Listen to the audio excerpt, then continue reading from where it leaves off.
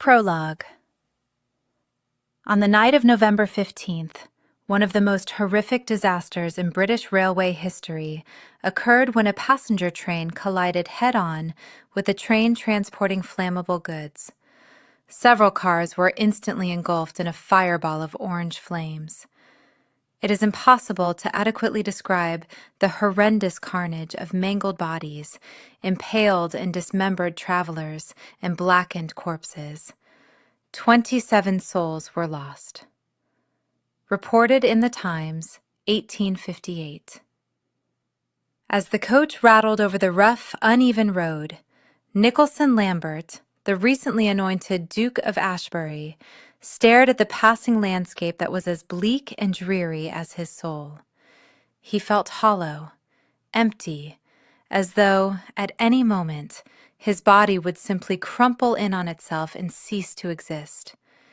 He didn't know how much longer he could continue to breathe, to carry on, to... "Don't touch me," the Earl of Grayling, sitting across from him, demanded.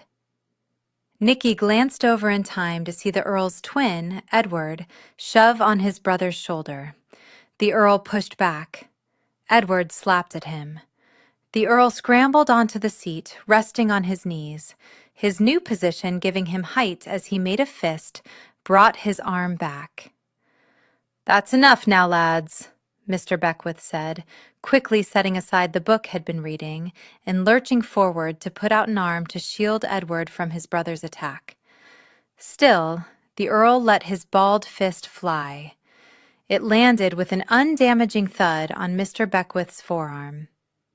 Any other time, Nicky might have laughed at the younger boy's ineffectual fighting technique. Only a few months before, shortly after Nicky turned 8, his father had taken him to view a boxing match, so he was quite familiar with the sound of a punch that carried power behind it as flesh met flesh. The Earl's fist could have been a rose petal floating to the ground for all the impact it had made. "That is not the sort of behavior that a lord of the realm displays," Mr. Beckwith admonished.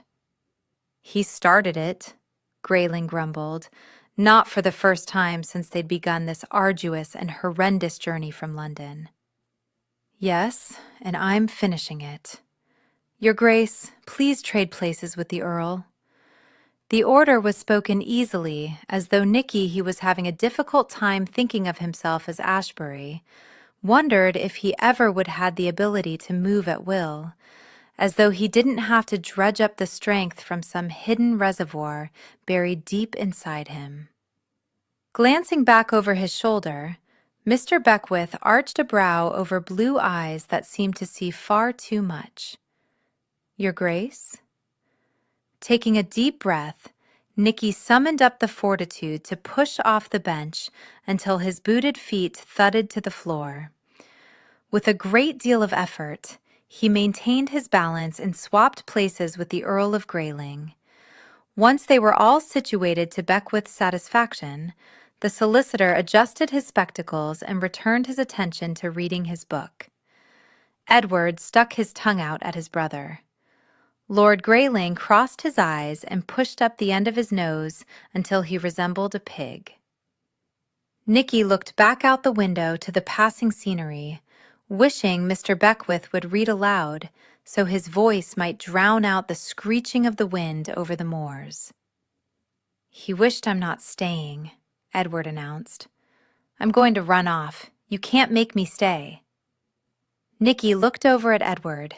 He appeared so confident, so assured, his chin held high, his dark brown eyes penetrating as he glared at the solicitor. Was that all it took to end this nightmarish journey to Dartmoor? To simply make a proclamation that it wasn't going to be so?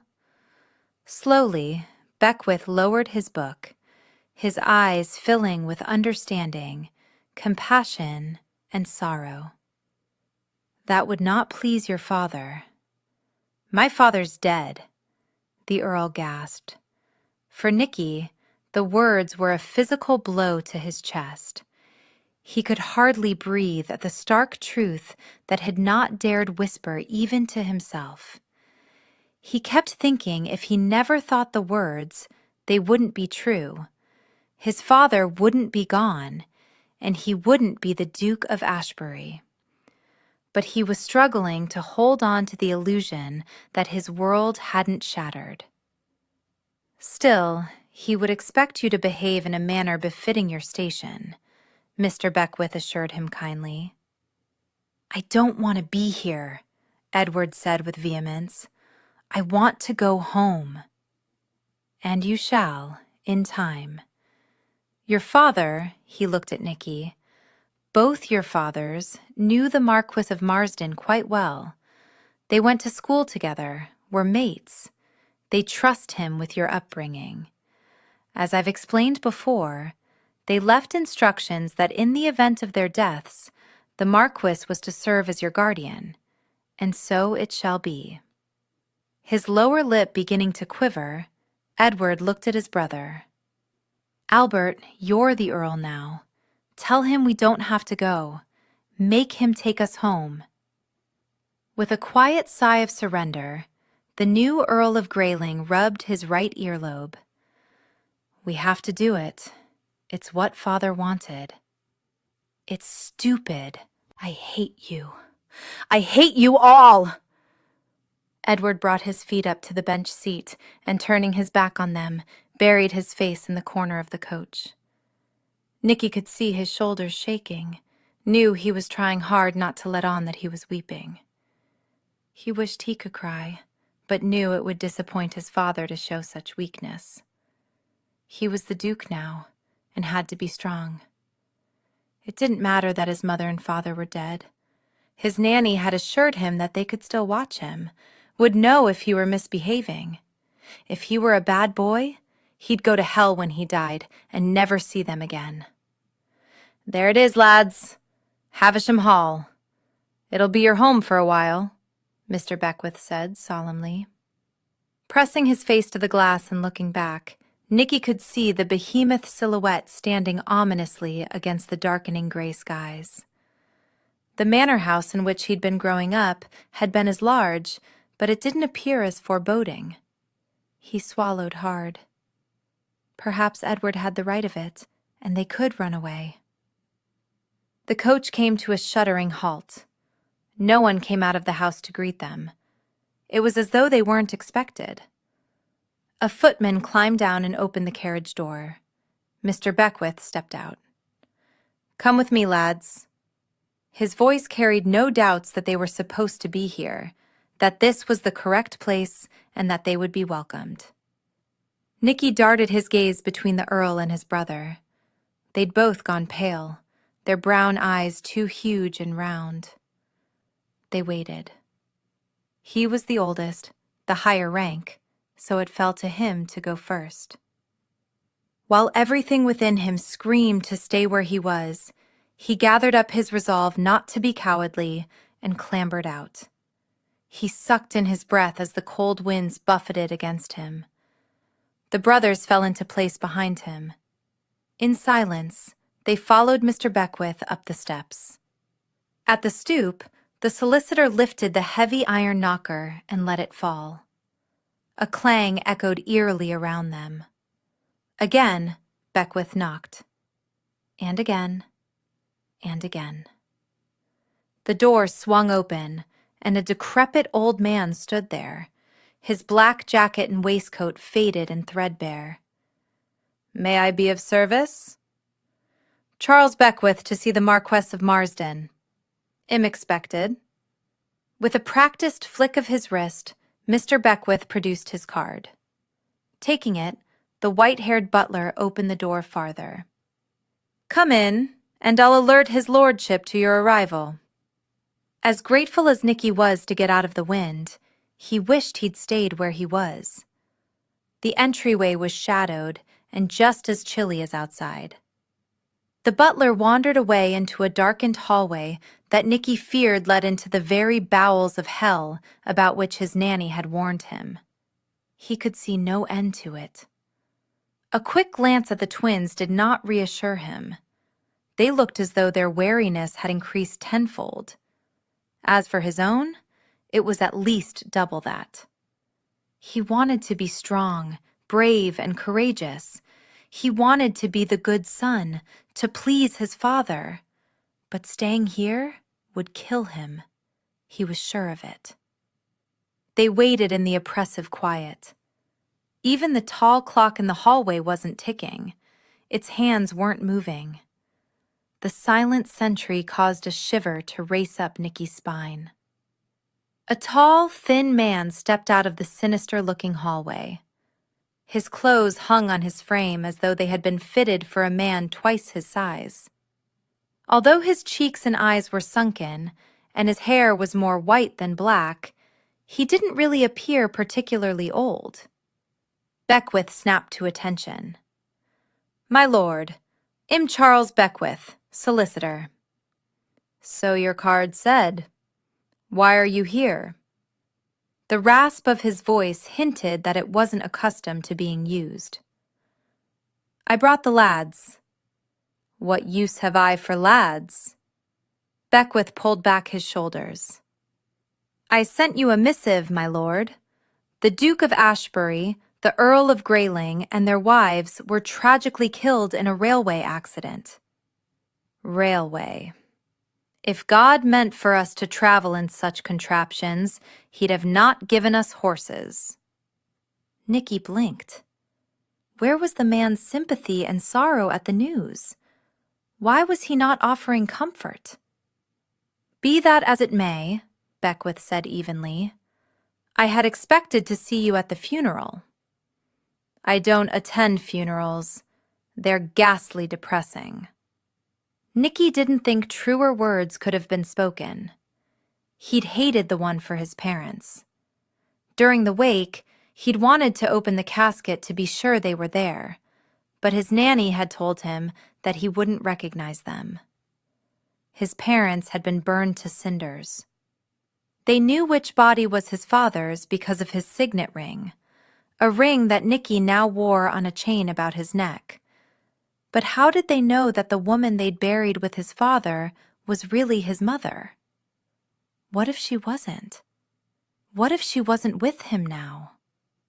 "Which is the reason that I've brought the lads to you, since you didn't retrieve them yourself," Beckwith said. "Why bring them to me?" "As I stated in my missive—" "I don't recall a missive." "Then I offer my apologies, my lord, for its being lost in the post.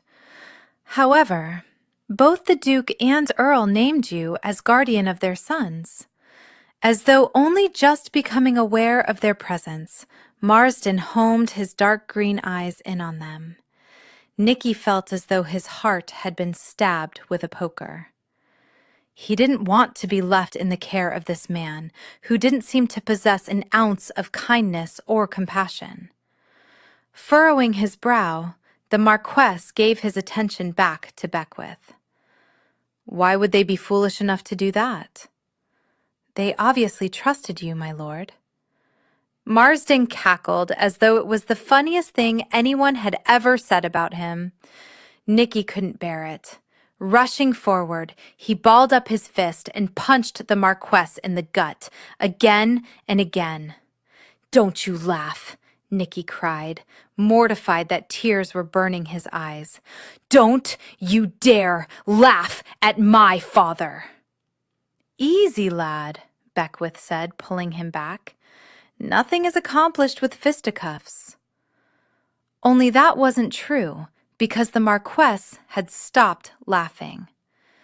Breathing heavily, Nicky was prepared to go at him again if he had to.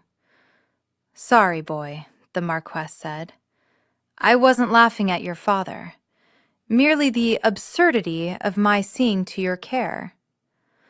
Ashamed by his outburst, Nicky turned away, taken aback when he spotted the scraggly boy wearing only breeches that looked to be too small and a white linen shirt crouched behind a large potted frond. His long black hair fell into his eyes. "But you will honor their request," Beckwith stated emphatically. Shifting his eyes back to the Marquess, Nicky saw him give one quick nod. "I will. For friendship's sake." Very good, my lord. If you could send some footmen out to retrieve the lad's trunks, have your driver and footmen bring them in. Then be on your way. Beckwith seemed to hesitate, but eventually he knelt before Nicky and the twins. Keep your chins up, be good lads, and make your parents proud. He curled his hand over Edward's shoulder and squeezed. Then Grayling's. Finally, Nicky's.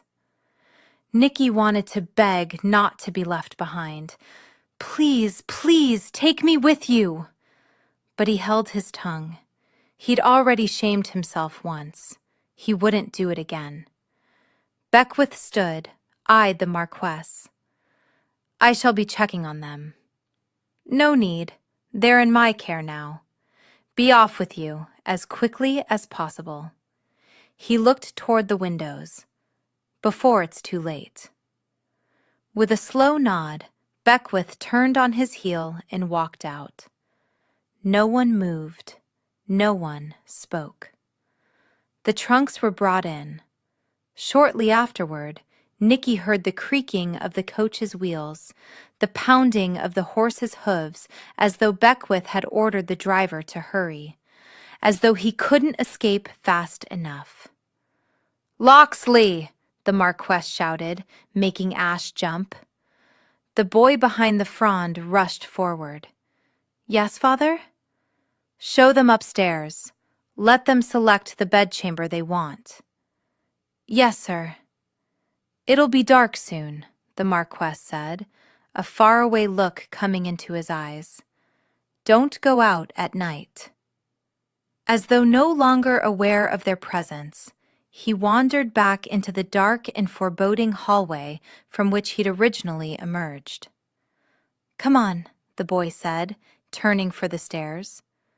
We're not staying, Nicky suddenly announced, deciding it was time he took charge. Time for him to be as dukish as possible.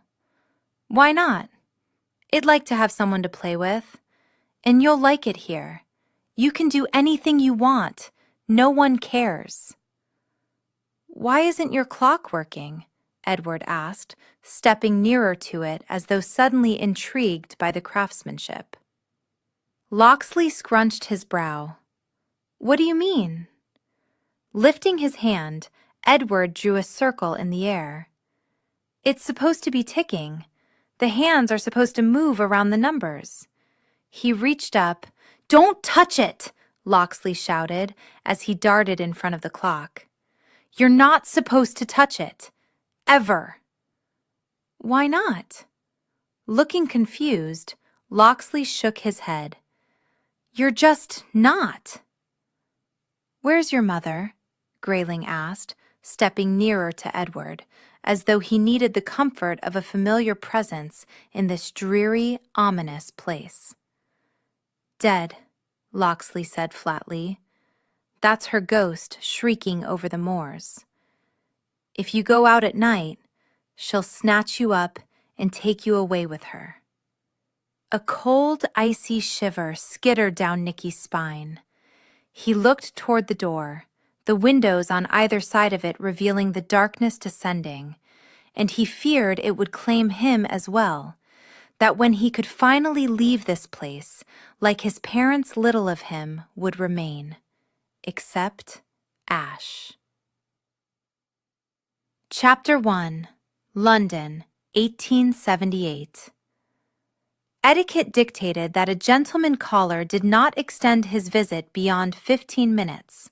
So it was that Miss Minerva Dodger knew that her time in the company of Lord Sheridan would be drawing to a close within the next 180 interminable seconds. Sooner, if luck was on her side, but the gentleman sitting to her left on the sofa in the front parlor was apparently determined to eke out his maximum stay. Since she had handed him a cup of tea shortly after his arrival, he seemed to have forgotten his purpose in coming here. The fine bone china with the red roses hadn't once left the saucer that he balanced so expertly on his thigh. This visit was his third within the past 7 days, And all she'd really garnered from their time together was that he used a little too much bergamot cologne, kept his fingernails well manicured, and periodically released sighs for ostensibly no reason whatsoever, and that he cleared his throat to signal the end of his calling upon her. She now welcomed the harsh gurgle as he set aside his cup before standing.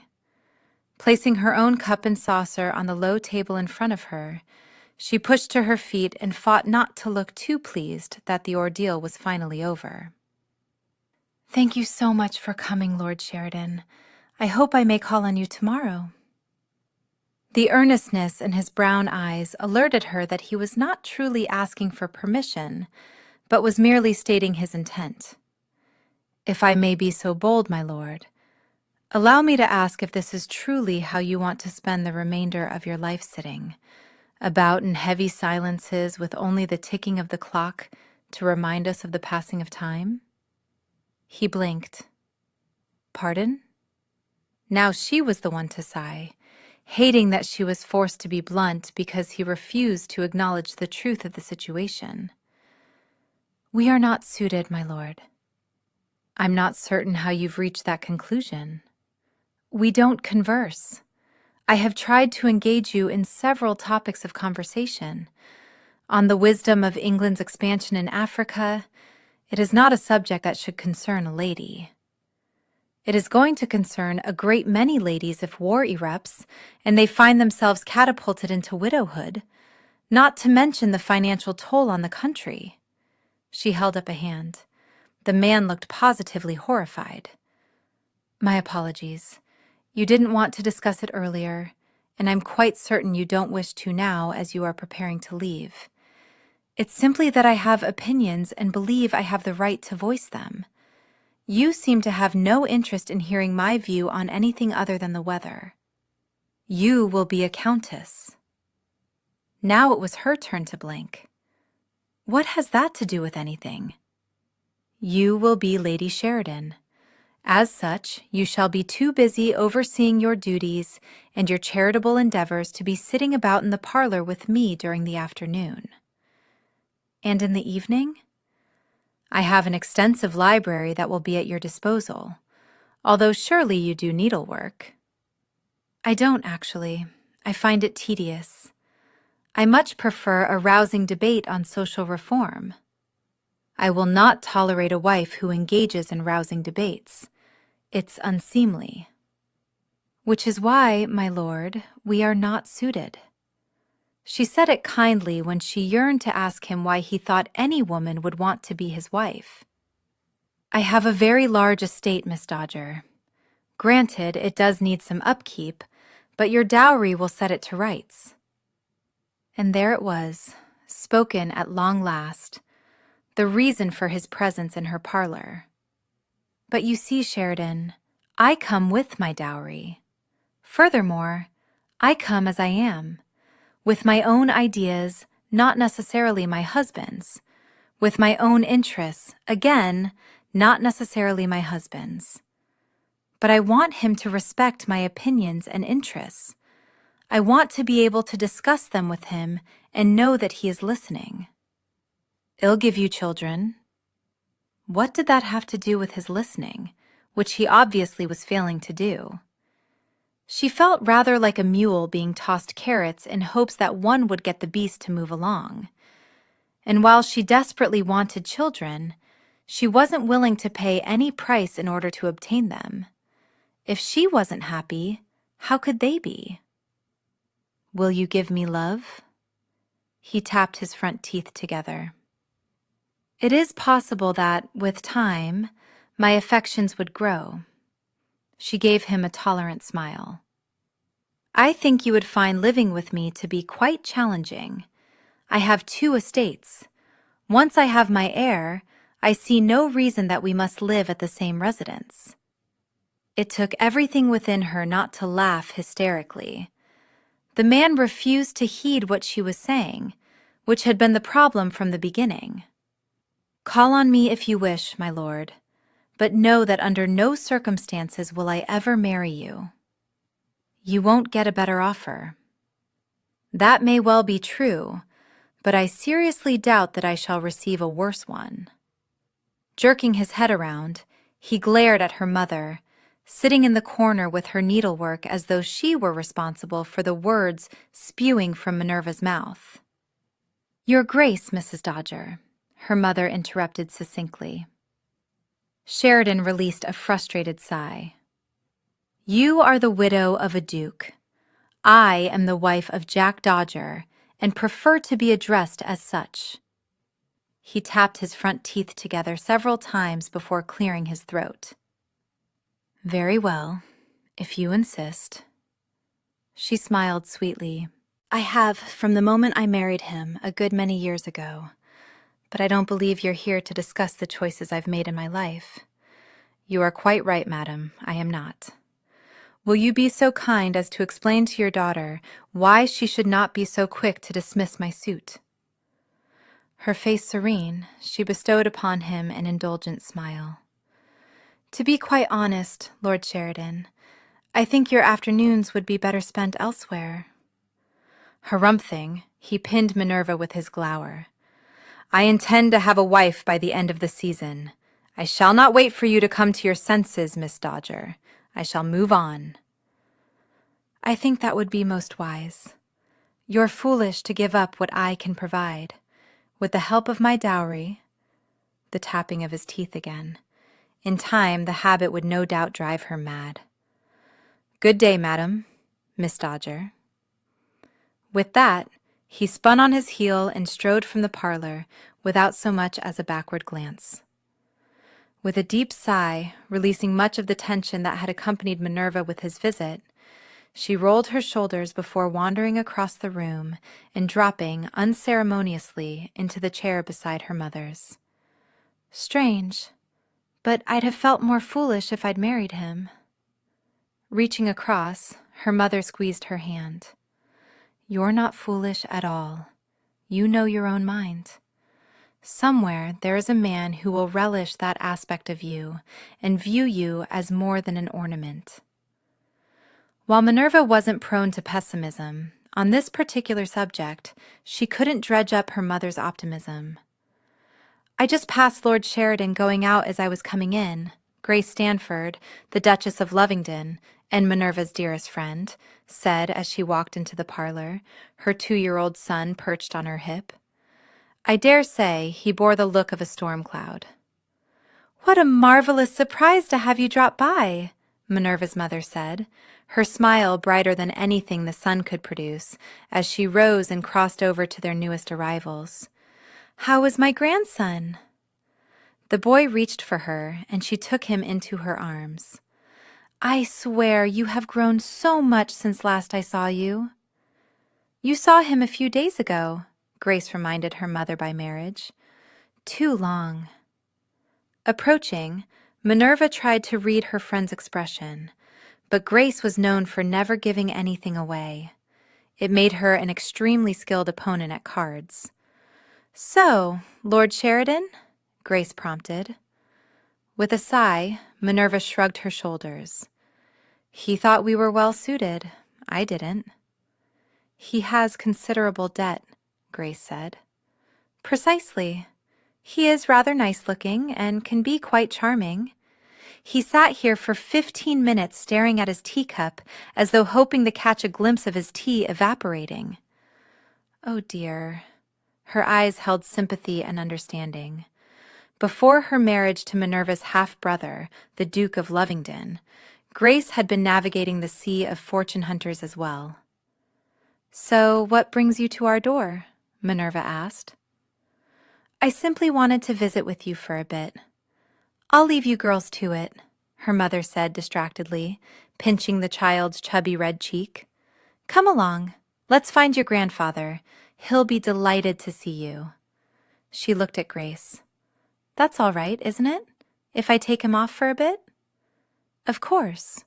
I'll find you when I'm ready to leave. Take your time," Minerva's mother said, before wandering from the room in search of her husband. If society ever saw Jack Dodger playing peekaboo with his step-grandson, his fierce reputation would be shattered. "She does love him," Minerva said, ignoring the ache in her chest because she might never give her parents a grandchild. I know. Furthermore, I knew his presence would ensure we had some time alone when we wouldn't be disturbed. A mixture of anticipation and dread coursed through Minerva. You acquired the address? Let's have a seat, shall we? As though she could outrun the conversation, Grace moved swiftly to the sofa and sat. Minerva joined her there, the excitement over the possibilities drowning out any of her initial trepidation. Do you have it? She prodded impatiently. Grace shifted uncomfortably. Are you certain about this, Minerva? Once it's lost, I'm well aware how virginity works, Grace. She snapped her fingers impatiently. Give over the address. She didn't dare say aloud the name of the establishment. No one did. Rumors of the existence of the secretive Nightingale Club had been floating through London for years, but its location was a closely guarded secret because its owners were supposedly ladies of the aristocracy, married ladies who had established a place for others such as themselves to bring their paramours for discreet rendezvous, their husbands none the wiser regarding their illicit affairs. Its purpose had evolved over the years so that even those who had no lover might secure one for a night. That was all she wanted. One night.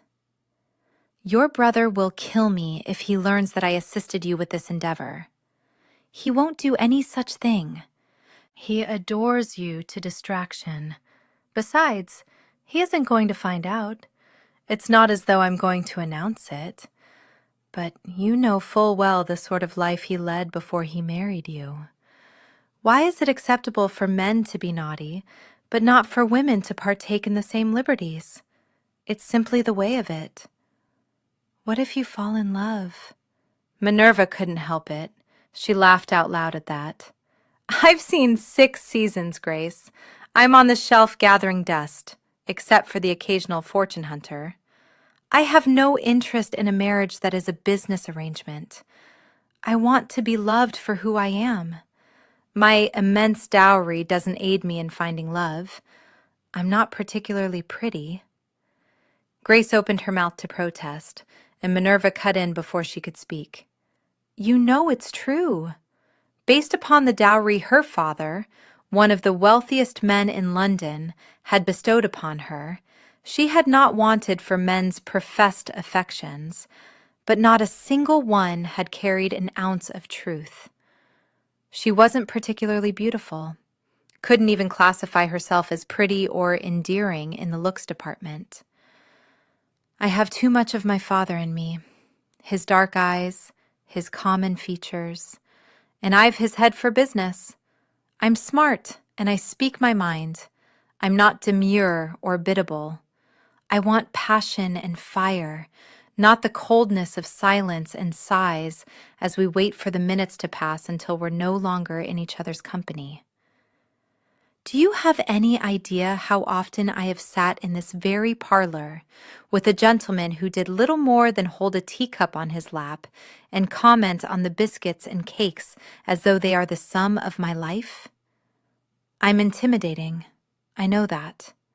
I consider holding my tongue, but I don't want to give a gentleman a false impression of whom he is courting.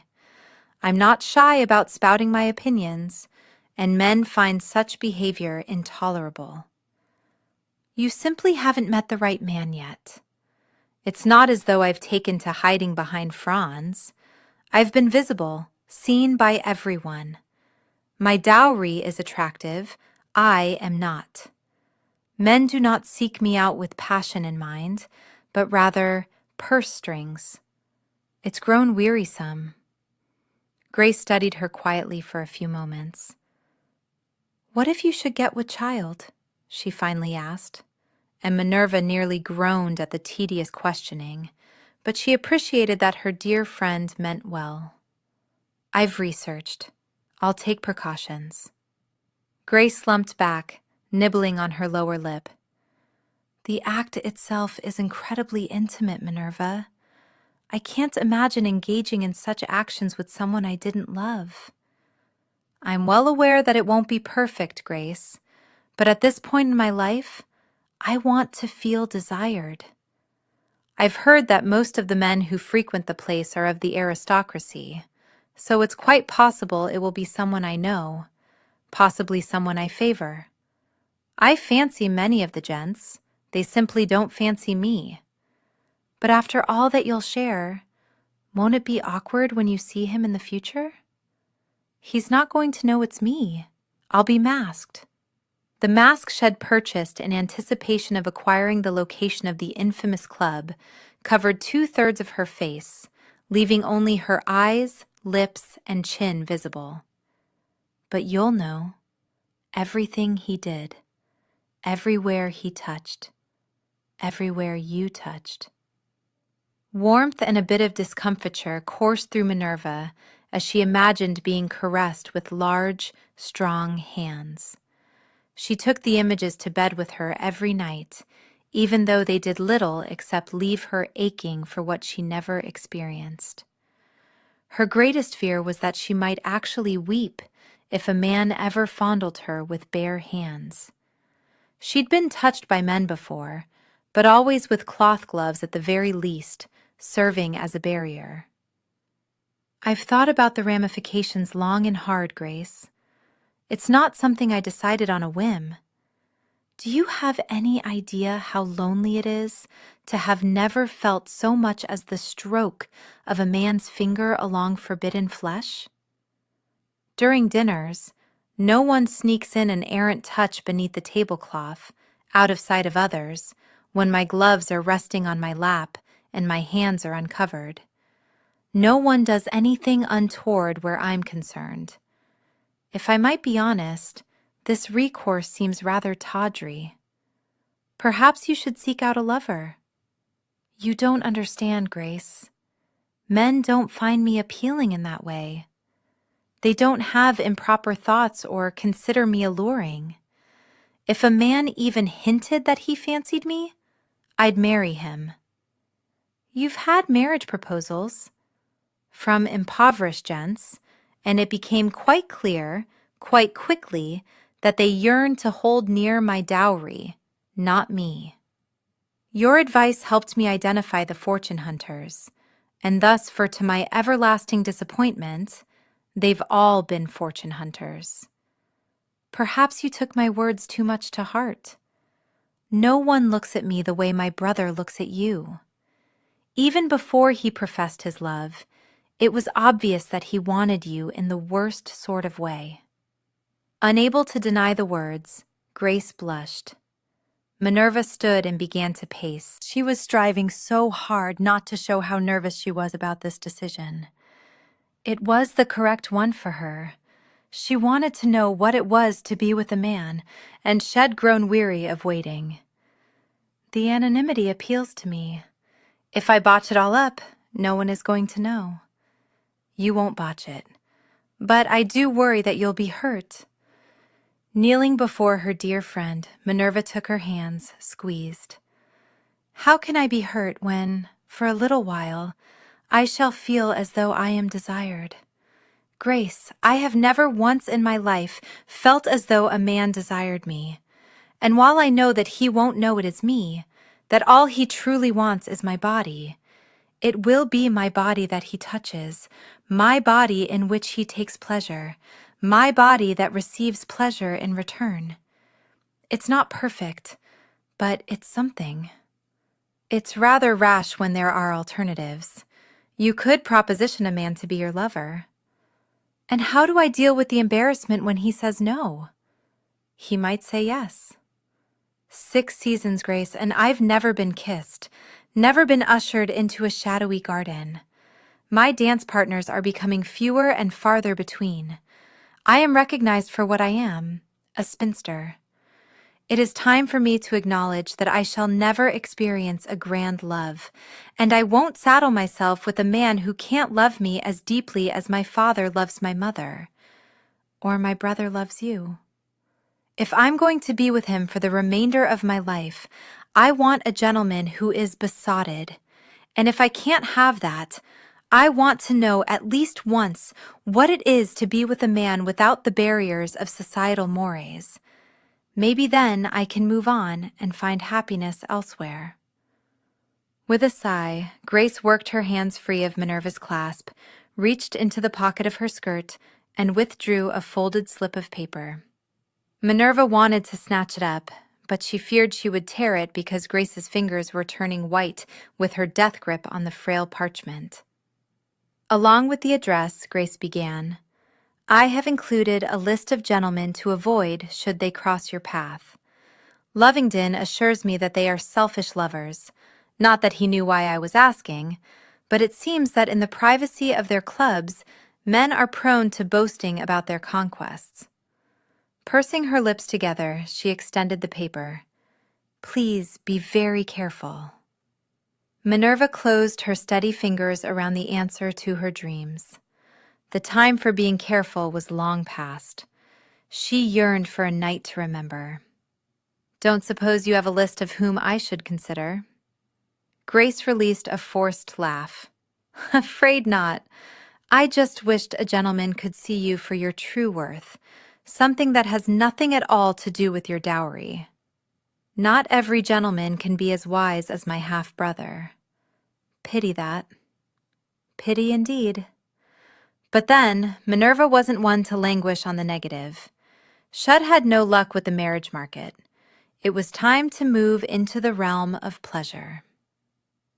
The Duke of Ashebury was on the hunt for a pair of long, shapely legs. Standing casually with a shoulder pressed to a wall in the front parlor of the Nightingale Club, he observed with a jaundiced eye those who entered. The ladies wore flowing silk that caressed their skin as a lover might before the night was done. The shimmering fabric seductively outlined the body, hinted at dips and swells. Arms were bared, necklines were low, the silk gathering just below a tasteful showing of cleavage designed to entice. People murmured and sipped their champagne while exchanging heavy-lidded gazes and come-hither smiles. The flirtation that occurred within these walls was very different from that found in a ballroom. No one here was searching for a dance partner. Rather, they wanted a betting partner. He appreciated the honesty on display, which was the reason that he often stopped by when he was in London. No pretense, no ruses, no duplicity. He had already claimed a bedchamber, the key nestled in his jacket pocket, as he wanted no one to disturb what he had so painstakingly set up. His needs were unique, and he knew that within these walls they would be kept secret. People did not discuss what occurred at the Nightingale Club. For most of London, its existence was something spoken about in longing whispers by those who knew it only as myth. But for those familiar with it, it served as a sanctuary, liberator, confidant. It was whatever one needed it to be. For him, it was salvation, bringing him back from the brink of darkness. 20 years had gone by since his parents' deaths, yet still he dreamed of mangled and charred remains. Still, he heard his mother's terrorized screams and his father's fruitless cries. Still, his behavior when he'd last seen them taunted him. Had he known that he'd never look upon them again? With resolve, he shook off the haunting musings that sent a chill down his spine. Here he could forget, at least for a few hours. Here the regrets didn't gnaw unmercifully at him. Here he could become lost, striving for perfection, for the ultimate in pleasure. He had merely to determine which lady would best suit his purposes, which would be willing to concede to his unusual request without protest. It bothered him not at all that the ladies wore domino masks. He cared little for their faces, understood their need for anonymity. Their concealment worked to his advantage as he discovered that ladies were more comfortable with his request when they were assured it would remain their secret, and his not knowing their identity made them bolder than they might have been otherwise. They liked being a little naughty, as long as they weren't caught. He couldn't catch them if he didn't know who they were. Still, he had one cardinal rule he always observed: Never the same lady twice. The ladies brought their own masks, seldom changed them, as the facade became their calling cards, as effective at identifying them as the ones handed over to butlers in the early afternoon when they were making proper visits. The woman in the black mask decorated with peacock feathers had a scar just above her left knee from a tumble shed taken from a pony as a child. The blue mask, black feathers, had 2 delightful dimples in the small of her back. The green mask, outlined in yellow lace, possessed bony hips that had proven a challenge, but he'd been pleased with the results when their time together was finished. But then he'd always embraced the challenge of discovering the perfection in imperfection. The 3 glasses of scotch that he'd enjoyed were thrumming through his veins. The din of intimacy was calming. The muscles that had been so tense earlier were relaxed. He was in his element here, or he would be in short order, as soon as he found that for which he was searching. He wouldn't settle for less than what he wanted. He never did. If one sure thing could be said about the Duke of Ashebury, it was that he knew his own mind, that he was stubborn when it came to acquiring what he needed or wanted. Tonight's endeavors straddled the line of both what he needed and what he wanted. All needs would be met before dawn. Then, perhaps, he could be glad to be back in London. Lifting his glass for another sip, he watched a woman wearing draping white silk and a white mask with short white feathers walk hesitantly into the room, as though she expected the floor to drop out from beneath her at any moment.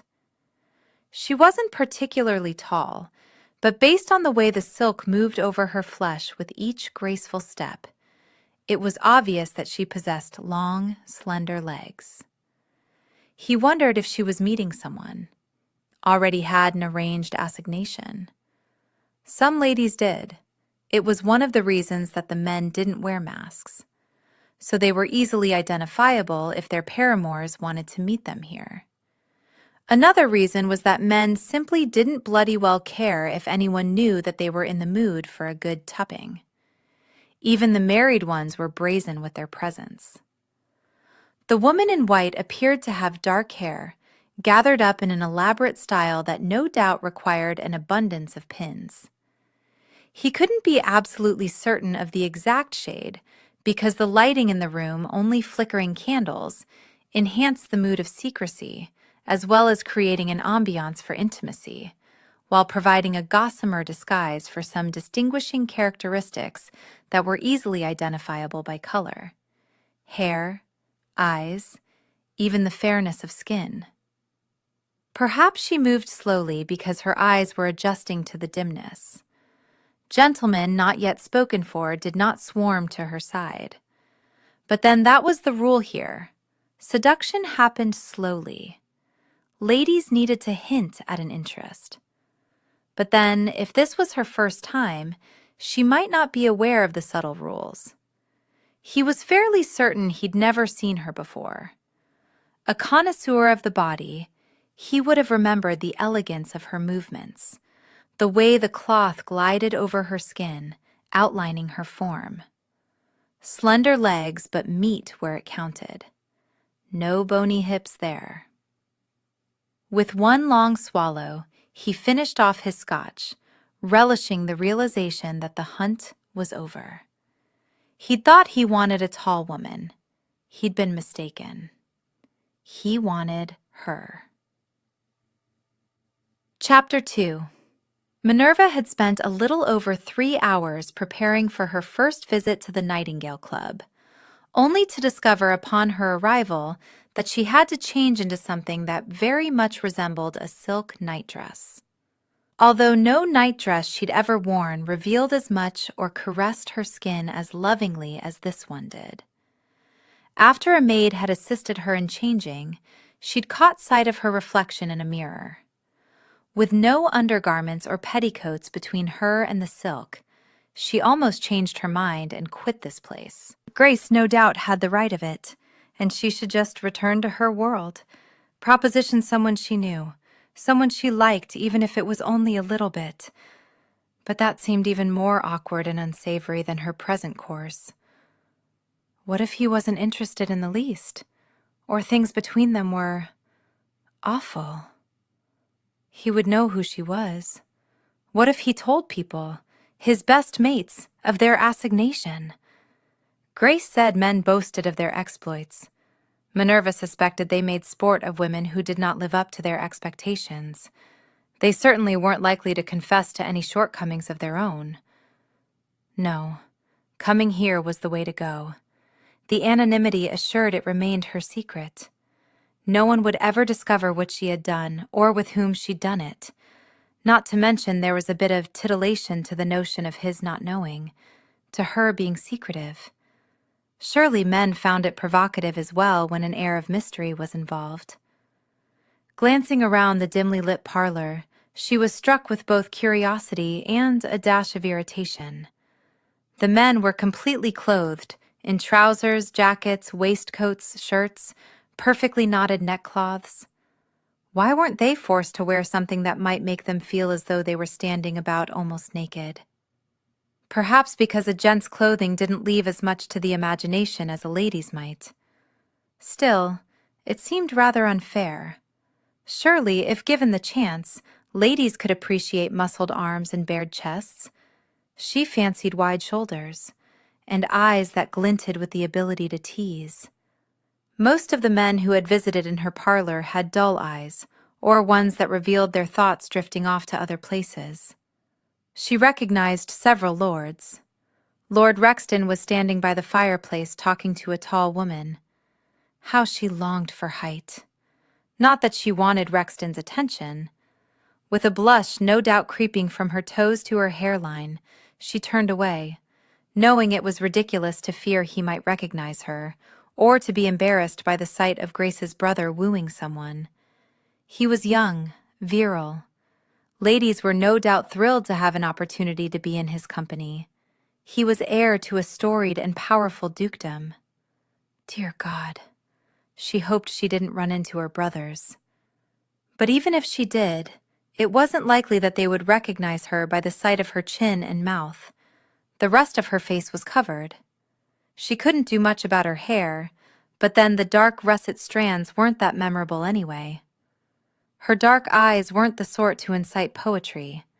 Men weren't going to drown in them. They were as boring as the rest of her physical appearance. Many couples were talking.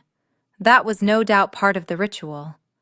Silly of her to think that some man was simply going to toss her over his shoulder like some medieval pillager and haul her upstairs to a bed. She wouldn't have allowed it anyway. She wanted a bit of wooing.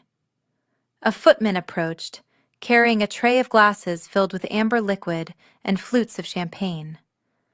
Going for the amber, she snatched it up and tossed it back, relishing the burn and the heat cascading through her center.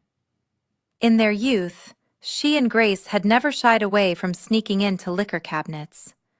She supposed, however, to be attractive to a man, she should at least pretend to have a preference for champagne.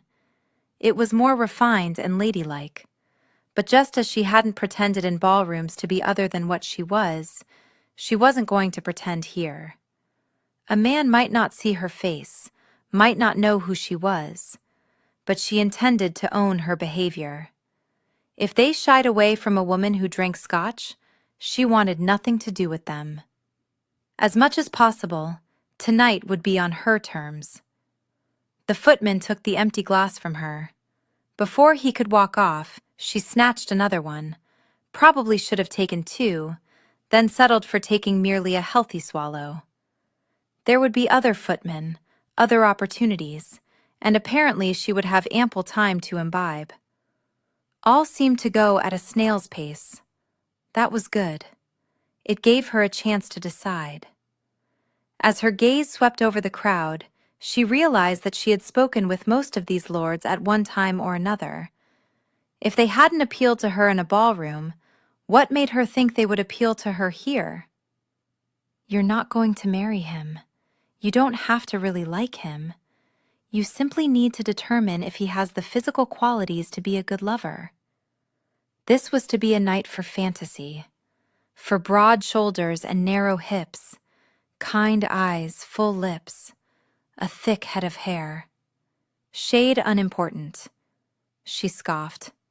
Maybe hair itself was unimportant. A bald man might make a wonderful lover. Having been judged by her too large nose, strong brow, and round cheekbones, she wasn't hypocrite enough to judge a man based on his looks.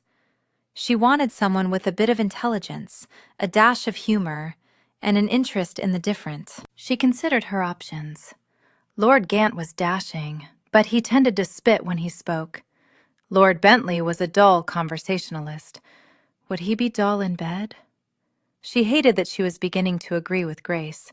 This lover business was more than height, strength, and good looks. She needed someone she didn't know, a complete stranger, not someone who had taken her on a turn about the dance floor or spoken to her during a dinner. No preconceived notions. Or she could select someone whom she had fancied but hadn't fancied her, at least not enough to ask for her hand. The problem was that she hadn't really fancied anyone, which was one of the reasons she was here. Truth be told, she'd yet to meet a man whom she wanted to pursue her. Perhaps she was too particular. Was it really so awful if a man wanted only her coins? Could he fake passion and caring? Would he? She deserved better than that. Every woman did. Starting to take another sip of the scotch, she realized that she'd finished it off at some point. Another should chase away the last of her nerves. Before she could begin to look around for a footman, a deep voice asked, "Let's switch glasses, shall we?" Jerking around, she found herself staring up into the Duke of Ashebury's incredible blue eyes. She could count on one hand the number of times she'd been this close to him. They might have exchanged half a dozen words in passing. Handsome as sin with a devil-may-care attitude, he usually had a bevy of ladies circling about him, vying for his attentions. His tragic past, orphaned at 8 to become the ward of a madman, not that anyone had realized the state of the Marquess of Marsden's mind at the time, caused some ladies to find him even more appealing. They wanted to provide a safe haven and ply him with the love that he'd not had for years. And well he knew it. He wasn't above taking advantage of generous hearts. She didn't know how many ladies he'd ruined, although no ladies had ever confessed to ruination at his hands. But still, the rumors abounded. Yet in spite of his questionable reputation, there wasn't a mother in all of England who didn't yearn to see her daughter standing at the altar beside this man. And Minerva, drat her feminine heart, would have been content to have had a dance with him, to have spent a few minutes in the circle of his arms. He was, quite literally, the most beautiful creature she'd ever had the good fortune to lay eyes on. The irony of her thoughts did not escape her. Her looks held men at bay, while his drew attention as though they were magnets, and she, drat it all, had turned into metal shavings.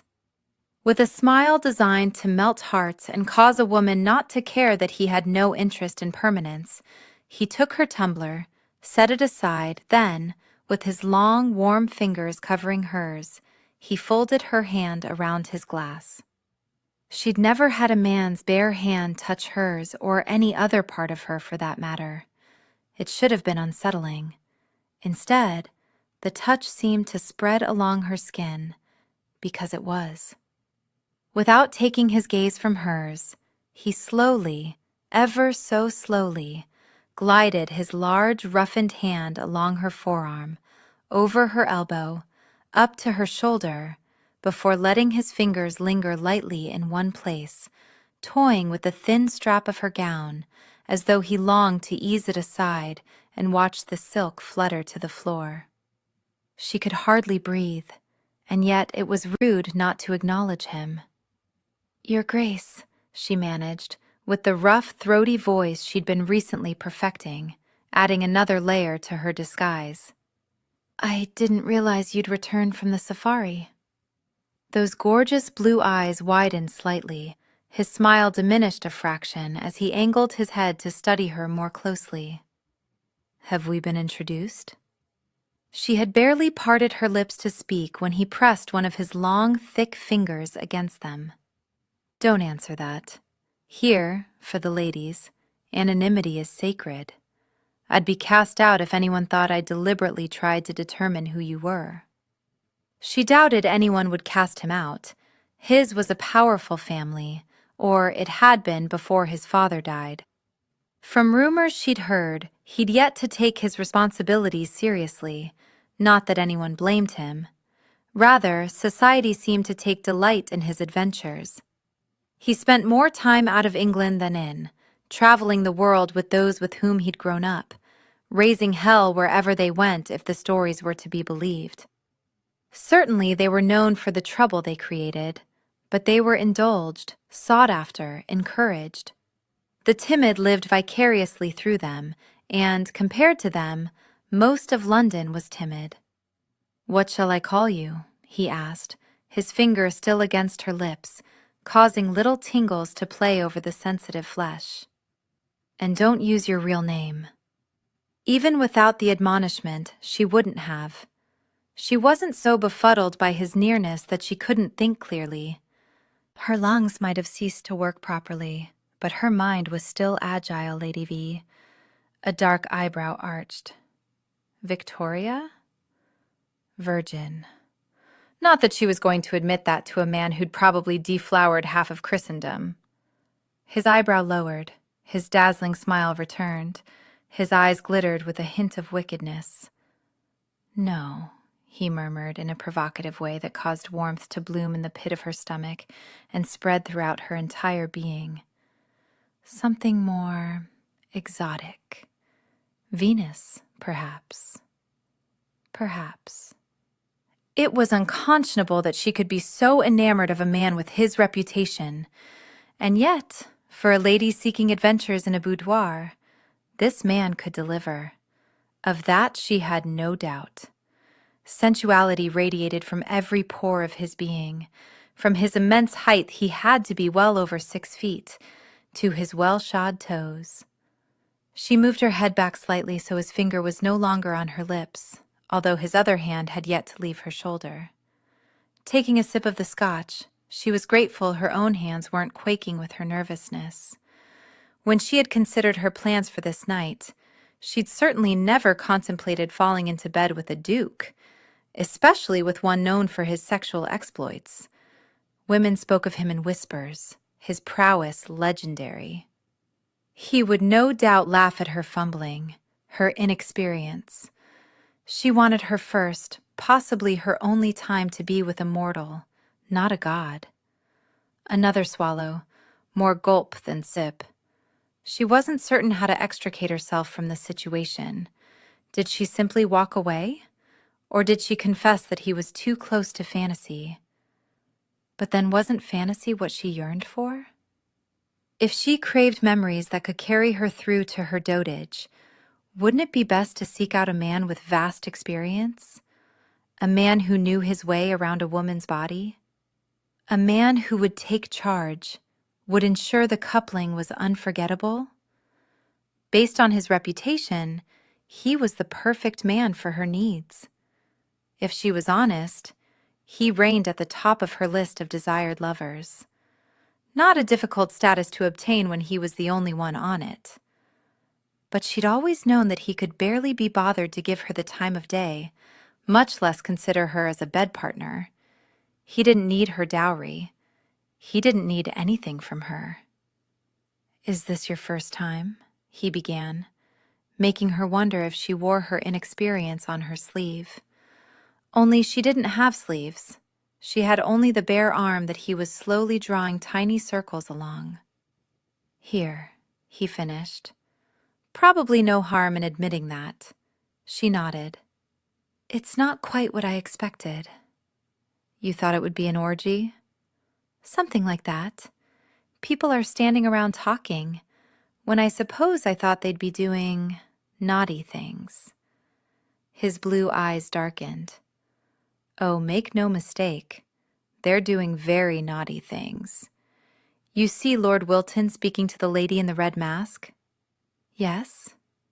I suspect he is telling her how he plans to nibble on her earlobe, her neck, her shoulder, how he will take his mouth on a journey over every inch of her body.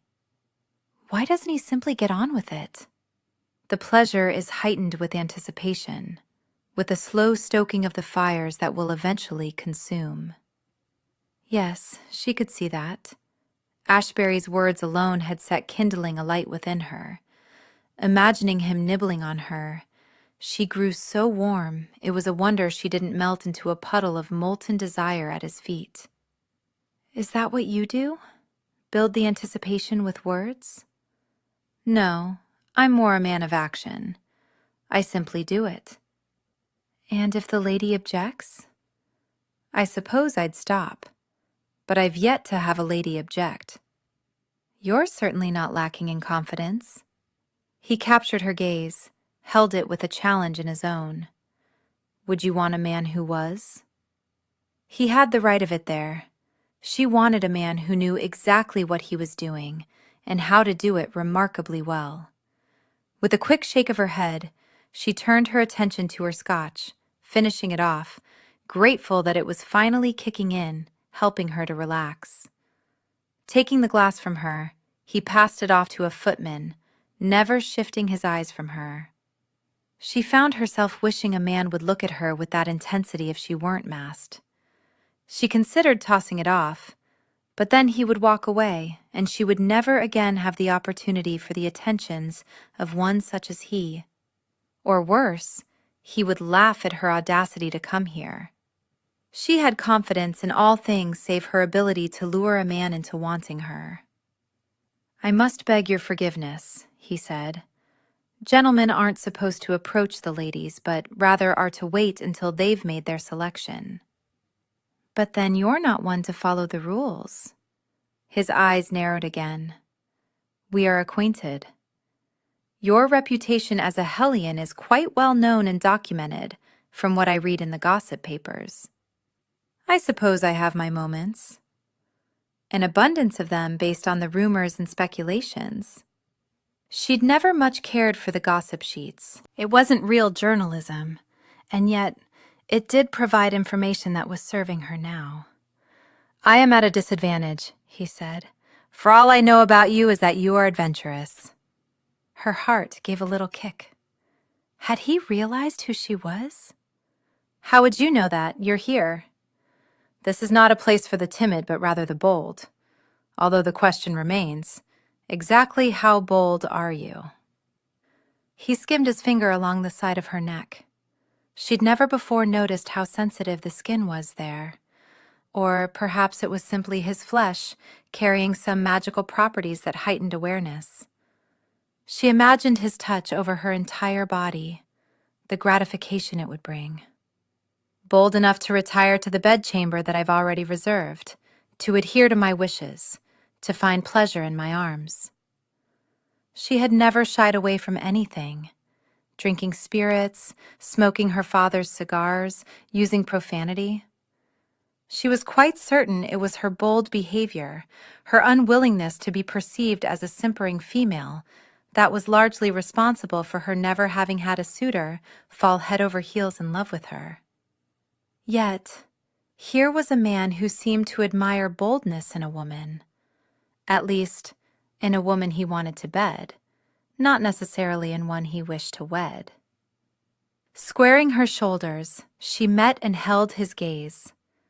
For tonight, she could give but one answer and come away satisfied. Yes. His eyes darkened with triumph, his smile one of pure maleness that set her heart to thundering. She wanted him to give her that smile when they were finished. She wanted to be far more than he'd ever known, to give him something better than he'd ever had. Her competitive streak, which more than one gentleman told her was unattractive, was rising to the fore. But wouldn't every woman want to be unforgettable? With a slight bow, he indicated the doorway through which she entered earlier. As she turned for it, his hand came to rest possessively against her lower back. The heat of his flesh, seeping through the thin fabric to warm her from head to toe. He so easily ignited her passions. Her nerves thrummed, yearning for a heavier, more sure touch. Confidently, he guided her into the hallway and up the stairs. With each step, her knees seemed to weaken. Grabbing onto the banister, she refused to swoon or give any indication that, as much as she wanted this, she was also quite unnerved by it and where their journey would lead. The landing branched out into 3 hallways. They took the one to the right.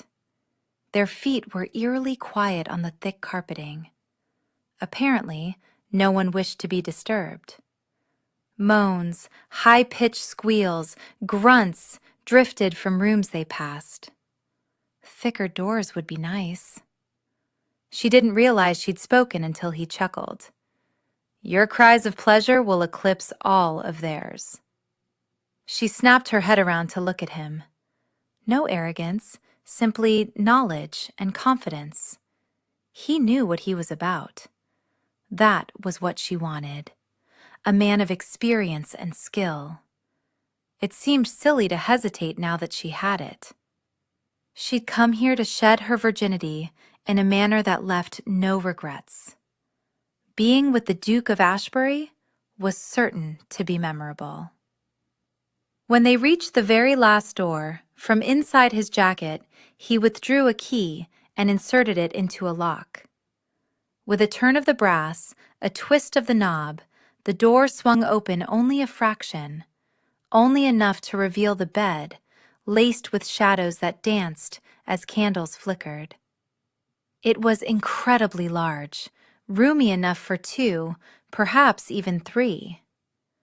A canopy of heavy velvet was tied back to reveal the thick counterpane, one corner neatly folded to expose red satin sheets. She would lie between them with him. He didn't push her forward, urge her to go in. He merely waited, as though they had all the time in the world, as though minutes weren't ticking by, as though no one would stumble upon them and know the sort of mischief into which they were getting. If you've changed your mind, he said quietly, perhaps not all the time in the world, although his tone reflected no impatience. He would let her go, was left unspoken, and yet she heard the words as though he'd shouted them. Nothing he could have said, nothing he could have done, would have reassured her more that he would take care with her, that he was the one with whom she should spend this night. She walked into the room. The few flickering candles placed at strategic points and a low fire burning in the hearth were all that held complete darkness at bay. A table to the side housed a bottle of champagne, decanters, tumblers, and crystal flutes. A sofa rested before the fireplace. A fainting couch waited near the window. He stepped in. The door clicked closed. The lock snicked into place. She jerked her gaze back to the satin sheets, then turned her attention to a box perched on 3 legs that rested near the foot of the bed. With 2 steps she neared it, studied it, tried to make sense of why it would be here. "Is this your camera?" she asked. "Yes." She swung around to face him. "Surely you don't intend to take a photograph of us copulating?" He chuckled low. "That would be quite the trick." "No, I want to take a photograph of only you, lying on the bed." Chapter 3. Ash didn't know who was more shocked, her at his request or him for her use of the word copulating. Ladies tended to fancy the act up with genteel words like make love, when he had never in his life made love to a woman. He bedded, he fornicated, he copulated. It was refreshing to be with a woman who was realistic about their purpose in being here. Still, based on the sudden widening of her eyes, she might very well be prepared to copulate, but pose for him was another matter entirely. Not uncommon. His request generally caused hesitation. Before you say no, allow me the opportunity to explain. It's perverted. No explanation is necessary. Perhaps her forthrightness was not to be welcomed after all. I assure you that what I have in mind falls well outside the realm of perversion. Please, have a seat before the fire. Giving her no chance to decline his invitation, he marched over to the table and lifted a decanter. I've never known a lady not to prefer champagne. He poured the scotch had reserved for himself into 2 tumblers, lifted them, and faced her. She's not moved. The disadvantage to not knowing her identity was that he had no history of her with which to map out his strategy. It was also a challenge that he embraced. Most ladies wanted to be with him badly enough that they were willing to do anything he asked, but not her. He was taken off guard by the thrill of being in the presence of one who wasn't so quick to fall into his arms. Since she knew who he was, she had to run about in his posh circle, which meant that in all likelihood she was an aristocrat, possibly married. Insufficient light prevented him from determining if there was a fading indention on her finger from the recent removal of a wedding band. Not that it mattered. Her presence indicated that she was either unhappy or curious or bored. Women came here for all sorts of reasons, men for only one. They wanted a willing partner who was unlikely to be infected with the French disease. Men paid a membership, ladies did not.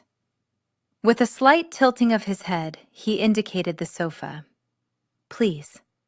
He watched the delicate muscles of her throat work as she swallowed, before gliding over to the sofa and tucking herself into a corner. Every movement was poised and elegant. Her deportment had not been left to chance. She'd been trained. Definitely nobility. Settling into the opposite corner, he extended the glass, grateful when she took it. He stretched his arm over the back of the sofa.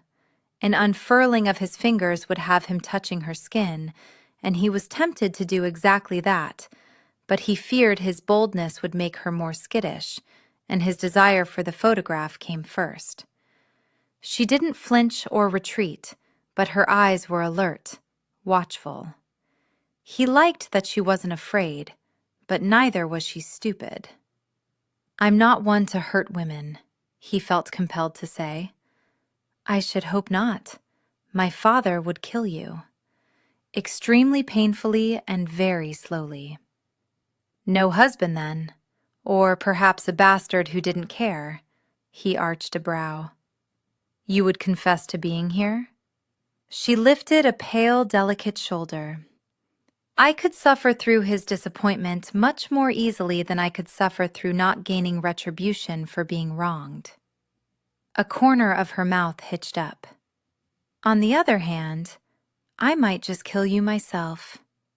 She gave a quick nod. Probably would.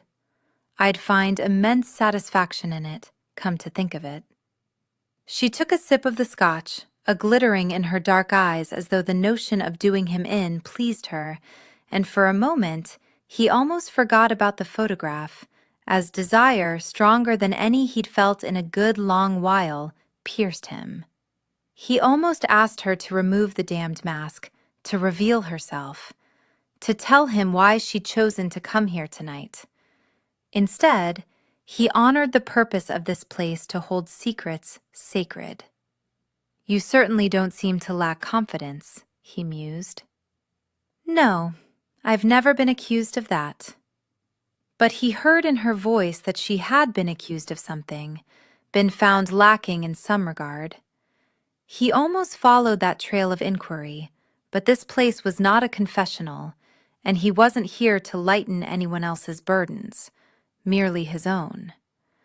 To that end, he swallowed a good portion of his scotch, welcomed its fire, allowed it to work its heat through his chest. There is beauty in the human form, he said quietly. Her gaze came to rest on him, and he thought there was beauty in the eyes as well. He cursed the mask that shadowed hers. Brown, perhaps, but intelligent. He'd like to see them in the sunlight. He'd like to see them smoldering when she was lost in a vortex of passion, when her body was reaching for the peak, when it flung her off it. Yet we hide it beneath layers of clothing, as though it's something of which we should be ashamed. Our bodies are personal, private. I won't take that from you. All I want is your legs. As though he were a schoolboy in need of having his knuckles rapped with a ruler, she narrowed her eyes. A lady's ankles are not to be shown. And yet, at this very moment, you're barefoot. I was told it's the way it's done here. Yet you're not. Would you like for me to be, to even things up a bit? Before she could respond, he tugged off his boots and stockings, stretched out his legs. As for your ankles, it's silly for society to believe that a little showing of the leg is going to turn a man into an uncontrollable savage, unable to tame his baser instincts. He leaned toward her, grateful when she didn't recoil. But then something told him that she wasn't one to retreat. The body should be celebrated. Every line, every dip, every curve. Everything comes together so perfectly. It's a marvel, really. I take great pleasure in the beauty of it. There are nude statues considered great works of art, nude paintings that people can appreciate, that very nearly bring them to their knees because they are so remarkable. Photography can be just as artistic, just as enthralling when done properly. I don't know who you are. No one will ever know that you posed for me. No one will ever see the resulting image except for me. It's for my private collection. You won't remove the silk. I'll simply slip it up a bit past your knees. I'll work with the shadow and the light. Then you'll be captured in art. That's not really why I came here. You came here for sex. She opened her mouth, closed it, sighed. Well, yes, to be perfectly blunt about it. You shall have that as well. A photograph before, perhaps one after if you're up for it. One in silk, one in sheets. We'll be telling a story. She shook her head. It seems wrong. Not to him. He got up, went to the fire, and stared into the writhing flames. How could he explain to her what it was like to constantly dream of mangled bodies? After 20 years, there were still nights when he awoke in a cold sweat, nights when he heard the screaming winds racing over the moors and imagined that they were his parents' cries. He hadn't slept through the night since he was 8 years old.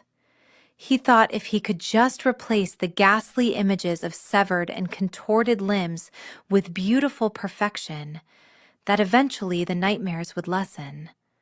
Perhaps they would even go away entirely. What is wrong with appreciating the beauty of a shapely leg, a well-turned ankle, the arch of a foot, the curl of small toes? He wouldn't photograph anything that would make a woman feel awkward or taken advantage of. He just wanted peace. I'm sorry, but I'm simply not prepared to be on display in that manner for eternity. He heard the absolute conviction in her voice and was torn between admiring her for standing by her convictions and cursing her for her stubbornness. Turning, he took a step toward her and held out his hand. All right then. If you're not comfortable being photographed, let's get on with what you came here for. I'll make do with that. Without taking his hand, she stood swiftly, and he could fairly see the anger shimmering off her. Why the devil did he find it so damned attractive? Women never expressed displeasure with him, no matter how badly he behaved. Make do? She asked tartly. I'd always heard you were a charmer. Now I have to wonder what other rumors regarding you are false. A good many of them, I suspect. Well, I'm certainly not going to climb into bed with a man who doesn't desire me, who is simply making do. She spun on her heel. He grabbed her arm to stay her actions. The heated look she directed his way could have felled a lesser man. Damnation, it only made him want her all the more. There was fire in her, smoldering, never before banked. She was here for something that was as important to her as the photographs were for him. He'd bet his life on it. A poor choice of wording on my part. I'm disappointed that you won't pose for me, but trust me, I am not disappointed that we are going to copulate. He cursed the blasted mask that prevented him from seeing if she was blushing, cursed the shadows that prevented him from seeing the flush of her skin. You don't desire me, she announced. Not desire you? Are you mad? I've never desired anyone as much.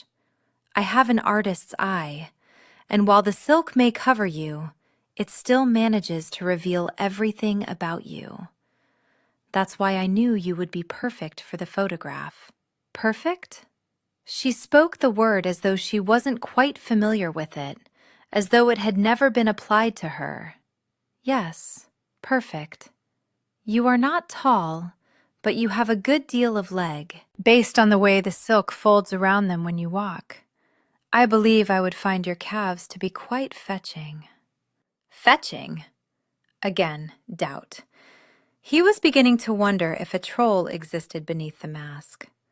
But then, as much as he loved lines, angles, and curves, he'd never judged by appearance alone. She was more than a face or legs or body. Her presence here was testament to that. Shy misses didn't wander these halls, step into bedchambers. She was a woman who knew her own mind, knew what she wanted, and went after it. In truth, he found that aspect to her more alluring than anything that he might discover beneath the silk or even the mask. I don't photograph just anyone, he told her. Only those I find pleasing. And how many is that, Your Grace? Based on your reputation, I suspect at least 100. Not even a dozen. She seemed surprised by that declaration. Did you not think you were special? He asked. She didn't answer, didn't so much as nod. Yet he saw the truth in her eyes. She thought herself lacking. Was that the reason behind her coming here tonight? Because she wished to feel appreciated? Again, he wondered if she was married, if some man failed to give her the attention she deserved. Is it possible you might change your mind about posing for me? He asked. I couldn't do anything so lewd. It's very tastefully done, I promise you. The most intimate aspects of you will remain covered. Shadows will hide a good deal as well. The focus will be your legs. What do you do with the photographs? I don't use them for any sort of erotic stimulation, if that's what you're thinking. I simply appreciate beauty. Beauty? In my legs? Going to one knee, he wrapped a hand around her ankle. Allow me to show you.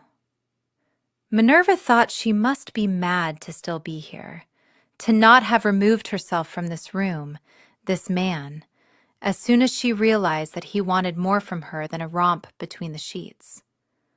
On the other hand, was he truly asking for something so awful when she was willing to give him her innocence, her naivete? An incredible intimacy was going to pass between them, and she was going to balk at a photograph?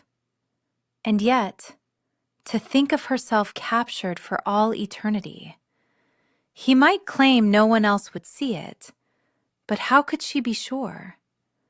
How had the past 6 years managed to turn her into such a doubting Thomas, to not trust a man's word? His hand was so large, so warm, so incredibly gentle as though he feared crushing her bones. No one ever made her feel delicate. She'd been raised to stand up for herself, to know that she was beneath no one. Yet she wanted to be beneath him. His passion for the human body was evident when he spoke of its beauty. She'd never in her life been made to feel beautiful, at least not by anyone outside the family. She was her father's precious daughter, could do no wrong. But it wasn't the same as being looked upon with appreciation by someone who was no relation at all. She gave a nod, not much of one, but still he saw it, and his mouth formed a slow smile that seemed to target the very core of her womanhood. He patted his knee to alert her that he was going to place her foot there. Of its own accord, to balance her, her hand went to his shoulder, to his strong, broad, sturdy shoulder. She shouldn't have been surprised. He was an adventurer. He'd climbed mountains, explored pyramids, danced among natives. His skin was darkened by the sun. That became apparent when his hand rested next to her pale foot. Earth beside snow, good soil beside white sands. Her toes wiggled and curled against his rock-solid thigh. Was there any aspect of this man that wasn't firm? She imagined how it might feel to run her hands over him, to test every muscle, to find no part of him that wasn't toned to perfection. "Your foot is flawless," he said in a reverent voice. "Not certain that's something to brag about." He looked up at her, and she found herself wishing for more light so she could see the blue of his eyes. "You have a fine arch, exquisite toes. The lines are good, giving you a most attractive ankle." "Which you wish to photograph?" "Yes." His hand moved up, his other joined it, to circle her ankle and to ease up toward her calf. If she allowed him to bed her, his hand would be traveling much higher, would travel all over her. Whatever had possessed her to think she could be comfortable with a man in a situation such as this? Grace had been correct, blast her. The intimacy was too much. She jerked her foot free, stepped back. "I'm sorry. I can't do this. I'm not so bold after all." He unfolded his body in a way that was at once predatory, yet unthreatening. "Is this your first time alone with a man?" She released a small scoff. "It's that obvious, is it?" He chuckled low, but there was no joy in the sound. Rather, it seemed to echo with disappointment. "I should have guessed." Then his gaze homed in on her, sharp and demanding. "Why? Why is it obvious? No, why are you looking to be deflowered in a place of sinners? By a man you—" He scoffed. "I was going to say hardly know, but I don't know if that's true or not. Who are you, Lady V, that this would be your recourse?" Confessing to Grace was one thing. To bare her soul, her frustrations to this man who could have any woman he wanted was beyond the pale. "Because I wanted to know what all the fuss was about. No one faults men for exploring their desires. Why should women not have the same consideration? Because they are so much better than us. Yet the carnal act equalizes us, don't you think? You are a woman of remarkable notions." She released a quick breath of air in frustration. "You talk about how beautiful the body is and how we shouldn't hide it away. Why should what passes between a man and a woman be shrouded in whispers and only talked about in dark corners? Why must women repress their natural urges?" Oh, she should be quiet now. He was studying her like she said something both profound and stupid. "Do you have urges?" he asked quietly. "Of course I do, and I don't believe it's wrong to have them. It's why I'm here." He trailed the knuckle of his forefinger along her chin, and she almost removed the mask so he could outline the curve of her cheek. "If I were any other man, I'd assuage your nervousness and have you on your back in a trice. Unfortunately for us both, I don't bed virgins." Profound disappointment slammed into her. She should have taken comfort from the regret in his voice. Instead, she was somewhat cross. Was even her virginity to be held against her? Why? Because I prefer it hard and rough? I want women screaming from pleasure, not pain. A woman experiences discomfort the first time. You deserve someone who has a bit more patience. As a matter of fact, it should be someone who has a care for you, someone who would place your pleasures above his own. It should be someone you love, even if that love doesn't last past the coupling. It should exist beforehand. Your first time, did you love her? She held up her hand to stay whatever response he might offer. My apologies, it's not my business. His eyes grew warm, his smile became one of fond remembrance. I was madly in love with her, for an entire fortnight. A farmer's daughter with hair the color of wheat and eyes the shade of a new leaf in spring. There was nothing I wouldn't do to please her, nothing she wouldn't do to please me. The moon was full the night she introduced me to the pleasures of a woman's body. There was a new moon the night I discovered her in the hayloft doing the same for another fellow. But still, I can't look at a full moon without thinking of long limbs, warm flesh, and the fragrance of raw sex. The first time happens only once, Lady V. Be a little in love with him. Dear God, she thought she might have fallen a bit in love right then. Just a little. She couldn't help looking over at the bed with a touch of longing. Great. She stopped. No real names, nothing to give away her identity. My friend tried to explain to me why coming here was such an awful idea. She wasn't nearly as eloquent as you. Hardly eloquent. He returned to the sofa and began tugging on his boots. I'll escort you to your carriage. I took a hansom. Less chance of my adventures being discovered that way. He stood. I'll have my driver give you a lift home. That's not necessary. I'm not going to have you wandering the streets searching for a cab this time of night, and I'm too indolent to go searching with you. My anonymity will be compromised. I'll have my driver swear an oath not to tell me where he took you. He approached her. I may be a rogue, but I respect the purpose of this place. Your secrets are safe with me. It was probably foolish, but she believed him. What about your camera equipment? I'll return for it after I've seen you safely delivered from here. She strolled to the door, very much aware of his footsteps echoing behind her. She turned the key in the lock, wrapped her hand around the knob, stared at the dark wood. I don't suppose you would at least kiss me? She despised that she'd been reduced to pleading, but to leave with nothing at all after all the planning, preparation, and risk seemed doubly unfair. Have you never been kissed? Mortification swamped her, but it was easier knowing that he had no idea who she was or how old or how unappealing. Never. She was aware of him moving nearer, the heat of his body radiating from him, enveloping her. Swallowing hard, she was on the verge of turning around when his mouth came to rest at the nape of her neck.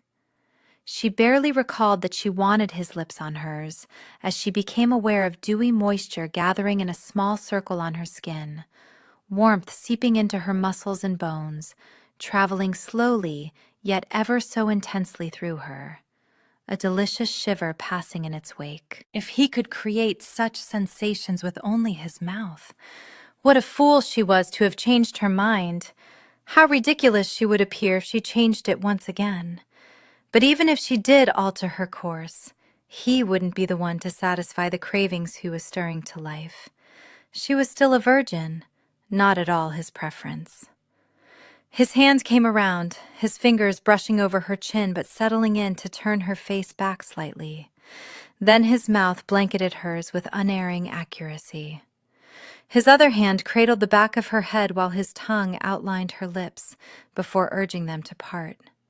He took the kiss deep, so deep, exploring her mouth as she imagined he'd explored a good deal of the world, slowly, thoroughly. giving his undivided attention to every minute detail. He savored. He worshipped. His guttural groan echoed between them, and she felt it rumbling through his chest pressed against her back. Moaning, she was astounded by the intimacy of this prelude to something far more primitive. This man took. He gave no quarter. In bed, he would have conquered her, and yet she could not help but believe that she would have come away the conqueror. She almost wept with longing when he drew back and lightly stroked his thumb over her tingling, swollen, and damp lips. Too many shadows prevented her from reading his eyes, his expression. "You make me regret that I have an aversion to virgins," he said, his voice a low thrum that skittered through her. "You make me regret that I turned cowardly." "Not cowardly. You ensured you don't awaken in the morning with misgivings."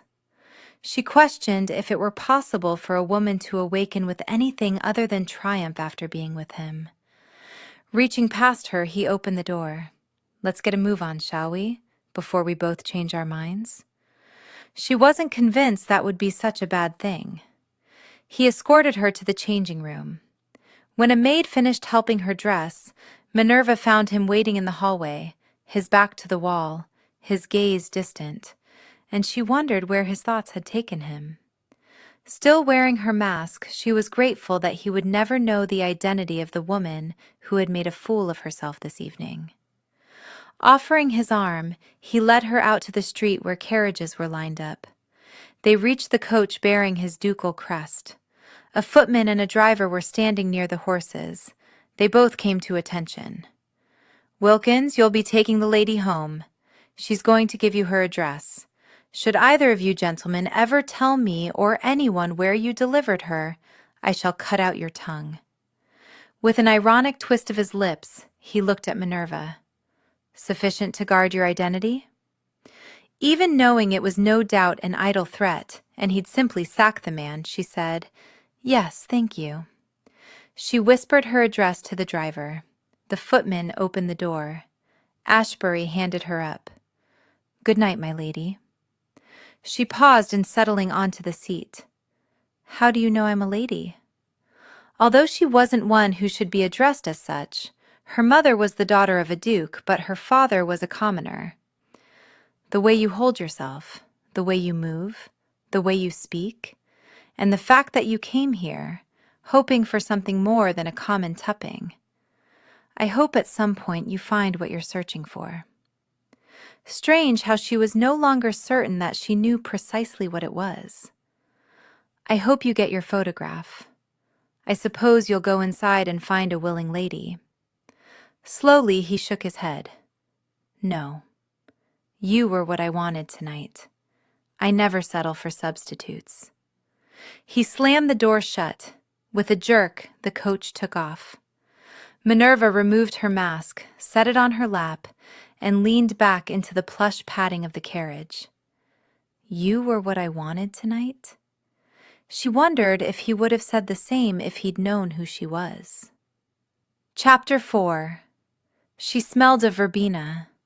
Lounging in a chair before the fireplace in his library long past midnight, sipping his scotch, Ash was aware of her fragrance lingering on his fingers, her taste haunting his palate.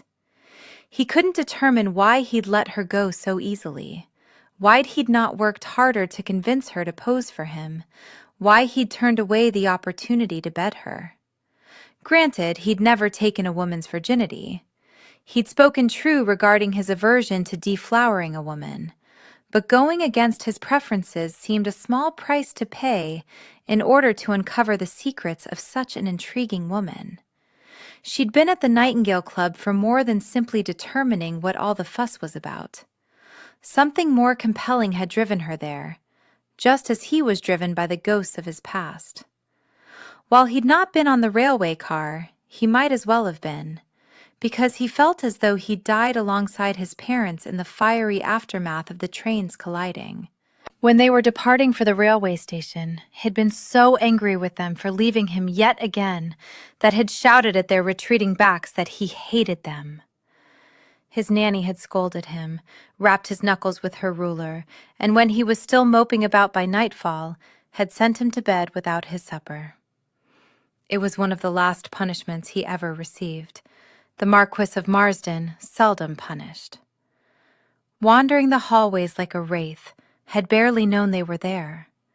The boys had been allowed to roam around as they pleased. The butler was too old to be much of a disciplinarian. The cook prepared meals, often containing more sweets than nourishment, because they were poor orphan lads. If they hadn't spent so much time running over the moors, they'd have probably become little tubby lads who could do no more than roll over the grounds. But they had run wild, climbing trees, scrambling over ruins, and breaking more than one bone each. Ash had once walked with a broken ankle to the nearby village to have a physician patch him up. No one could claim that they weren't hardy, although a good many had declared them uncivilized. They had a series of schoolmasters who attempted to reform them, but they were beyond reforming. Being familiar with how easily and swiftly death could come to call, they wanted to get as much out of life as they could. So they did as they pleased. And it would have pleased him to have bedded tonight's mysterious woman, to have captured more than a glimpse of ankle and calf, to have focused his lens on her. He heard a thud and rattle in the hallway, as though someone had knocked into a table, followed quickly by a deep-voiced apology, probably to the object itself, as there were no servants wandering the residence this time of night. Looking toward the door, he watched as Edward Alcott stumbled into the room. "There you are," Edward announced. "I've been looking for you. I'm in need of lodgings. My brother's blasted wife has kicked me out." He staggered to the table housing spirits, and, with an awkward clumsiness that threatened to upend more than one decanter, poured himself a drink. "She claims I smell like a distillery, doesn't approve of the hours I keep, and thinks I'm a bad influence." "Julia seems to have pegged you quite accurately."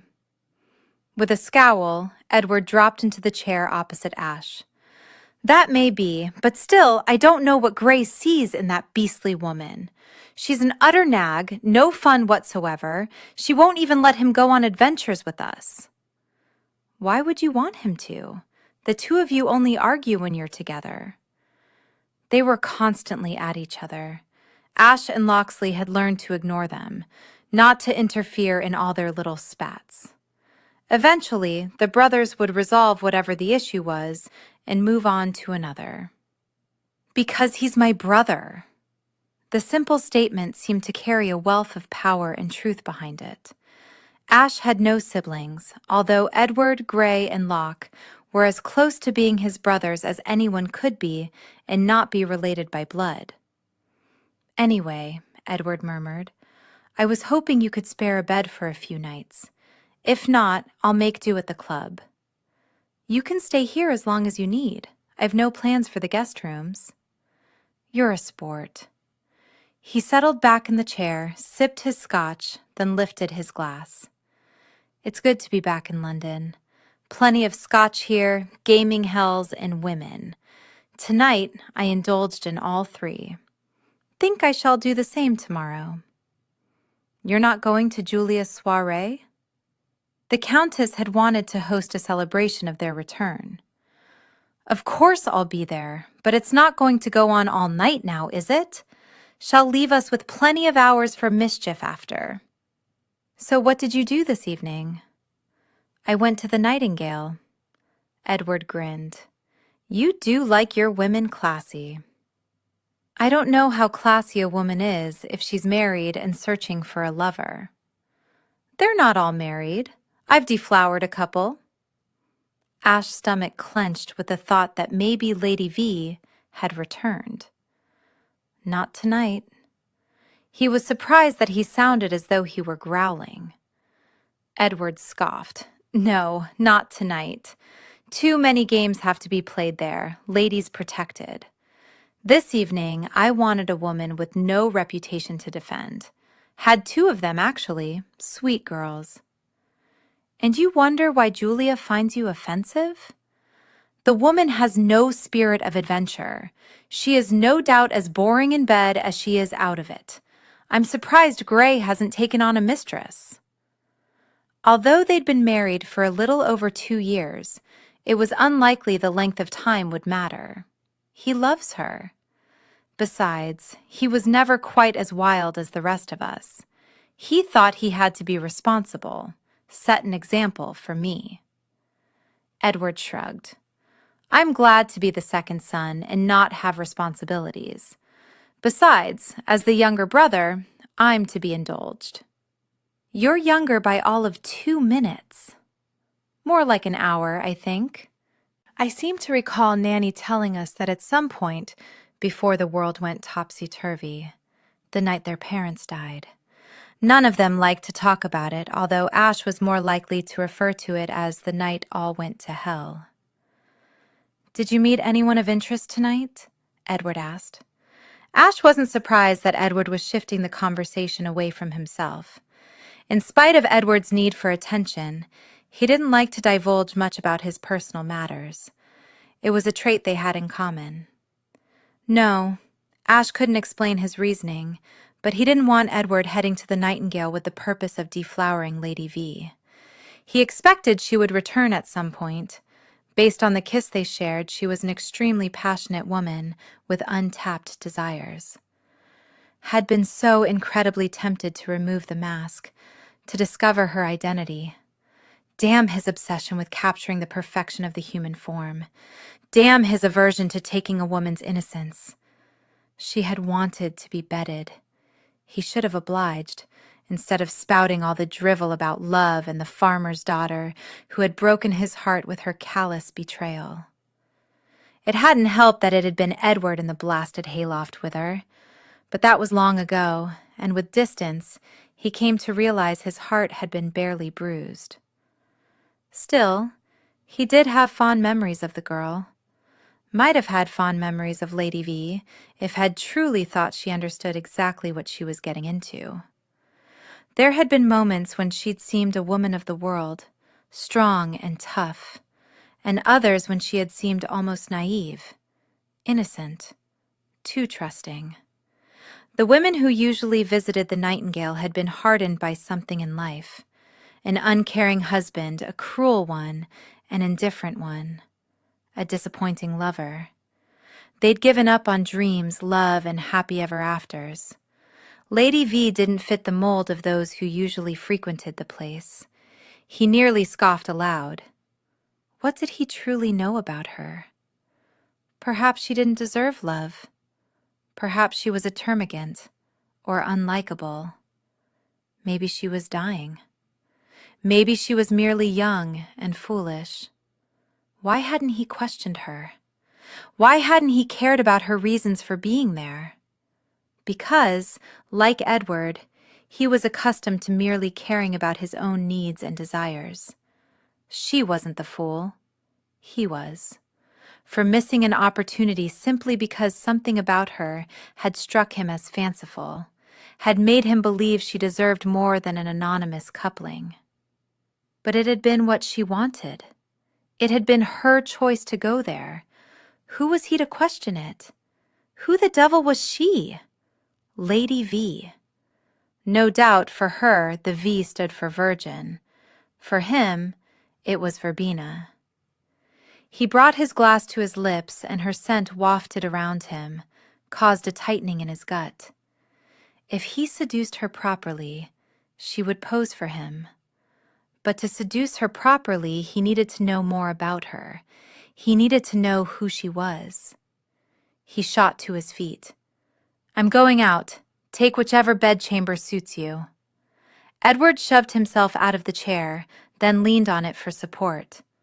"I'll go with you." "No, it's a personal matter. Has she a name?" The problem with growing up with someone was that he tended to know him too well. "I'm sure she does. Unfortunately, I've yet to learn it." Leaving Edward to ponder the cryptic statement, Ash went in search of his coachman to have his vehicle readied. It was after midnight, but his man was accustomed to his keeping odd hours.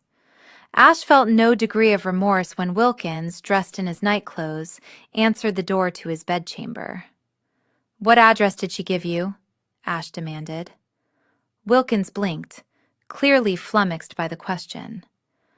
"The woman at the Nightingale, the one I had you take home," Ash explained. "I rather fancy keeping my tongue, Your Grace." Ash sighed. Right. He had a good many faults, but lying to women wasn't one of them. Had given her his word that neither his driver nor footman would tell him the address. To gain what he wanted from her, he required her trust.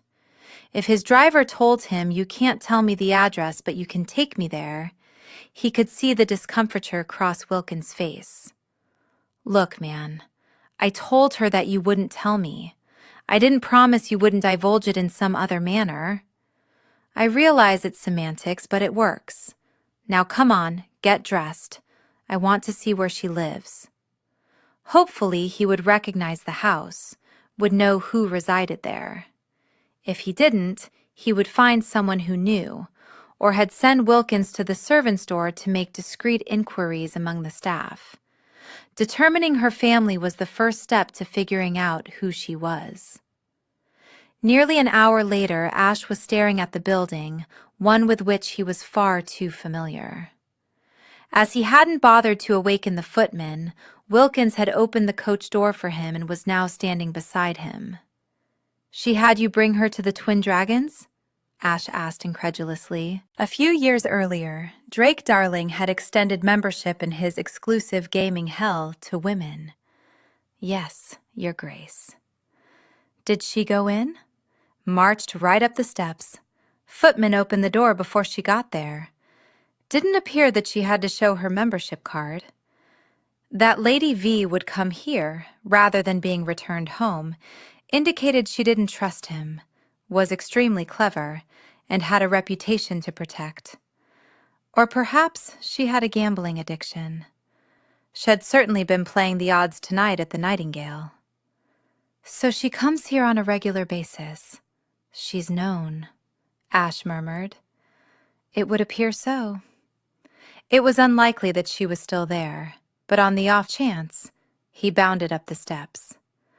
Unlike her, he did have to present his membership card. Had not been to the place since he returned to London.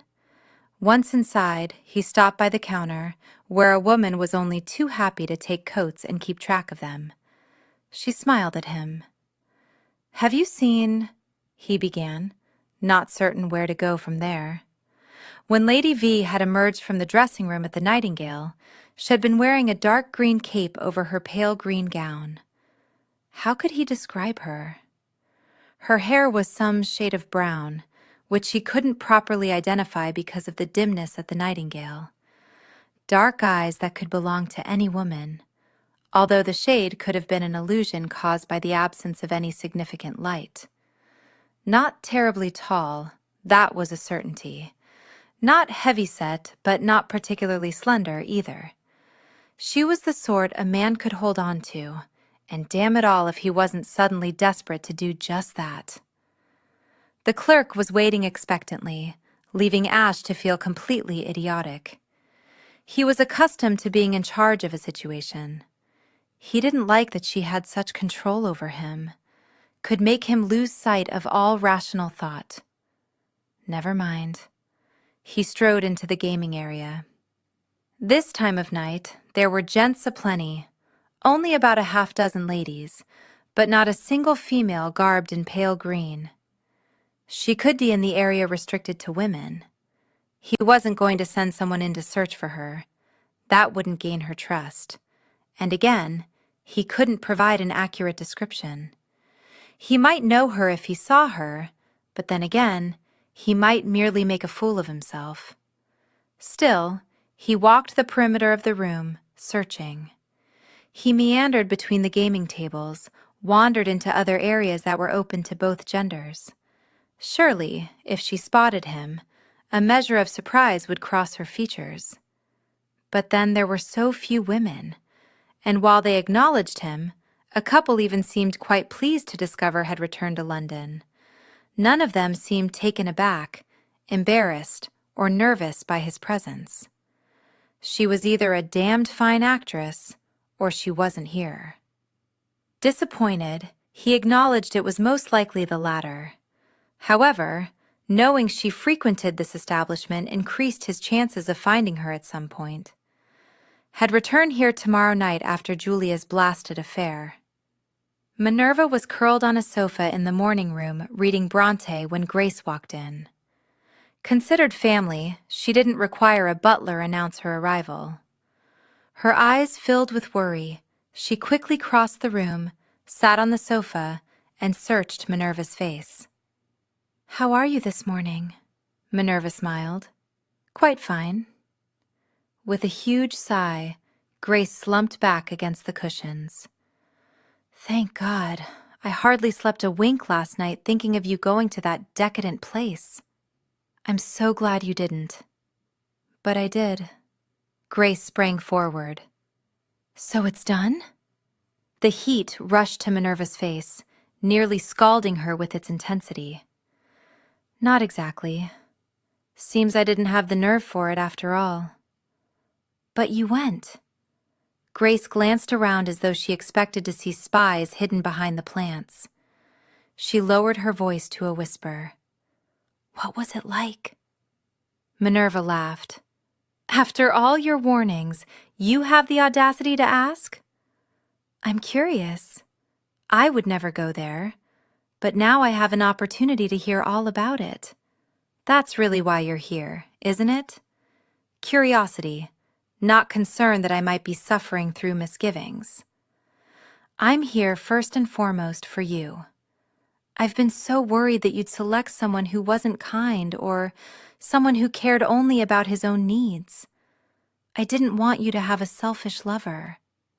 She didn't think Ashebury would have been selfish. If his kiss were any indication, he would give far more than he received. "So come on, Minnie, don't be cruel. Satisfy my curiosity. Tell me about this wicked, wicked place." She almost suggested Grace ask her brother, but she was obligated not to reveal who all she'd seen there, even if it was someone she considered family. It wasn't what I expected. It was all very proper. People stood around talking, ladies masked for secrecy, men not caring who knew they were there. Who was there? I can't say. Because you didn't know them?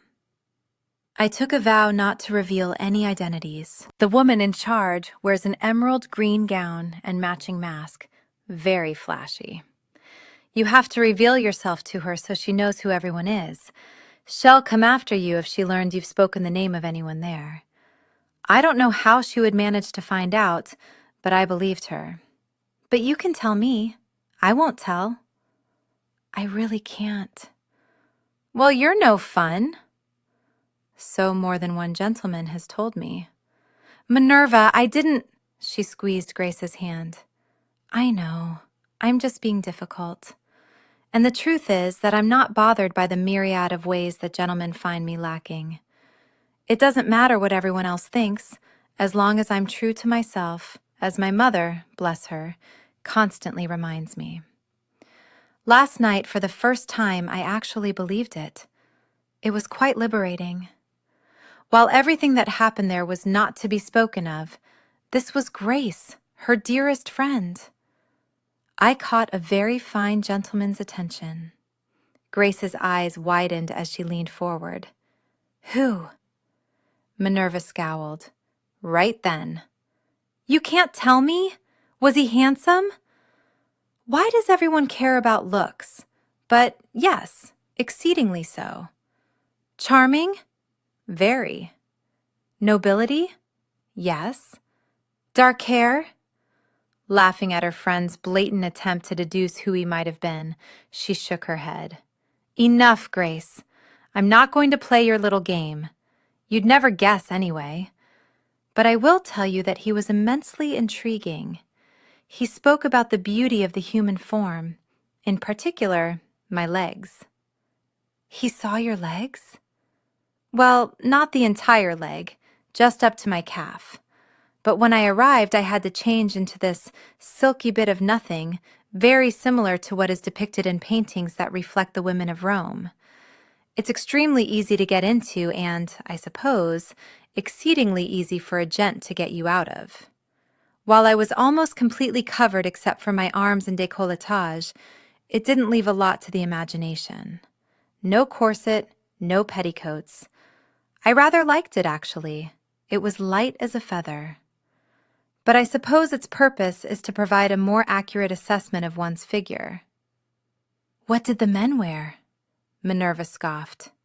That was the irritating part. They wore everything. I shall never understand why men and women must have different rules. She smiled. But he removed his boots, so I would be more comfortable. Still, I just couldn't get comfortable enough to climb into bed with him. So what did you do? It's going to sound silly, but we talked. She moved closer. Here's the thing. He looked into my eyes when we conversed, so intensely, as though he was truly interested. I have sat in the front parlor with gentlemen who were mesmerized by the design of their teacups. I ask a question, they answer with a solitary word. I attempt to start a discourse, and they can't be bothered to keep it going. I'm irrelevant. They seek to impress me by merely making an appearance. My man last night was attentive. He asked me questions. He told me a story from his past. She sighed. It was bittersweet, Grace. To experience what it is to have the attention of a man who was intrigued by me. After I arrived home, I rather wished I hadn't left the Nightingale. It wasn't real, Minnie. Trust you to be so honest and blunt. Still, it felt real. I'm rather convinced that not everyone is there for what goes on between the sheets. Why are they there? I'm not sure. I expected to see people hungrily kissing, or maybe even fornicating on a table or a chair, but there was none of that. She gave her head a slight shake, lifted a shoulder. Oh, people sat closely together, and I saw a hand on a thigh here or a hip there, but they weren't ashamed of what they were doing. How could you tell? They were wearing masks. Not the men, but men are never ashamed, Minerva smiled. I suppose you have a point. Still, it would be nice if we were a bit more open about things. So you were open with your parents and told them where you were going? Absolutely not, she shoved playfully on Grace's shoulder. I didn't mean we should be that open about things. No, I waited until they'd gone to bed. I slipped out, found a cab.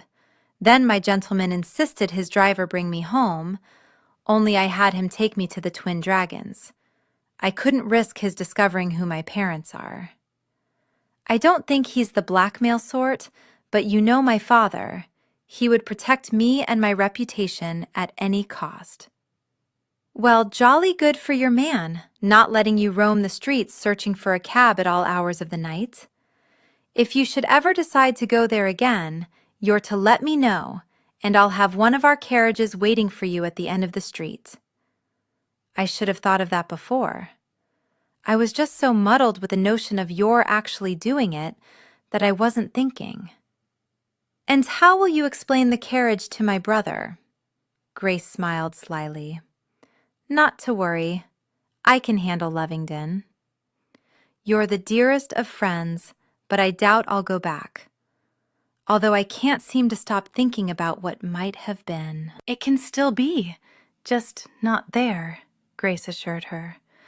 My mother was on the shelf when she fell in love with my father. I'm not certain she could be considered on the shelf when she didn't have a season. She was a commoner, a bookkeeper. I don't think commoners worry about getting married as much as we do. I suppose you have a point there. I've also been a terrible hostess. Shall I ring for tea? I can't stay. I'm meeting my mother in a bit, and we're going on a round of the orphanages. You should come with us. You're kind to invite me, but it was a rather late night, so I shall probably take a nap. By the by, did you receive an invitation to Lady Greyling's soiree this evening? The one welcoming the Hellions back to London?" She rolled her eyes. "I don't know why their return is given such fanfare. They went on safari. I think everyone wants to hear about it. Are you going then?" "I was thinking of it, yes, especially as Ashbury was certain to be there." She knew it was silly to take an interest in him, to place herself in his path so soon after last night, but he intrigued her. Besides, it was unlikely he'd approach her, that he would realize she was Lady V, but she would still have the opportunity to gaze on him and to imagine what might have been between them. "Shall we go together?" Grace asked. "Lovingdon and I could pick you up at 7:30. "That would be lovely." "Jolly good. I'll see you tonight then." Standing, Grace leaned in and kissed Minerva's cheek. "I'm glad nothing untoward happened last night." "As am I," she lied. Chapter 5. The Countess of Greyling's drawing room was packed to the gills with ladies sitting on sofas and chairs, while gentlemen stood about wherever they could find a few spare inches of space. Minerva and Grace had managed to secure tight spots near the center of the room, sharing a sofa with Ladies Sarah and Honoria. Leaning against the wall, near the fireplace, the Duke of Ashebury radiated confidence and openly flirted with the ladies nearest to him, while gifting others with a secretive look that made each think she had his unfettered devotion. Not that he directed any of his heavy-lidded gazes Minerva's way. Fighting not to let his inattention sting her pride, she was incredibly grateful that she hadn't allowed him to bed her. It would have hurt immeasurably to see him showering others with his attentiveness, while she received not an ounce of interest from him, even though her purpose in going to the Nightingale had been to ensure her anonymity. She could hardly bemoan his not dashing over to greet her, when his not even batting an eye at her arrival was reassurance that he didn't recognize her from the night before. All the trouble she had gone to in order to hide her identity had worked. Her success should be met with pleasure rather than disappointment. Standing in front of the fireplace, Mr. Edward Alcott, for the better part of the last half hour, had been regaling his audience with tales of their adventures in Africa. He was animated, constantly using his hands to add excitement to the various accounts of their exploits. Minerva had been so caught up observing Ashbury, hoping in vain that he might at least give her a passing glance, that she'd barely listened to Mr. Alcott. But Lady Honorius, pressing a hand to her throat with a startled gasp, had Minerva redirecting her attention to their orator. So there we were, on the African savannah, standing around for the better part of half an hour, while Ash set up his photography equipment, Mr. Alcott continued, in a mesmerizing cadence that had the ladies sharing the sofa with Minerva scooting to the edge of their seats. When all of a sudden Mr. Alcott took a quick step forward and swept his arms in a dramatic gesture out of the blue, the lion pounced. Ladies inhaled sharply, jerking back as though that very creature had leaped from his fingertips. Gloved hands covered mouths, eyes widened. Minerva took some satisfaction in not visibly reacting. She had little tolerance for women pretending they were far too delicate for the realities of life, although her heart was hammering madly. It was an incredibly spectacular sight. Muscles bunching, sinew stretching, a roar that echoed. "For God's sake, Edward, get on with it!" Ashbury said from his far too relaxed stance, arms crossed over his chest. With gaslights rather than flickering candles illuminating the room, his black hair, unfashionably long, served to make the blue of his eyes that much more noticeable. He appeared bored. She wished she'd had a clearer view of him last night, when he'd seemed more interested. Wished she hadn't closed her eyes when he'd kissed her. Had he closed his? Mr. Alcott straightened. "Weaving a tale that mesmerizes is my talent. If you will be so good as to indulge me, especially as you secret the hero of time." He turned back to it. "As I was saying, The lion sprung forth from the tall grasses so magnificently, Locksley and I were quite taken aback by the sight of nature at its most primitive, its most feral. I dare say it took us a few seconds to actually register that a lion had indeed attacked Ash, taken him to the ground, that the Duke was the huge fellow's prey, that the creature was in fact intending to make a meal of him. "Oh, my dear lord, you might have been eaten," Lady Honoria exclaimed. "What a ghastly way to go." Ashbury lifted a shoulder laconically and tilted his head slightly in a manner that implied he'd never doubted he would be the victor. Arrogant man. Minerva didn't know why she found that so appealing. Its roar still echoing around us, we sprung into action and readied our rifles. Mr. Alcott lifted his arms, leaned forward slightly, lowered his hands and his voice. Unexpectedly, the great beast went completely and absolutely still. A hush settled over the grasslands. Then we heard a muffled cry. "For God's sake, get him off me!"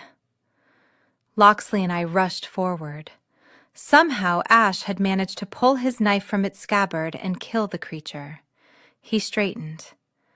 Not before it got its teeth into his shoulder, unfortunately. As the ladies sitting near Ashbury fluttered their hands and looked on the verge of swooning, he slowly rubbed his hand over his left shoulder. Minerva wondered if he were even aware of the action. Then a corner of his mouth hitched up.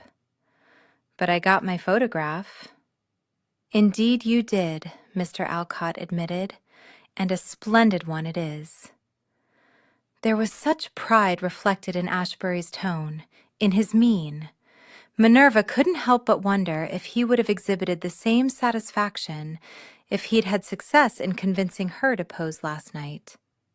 Had he wanted the photograph of her as badly as he'd wanted the one of the lion? Not that he'd come anywhere near to placing his life at risk, but he'd spoken so passionately about the human form. She had to wonder now if he'd been terribly disappointed by her refusal to give in to his request. Or was the evening simply one of many?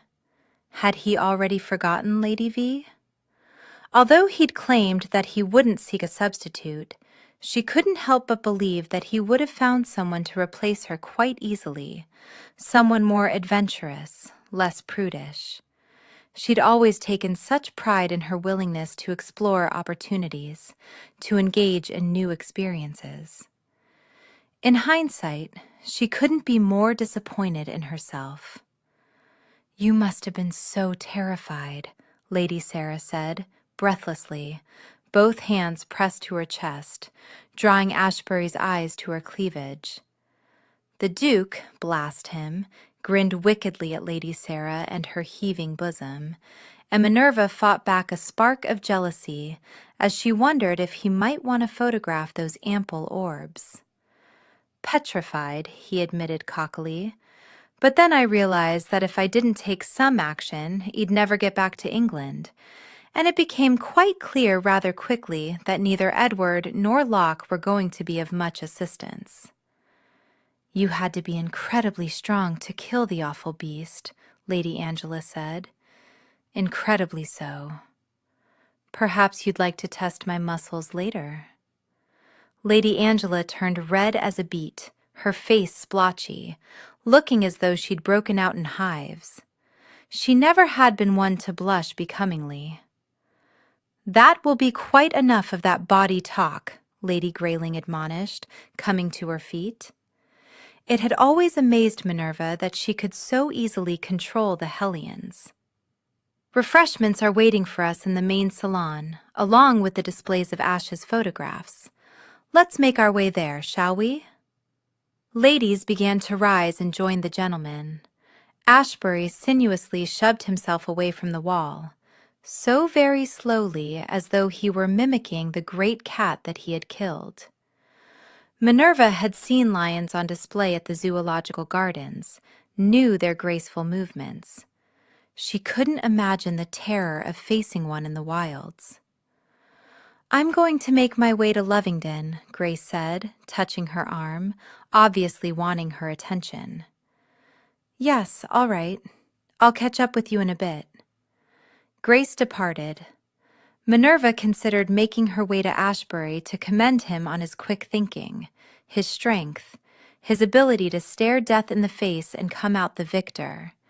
But two ladies approached him, and he graciously offered each an arm, then began escorting them from the room. Last night, for a few fleeting moments, he'd been hers. I wonder where Lord Locksley is, Lady Sarah mused, holding Minerva back as though she had the answer. Is he the reason you're here? Minerva asked. With a little wobble of her head, Sarah sighed. Well, yes, I have to admit to being somewhat curious about him. He always makes an appearance in Mr. Alcott's stories, and yet he so seldom attends any social functions. Why the interest? Because he's mysterious, and I'm fascinated by mysteries. Besides, aren't you fascinated by the Lords of Havisham? They're so adventuresome and brave and— They're indulged, Minerva cut in, as they wandered from the room and into the hallway. People let them do whatever they want with no consequence. Other than Grayling, I don't think any of them are seeing to their duties. How can they when they're always traipsing about the world? But their parents were killed in that awful railway accident. A lot of parents were killed. Sisters, brothers, sons and daughters. Not that Minerva had any recollection of the event. She'd been a child, yet all these years later, people still spoke of the awfulness of it, especially when the Hellions were about. They were left to fend for themselves, Lady Sarah said, as though they'd been abandoned on the streets with no means whatsoever. Hardly, Minerva stated.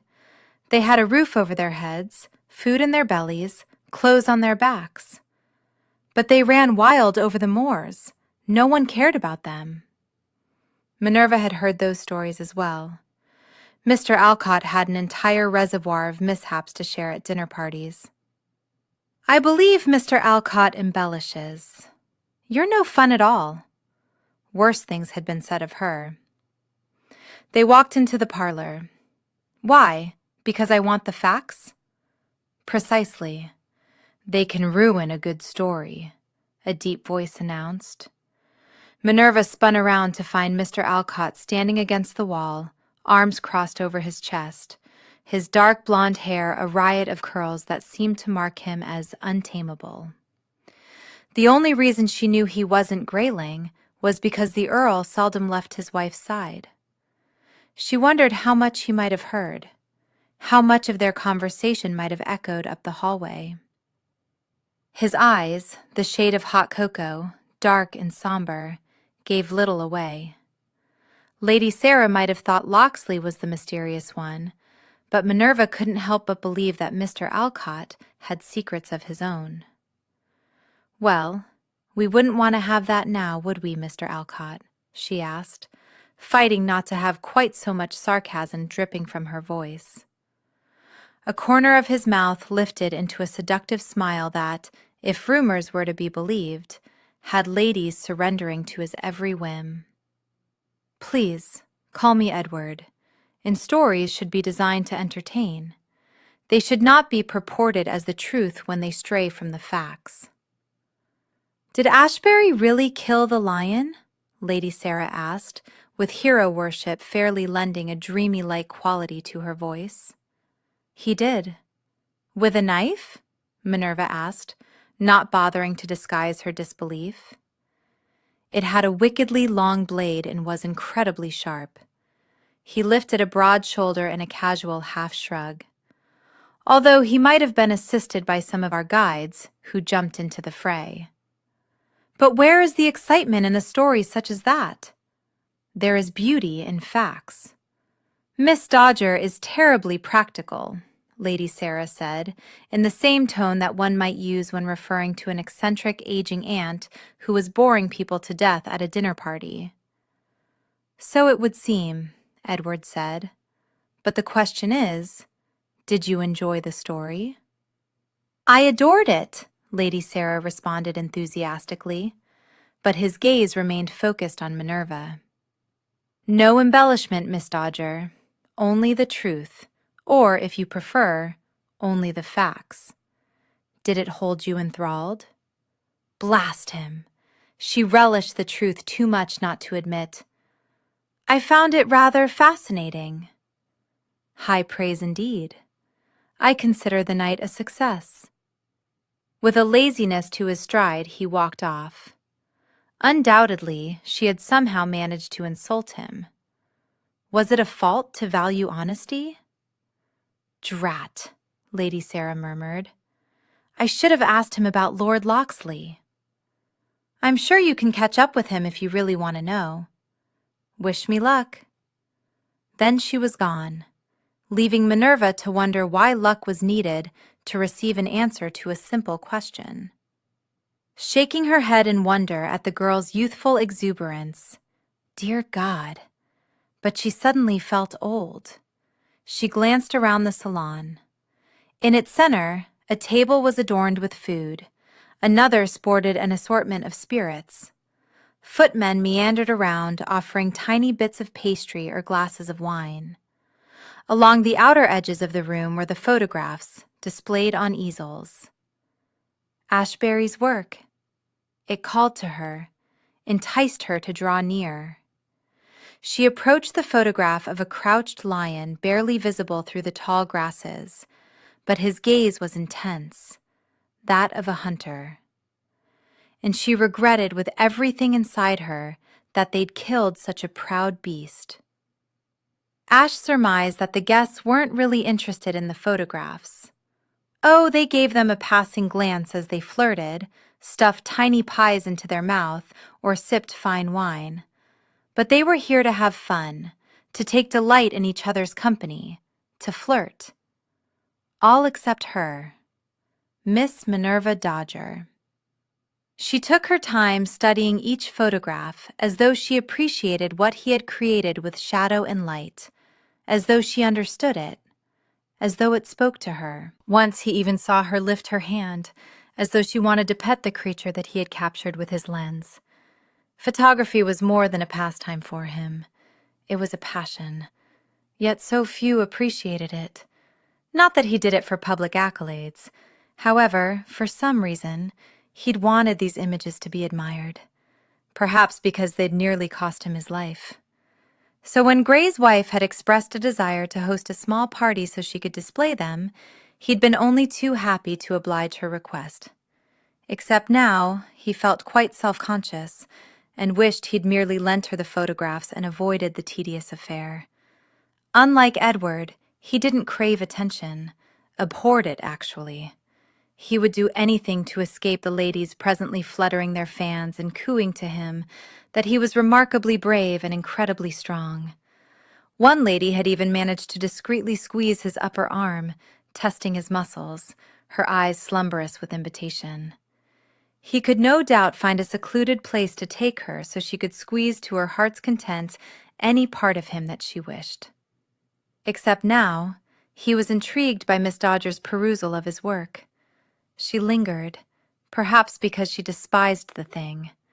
He shouldn't intrude, shouldn't worry over her opinion. She'd no doubt give it bluntly if he asked. That was the thing about her, she was always so blasted blunt. Not that they'd spoken more than half a dozen times, if that, but sugar was certainly not going to melt in her mouth. Which was no doubt the reason she had yet to secure a husband. Money certainly wasn't a factor.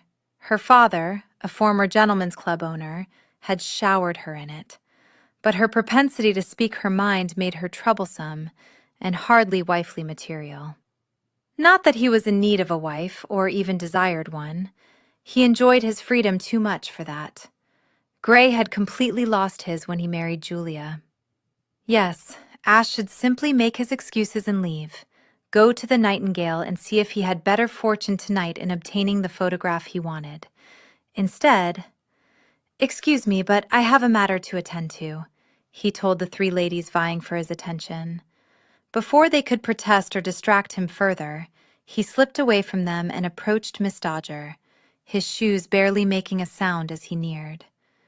Peering over her shoulder, he smiled. Ah, the chimpanzees, one of his favorites.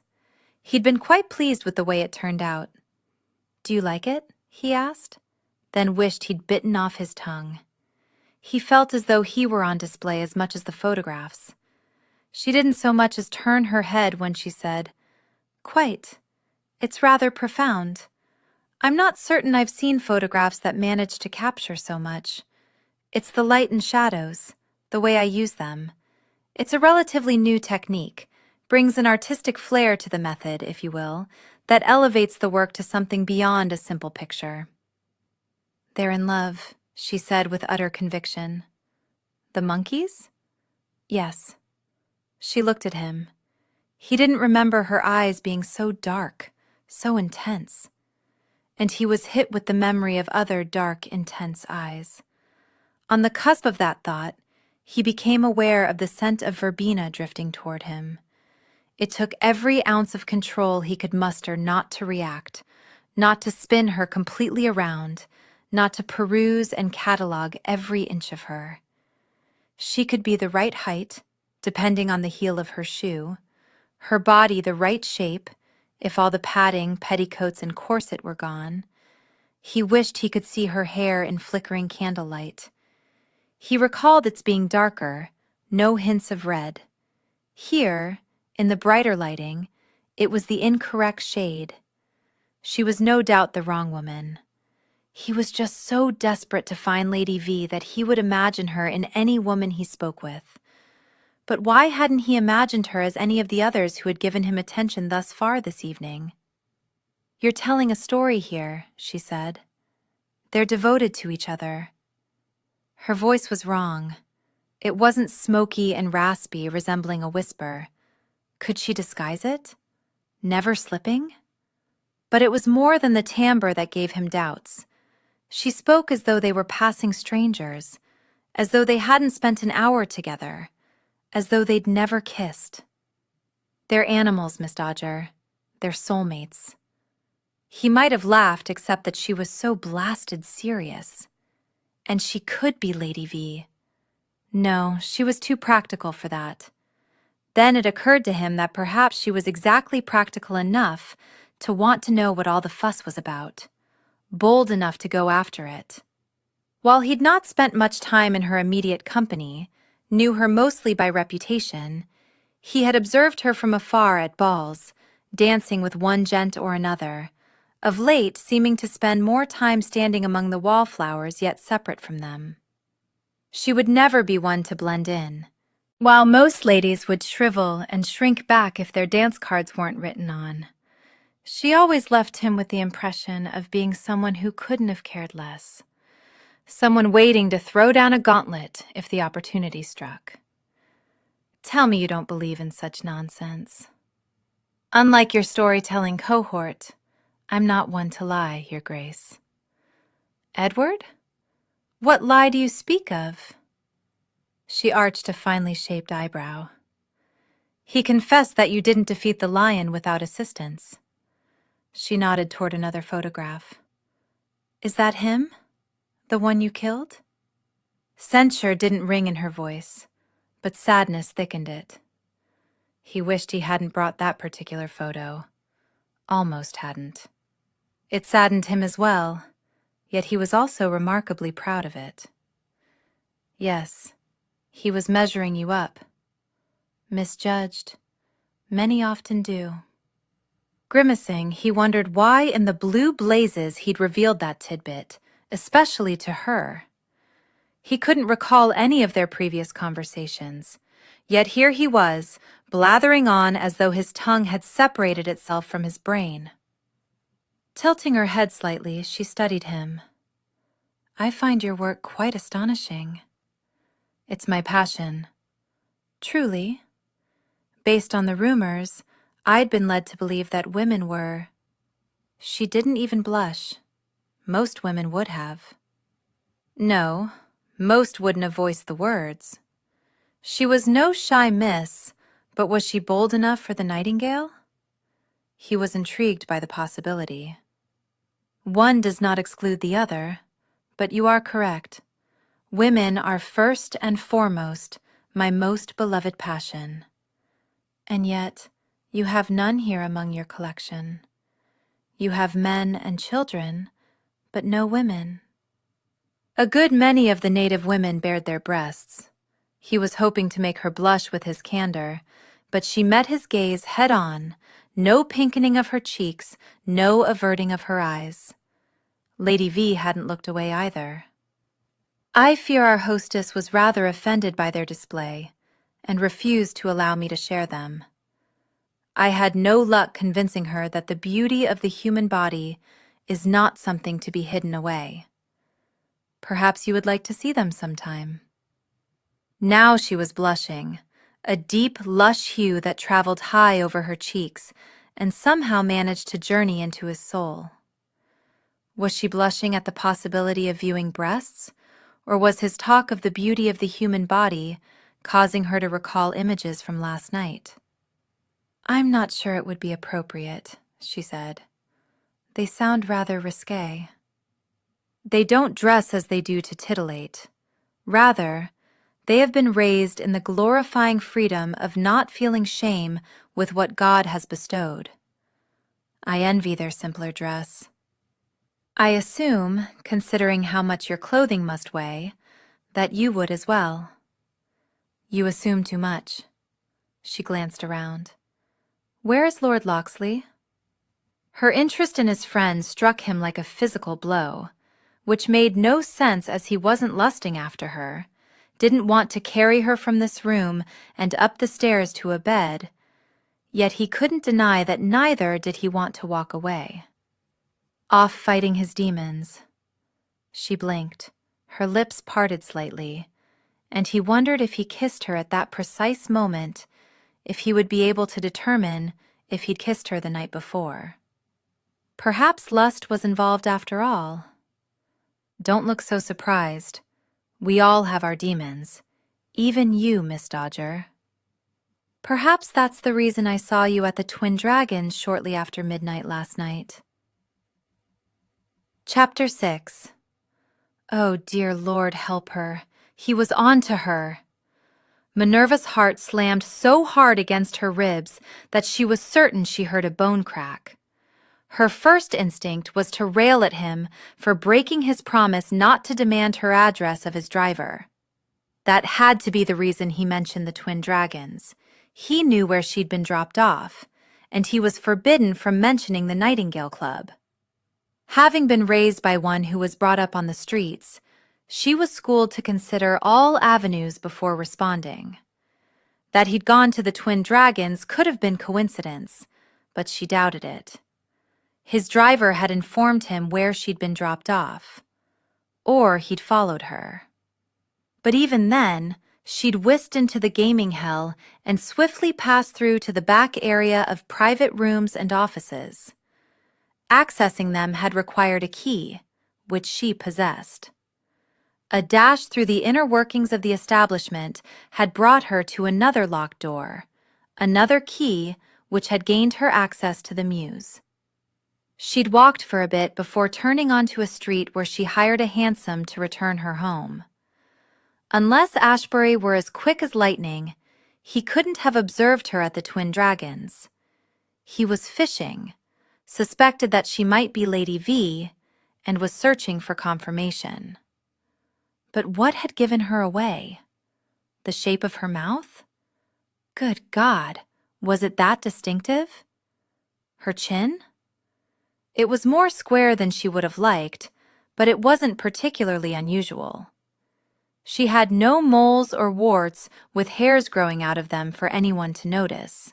He couldn't know with absolute certainty that she was the woman he'd met at the Nightingale. Maybe he was uttering the same words to every woman he spoke to in an attempt to find Lady V. She had to admit to being flattered that he wanted to find her, but she didn't quite trust the reason behind his effort. What did he want? What did he hope to accomplish? She toyed with the idea of playing his game, of following to see where he might lead, but she wasn't about to give him the satisfaction of having something to hold over her. Best to nip it in the bud before it got out of hand. She needed to manipulate her answers to deflect his suspicions, to ensure he doubted what he quite possibly suspected. "I don't see how you could have," she said calmly. "I wasn't there last night." "But you have a membership," as did a good many women since it had opened its doors to the fairer sex. "My father owned the place before he sold it.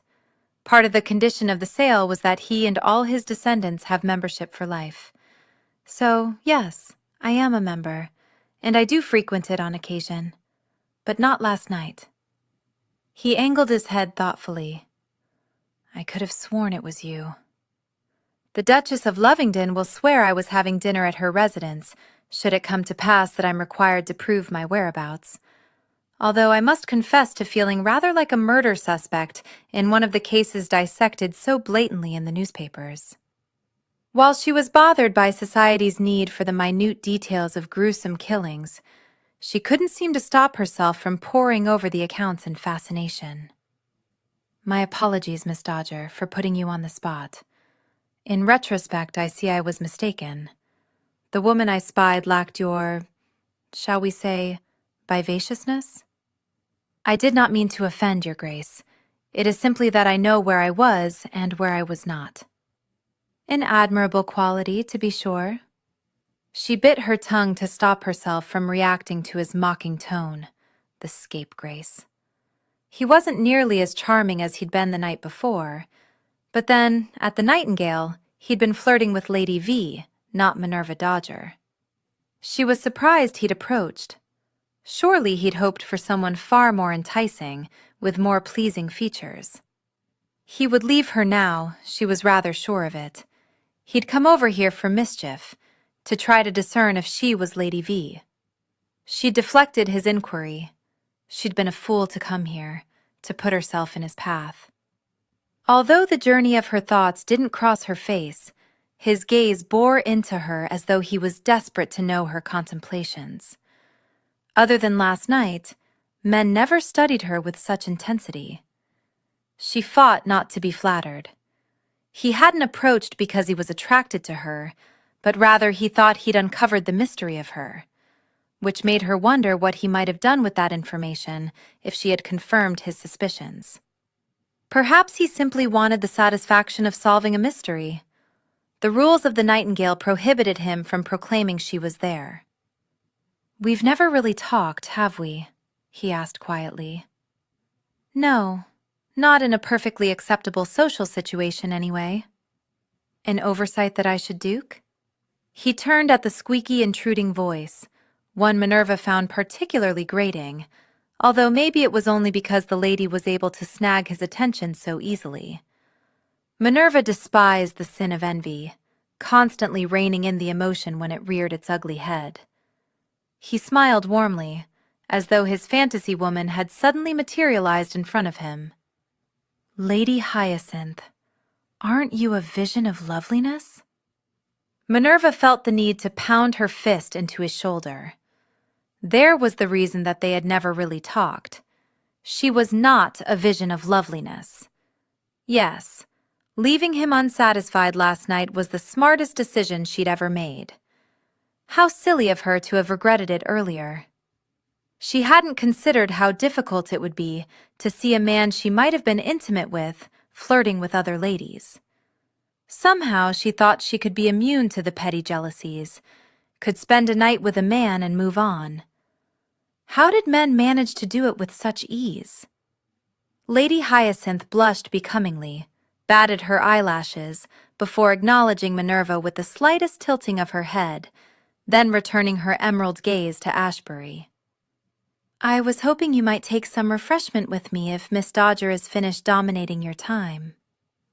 Minerva held her tongue, refusing to be drawn into the cattiness that ladies often played. It was so unbecoming, at least to her. Men seemed to lap it up like milk. "I fear it was I dominating hers," Ashebury said, much to Minerva's surprise. No wonder the ladies of London fell over themselves to have his attention. He managed to stand up for her so easily without offending Lady Hyacinth. "But you are quite right. well become the fodder for gossip if I linger much longer. He took Minerva's gloved hand, bowed over it slightly, and pressed a kiss to her knuckles. She felt the heat of his mouth clear down to her curling toes, toes that knew the feel of his thigh. Thank you for appreciating my poor efforts, Miss Dodger. Should you ever like to see the photographs Lady Grayling found offensive, you need only send word. Her voice had quite suddenly deserted her. His eyes took on a slumberous look, as though he'd only just awoken. Something about them was decidedly carnal. Then there is always my private collection, he said with a low purr that he had probably learned from some great cat in the wilds. Then he was gone, escorting Lady Hyacinth into the midst of gaiety near the refreshment table. Minerva should have responded to his comment about his private collection, should have at least given an indication that she didn't know what the devil he was talking about, even though she understood perfectly well to what he was referring. Did he know that she knew? Were his parting words a last valiant attempt to determine if she was the woman whose ankle he had held in his large hands? Or had he believed her lies? Dear God, it was Ashebury! At the familiar voice, Minerva spun around, wondering when Grace had approached, how long she had been observing her, and what she might have been able to read in Minerva's face that someone who didn't know her nearly as well would never be able to discern. "What are you on about?" she asked as haughtily as possible. "You were with Ashebury at the Nightingale Club. He was the one who gave you attention." Minerva swallowed hard, not liking that she was lying to her dear friend, but there were some things a woman kept for herself because they were too delicious to share. Her moments with Ashebury, for example. "Don't be ridiculous. We were simply discussing his photographs.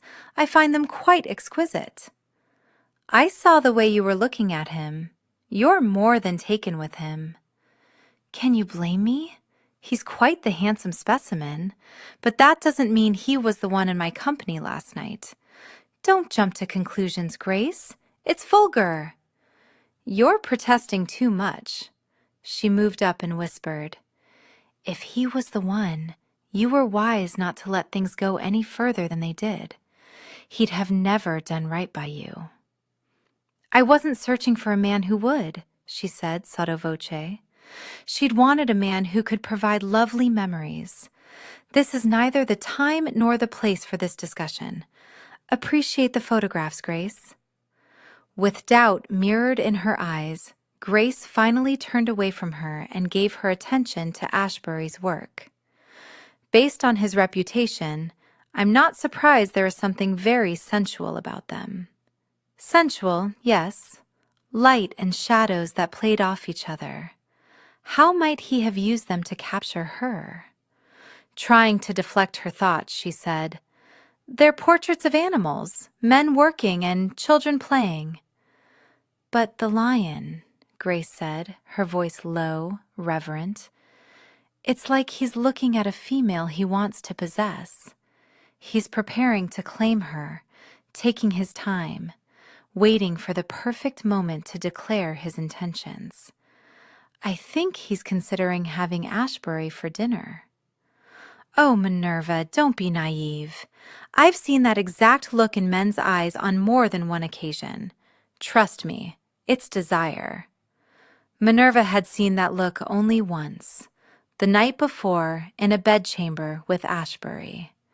And she'd walked away from it. In spite of all her earlier arguments, she couldn't help but feel that in leaving, she'd been a fool.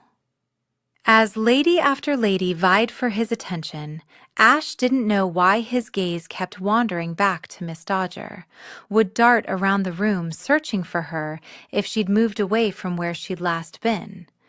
Gentlemen approached her, but it was obvious by their bored mien that it was only politeness, or perhaps an interest in her dowry, that prompted their hovering. It was equally obvious that she wasn't flattered by their attentions. No sparks ignited, no heated glances were exchanged. He couldn't explain his sudden interest in her. If she'd been dining with the Duchess of Lovingdon, then she couldn't be Lady V. On the other hand, how late had the dinner run? She had blushed when he'd spoken of the beauty of the human body, invited her to see what was forbidden in polite society. He'd thought then that she knew exactly the sort of photographs that interested him the most. Thought he had her. Thought she'd provided a clue that they had indeed been together the night before. He was desperate to discover Lady V's identity because he couldn't get her out of his mind.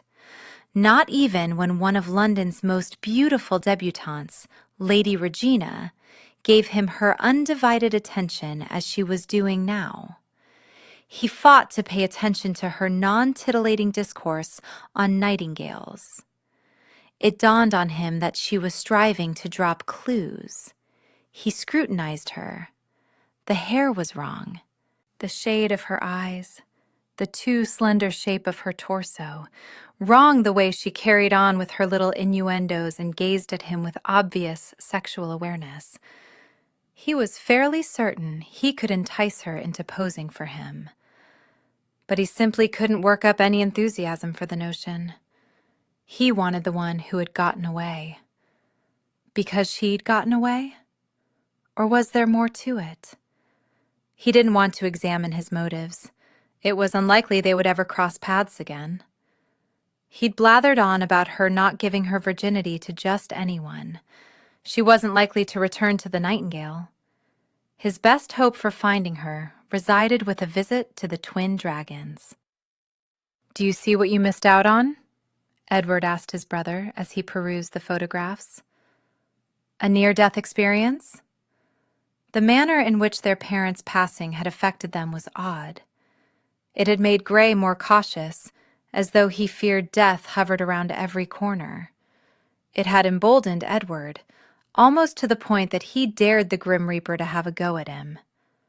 By God, if he was going to die young, he was going to make the most of the years given to him. "Adventure," Edward stated succinctly. "I seem to recall one of your letters filled with grumblings about the heat and insects and lack of good Scotch." "I believe I was fevered at the time." He remembered the chills, the sweltering heat, his aching body. "While I was enjoying good Scotch, modern conveniences, and an evening in the company of my wife." Edward refrained from rolling his eyes in disgust at the absolute boredom of it all. "Don't you want to live life robustly? You once did." "I assume you're implying until Julia?" "Love changes a man," Edward growled low.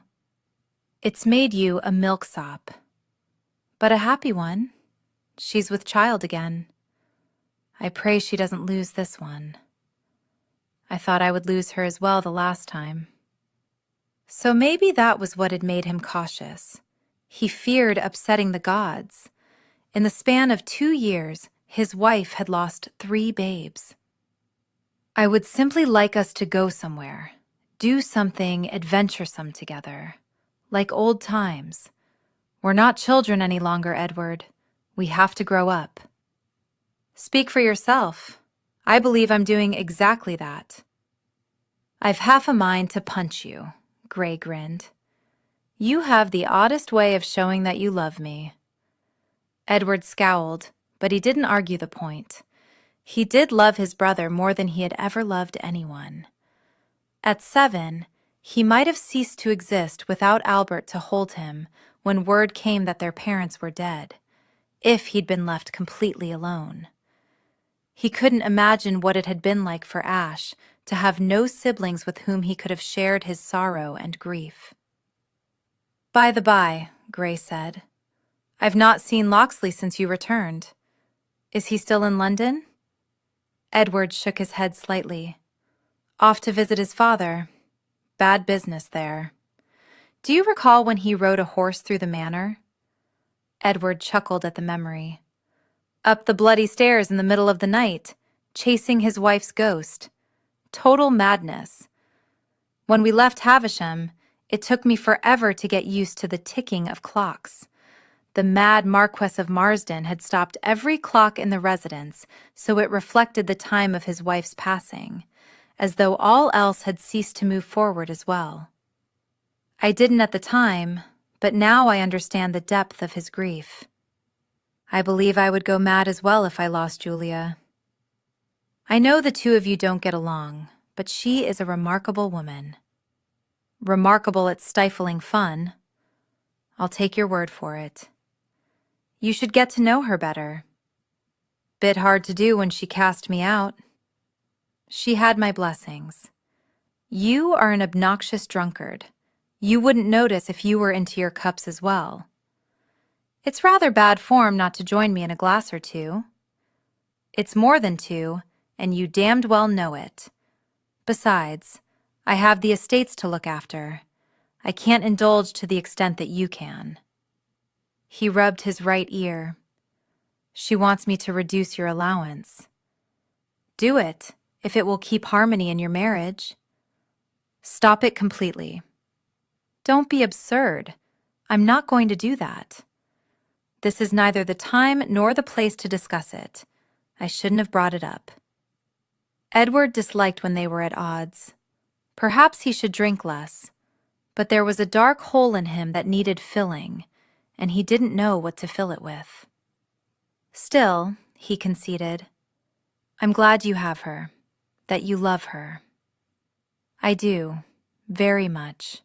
She's good for me, but bad for Edward. Perhaps he never should have stolen a kiss from her while pretending to be Albert.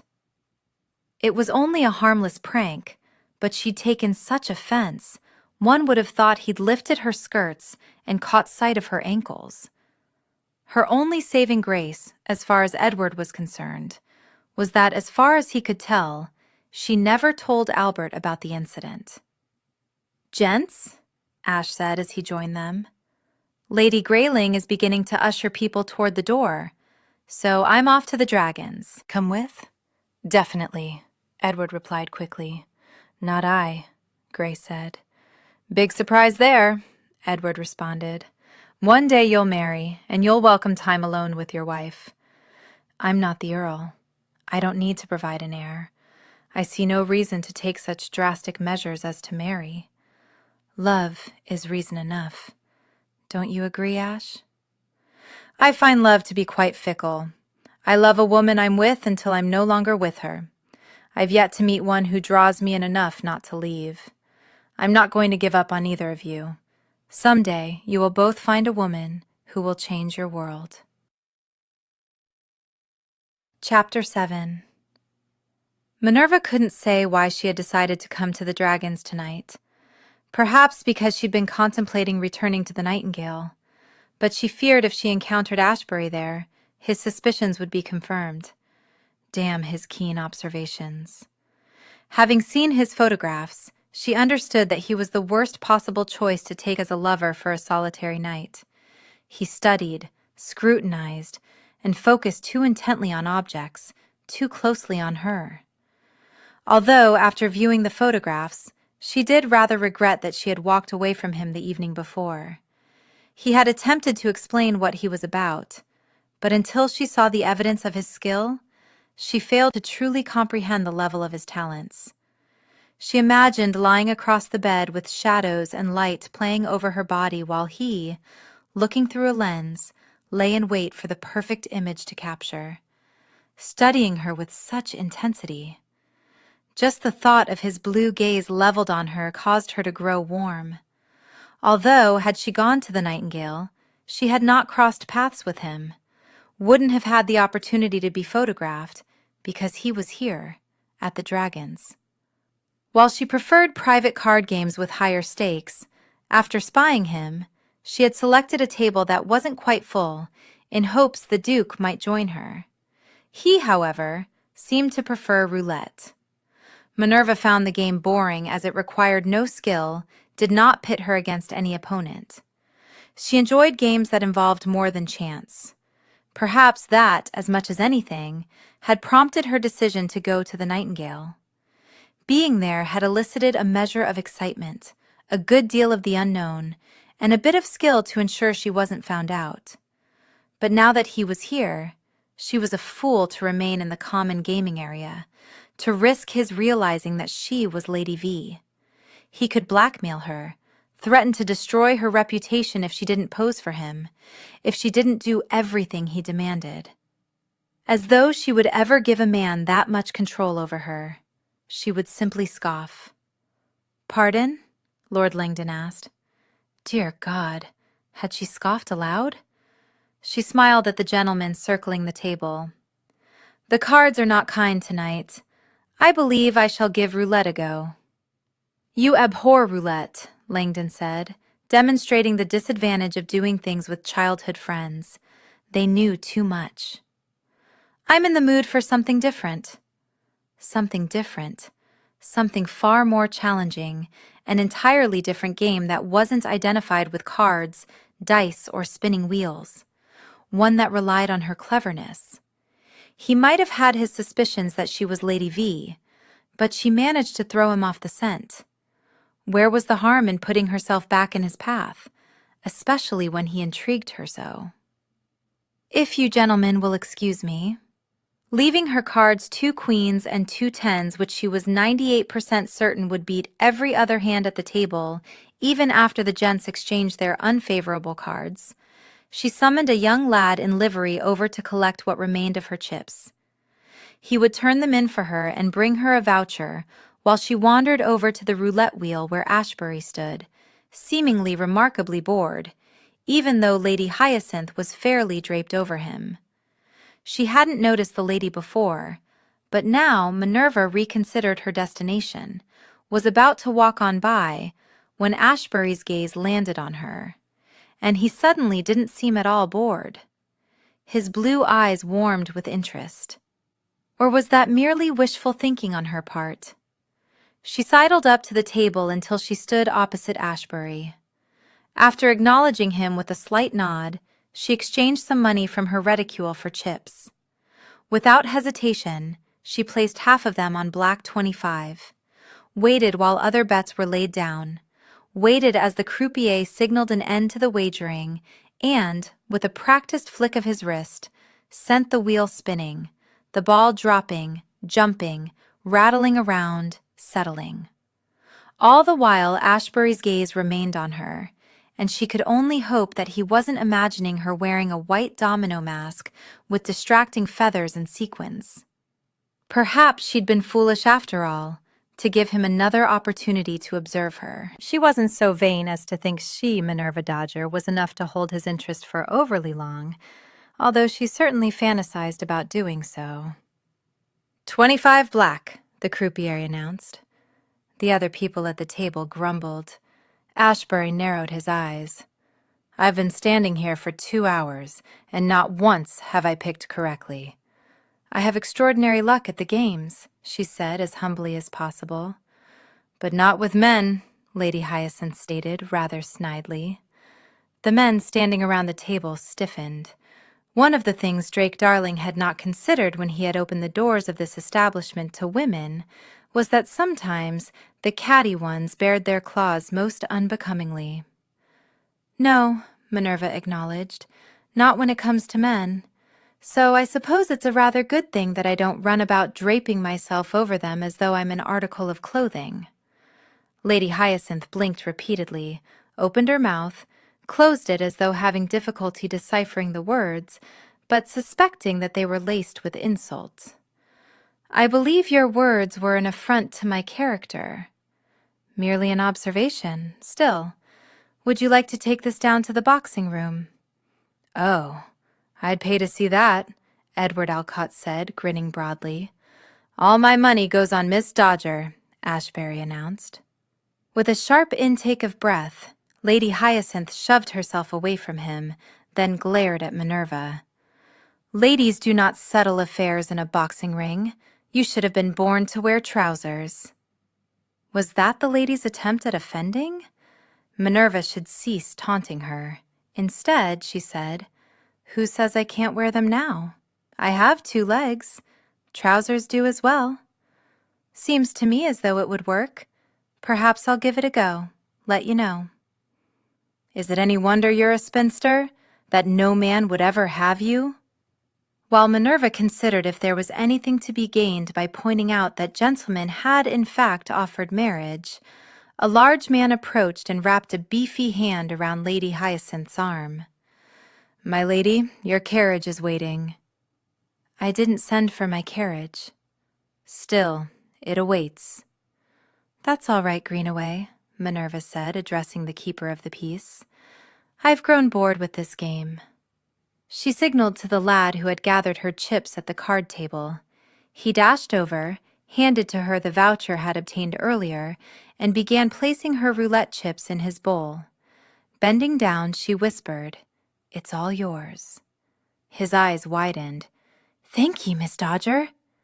Straightening, she smiled at those circling the table. "Gentlemen, lady, I hope your luck improves." After taking a dozen steps away from the table, she lowered her defenses and felt Lady Hyacinth's barbs striking deep. In spite of the offers for marriage, she knew the men had not wanted her. They'd wanted her money. Most had been polite, some had feigned interest, others had been blunt. She preferred the blunt ones, liked knowing where she stood, and it made it so much easier to decline without offending or worrying about hurting someone's pride, although her own was presently stung. Ashebury had shown interest last night, but he hadn't known who she was. She'd been mysterious, provocative, interesting. He might have been willing to place a bet on her tonight, and while her first thought had been that had done it out of support for her, her second thought sent the first straight to hell. He was placing the wager knowing the odds were in his favor, that common Miss Dodger had a good right punch. Actually, it was a left, but still, she'd once flattened her younger brother. Her father was a commoner, a former gambling house owner, and she knew the ins and outs of that life like she knew the back of her own hand. "Don't suppose you're headed to the ballroom?" a familiar voice asked behind her. Staggering to a stop, she rebuilt her protective walls before facing Ashebury.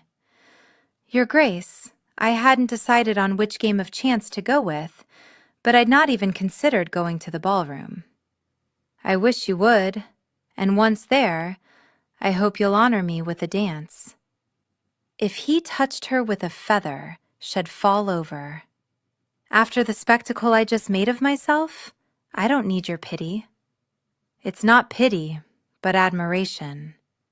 "She had too much to drink, isn't very sharp to begin with.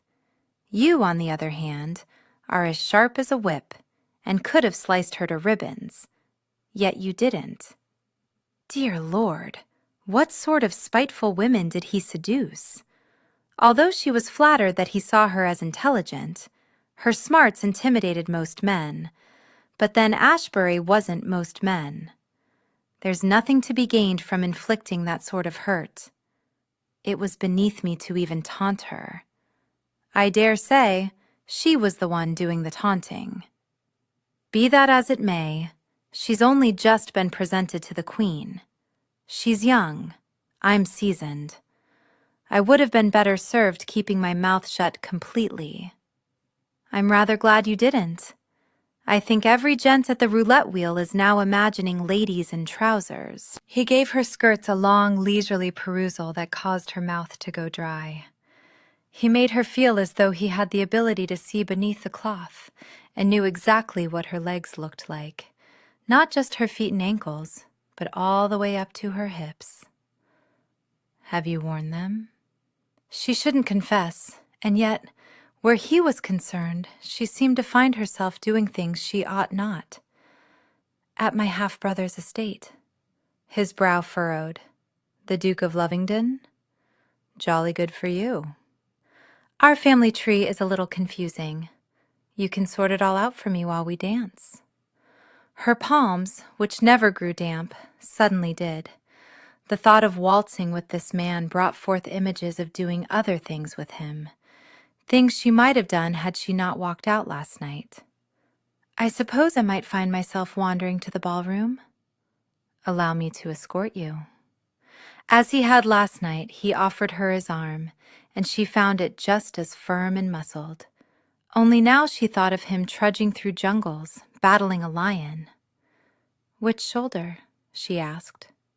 He shifted his gaze to her, and while he was considerably taller than she was, he didn't so much look down on her as much as he managed to look over at her. He made her feel delicate when she was probably the least delicate lady in London. Yet she appreciated the sensation he elicited, one no other man ever had. "Pardon?" he asked. "The lion. Which shoulder did he sink his teeth into?" "Ah, the left. More a grazing than a sinking. Edward tends toward the dramatic. It makes him both appealing and irritating, based on one's mood at the time that he's waxing on." "Yet he's your friend." He gave her a self-deprecating smile. "Tragedy makes for strange bedfellows." So did reaching spinsterhood, although she kept that thought to herself. "Is the roulette table rigged?" he asked. "I beg your pardon?" "As I mentioned, I spent 2 hours handing over my money. You come to the table, set down a wager, and win. Seems a bit fishy considering your association to this place." They entered the ballroom with its mirrored walls. Minerva had always thought it a waste of space as few people were here, and it brought in no money. She had inherited her father's business acumen and tendency to analyze every situation, every gentleman who showed interest. She took nothing at face value, most of all flirtation and flattery. "I'm not certain how they would rig it. Besides, it makes no sense to deliberately let me win when this place made my father's fortune." "Sentimentality, perhaps?" "No. Drake Darling has a head for business that wouldn't allow that. It's the reason my father sold the place to him. He trusted him with it, knew he would keep it profitable. Besides, the staff knows me well enough to know I'd be none too happy if they arranged it for me to win. I like a good challenge. There's no point in playing if things are rigged in your favor." Having said that, it occurred to her that perhaps that was why she decided to forego another season. With her dowry, the chances of finding a husband were rigged in her favor, but it wasn't a husband she wanted. It was a man who loved her. "You were simply so confident with your play," he said. "No hesitation at all in placing your wager." "At the roulette wheel, I go with my instincts. Don't give any thought as to where I place my bet. It's all chance. You stand toe-to-toe with the men then, not muling or asking advice." "I was practically raised within these walls. It would be quite insincere to pretend that I neither know how the games work or my own mind. I believe a person should take responsibility for his or her actions. I would have accepted a loss with grace, but it's always more fun to have the win." "Ah, a waltz is starting up. Shall we?" She'd barely given a nod before he swept her onto the dance area, holding her scandalously close, daring her with his intense gaze to object. They were in a place of vice and sin. She wasn't going to be a hypocrite about it. Besides, she liked being this close to him, taking in his sandalwood fragrance mingling with the aroma of scotch. "I've never noticed you at the card tables, Your Grace." "Cards are too much work. You have to think incessantly hard, constantly trying to outfox the other fellows. I like roulette because it's a simple game that gives me the freedom to focus on more interesting things." His attention never strayed from her, and she was tempted to believe he found her interesting. "Like Lady Hyacinth?" "No, like you." Miss Minerva Dodger had been on the periphery of Ash's world for some time now, but not until Lady Hyacinth had referred to her as a spinster did he realize how long she might have been there. She saw herself as seasoned, and a seasoned woman with no prospects for marriage might very likely take it upon herself to visit the Nightingale. If he asked her outright, she'd deny it. He was fairly certain of that. He was also quite certain that she was Lady V. The ballroom here was not as well lit as Lady Greyling's salon, and the flickering flames in the chandeliers highlighted Miss Dodger's hair in a way that made it appear very similar to Lady V's. With her in his arms, he was able to get a better sense of her figure, although, damn, he wished for those trousers Shed alluded to at the roulette table. Then there would be no doubt at all. Although the doubt he now experienced was minuscule. He was once again hit with the fragrance of verbena. He wondered if there was a chance in hell that she would return to the Nightingale, that she would allow someone else to escort her to a bedchamber. He tensed with the thought, had to school his body not to react and crush her to him. If another man touched her, he might commit murder. He didn't know if he'd ever met a woman as bold, strong, sure of her own mind. She did not back down. He would have liked to watch her taking a turn in the boxing ring. "You could have handled yourself downstairs, couldn't you?" he asked. "In the boxing ring?" "Quite. My father was not one to allow me to grow up in innocence. He taught me early on how to handle myself, how to land a blow so it would be most effective. He gave me leave to practice on my brothers. I never had to deal with them teasing me as some brothers do. They rather fear me. To this day, even. A woman with such talents wouldn't fear going to the Nightingale. And Lady V had indicated that she preferred to kill him rather than have her father do it if Ash misbehaved. She was a warrior, not one to be taken lightly, to be overlooked. But it seemed a great many men had. He had. "I'm imagining a photograph of you standing within the ropes, fists raised, skin glistening with sweat. I would not be so crass as to sweat. I might be lightly coated in dew. Even better. Hair askew, strands feathering out. Is there red in your hair? Depends on the light. It might be the only thing I inherited from my mother. The rest of me, I fear, is pretty much my father, which makes me a handsome woman according to one gentleman who wished to gain my favor." I didn't find the term particularly flattering. I suspect because his tone indicated that he didn't mean to imply it as such. His sentiments were along the lines of, he hoped that God would be merciful when it came to the appearance of our children. "And I'm not sure why I just told you that. He sounds like an arse." Her smile transformed her face into something quite extraordinary. He wanted to capture it in shadow and light. "I dare say I thought he was," she said. "I may be plain of feature, but I'm not hideous." "You're not plain." "You're kind to say so." But she didn't believe him. He found that interesting. "If you're discussing children with the arse, then I assume he was in serious pursuit." He was. However, when I declined his proposal of marriage, he warned me that I would live out my life as a spinster, to which I answered, I'd rather be a spinster than his wife. Obviously, I've not mastered the genteel art of flirtation. Maybe not, but still he was finding himself quite fascinated by her. He liked that there was no artifice to her.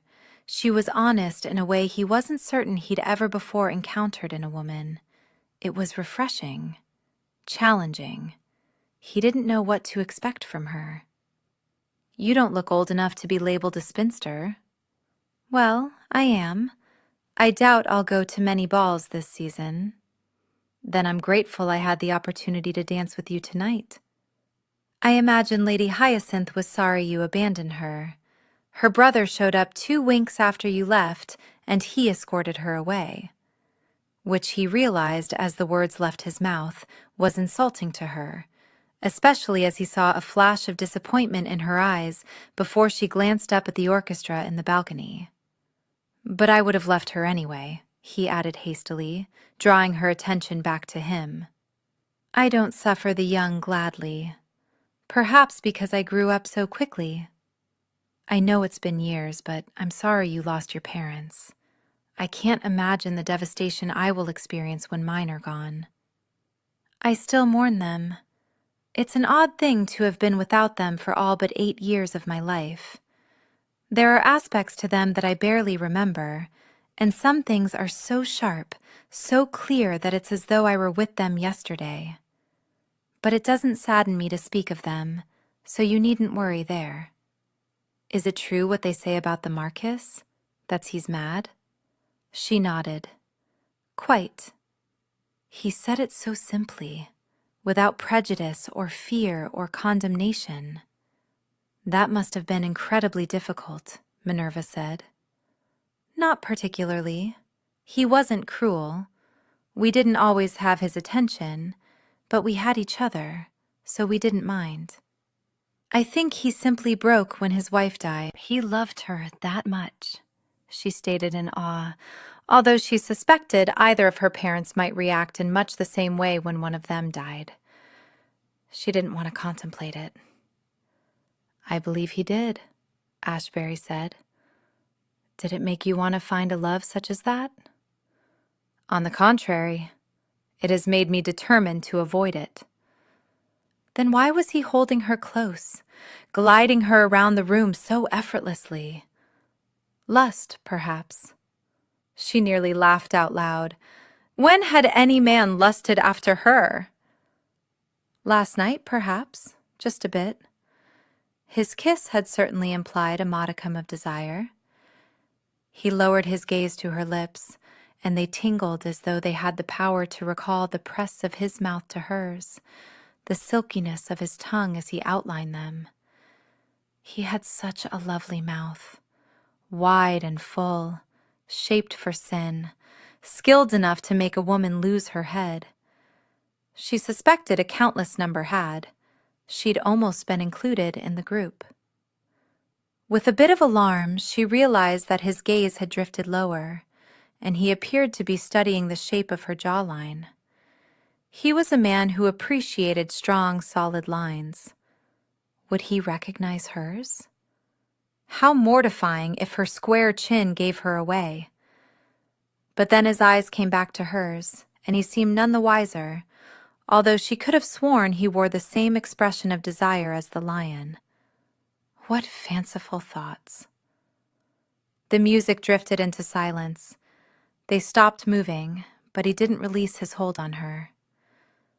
I can hardly countenance that I've never really spoken with you before today, he said. You've never lacked for fawning women. You don't fawn, do you, Miss Dodger? I've never known a man worth fawning over. She released a light laugh. Perhaps that's the reason I'm a spinster. Or perhaps it is simply that men are idiots. That goes without saying, doesn't it? He chuckled low. I should be insulted. But you're not. No. He skimmed his gloved finger along her jaw, and she wished like the very devil that no cloth separated his skin from hers. Oh, what a fool she was to be drawn to him as easily as every other lady in London. She cleared her throat. Thank you for the dance, but I must take my leave. It's been a rather long evening. Will you be here tomorrow?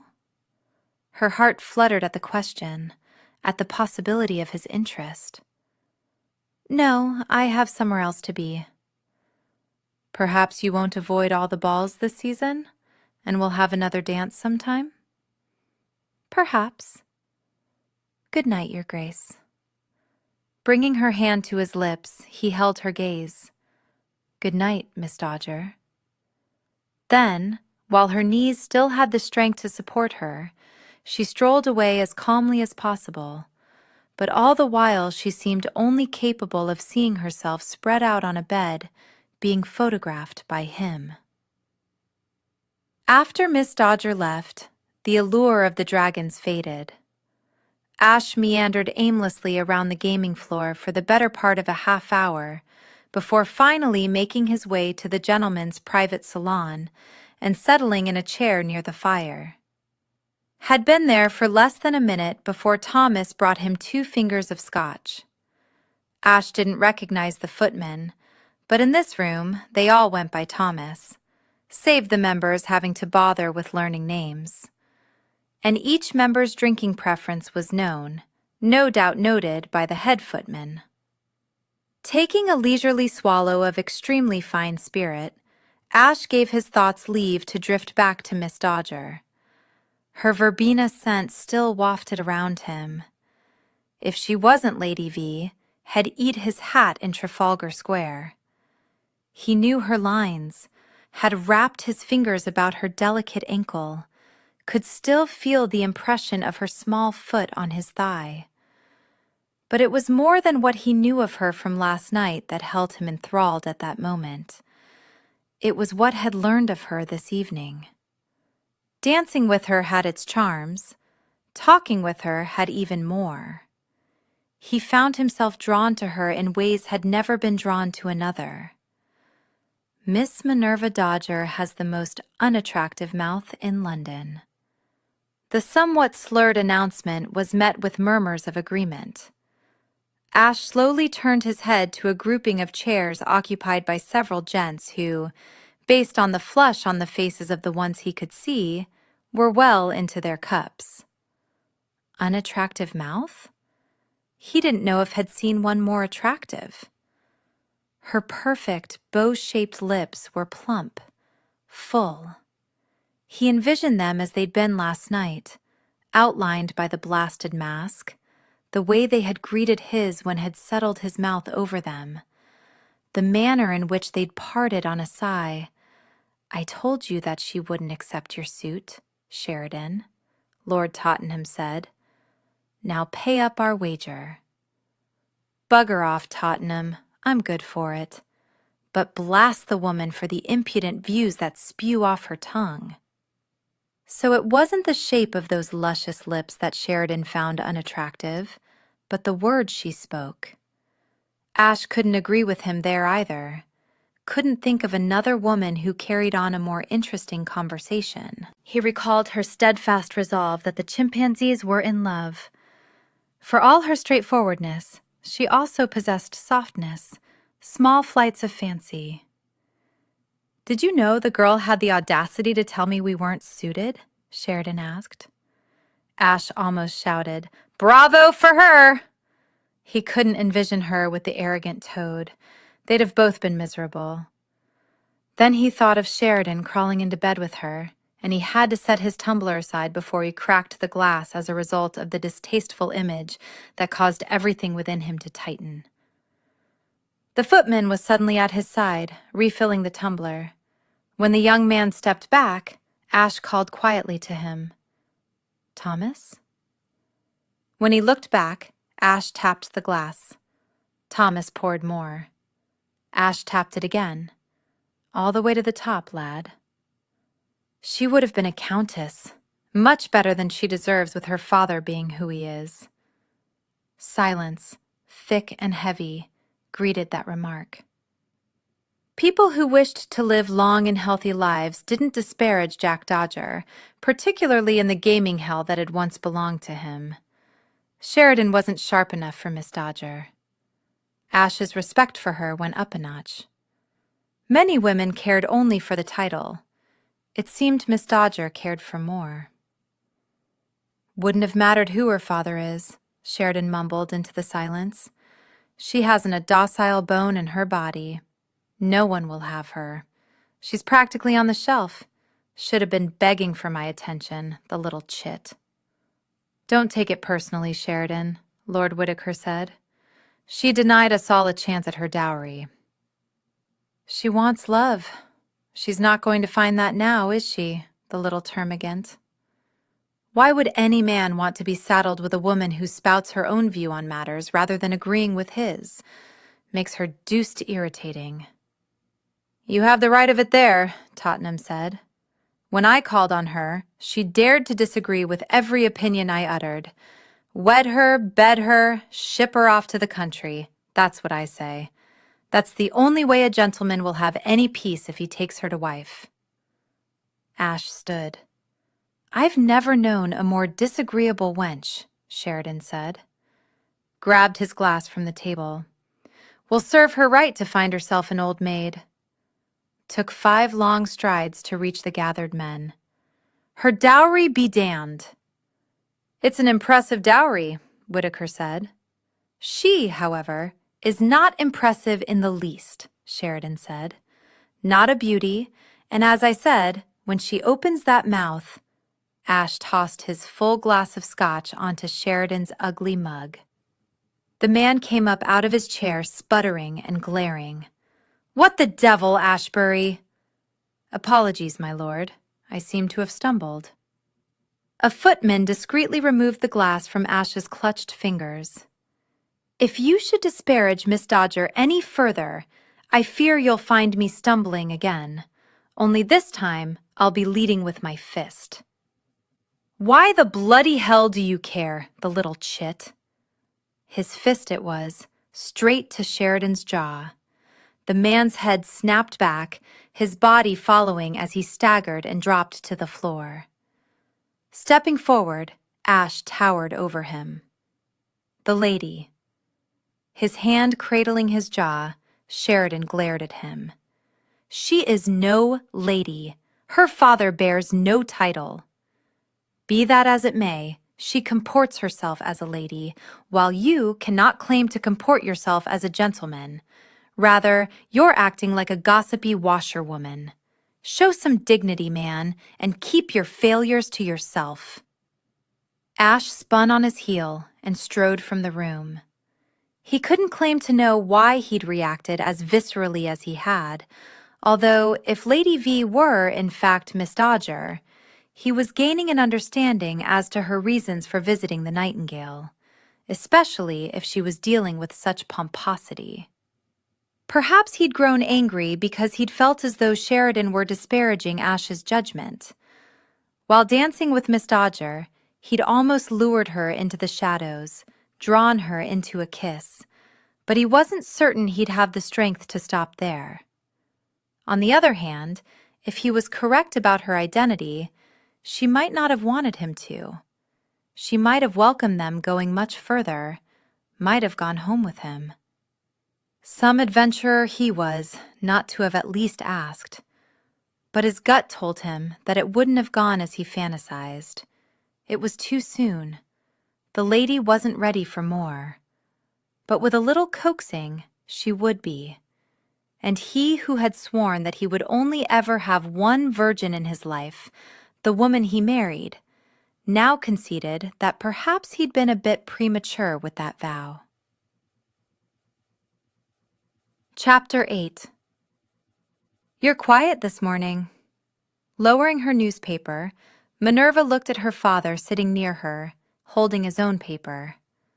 From the moment his children had mastered reading, he'd insisted that the butler press an edition of the Times for each of them and set it at their place at the table, so it was readily available to them when they came down for breakfast. They needed to know what was happening in the world, not the weather or the latest fashions.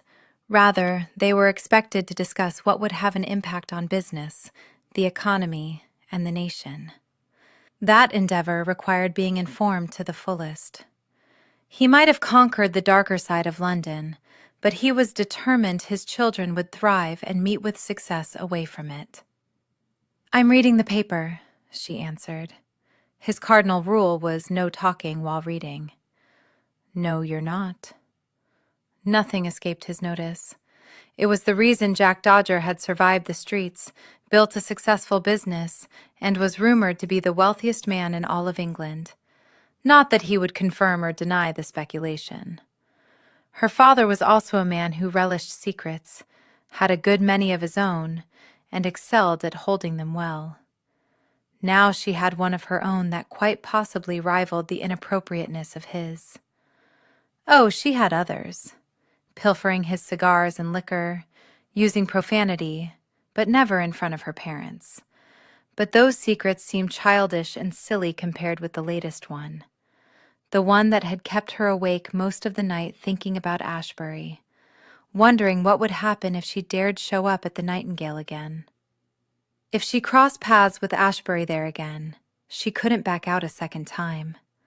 Her pride more than anything wouldn't allow it. Paper crinkled as her father folded up his newspaper and set it aside. "So what's troubling you?" His dogged determination, which had resulted in his achievements, seldom allowed his children to escape his scrutiny when he suspected they were hiding something. While it was an admirable trait, when it was directed her way, she didn't much like it. Still, she knew he wouldn't give up until he had his answer. "I think it's time to admit I'm not the sort men marry." His unwavering gaze on her, he sat still and silent for a moment. "Should I increase the amount of your dowry?" She laughed lightly. "Dear God, no, Papa. Mine's large enough to attract fortune hunters from across the pond. No, it's more to do with me. I'm not the type with whom men can fall madly in love. They don't find me very biddable. If they don't appreciate you, they can rot. Don't change for a single one of them." He would defend his children to the death. She loved him for it. "I wasn't planning to. Here's an example, though. Last night at the Dragons, I challenged Lady Hyacinth to a bout in the boxing ring." He arched a thick eyebrow, gave a curt nod of approval. "You'd draw a crowd." "What were you going to charge for admittance into the room?" Any other man might have been mocking her, but she knew him well enough to know he was serious. He never turned down an opportunity to add money to his coffers. Any other father might have been appalled, but he valued strength, courage, and fortitude. "I had no plans to charge anything. It was an empty dare that I wasn't going to see through." She said something unkind, and I reacted very poorly. "I'll have a chat with her father this morning. She'll be apologizing this afternoon." His influence was such that any confrontation yielded results. Terrified some when Jack Dodger showed up at their door. "That's not necessary, I handled it." He studied her for a moment, no doubt trying to discern if it was handled to his satisfaction. "What did she say?" "I don't remember exactly. Something about the reason I'm a spinster. It's not important. What matters is that ladies don't engage in fisticuffs, and yet I toss the possibility out there as though it were perfectly normal and acceptable. I come across as being masculine, a hoyden, instead of dainty and feminine. You come across as a woman with the wherewithal to take care of herself. Not everyone values that in a lady. You don't want someone who doesn't. And therein lies the problem. I don't think a man who can accept me as I am exists, at least not among the aristocracy, not where proper behavior is so regarded, and ladies are expected to yield to their husbands on all matters. I haven't a talent for yielding. Then don't marry among the aristocracy." Until this moment, marrying a commoner wasn't something she'd even considered.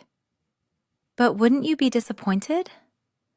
"It would be a feather in your kappa, son of the streets whose daughter marries nobility." "I've never much fancied feathers." He gave her an understanding smile. "Marry a butcher, a baker, a candlestick maker. Don't marry at all." "I don't care." "Neither does your mother. All we've ever wanted was for you to be happy." If she weren't so practical, she'd weep. For all his gruffness, there were times when he said things that below the surface were incredibly sentimental and sweet. "And if my happiness rests in doing something I ought not? Like stealing my cigars?" Her eyes widened. "You knew?" "I can count inventory. Could have been my brother's." He gave her a stern look. "They've never been as daring as you." That was true enough, but then they'd never wrapped their father around their little finger either. She could get away with a good deal more, and they were smart enough to recognize it. "All right then, I've been caught. But back to my original concern, about doing something I ought not. Your mother ought not to have married me." He picked up his newspaper, shook it out, buried his nose in it. "That didn't turn out so badly." which she supposed was his way of saying he'd stand behind her no matter what sort of trouble she got herself into. "What the bloody hell do you mean that my financial situation is in dire straits?" Ash bellowed as he tore his gaze from the ledger of dancing numbers that his man of business had set before him. "It's the investments, Your Grace. As you can see, based on what I've outlined there, they are not doing as well as we'd hoped." What he had outlined was nothing but a jumble of sums. Ash had never been able to tame figures, which had resulted in countless knuckle rappings from the tutor the Marquess had hired. The man hadn't minded teaching one boy, but 4 was beyond his patience. In the beginning, Ash had blamed the man for his inability to educate him on how to master ciphering. He'd suffered through the same struggles at Harrow until he'd eventually mastered cheating in order to avoid the degrading set-downs when he arrived at an incorrect answer. As he'd grown older, he'd realized the fault rested within him and not with his schoolmasters. He simply couldn't grasp mathematics. Latin, yes, quite easily. He excelled at penmanship. He was a voracious reader. He could recite facts on Britain's history, including naming every monarch. He could write a detailed account of journeys taken and not leave out a single incident. He could master foreign languages. He served as interpreter on their treks through foreign lands. If they came across a people whose language they'd never heard, it took him no time at all to figure it out so he could communicate with them. But put a series of numbers in front of him, expect him to make sense of them, and it was as though his brain considered them to be little more than colorful balls to be juggled around. It was the true reason he avoided card games. It was a complete nightmare when values associated with cards had to be tallied. But roulette? He didn't have to make sense of any numbers. He simply placed his wager in a square or on a line. He shot out of the chair and began to pace. How could this have happened?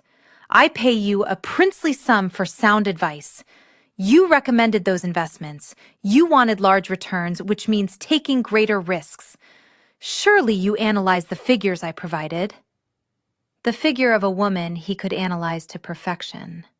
But 1s, 3s, 8s, every blasted numeral that existed escaped his comprehension if he had to do more than simply look at them. Even then, they seemed to weave before his vision like the exotic dancers he'd seen in the East, which was the reason that he'd always insisted Nesbit provide verbal reports. Nesbit, being a man who loved numbers and could wax on about them for hours, also provided the information in written form to back up his claims. Not that they did Ash any good. Instead, he was forced to focus on every word Nesbit uttered in order to make his decisions. He'd understood that the income provided by his 3 estates was dwindling, tenants moving to cities to work in factories, agriculture not being what it once was now that it was cheaper to import from America. Ash had known he needed to diversify. Investing had seemed the way to go. He should have sought counsel from Gray or Loxley. Gray was managing his estates quite well, while Loxley had taken over his father's duties some time back. But he would have been mortified to acknowledge that he couldn't handle matters on his own. Pride. Damned pride. He could climb a mountain, survive crossing a desert, guide a boat up the Nile. He was swift in a race, didn't back down from a fight, protected what was his. The estates were his. He was going to have to make matters right, do whatever was necessary to regain the upper hand. He stopped pacing and faced the man sitting behind the desk. We'll need to sell our shares in these companies post-haste. You won't get much for them. Might be best to let them sit, see if things turn around. Never gamble what you can ill afford to lose. He knew that mantra well enough. The investments had sounded so damned promising when Nesbit had spoken about them. You're not completely without funds, Your Grace. You'll just need to tighten the purse strings. Choke them, more like. Ash knew very well how costly it was to maintain his estates. They'd been profitable in his father's day, had provided enough income to cover costs. No longer. He couldn't afford any more investments, couldn't put any more money at risk. He needed a sure thing, a way to gain funds that guaranteed pure profit, and he needed it soon. After meeting with Nesbit, Ash was restless.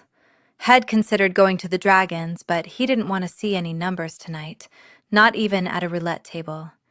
If he became any more tense, he was likely to snap. He needed something that brought him absolute, unfettered joy, which left only two options: a woman or taking a photograph. So greedy bastard that he was, had come to the Nightingale in hopes of acquiring both. Sipping scotch, considering the selections, he stood with his shoulder to the wall. Had been studying the ladies for the better part of an hour now, and he couldn't settle on one who would suit his purposes. One was too tall, one too short, another too plump, too thin, not proportioned pleasingly, not particularly elegant with her movements. What the bloody hell was wrong with him? He wasn't usually this particular. He enjoyed the challenge of taking imperfection and making it perfect. He was master of light and shadows, controlled them at his whim, commanded them. He should forget the photograph, be content with the sex. Women had approached him, but his disinterest had been obvious and they'd quickly moved on. None of them suited. None of them. It hit him with the force of a sledgehammer to his skull. He needed her to be at the Nightingale tonight. He couldn't say why. He only knew that it was true. With or without the mask, he didn't care. He wanted Lady V. He knew that with her, for a little while, he could forget his troubles. He could stop chastising himself for taking a misstep with his inheritance, his legacy, his stewardship. Had tried to ensure that the estates didn't fall into disrepair, that the remaining tenants would have fewer worries, that he could maintain his staff, not so much for his needs, but for theirs. Some had been seeing to the residences for years. To show his gratitude for their service, had intended to see them well off when they retired. Then there was the matter of securing a wife, his heir, and other children. He didn't want his son to be the only child. Had had 8 years of loneliness, of no one with whom to play or scheme. He was not grateful for his parents' demise, had never be grateful for that. But he was glad to have acquired 3 brothers, with whom had been able to be mischievous. Normally, he would have turned to them with the disappointing news delivered by Nesbit, but his pride wouldn't allow it. He should have gone to the Dragons, although she'd indicated she wouldn't be there tonight. Had scoured through invitations, but there had been none for this evening. So where was she? At the theater? Maybe at a private affair. But he needed her here. Your Grace. Reluctantly, he turned his head at the soft voice. A lady wearing a burgundy mask with black gemstones and feathers smiled at him. Reaching out, he touched her chin, hating that only a small square of skin around her mouth was visible. It seemed the masks were becoming larger and more elaborate. Whoever created them must be making a fortune. Darling. He called them all darling, except for Lady V. Why had he asked for her name? How had he known from the instant he saw her that she would be different from all the others? Burgundy trailed slender fingers up his arm. I've been watching you for some time. Have heard you are quite skilled at delivering pleasure. She ran her tongue around lips that didn't tempt him as Lady V's had. So am I. We would make an excellent pairing. He had no doubt. She was nearly as tall as he was, with a stoutness to her that would provide cushion. And her legs, long, so long. But they weren't the ones he wanted wrapped around his hips. I'm waiting for someone. He suspected had be waiting all night. She wouldn't return, and his reasons for being here would again go unfulfilled. Her mouth flattened with displeasure. She wasn't going to be gracious about his rebuff. They seldom were. Yet he had little doubt that Lady V would be. She wouldn't make a fuss. She understood that some things weren't meant to be. "I won't give you another chance to make love to me," Burgundy said, a hardness to her eyes that he might have never experienced had she approached him before he became aware of Lady V. He wouldn't have turned Burgundy away, yet at this moment he could work up no enthusiasm at the notion of being with her, and it rather disgusted him to think that before he would have been content with only the physical. "My loss," he said quietly. She jutted up her chin. "Indeed." Her movements weren't particularly graceful as she stormed away. Halfway across the room, she settled into a saunter, and by the time she reached Rexton, she was all poise and confidence. She certainly wasn't one to allow the moss to grow beneath her feet. Ash took no offense. One purpose of the place was to allow for a variety of partners. He didn't want to contemplate that Lady V, had she a taste of carnal knowledge, might take on an assortment of lovers. Why couldn't he get the vixen off his mind? He should have gone to the dragons. His attention was snagged by an angelic vision in white gliding into the parlor as though her feet didn't touch the floor. Perfect height, perfect figure, perfect everything. He'd set his glass aside and was striding toward her before he realized what he was about. Somewhere in the back of his mind, while he'd longed for her to come, he'd hoped that she wouldn't, that she was smart enough to avoid this debauchery disguised as something acceptable. A place for those of like minds, a secretive circle that rebelled against society's mores and rules of morality. Nothing here was sacred, except for the privilege of doing as one pleased. He'd always embraced the notion, considered it forward-thinking, but he didn't want her to be part of it. Yet he couldn't seem to squelch his gladness at her arrival. Unable to take his gaze from her, he fought not to wrap an arm around her and haul her up against him when he was close enough to inhale her verbena fragrance. Lips, the palest of pinks, curved up ever so slightly as he arrived at her side. "Lady V, Your Grace." Her voice was still the smoky rasp that curled around and through him, settling somewhere deep in his soul, filling an emptiness he'd held for too long. That was the only aspect of her that gave him pause that he might have misidentified her. But she could fabricate the timbre. Smart woman that she was, she would have done so, hoping for a further means to keeping her visit here secret. When most men wouldn't have gone to the trouble to unravel their partner's identity, mystery was a good part of the allure. "I must confess to being surprised you returned," he said. "It's not the first time since our encounter." His gut clenched so tightly that he nearly doubled over. "Pardon?" The smile again, only a little wider. "I was here last night." "Were you now?" "Yes, but only until around midnight." Impossible. She'd been with him, dancing in his arms. Unless he was mistaken regarding her identity. He could ask around, but he didn't want to draw attention to her. It was also possible that she was being a clever girl, fabricating a story in an attempt to throw him off the scent. But if she was speaking true, if he were wrong, she'd ignored his advice. She'd had a man between her thighs. He had the sudden, irrational urge to flatten some random gent's nose, bust a jaw, blacken an eye. But he wanted her more than he wanted anything else in his life. "I have a room," he said. Not waiting for her to respond, he grabbed her hand and headed for the stairs. Minerva thought she should have objected to his forcefulness, his determination.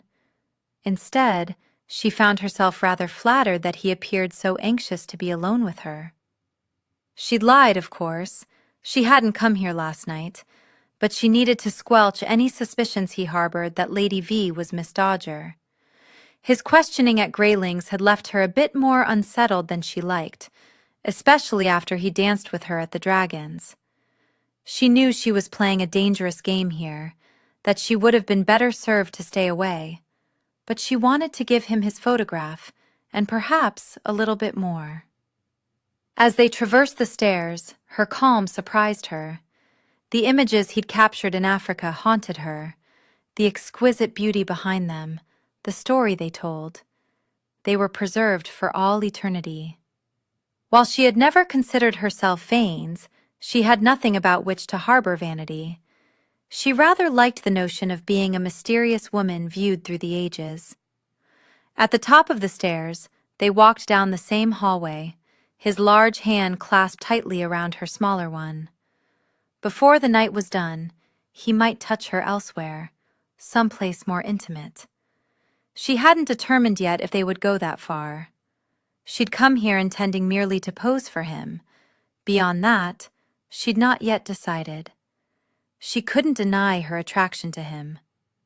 Did he think less of the women who posed for him? Or did he admire them? How would he feel about her when all was said and done? He led her to the same corner room, inserted the key, and opened the door.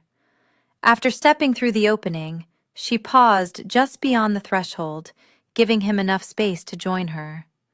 The door clicked closed. Without warning, she found her back pressed to it. The Duke's mouth latched hungrily onto hers. She should have shoved him away.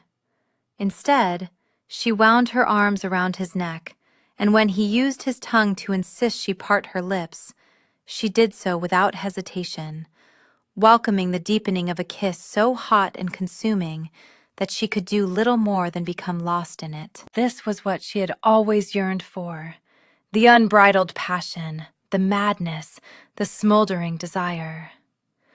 She was aware of him bracketing his hands firmly on either side of her waist, then gliding them quickly upward. Not stopping when he reached her arms, he continued sliding his hands along them, moving them from about him until they were raised over her head. With one strong hand, he shackled her wrists together before plunging the other in her hair, cradling the back of her head, taking further possession of her mouth as though he were its master and commander, leaving no part of it unexplored. She had an idle thought that she would love to travel the world with him, experience all the various facets of it as they boldly surveyed everything before them. Then her focus narrowed to the present, to him. She tasted the richness of Scotch on his tongue. His sandalwood scent invaded her senses. She wanted the freedom to touch him, yet couldn't deny the pleasure in being pinned as she was, his large body flattening her breasts against his chest. He growled, low and feral, a wild animal that had captured its prey and was now at liberty to toy with it, to taunt it, to make it grateful to have been caught. He dragged his mouth over her chin, over her throat to the dip in the silk where her breasts lay in wait. "Who?" he demanded, his voice rough and raw with some emotion she couldn't quite identify. Breathing harshly, she could barely speak. "Who? What?" "Last night. Who bedded you?" If she didn't know better, she'd think she heard pure agony threaded through his words, as though he'd forced them out through gritted teeth. Why would he have such a visceral response? And yet she couldn't deny taking some delight in his possessiveness. "No one. I wasn't here for that purpose." The problem with a lie was that it constantly had to be rebuilt, lest the foundation of it crumble. Why was she even playing this game? Why couldn't she be completely honest with him? He had danced with her, yet so had other men, and in the end, there had been naught but disappointment and hurt. She fought so hard to ignore the pain of rejection, but she had been schooled enough times to know that it refused to be ignored. At some point, it would rush in like a huge tidal wave and overwhelm. His head came up sharply. She felt, more than saw, the intensity in his gaze. "Then why were you here?" "I'd changed my mind about posing for you. It occurred to me that mayhap I did myself no great service by being so cowardly. If I couldn't agree to your simple request, how did I think I was going to climb between the sheets with a stranger?" "You're not. You're only going beneath the covers with me." Her first inclination was to object. She was too independent to be told what to do. But she had already decided that when the time came, he was the one she wanted. That he wanted her only sealed things. "You don't bed virgins," she reminded him. "I've decided to make an exception." "God help me. I've not been able to stop thinking about you." Then his mouth came down on hers again, hard and demanding, as though he were intent on devouring every inch of her. Fool that she was, she gloried in being wanted. It didn't matter that everything he yearned for, all that he knew of her, was the surface, her body and limbs. At long last, a man wanted to take her to his bed, desired her, was mad to possess her. It wasn't complete or perfect, deep or binding, but it was all heat and fire, urgency and need. She'd take it. She wanted to wrap her arms around him, but he still held them in place, maintaining control, taking without quarter. When next he broke off the kiss, he was breathing as harshly as she. "Remove the mask. Reveal yourself," he commanded. Slowly, she shook her head. He wasn't completely in control after all. "No." "Why?" "Because the illusion of perfection would be shattered, and you wouldn't want me anymore. You can't know who I am. That's the magic of this place. That ladies are anonymous, so we don't have to fear public ruination or damage to our reputations." "I want to know who you are." She shook her head. "I can't do this if you do. I can't do any of it. I can't even pose for you." "Do you fear that I'll judge you?" "No. I fear you'll change your mind. I'm just more comfortable behind the mask." She counted the heartbeats, waiting for him to react, to say something, anything. "Then keep it on," he said quietly, and his hand loosened from around her wrists as he stepped back. She lowered her arms. "Are you angry?" "Disappointed. But we all have our secrets. We all have the right to keep them.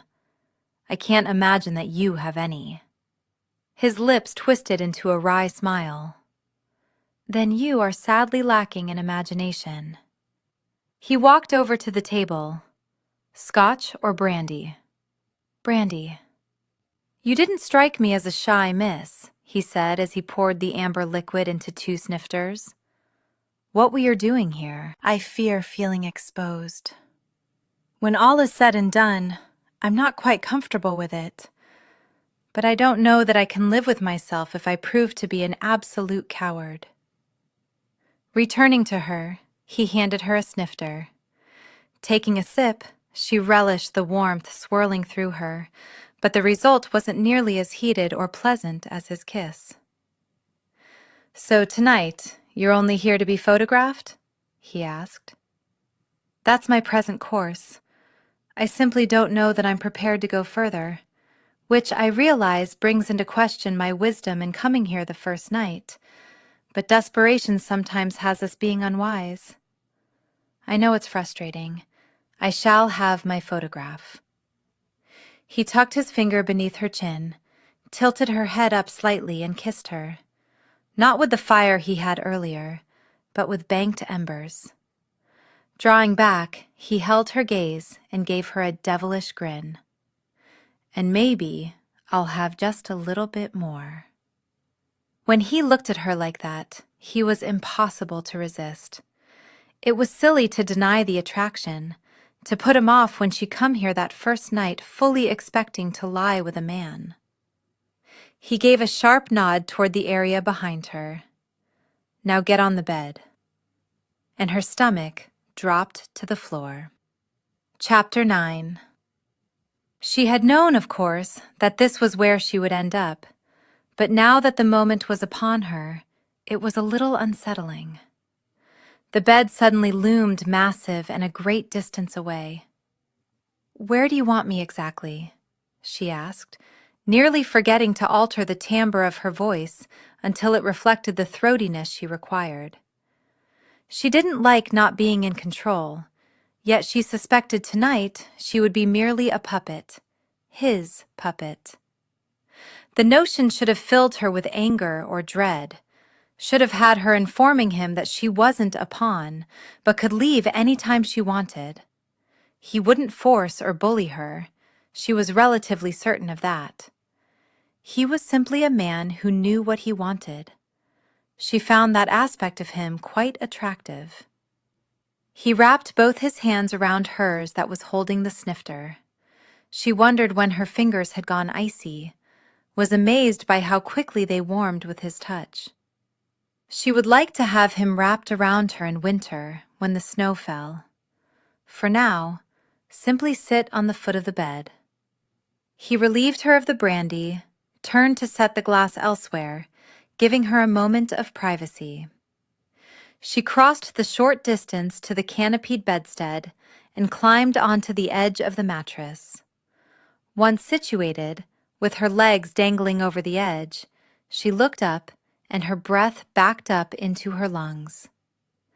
With his eyes focused on her, Ashebury stood near the fireplace, slowly unraveling his neckcloth, his jacket draped over the back of the sofa.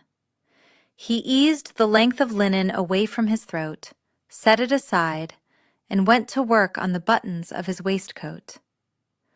"I do my best work if I'm comfortable," he said, as though he read her discomfiture in the shifting of her body, as though she required an explanation.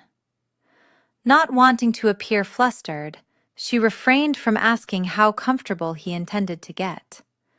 For goodness sakes, she'd walked unattended through rookeries and slums to assist the poor.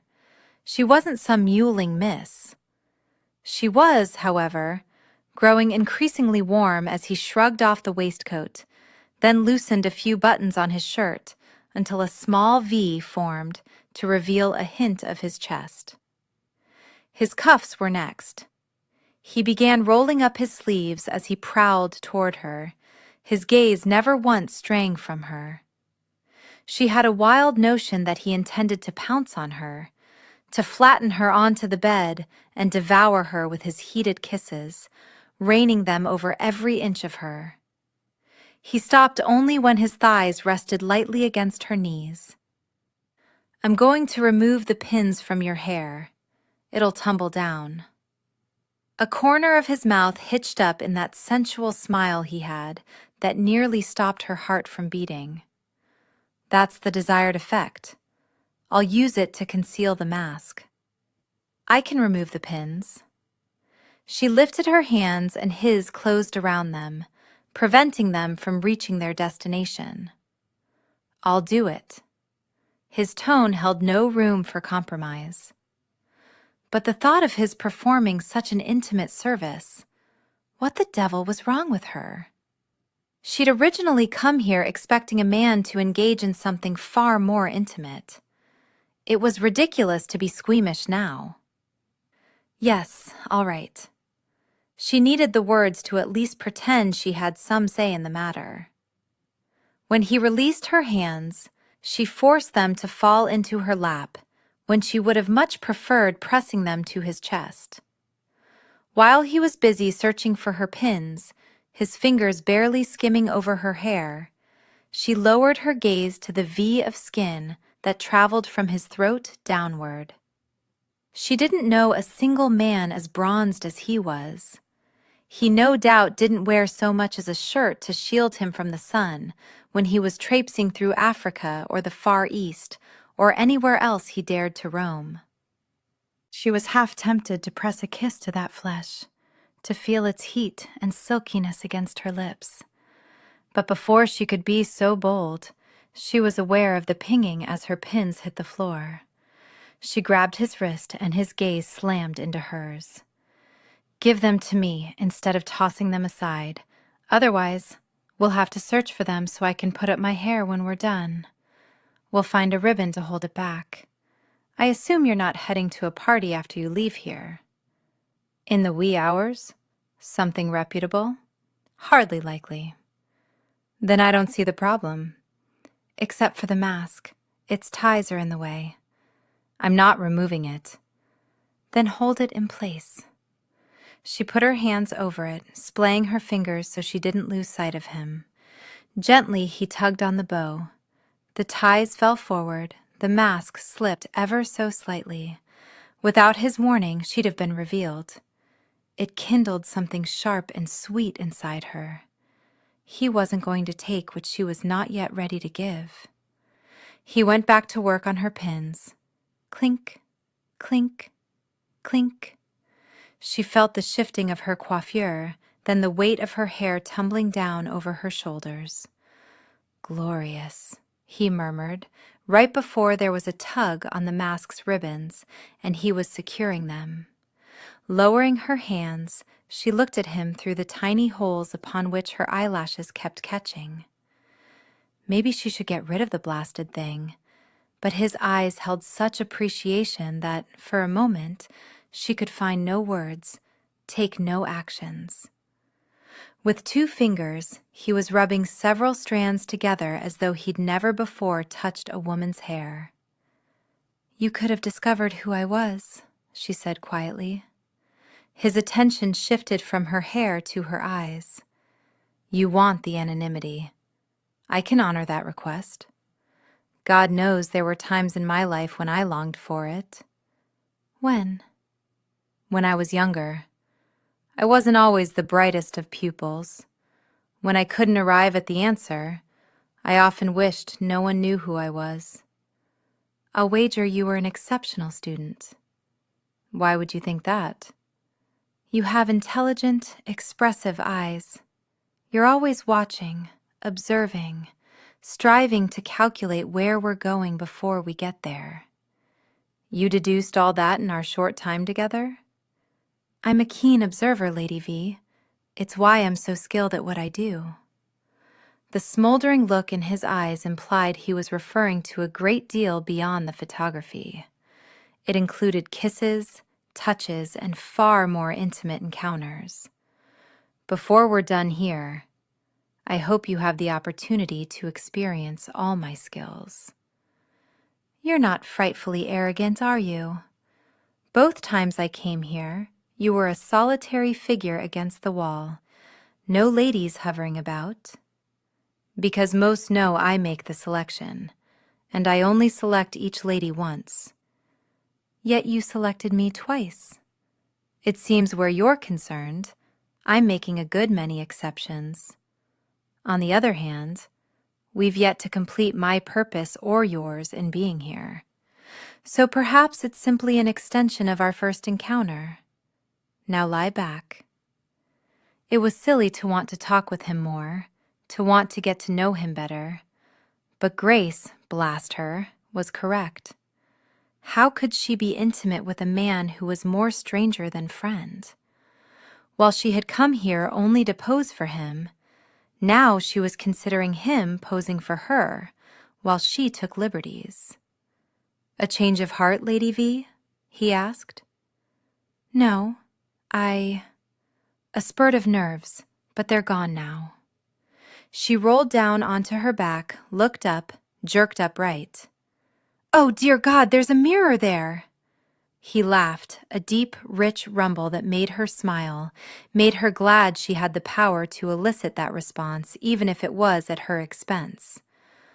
"I suppose I should have warned you about that," he said. "Why is it there?" "Some people like to watch themselves while they're copulating." Oh. She had planned originally to be bedded with her eyes closed tightly, but if she did that, she would miss the beauty of his form. Still, she didn't want to watch the actual coupling. She considered what she knew of the act. "Ladies, you mean. Ladies like to watch. Men as well. It seems that it might be rather difficult since you're on top." "I'm not always on top." "Are you not?" "No. Sometimes I'm on bottom. On my side. I've been known to stand." He wrapped a large, powerful hand around the bedpost. "Sometimes I kneel. There are all sorts of positions. Do you know them all? I doubt that, but I know a good many. I can share them with you when you're ready. She didn't know if she'd ever be ready for all that, but she was intrigued by the possibilities. She had envisioned them coming together only once, but as she was beginning to realize she might never have enough of his kisses, perhaps there were other facets to him of which she'd never have enough. Suddenly, barely aware of him moving, she found herself cradled in his arms. "What are you doing?" "I'm going to place you where I want you, before you lose your nerve." "My subjects don't usually talk so much. It's better to just get on with it. I'm going to touch you, but you can stop me if you become uncomfortable with my attentions." As he walked around the corner of the bed, she felt delicate when she never had before in her life. Having inherited her father's features, she always felt unfeminine, almost boyish. It hadn't helped that she loved climbing trees and following after her brothers. He set her down gently in the middle of the mattress as though she were fragile glass. With his hands coming to rest on her shoulder and hip, he rolled her slightly. "On your stomach, but not all the way. Extend your left arm up. You can rest your head on it. Your right hand here, near your ribs to provide some support." She did as he bade. Then, as he'd promised, he began arranging her hair over her face, over the mask that she was coming to detest. What if she removed it? What if he realized who she was? Would he still be willing to bed her? Or would he be put off by the notion of being with a woman no man had ever loved? Quite unexpectedly, she desperately wanted him to be the one who deflowered her. On his feet, on his knees, on his side, below her, above her. She wanted to be his first virgin, wanted him to be her first lover. Even if only for one night, she wanted him. Through the curtain of her hair, she watched him move back to the foot of the bed. He folded his hands around her feet, and although it made absolutely no sense, they felt delicate as well. Left leg straight, right leg bent slightly at the knee. Holding her ankles, he guided her leg. There, perfect. A word that had never been associated with her before. She rather liked it. "I'm going to move the silk up now because I want the emphasis to be on your legs. Most of the rest of you will be in shadow. I'll stop if you tell me you're uncomfortable. But I hope you're daring enough to let me reach my destination. It'll be pleasing for us both." That was a challenge if she ever heard one. He moved the silk up with his wrists, his hands remaining curled around her legs as he glided them smoothly up over her calves, her knees, a quick release to tug up the material caught beneath her legs. Then a continuation of the journey up her thighs, slowly, slowly, giving her time to protest.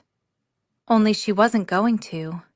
She was her father's daughter, a man branded as a thief in his youth who had taught her never to back down.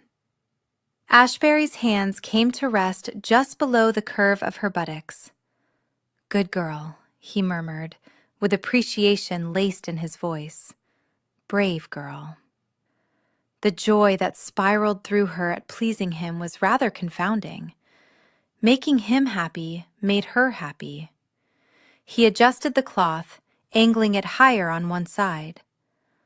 "Are you aware that you have a tiny heart-shaped birthmark on your hip?" He placed a reverent kiss there that branded her flesh, scored her soul. "Don't move a muscle," he ordered. Then he was gone, and she nearly wept at his leaving. Ash was as hard as granite.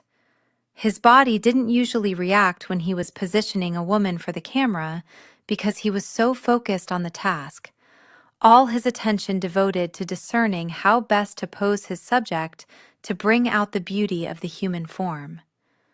But with her it was different. Everything with her was different. He hadn't wanted to stop at her hip. When he'd revealed the tiny birthmark, he'd wanted to continue exploring her, to uncover all the hidden secrets of her body. Barely able to walk, he took his position behind the camera, peered through the lens. Exquisite. Perfection. That too was unusual. Normally, he had to reposition a woman a little here or a little there, but he'd had 2 days to fantasize about her, to consider every facet of what he would do with those legs if he ever again had a chance to photograph them. All he needed now was to adjust the lighting. Arranging chairs and small tables, he moved lamps to the foreground, increased their illumination, smiled as he became master of the shadows. They went where he willed. So many times he'd tested his theory regarding her identity, almost called her Miss Dodger. But he didn't want to make her uncomfortable, didn't want to lose this opportunity, didn't want to lose her. He was going to bed her. Maybe not tonight, but very soon. He didn't know when he'd become so certain of it, but he wasn't going to let any other man have her. Not here, not anywhere, not for her first time. With her boldness, her willingness to go unflinchingly after what she wanted, she deserved better than a man who merely wanted to sate his lust. Although Ash had to acknowledge that desire such as he'd never experienced was a motivating factor for him. He wanted what he had no right to possess. She was a contradiction. A woman bold enough to come here for a bedding, but reserved enough that she insisted on the secrecy, that even her lover not know who she was. Because she didn't trust him not to hurt her? Had someone hurt her? Other than the dimwit who had hoped his children didn't favor her. If she revealed his name, he might take measures to ensure the man never had children. He wasn't prone to violence, except when survival was at stake. But she had him acting not quite like himself. Yet she trusted him enough to be with him, to let him place his hands on her, to not harm her. Another reason existed for her reticence to remove the mask. It was a mystery he would like to solve. Slowly, over time, with relished moments and passionate kisses, she was fire beneath the reserve. He had the power to unleash it. He could stand here all night just looking at her lying there. He wished he could capture all her true shades, the paleness of her skin, the rich auburn of her hair, the way the shadows caressed her as he longed to, the way the light revealed her as she deserved to be seen, but only by him. He wanted no one else to see her as he had been given the chance to view her. He would never share with another soul the fine lines of her legs, the curve of her backside, the slope of her hip, the birthmark. No one else would ever know her as he did at this moment. He stepped away from the camera. You can relax. It's done. She came up on an elbow, and he couldn't help thinking that there was the opportunity for another remarkable photograph, if only she'd removed the mask. I didn't hear anything. It's the latest model, quiet as a whisper, he lied. She wouldn't understand his motives for not taking the photo. He wasn't quite certain he understood them himself. She began shoving herself up farther. Hold, he commanded. She froze, and even the loathsome mask of silk and feathers couldn't hide the surprise in her eyes. I'm not done with you yet, he said. Minerva fought for calm as one of his knees landed between her calves, then the other. His hands came to rest on either side of her body, supporting him, his length barely touching her as he prowled toward her until his face was directly over hers. That was all she could see. His shadowed jaw, the intensity of his gaze, the hard line of his lips, parted ever so slightly. She couldn't see her reflection in the mirror above, couldn't see the looking glass at all. Her vision had narrowed down to only him, to this man who made her feel things she thought herself incapable of feeling, to this man who could make her feel appreciated while at the same time bringing home what she might have possessed if she were the sort of woman a man could fall in love with. To know what it might have felt like, to have known only the hollow shell of it. Well, it was better than having never known, better than nothing at all. He lowered his mouth, claiming hers, keeping himself suspended so that all she felt was a light brush of his chest against her breasts. Her nipples puckered painfully, strained against the cloth. She wanted to press him to her. Instead, she buried her fingers in his thick, dark hair as he plundered. Surrender was such sweet victory. To be desired like this was heady beyond all imagining. All her reservations regarding coming here drifted away. He was no longer a stranger. She knew he smelled of sandalwood, knew the rasp of his bristly jaw against her chin in the hours just past midnight when he'd gone so long without shaving. She knew the deep rumble of his laugh, the way he could make her skin tingle with awareness with only his gaze focused on her as he stood a few feet away from her. She knew he marveled at beauty and wanted to capture it. When she was with him, she knew what it was to have a man's undivided attention. He lifted his mouth from hers. Remove the mask. The request was a whisper, dark and full of promises.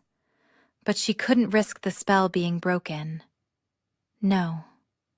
He pressed his lips to the underside of her chin. How could the skin there be so sensitive?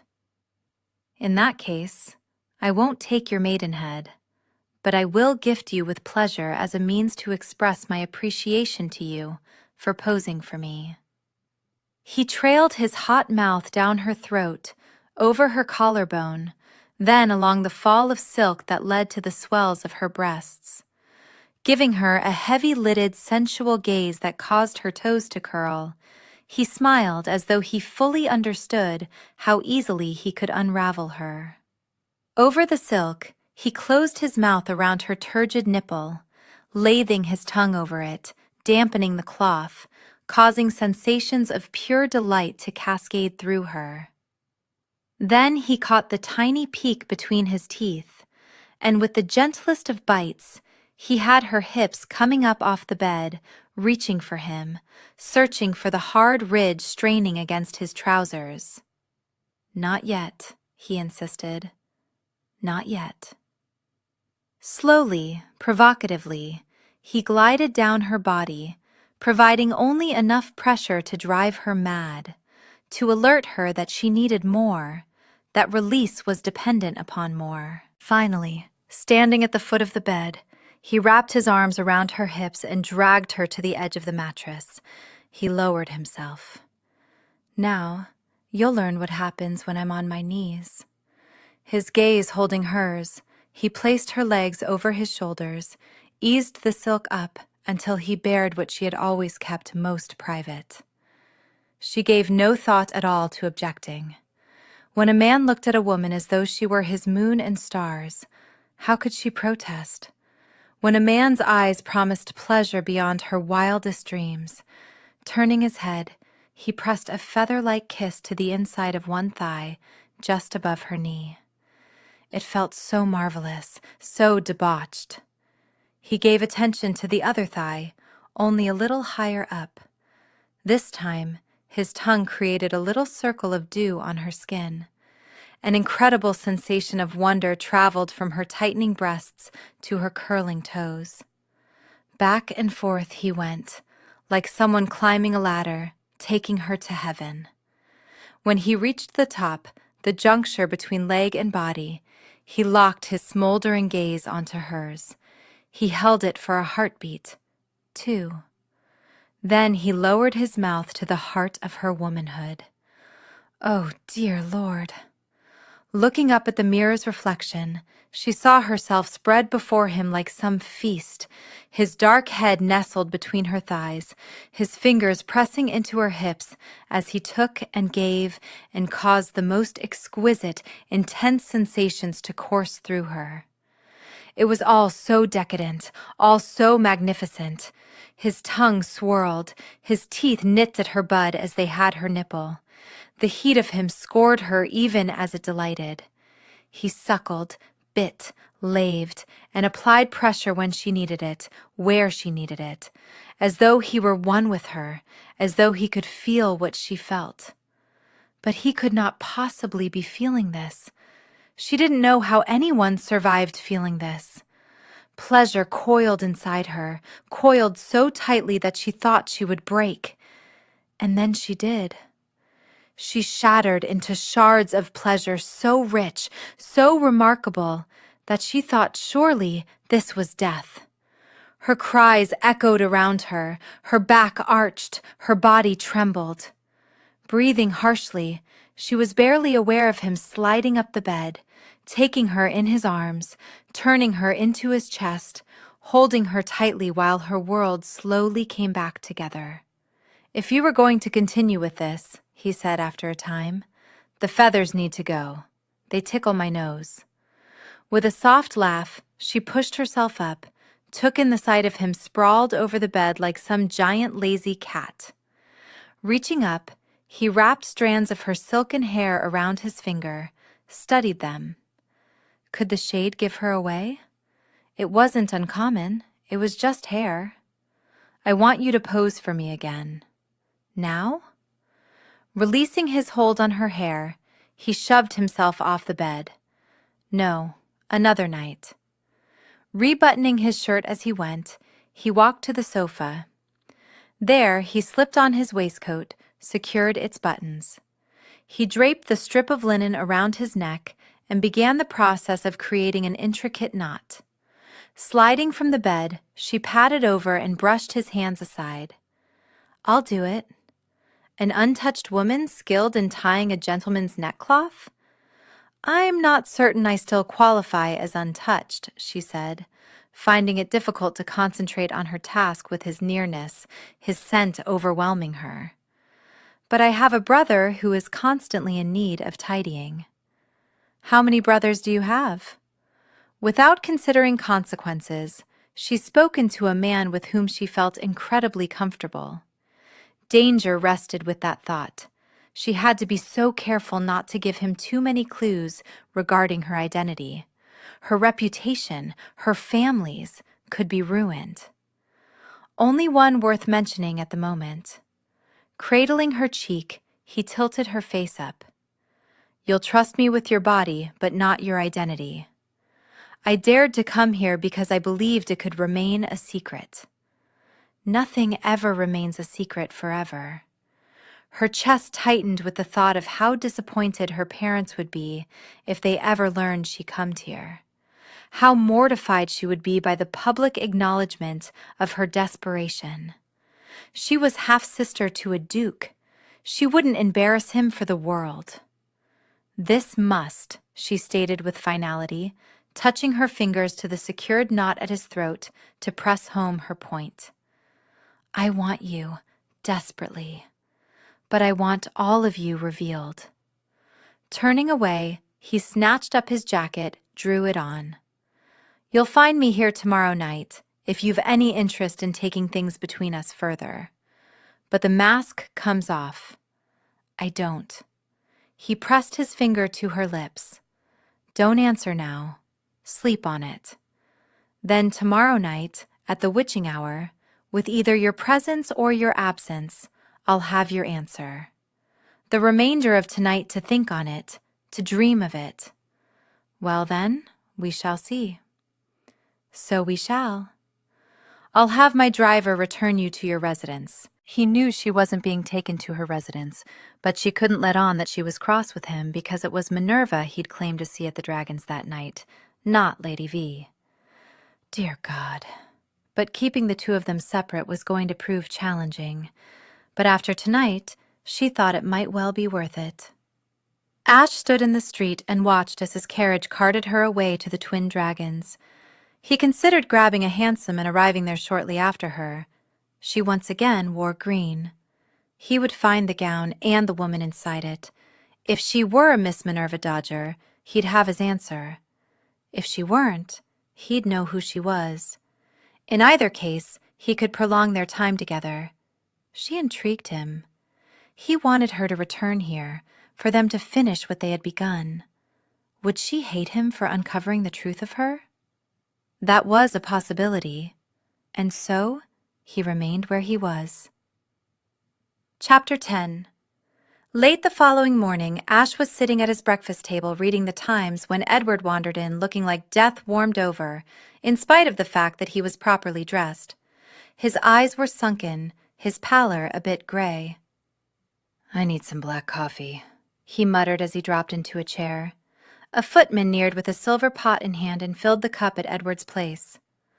"Bring me some toast," Edward ordered before looking at Ash. "That's about all I can handle this morning." "Too much drinking last night?" Ash asked. Edward brought the cup to his mouth, inhaled the dark aroma, sipped. "Among other things." "So who was the White Swan?" Ash came alert. "Pardon?" "I arrived at the Nightingale just as you were fairly dragging a lady up the stairs. White silk, white mask. You seemed quite possessive of her. Or were you merely obsessed?" Damnation. In his haste to be with her, he'd nearly forgotten that other men would be watching. Other men might want a chance at her. They wouldn't force her, but they might attempt to entice her. Believe it or not, I don't know who she is. He suspected, but he couldn't say with complete certainty. And in either case, she wanted no one to know, and he was going to honor that request. "That's not like you. You can usually charm the mask right off them." When they were younger, they had often boasted of their conquests, but Ash had no need of doing that now. He had his own secrets when it came to the Nightingale. "The lady isn't the first unwilling to share her identity. It's rather unsporting of them, though, when they take that stand. I like to know whose wife I'm betting. As you are well aware, and we've previously discussed, not all the women there are wives." Edward perked up, his interest obvious. "Is your swan not?" "I wouldn't know. Widow or spinster?" "Again, I wouldn't know." "Wild beneath the covers, or does she just lie there?" "Wild, unfettered." He'd ache to be inside her when she became lost in the throes of rapture, imagined her muscles undulating around him, sucking him dry. "None of your concern." "Aren't you protective? Seems odd to care if you don't know who she is. Women go there expecting the gents to hold their tongues. I merely adhere to the unwritten rule." "Is she adventuresome?" "I'm not discussing her or our time together." "Maybe you failed at it. Maybe you couldn't get it up." "Took him a good half-hour after she left to get it down. Why the interest?" "I was wondering if maybe I should keep an eye out for her. Maybe seek to have a turn with her." Ash was aware of the newspaper crumpling in his hands. "If you so much as get within 3 feet of her, I shall lay you flat." Edward arched a brow. "Sounds as though she's special indeed. I don't recall your ever being so possessive." He never had been before. He didn't know why he was now. Perhaps because he had yet to experience her completely, hadn't yet ridden her, been enveloped by the heat of her womanly warmth. Shaking out his paper, Ash wanted to get them off the discussion of Lady V. "I'm letting the lease on this residence go." "What? Wait, whatever for?" "It's ridiculous to spend money on this place when my parents' residence sits unused." It was the last place he'd seen his parents. He'd visited there only once since reaching his majority. The walls still echoed his screams. But he could no longer afford indulging in excess expenditures. "I'll be moving out within the next few days. If you want to see about taking over the lease, you're welcome to purchase whatever furniture I have on hand here." His furnishing a second residence, in hindsight, had not been a wise use of funds, but he'd had such high hopes that his investments would at least triple his initial outlay. My brother provides me with a generous allowance, but not that generous, and his devil of a wife is advocating that he become stingy. Still, I could probably spring for the lease. He glanced around. It is a rather nice place. Could I arrange to buy the furniture over time? Ash turned his attention to the article he was reading. Why don't you determine which pieces you'd really like to have, and I'll sell the rest elsewhere? Is everything all right? Couldn't be better, Ash. He lowered his paper to see Edward's earnest gaze focused on him. For all the adventures, good-natured bickering, and jolly times they'd shared, they'd also been family from the moment they'd been deposited at the Marquis of Marsden's estate. While it was extremely difficult and mortifying to admit, he forced out the words. I may have mucked up my coffers. Speak to Gray, or even Locke. They're flush. I'm sure they could see their way clear to help you. I'm not going to take money from them. A loan. You can pay them back at your leisure. Nothing damages a friendship more than borrowing from a friend. Besides, I got myself into this without help. I can get myself out. How are you going to manage that? I'm going to marry. Minerva arrived at Grace's shortly after breakfast. After greeting her half-brother, she asked Grace to take a turn about the garden with her. Lovingdon merely smiled at her. You ladies and your secrets. Then he returned his attention to whatever business was cluttering his desk. Waiting until they were near the roses, Minerva confessed in a low voice. I may have done something very foolish. Oh, dear God. Taking her arm, Grace pulled her behind a trellis and studied her as though her actions were imprinted on her forehead. Tell me. Minerva took a deep breath. I gave Ashebury leave to photograph my bare ankles. You bared your ankles to him? Grace asked, doubt in her voice as though she'd misheard. Minerva nodded. And maybe my calves.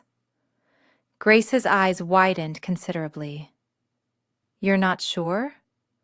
Of course I'm sure. So, yes, my calves definitely. She grimaced. My thighs, the very edge of my bum. Minerva, are you mad? Grace whispered harshly. You allowed him to photograph these things? How did this even come about? I returned to the Nightingale last night. Grace gave her a pointed look. So he was the one, that first night. Minerva sighed. He was. And he likes... She shook her head. I'm not supposed to talk about what happens there. You know your secrets are safe with me. Yes, but these are his. Grace looked up at the sky, the trees, as though searching for patience. I'll hold his as well. He might never forgive her if he found out that she had told someone.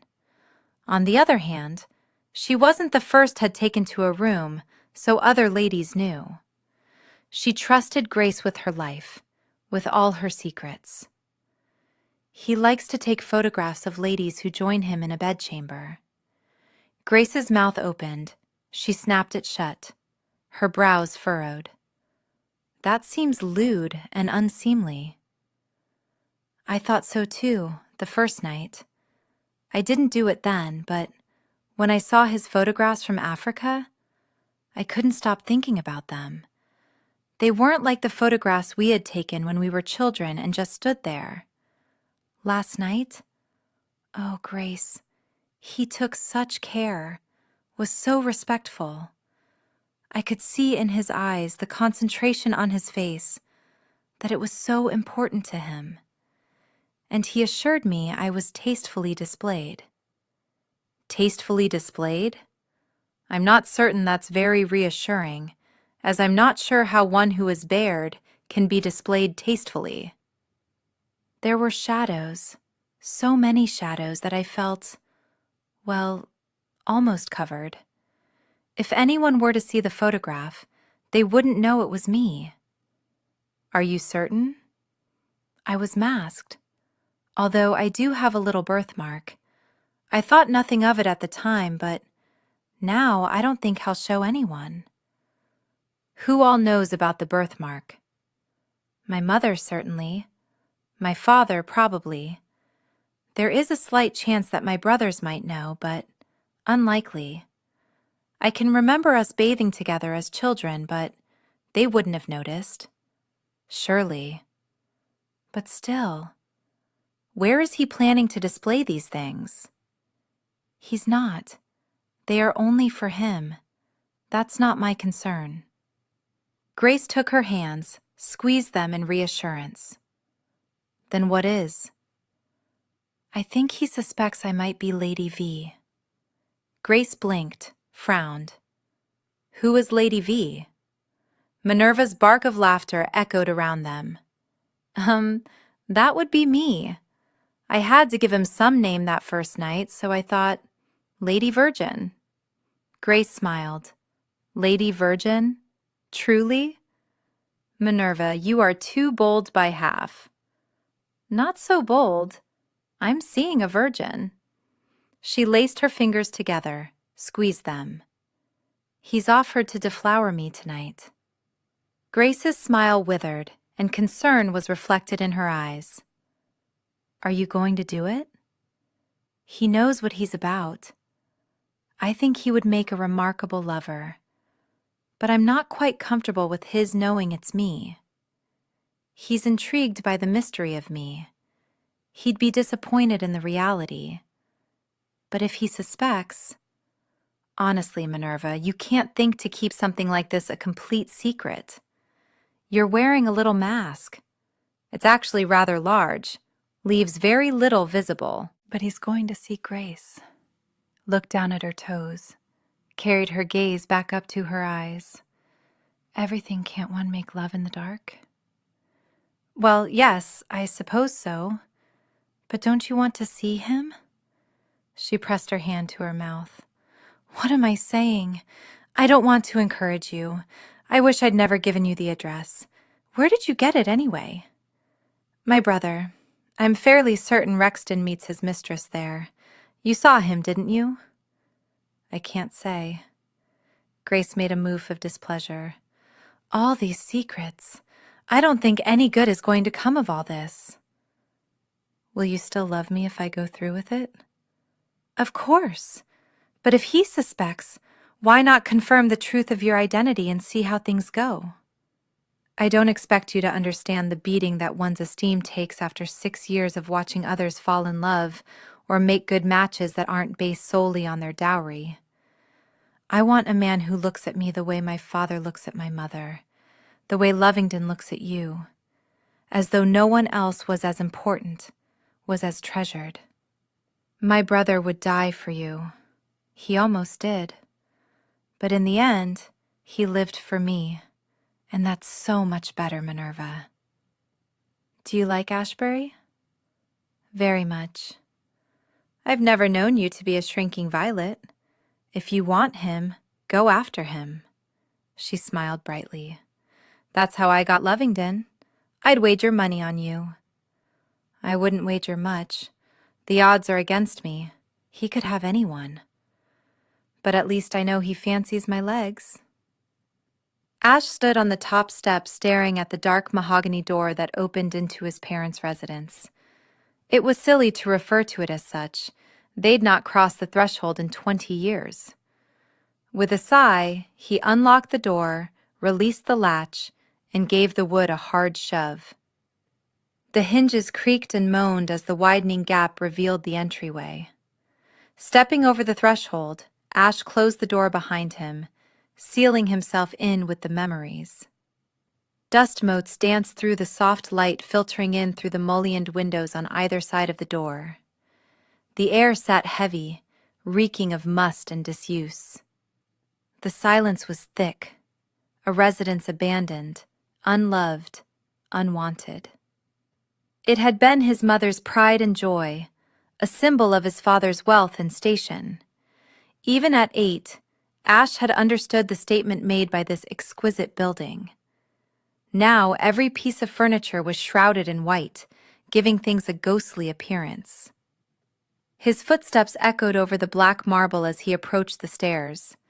As though he needed the support, when he stopped, he wrapped his hand around the newel post and stared at the sixth step up, the one upon which had been standing when had seen his parents for the last time, the one from which had shouted that he hated them and hoped they never came back. The pain of remembrance was a sharp jab at the bottom of his breastbone. He imagined he could still hear the hateful words echoing through the entryway, bouncing off the walls and frescoed ceiling. Only they'd followed his parents out, circling about them. Sadness had been in his mother's blue eyes when she glanced back over her shoulder, before his father ushered her out. What had his mother thought of him at that moment? Probably what he now thought of himself. Pampered heir, spoiled brat, despicable child. Those had certainly been his nanny's words as she dragged him back to the day nursery. He should sell the house, everything in it. Only that course felt like defeat. He was a man now, strong enough to face the past, to deal with it, to move on. This place represented part of his heritage, his history. He should be grateful that everything he didn't want to remember had occurred here rather than at the ancestral estate. Although it seemed odd now to think of them as being in London in November. His scoff disturbed the silence. What did it matter after all these years? It didn't. With a length to his stride and a quickness to his pace as though he could escape the demons of recollection and regret, he strode into the parlor and was greeted by white sheets covered in a fine layer of dust. It was here in the afternoons that he would be presented to his mother, so he could tell her about his day. His time in the park, his riding lessons, his tutoring curriculum. He could still hear the tutor's proclamation that he was not a bright lad, see the disappointment in his mother's eyes. But he was bright enough to know that the numbers didn't behave. When he tried to explain how they played tricks, she would give her attention to the birds fluttering about beyond the window. So he learned to hold his tongue in order not to disillusion her, not to lose her affection. She would be sorely dissatisfied with him now, in his inability to properly oversee what had been placed in his keeping. So would his father. What he remembered most about the previous Duke was his stiffness, the manner in which he could walk while hardly moving any portion of his body, the way he would arch a brow in censure. Ash had always dreaded when the brow went up. It was usually followed with the words, "Find me a switch." He remembered the bite of it against his bare backside and upper legs. Still, for all the coldness and rigidity of his parents, he'd felt unmoored when word came that they were dead. He'd screamed and wept and promised to be good if only they'd come back. But the best behavior in the world couldn't undo what had been done. As much as he fought it, his mind traveled to the last time he'd been in this room, standing vigil over his parents' coffin. So little of them remained that they'd been encased together, or so he'd been told. He'd sat stoic and silent while mourners paid their last respects, too young, too numb to truly understand everything that transpired, all the ramifications. He'd been left an orphan, alone in the world, with no close family. Those who had introduced themselves as relatives were unfamiliar. He'd never again seen a single one of them after the burial. No one checked up on him to ensure he was well cared for. No one penned a letter to see how he was getting on. No one inquired as to his health, his safety, his well-being. No one gave a bloody damn. The morose thoughts threatened to consume him. It was the reason that he'd not taken up residence here. It wasn't a place of happy memories. Yes, he should sell it, but he knew he wouldn't. It was a lovely day for a stroll through the park. Minerva was grateful that when Lord John Simpson, brother to the Duke of Kittingham, had called on her, he had suggested they go out.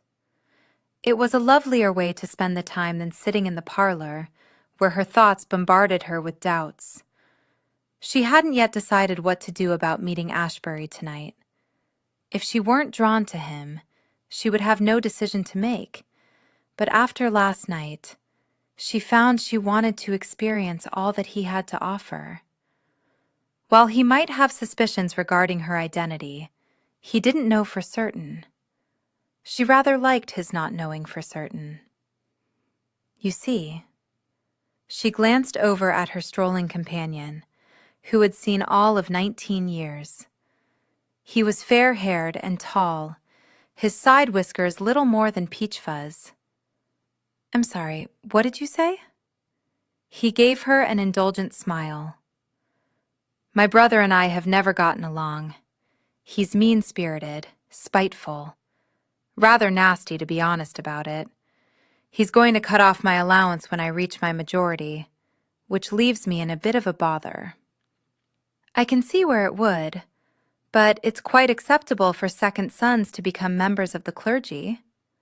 He grimaced. The trouble there is that you have to always ask after people's problems. But I'm certain it must be extremely rewarding to provide comfort. He shook his head. Not really my cup of tea. Perhaps you could join a regiment. Dreadful amount of work, marching about, taking orders. Better than being forced to live on the street. His steps came a halt, and he faced her. I was hoping you would do me the honor of marrying me. She bit back a bubble of laughter. I'm considerably older than you. As I'm aware. But it would get you off the shelf. I don't really have a problem being on the shelf. As a matter of fact, I'm rather liking the independence it affords me. His eyes brightened. I wouldn't take that away from you. It would be a marriage in name only. As the spare, I don't require an heir. So you would have no wifely duties. I have none now. But now all of London knows you don't. When we're married, it would be our little secret. Her offers were getting more ridiculous. She needed to take out an advert in the Times, announcing that she was not in the market for a husband. You gain my dowry? I'm at a loss as to what I gain. You won't be a spinster. You'll be my lady, and you'll have my protection. I have protection now. Your father isn't going to live forever. In his absence, I have brothers who will step in. Plus, I have a strong left hook. He blinked. You would engage in fisticuffs yourself? If need be, yes. With a sigh, he slumped his shoulders. Is there nothing I can offer that would make marriage to me attractive? Love. He looked positively defeated. I love another girl. Marry her. Her dowry is a pittance. I was going to use yours to give her everything I can't. We should probably stop talking now before I introduce you to my left fist. He gave her a crooked smile. I mucked things up. He looked so young, and she felt remarkably old. Consider the army, my lord. It'll give you backbone. Turning on her heel, she began the long trek home. It was several minutes before he loped up to join her. You won't tell anyone about my offer, will you? Absolutely not. Thank you, Miss Dodger. They walked in silence for a while before he said, What if I can't make a go of it on my own? I have faith in you, my lord. It won't be easy, but if you really love the girl, you'll find a way. One that doesn't involve someone else's dowry. As they carried on toward her home, she wondered how her life had come to this. Last night had contained no disappointments. It had been only joy and pleasure. She wanted another night with Ashebury on her terms. "You rang for me, Your Grace?" Standing at the window in his library, sipping his scotch, Ash watched as twilight crept over the gardens. He was going to miss the quiet, miss not slamming into memories every time he turned a corner. For hours he'd roamed the familiar hallways of his youth, remembering a few times worth savoring. His mother spritzing him with her perfume, tickling him until he laughed and begged her to stop. His father tying thread around Ash's first loose tooth, securing one end of it to a doorknob, then slamming the door closed, jerking out the tooth in the process. Patting Ash on the shoulder. "Good lad. You'll do well as a duke." And Ash never again telling his father when he felt a tooth beginning to wobble. Then no longer having the opportunity to tell him. "We're taking up residence at Ashebury Place. Have the servants begin preparing it for our arrival. I should like to be moved in within the week." "Very good, sir." "We'll have to take on additional staff, because Ashebury Place was twice the size of this house." "Well, make do with what we have for now." "As you wish." It wasn't what he wished. Truth be told, he probably needed to let some of the staff go. But he couldn't bring himself to turn them out when their only crime was having an employer who had fallen on hard times. "Will there be anything else, Your Grace?" "No, that's all for now, Wilson." "Very good, sir." Wilson left as quietly as he'd entered. Ash pressed his fist to the window, leaned his forehead against it. He didn't want to keep reliving the memories that had visited him today, but it was as though he were trapped in a barrel that was rolling down a hill. For the first time that day, he smiled. At Havisham, they'd once taken turns climbing into a barrel and being rolled about, so he was very familiar with the sensation. He'd taken pride in being the only one not to cast up his breakfast. The thought about his pride brought him to his photos, which brought him immense satisfaction. Following that thought was an image of Lady V lying across the bed with legs revealed, waiting for him to part them, to bury himself between them.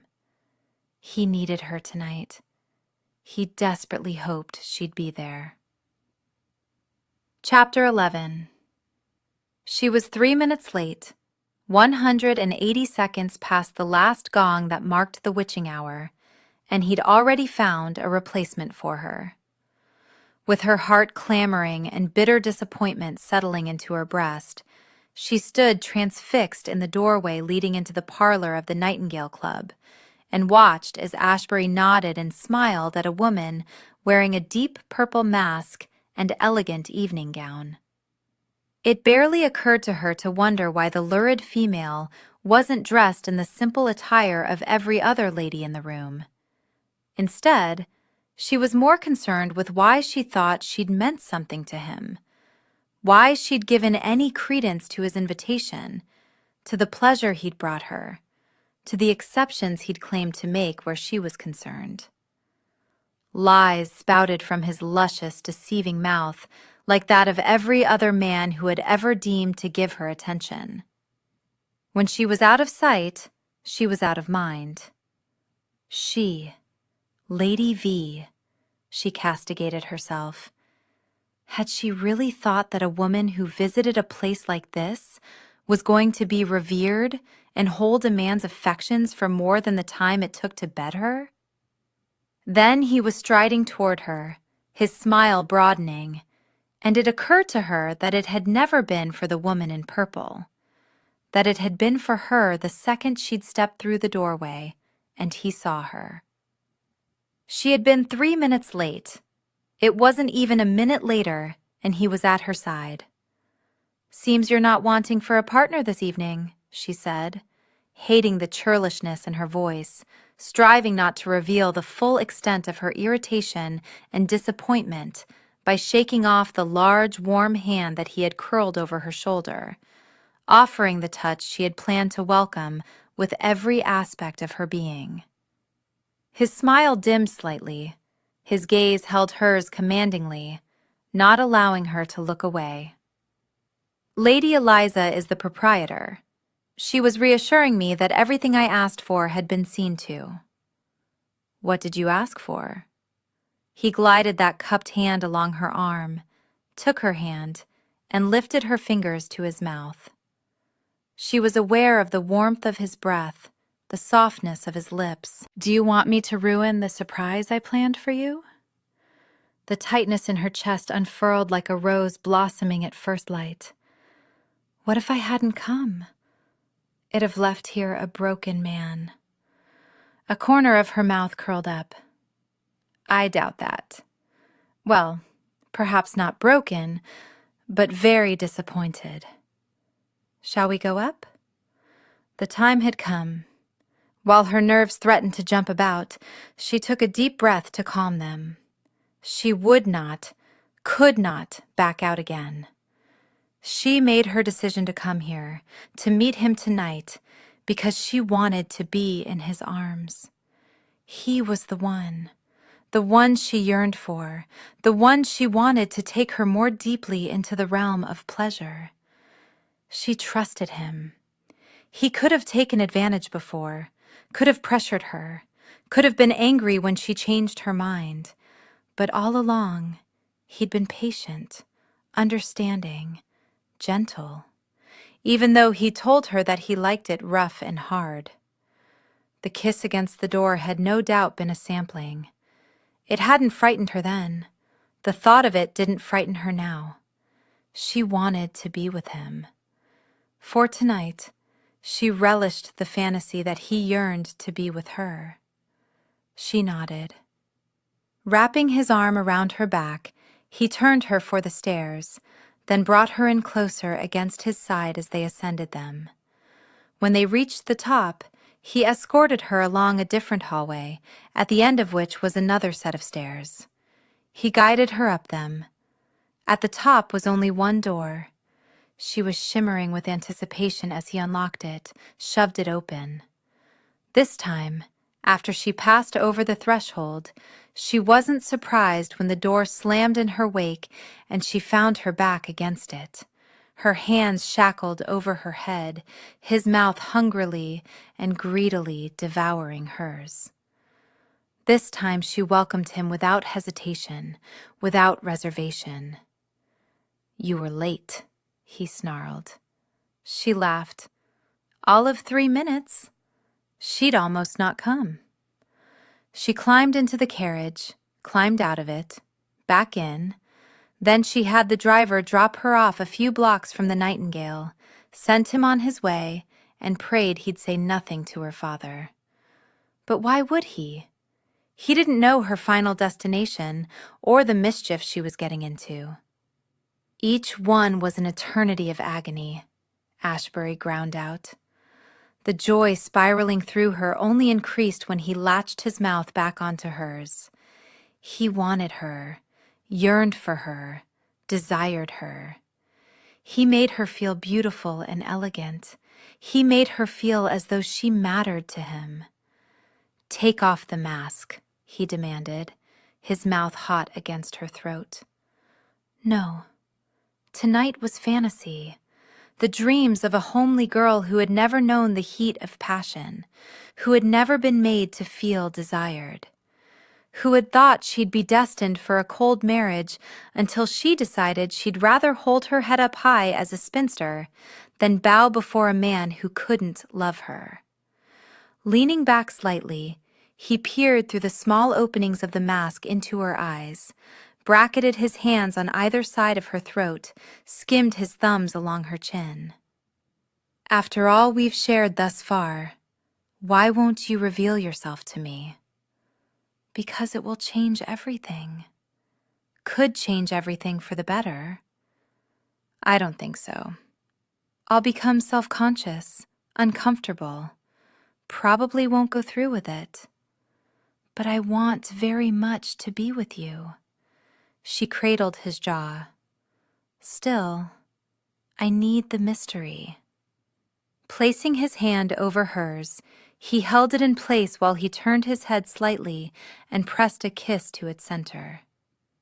How will you explain your touch date on your wedding night? I'm not going to marry. His eyes held hers. What if you have an offer?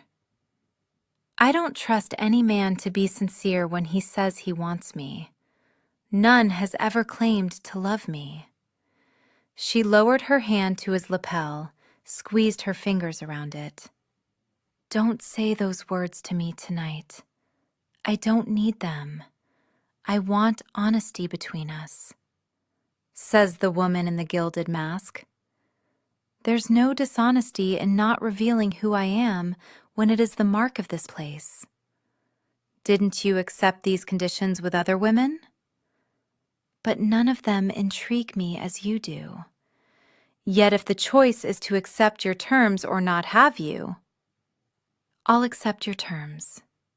He released her, stepped away. Now, let's enjoy what Lady Eliza prepared for us. She looked more closely at the room then, realized it was larger than the other. Thick red velvet hung from the canopy of the bed in stark contrast to the white satin sheets that glistened in the candlelight like a shimmering pool of decadence. Within the sitting area, a fire burned low on the hearth. Near the window was a cloth-covered table set with a light repast and a bottle of wine. Ashebury was pouring the burgundy liquid into 2 goblets. Wandering over, she said, I'm not certain I can eat. He peered at her. If not now, later. You need to keep up your strength. We have all night.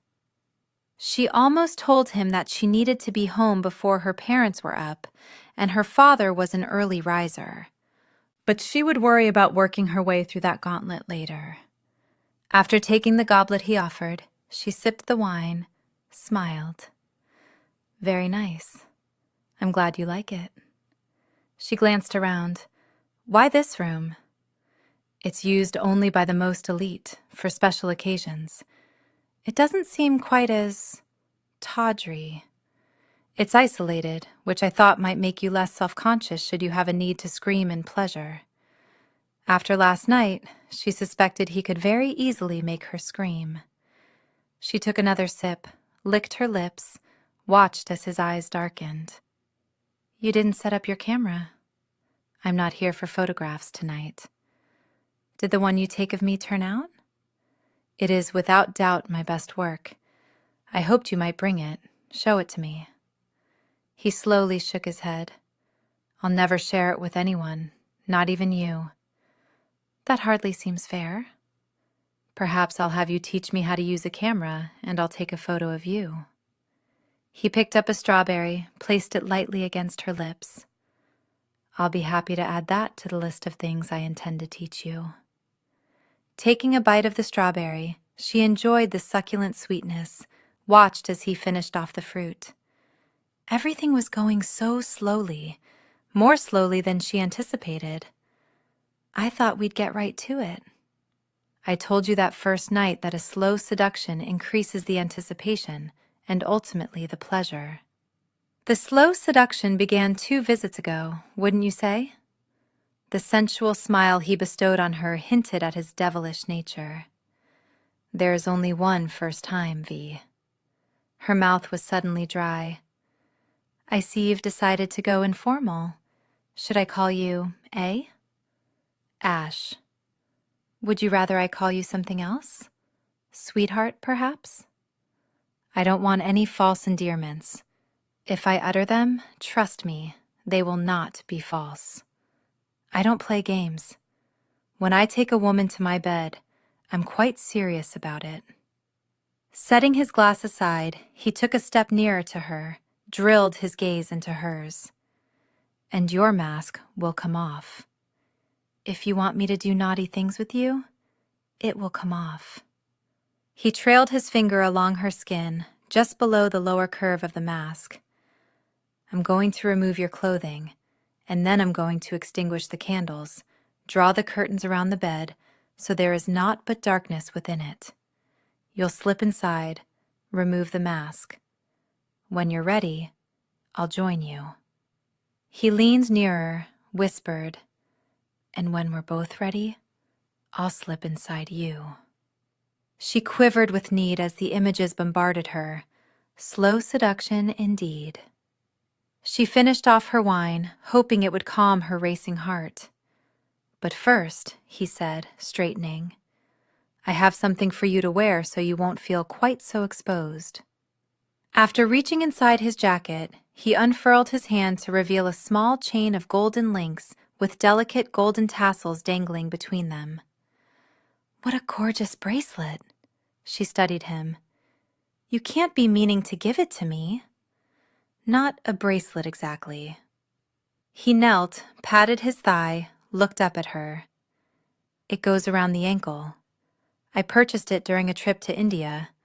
I wasn't sure why I felt the need to own it, but I know it belongs with you."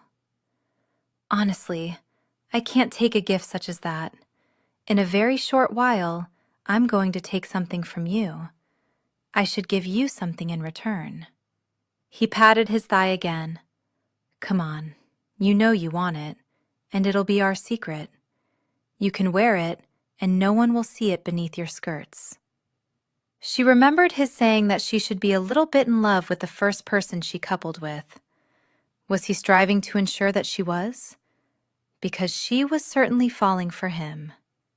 She placed the goblet on the table, her hand on his shoulder for balance, and her foot on his firm thigh, giving her toes the freedom to curl and uncurl at the familiar feel of him. He secured the gold around her ankle. She didn't think it had ever looked so delicate. Most gentlemen would probably give a bracelet or necklace or earbobs, she said. "I am not most gentlemen." He unfolded that magnificent, well-toned body of his. "And you certainly are not most ladies." With his eyes on her, he slipped a finger from each hand beneath the straps of the loosely flowing gown and began to move them aside. Her breathing hitched. The moment for which she long waited was upon her. She wondered if she should have been frightened or nervous, if she would have been on her wedding night. But she was merely overflowing with eagerness and anticipation. The cloth lowered a fraction, his gaze dipped down, came back up to hers, held, waited.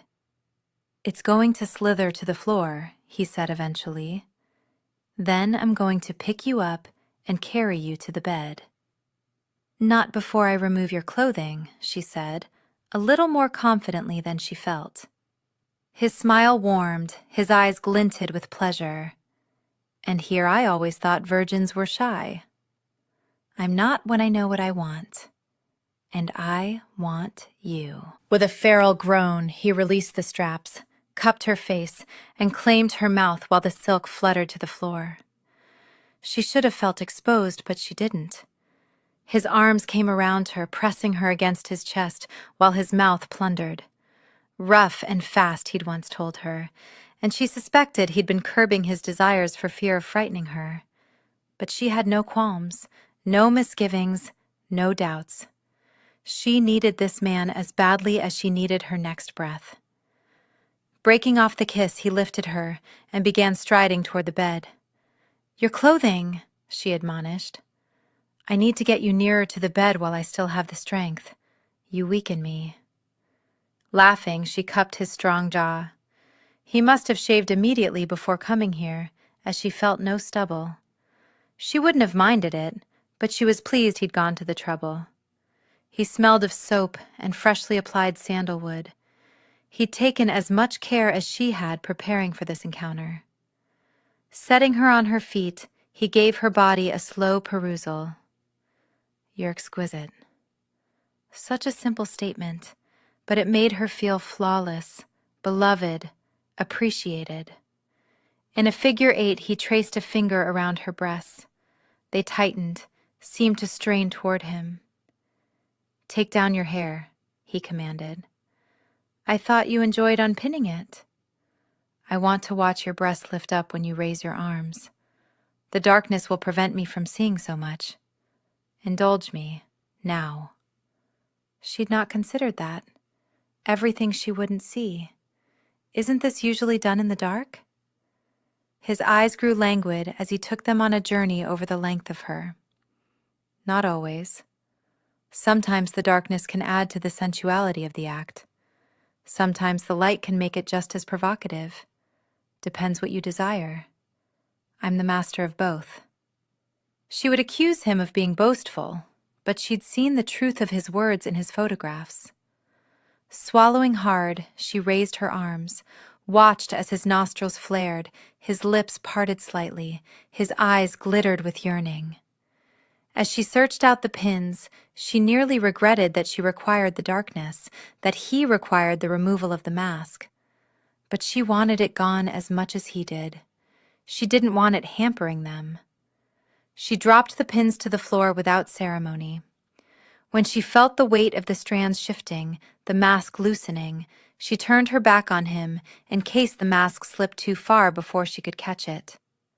She heard his sharp intake of breath as her hair tumbled to her backside. Securing the mask, keeping her hands in place, she spun back around to face him. "I thought I knew what you looked like," he said, "based on the flow of the silk you wore. I was wrong. You're far lovelier than I imagined." She didn't know what to say to that, to his compliments, to his praise. Slowly she lowered her arms, feeling powerful and in control, because she wasn't self-conscious with his perusal. "What are you waiting for?" he asked. "Pardon, my clothing. Didn't you claim you were going to rip it from my body?" "What would you wear home if I did that?" she asked, slipping her hands beneath the opening of his jacket, flattening them against his chest, taking immense satisfaction in his sharp intake of breath. She eased her hands up, gliding them over his shoulders, down his arms, neither of them reaching for the jacket when it tumbled to the floor. She began unbuttoning his waistcoat with fingers she didn't expect to be so steady. "No nerves," he said. So he'd noticed.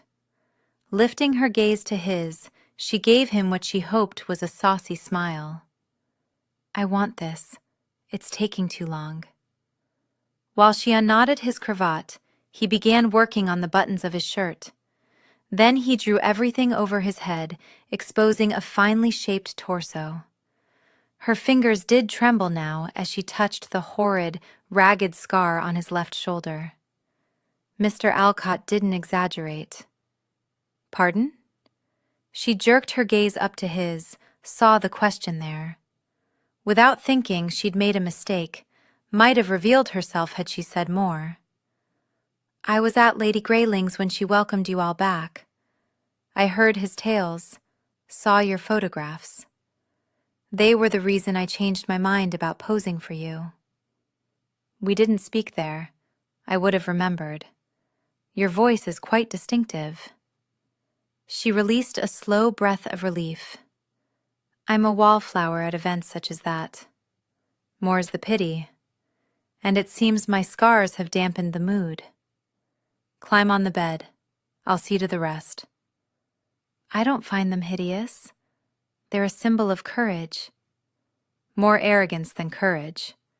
When captured by their beauty, I find it easy to forget that jungle creatures are wild." He held her chin, kissed her. "I'm anxious to discover how wild a creature you might be. Get on the bed." Not so wild, since she hesitated at the thought of removing his trousers. She gave a curt nod as she clambered onto the satin sheets, aware of the tinkling of chains at her ankle. He began going around the bedstead, loosening the ties. The heavy velvet swung effortlessly into place, slowly enclosing her in the darkness. Sitting there, she drew her legs up to her chest, wrapped her arms around them, and listened to the muffled tread of his footsteps as he went around the room, no doubt extinguishing candle flames. She heard the thud of a boot dropping, then another. Straining her ears, she listened to the rasp of cloth as he shucked his trousers. But suddenly, all was silent. All was quiet. "Is the mask gone?" She startled at the deepness of his voice, just on the other side of the curtain. Are your trousers? They are. She could have sworn she heard a hint of laughter in his voice. Come on, V. I'm dying to ravish you. Taking a deep breath, she reached back and loosened the ribbons that held her disguise in place. Stretching out on her knees, she set it in a corner at the foot of the bed. Surely it would be safe there. I'm ready, she said softly.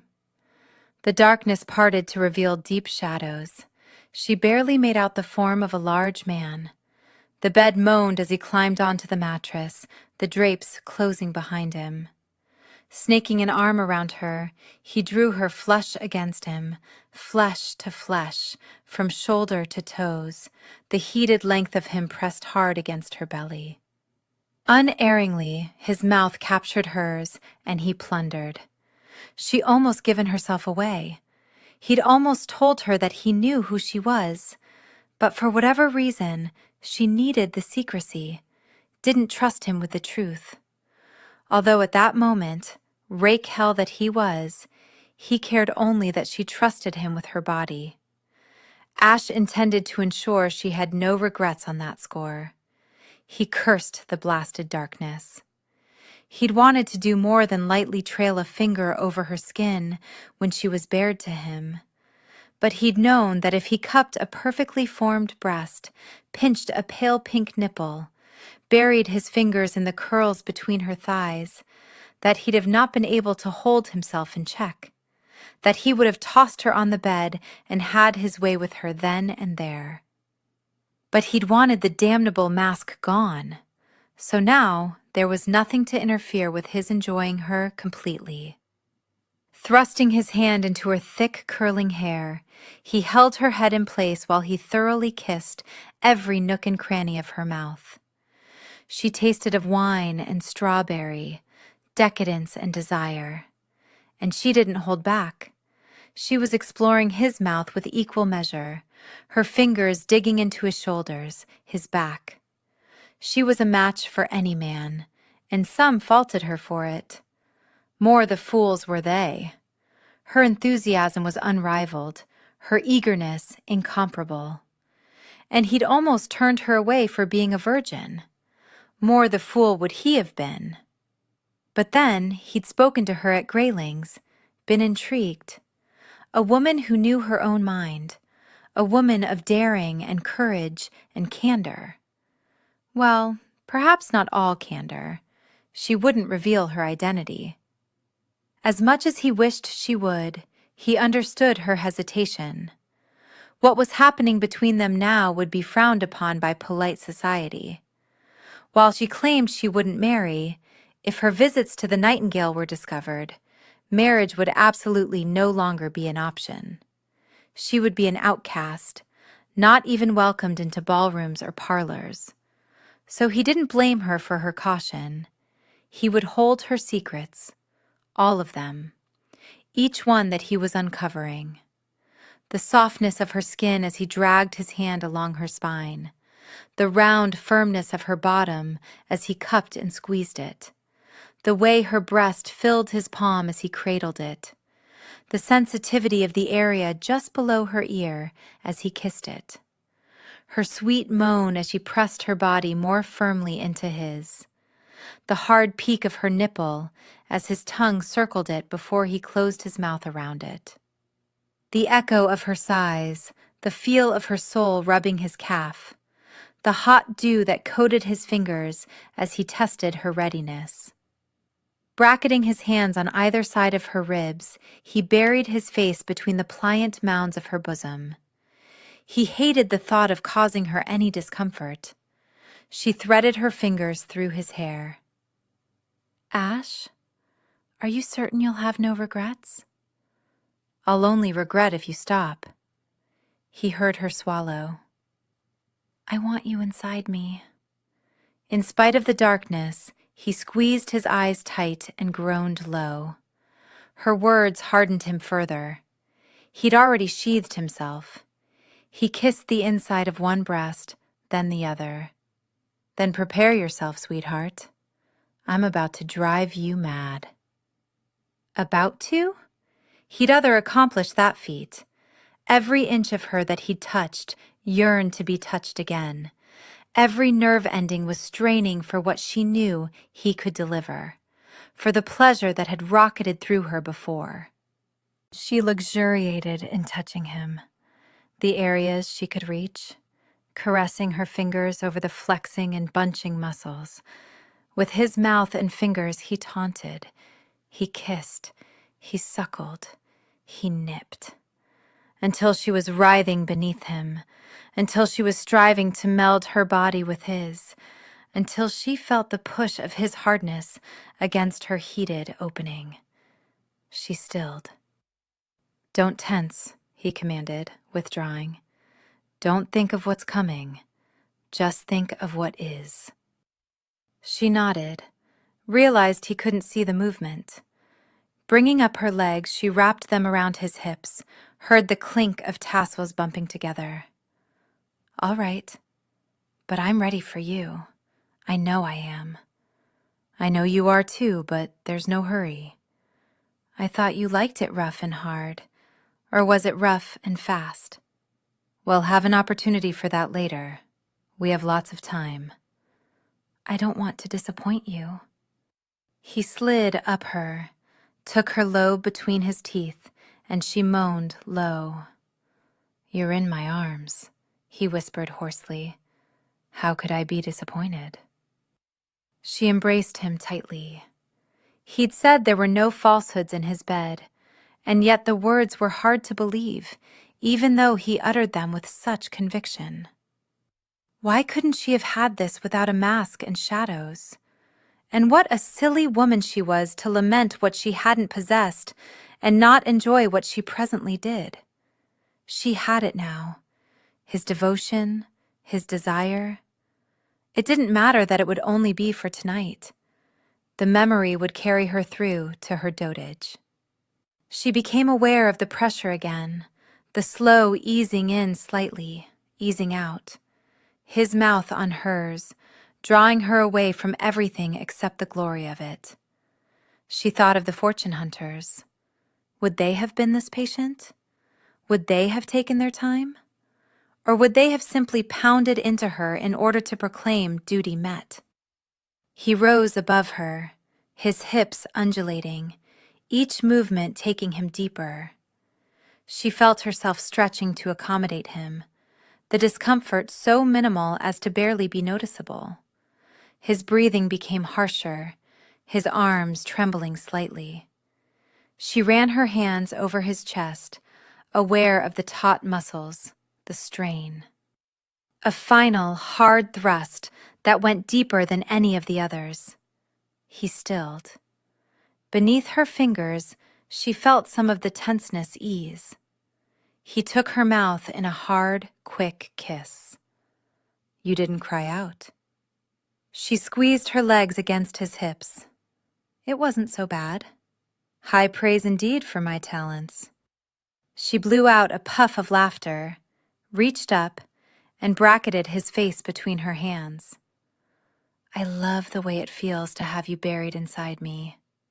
His growl resounded around them. She felt it quivering in his throat. "I absolutely adore your forthrightness." Then his mouth was on hers again, and he began pumping his hips between her thighs, hard and fast. Sensations that had been hovering erupted into a burst of awareness and pleasure. Everything within her coiled and tightened. He broke off the kiss, his movements quickening, and she became lost in the rapture, vaguely aware of screaming his name as a cataclysm engulfed her. He groaned, low, feral, and deep, with a final thrust and a shuddering of his body. Taking quick breaths, he pressed his forehead to hers. "Not fair," she panted lethargically. "You didn't scream out my name." "Because you stole my breath." Rolling off her onto his back, he brought her up close against his side, nestling her face in the crook of his shoulder, draping her leg over his thigh. She thought she should say something more, thank him, but she seemed capable of only drifting off to sleep. She didn't know how long she slept, but she awoke to his arm still around her, his free hand toying with strands of her hair. She wished she didn't require the darkness, but she wanted nothing to ruin what had just passed between them. "Was it all you expected?" he asked. "How did you know I was awake?" "Your eyelashes fluttered against my chest." He tucked her hair behind her ear. "Well?" "More so. It doesn't seem right that women can't experience it outside of marriage. Obviously, there are women who do, but if they are caught, there are repercussions." She eased up, placed her chin on his chest, and narrowed her eyes, trying to discern his silhouette. "For someone with an aversion to virgins, you certainly handled matters well." "Do you hurt?" "I'm a little sore. Nothing I can't live with. But how did you know the best way to ease things for me?" "I have a friend who doesn't share my aversion. I asked him about his experiences." She stiffened. "Relax. I didn't tell him why, and he was drunk. He won't remember the conversation." "Edward Alcott, no doubt." "If you're hungry, I'll bring some food over," he said. "No, I should probably be going home now. My father is an early riser." "Are you done with me then? Or would you like another night?" Disappointment laced his voice. Moving up until she was half draped over him, she laid her palm against his jaw. It was bristled now. "I never thought I could be so comfortable being completely naked with a man." "You're not completely naked." Lifting her foot, she gave it a little shake, letting the tinkling of gold echo around them. "I don't know that it's wise to see you again. There is a risk. I'll get caught. It was always only supposed to be one night." He latched onto her hair, drew her down for a kiss. "And if I want more?" There was more than the risk of getting caught. There was the risk of getting with child. "You told me that you only select a lady once." "As I said, I make exceptions for you. Besides, you're not a fool. You know no other man can satisfy you as I do." She cradled his roughened jaw. "You are so arrogant. You have spoiled me for other men." "I won't be with other men." But she couldn't continue in this vein either. "We don't have to meet here. We could meet at my residence. It's more private." "But I want to know who you are." She shook her head. "I can't. Send me a missive if you change your mind. You know where to find me." "Are you angry?" "Disappointed. Although perhaps it serves me right that you should only want me for a night. I never considered how the ladies I selected felt afterward, knowing our time was done. I rather regret being such a bastard." Rising, he placed a quick kiss against her lips. "Don the mask, sweetheart. Let's get you home." Then he was gone, slipping out between the part in the draperies. She contemplated for all of 3 seconds following him out, leaving the mask behind. But in the end, she snatched it up and secured it. He traveled with her in the coach this time, his arm around her as she nestled against his side. They didn't speak. She wasn't certain there was anything else to say. When the coach pulled up to the Twin Dragons, he didn't react.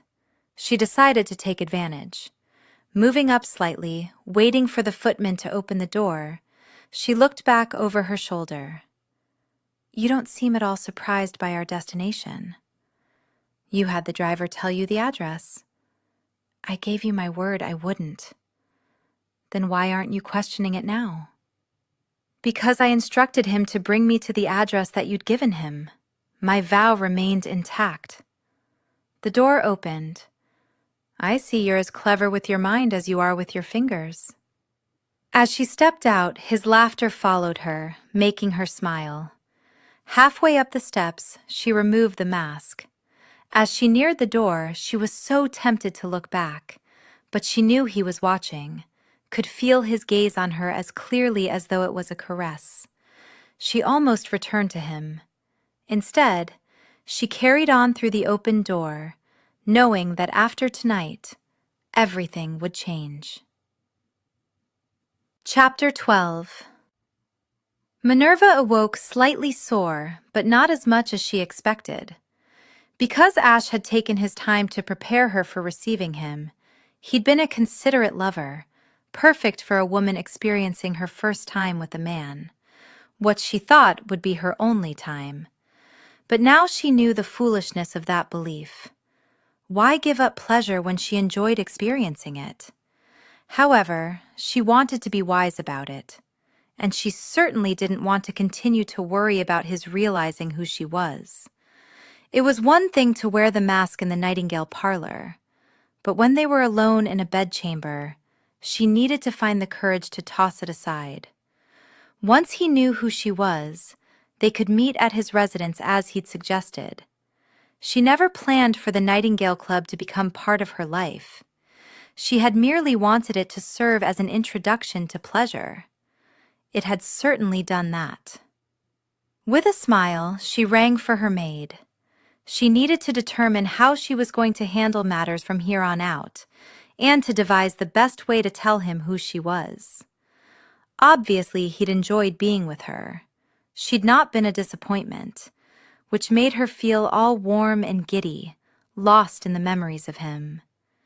If she were honest, she might have fallen just a little bit in love with him. Just as he'd advised her that first night. Be a little bit in love with the person. She wondered if it was possible that last night he'd fallen a little bit in love with Lady V. The giddiness dissipated, the disappointment settled in. She wanted him to fall a little bit in love with Minerva Dodger. She was leading two lives, and if they should ever come crashing together, nothing would save her. Not her father's money, her family's position, her half-brother's standing in society. Her greatest fear was that she would simply drag them all into the gutter with her. Ash was no stranger to balls, but he'd never attended one searching for a wife. He came to flirt, to give attention, to gain attention, to have a jolly good time. A dance here, a game of cards or billiards there, a visit with a few gents, conversation about inconsequential things with many ladies, young, aged, and in between. As one of the Hellions, he was catered to. People were fascinated by their past, their travels, their adventures. As soon as they were announced and descended the stairs into the Lovingdon ballroom, he and Edward were unlikely to have any time alone. So while others were introduced, they stood slightly off to the side, looking out over London's finest. Although Miss Dodger had told him that she wasn't going to be at many balls this season, Ash was fairly certain that she would be at this one. Her close friendship with the Duchess of Lovingdon would ensure it. If you never want to worry about your finances again, you should marry the Dodger girl, Edward said quietly enough that no one else would hear. The comment irritated, perhaps because Ash could still feel the press of her against his mouth, could still feel her quivering in his arms. Do you even know her name? What does it matter? I know the amount of her dowry. It's substantial, well worth overlooking her imperfections. And what would those be exactly?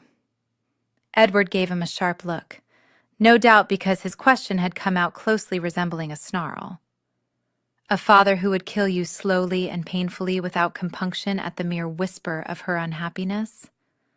Plus, she's not particularly demure, has a tendency to speak her mind, and discusses subjects that should remain a man's domain.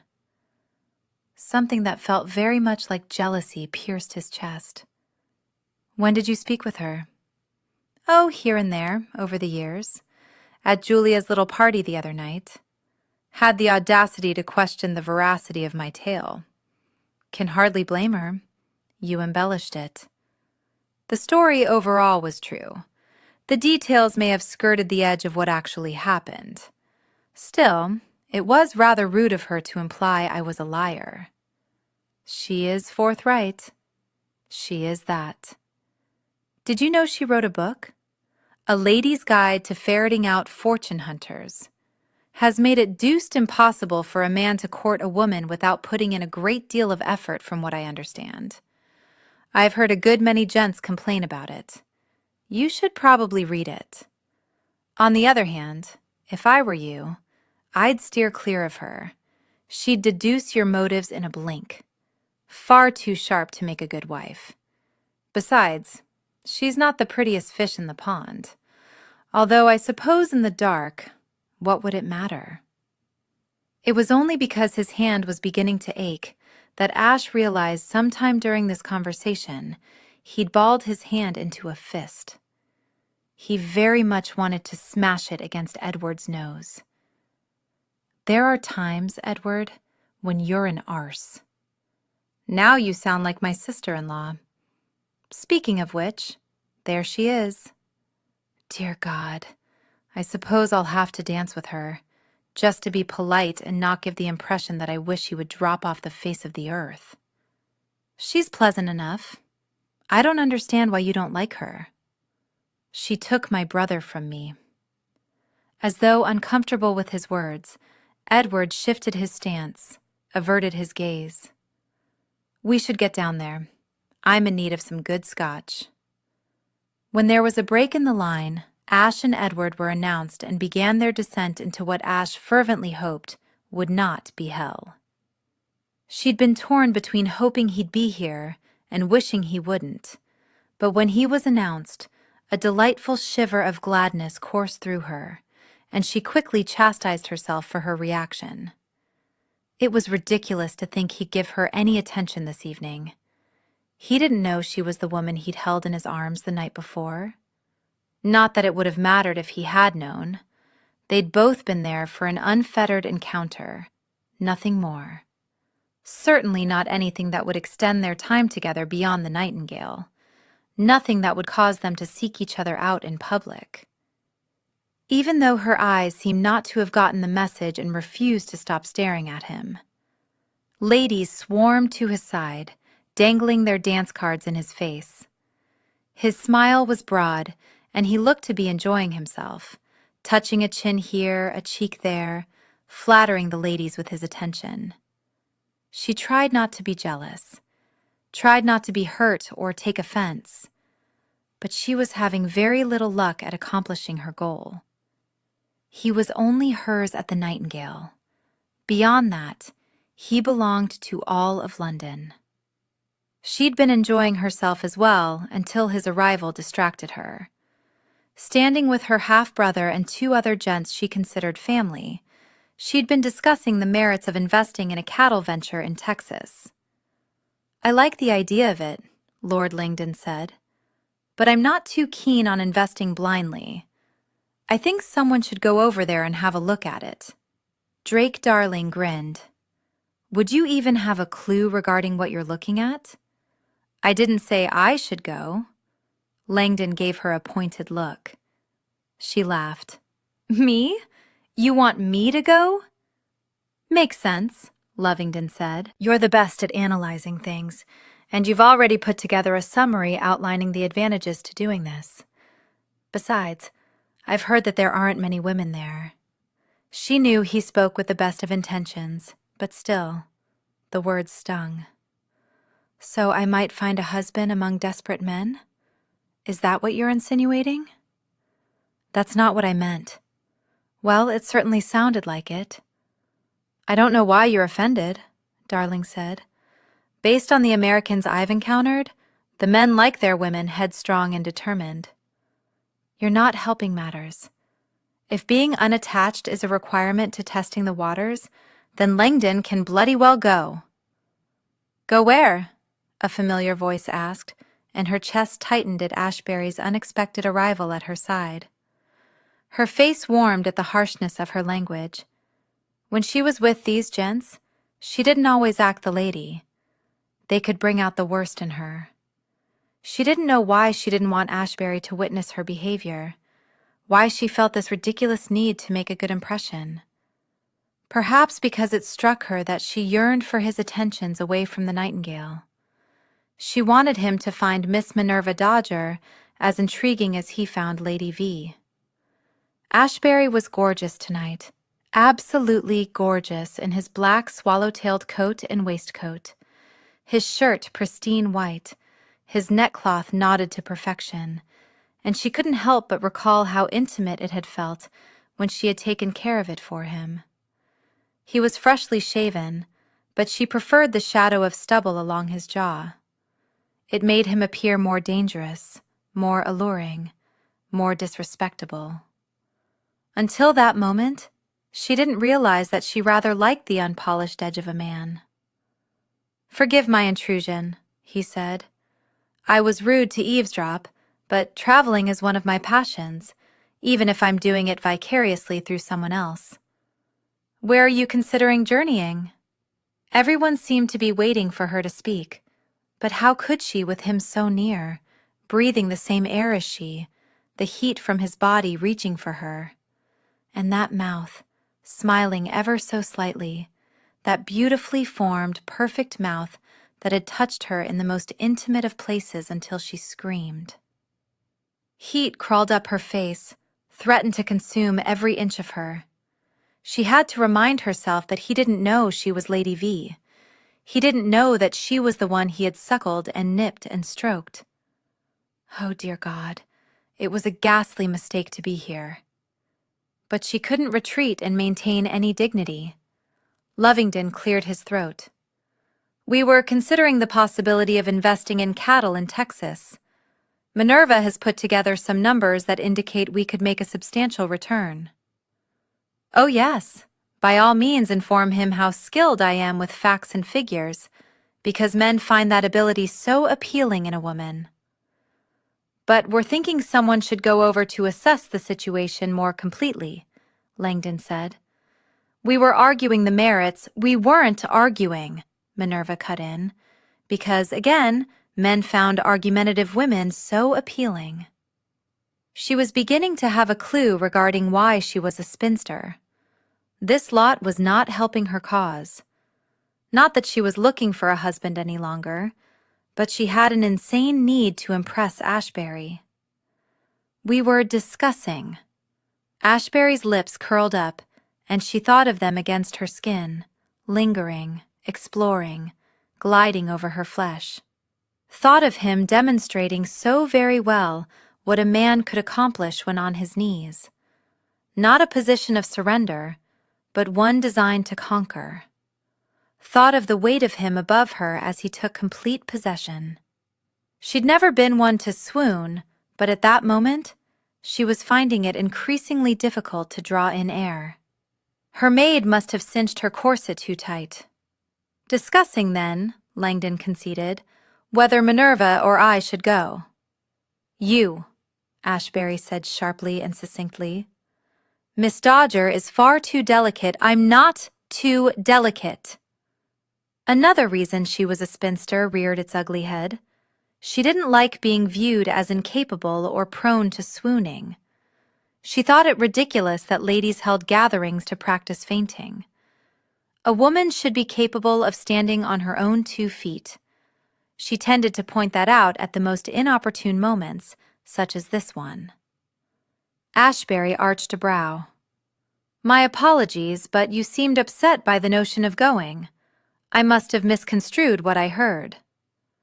"Not upset, irritated. I don't want to go, but it's not because I don't think I could handle myself." Maybe she should put the shovel away now, as she dug a rather large hole. "Perhaps we ought to change topic, as I'm sure Ashebury has no interest in our business ventures, and ladies of quality didn't discuss business ventures."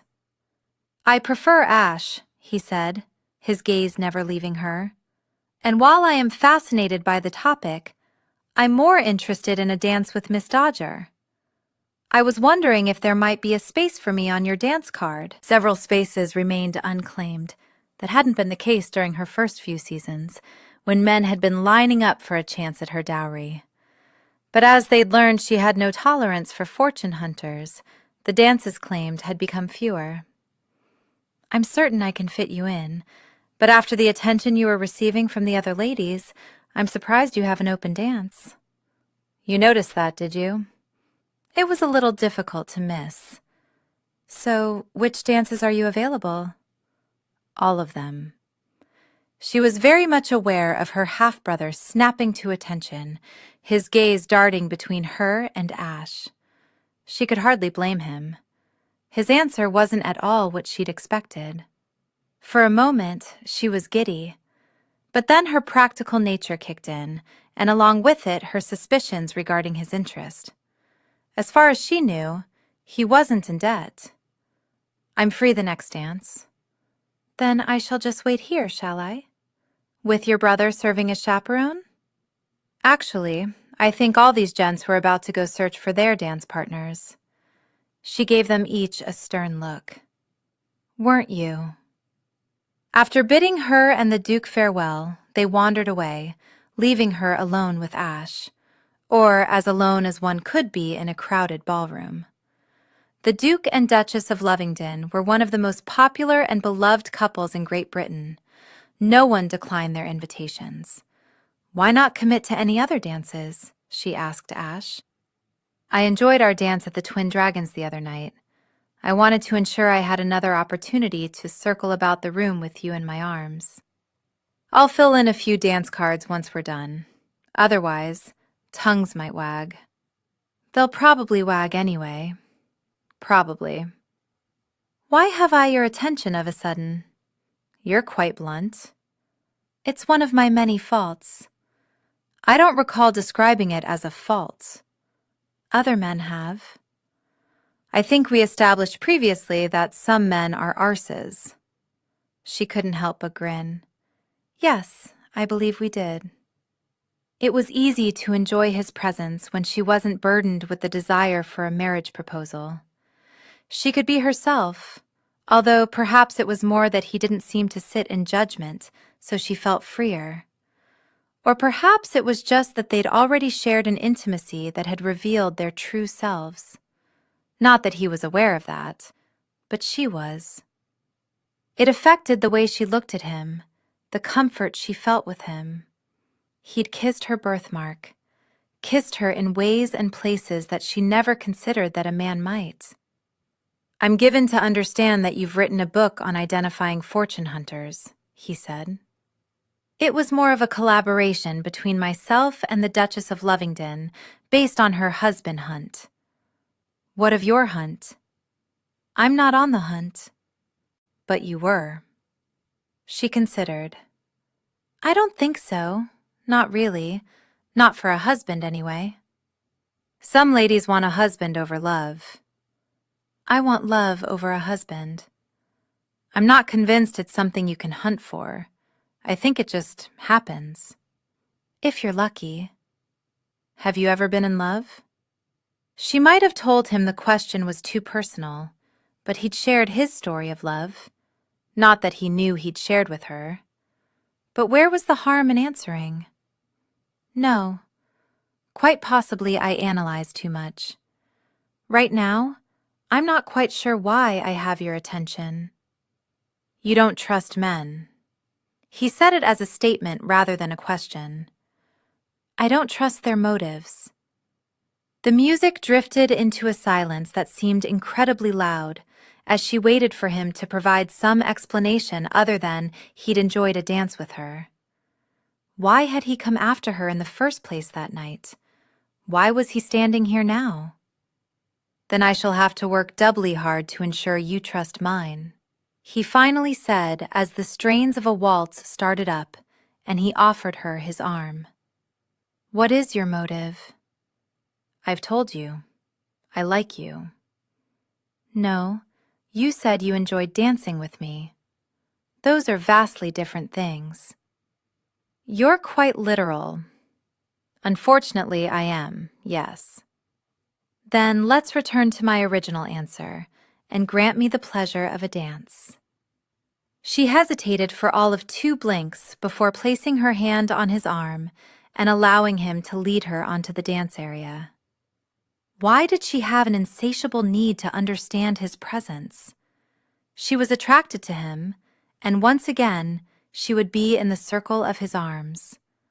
Why couldn't she be content with that for now? He wasn't one to give a lady attention for overly long. She should enjoy it while she had it. Did he like her? He certainly liked her legs, the way passion burned within her, the echo of her cries at the moments of climax. He enjoyed dancing with her, watching the way she carried her own in a conversation or poorly disguised confrontation. He appreciated the way she studied his photographs. If he were going to marry for money, it wouldn't be a hardship to take her to wife. It came with the added advantage of having the luxury of bedding her without a blasted mask, without absolute darkness. But did he like her? Damn it all. She deserved someone who did. He could make that claim because he did enjoy her company, but he also knew that she wanted to be more than liked. She wanted to be loved. Every woman is worthy of love and should accept no less from a man she agrees to marry. The opening words to her blasted book. He had known about it before Edward mentioned it, had in fact gone round to his shop and secured a copy once he made the decision to pursue her. Had felt somewhat guilty when he'd announced he was available for all the dances. If he hadn't read the Ladies' Guide, it wasn't overly long. Apparently, fortune hunters could be identified in short order. He'd have signed his name to several of the dance cards, bumping his nose earlier, and given her the scraps. Only, according to her, a lady deserved more than scraps from any gentleman who was in serious pursuit. If she weren't willing to reveal her identity at the Nightingale, it seemed only fair that he not reveal his true purpose here, to fill his coffers. She'd taken advantage of him in the shadows. Not that he was complaining. He was taking advantage of her in the light. Although, knowing what an incredibly carnal creature she was, he knew she would gain a great deal as his wife. He could satisfy her in bed as no other man could, as no other man possibly wanted. He might not love her, but within his arms, she would never find herself lacking for attention. And she would find herself in his arms a good bit of the time. This evening, she wore a lilac gown trimmed in deep purple that brought out the warmth in her brown, almost black eyes. Her arms were bare, except for the ridiculously long gloves that went past her elbows. Why did society have such an aversion to the display of skin? Well, not all displays. It was perfectly acceptable to tease a man with a showing of cleavage. His body tightened as he remembered the feel of her nipple in his mouth. Other thoughts began to line up like good little soldiers determined to take him through every minute that Ched been in bed with him, and if that happened, he'd barely be able to stagger off the dance floor. What was the reason? He asked. Her eyebrows drew together ever so slightly. Pardon? Your reason for not wanting to go to Texas. What was it? Her lips flattened, her nostrils pinched together. It's not that I didn't want to go, but I didn't want to travel there for the reason that my brother suggested I should. She licked those lips that he suddenly had an insane urge to kiss. Women are scarce, she continued. He thought I would have better luck finding a husband. I know he means well. It was insulting to think you can't compete. Her head jerked back slightly as though she were surprised by his conclusion. I wouldn't go so far as to say it was insulting. A bit hurtful, perhaps. Mostly, it just irritates. I've had 6 seasons, and with each one, more well-meaning people are offering me advice on how to obtain love. Some of it is absolutely ridiculous. Such as? Her eyes twinkled. Do you really want to know? Strangely, he did. I might need it, as I'm getting up in years. Men needn't marry young. That's a burden foisted only on women as though, at a certain age, we curdle. That I find insulting, but you don't want to hear my rants on that subject, I'm sure. As for what I can do in order to find love, hang a wishbone over the door to my bedchamber. Cook even provided the chicken bone when she offered that bit of tantalizing advice. He smiled. And it didn't work? She scowled at him. I didn't hang it up. My lady's maid is always slipping a hand mirror beneath my pillow. Apparently, it will cause my true love to be reflected in my dreams. But he's there anyway, so I always remove it when I discover it. There was that tightening in his gut again, that sense of jealousy he'd had earlier with Edward. Who is he? He heard himself asking, striving not to lock his back teeth together as he did. She shook her head. He's not any one person, but more of an ideal. Kind, generous, charming, unrealistic. His breath is never foul, his body never odorous, his feet never stink. Ash chuckled. Very much like the women in my dreams. They never nag, they're never ill-tempered, and all they want to do is, well, let's just say they're quite biddable. A deep pink blush crept up her face, and he made note of its journey. If he were to ever see her with a mask again, he would now know the hue that might appear beneath it, how quickly it traveled, how it disappeared into her hair. I can't believe I told you all that, she said. Spinsters are cautioned against drawing attention to their spinsterhood. You wear yours like a badge. I'm realistic. She gave him a gammon smile. Well, except in my dreams. It was with a measure of regret that he realized the music was fading. Their dance was coming to an end. He enjoyed talking with her. She didn't bore him. Take a turn about the garden with me. She studied him as though she were searching for something. Was he moving too quickly? Was she going to deduce his motives? Yes, all right, she finally said. I can see no harm in that. If she didn't see the harm, then she didn't know men very well at all. Chapter 13. As they wandered through her brother's elaborate gardens with its maze of paths, Minerva couldn't help but wonder if he'd figured her out. But if he had, wouldn't he announce it? Wouldn't he simply say, "Aha! I've deduced that you are Lady V." If he hadn't figured her out, then why were they here? Rich, powerful, devilishly handsome men did not escort her through gardens. She wasn't accustomed to having a man's attention like this. Oh, she'd certainly gone on her share of walks, but they'd always left her in low spirits when her partner unwittingly, or in some cases wittingly, remarked on her fetching dowry, as though he were seeking to court it rather than her. She didn't want that to happen here, didn't want him to tarnish her memories of last night. At the Dragons you mentioned a marriage proposal, he said. Have you had many? A few.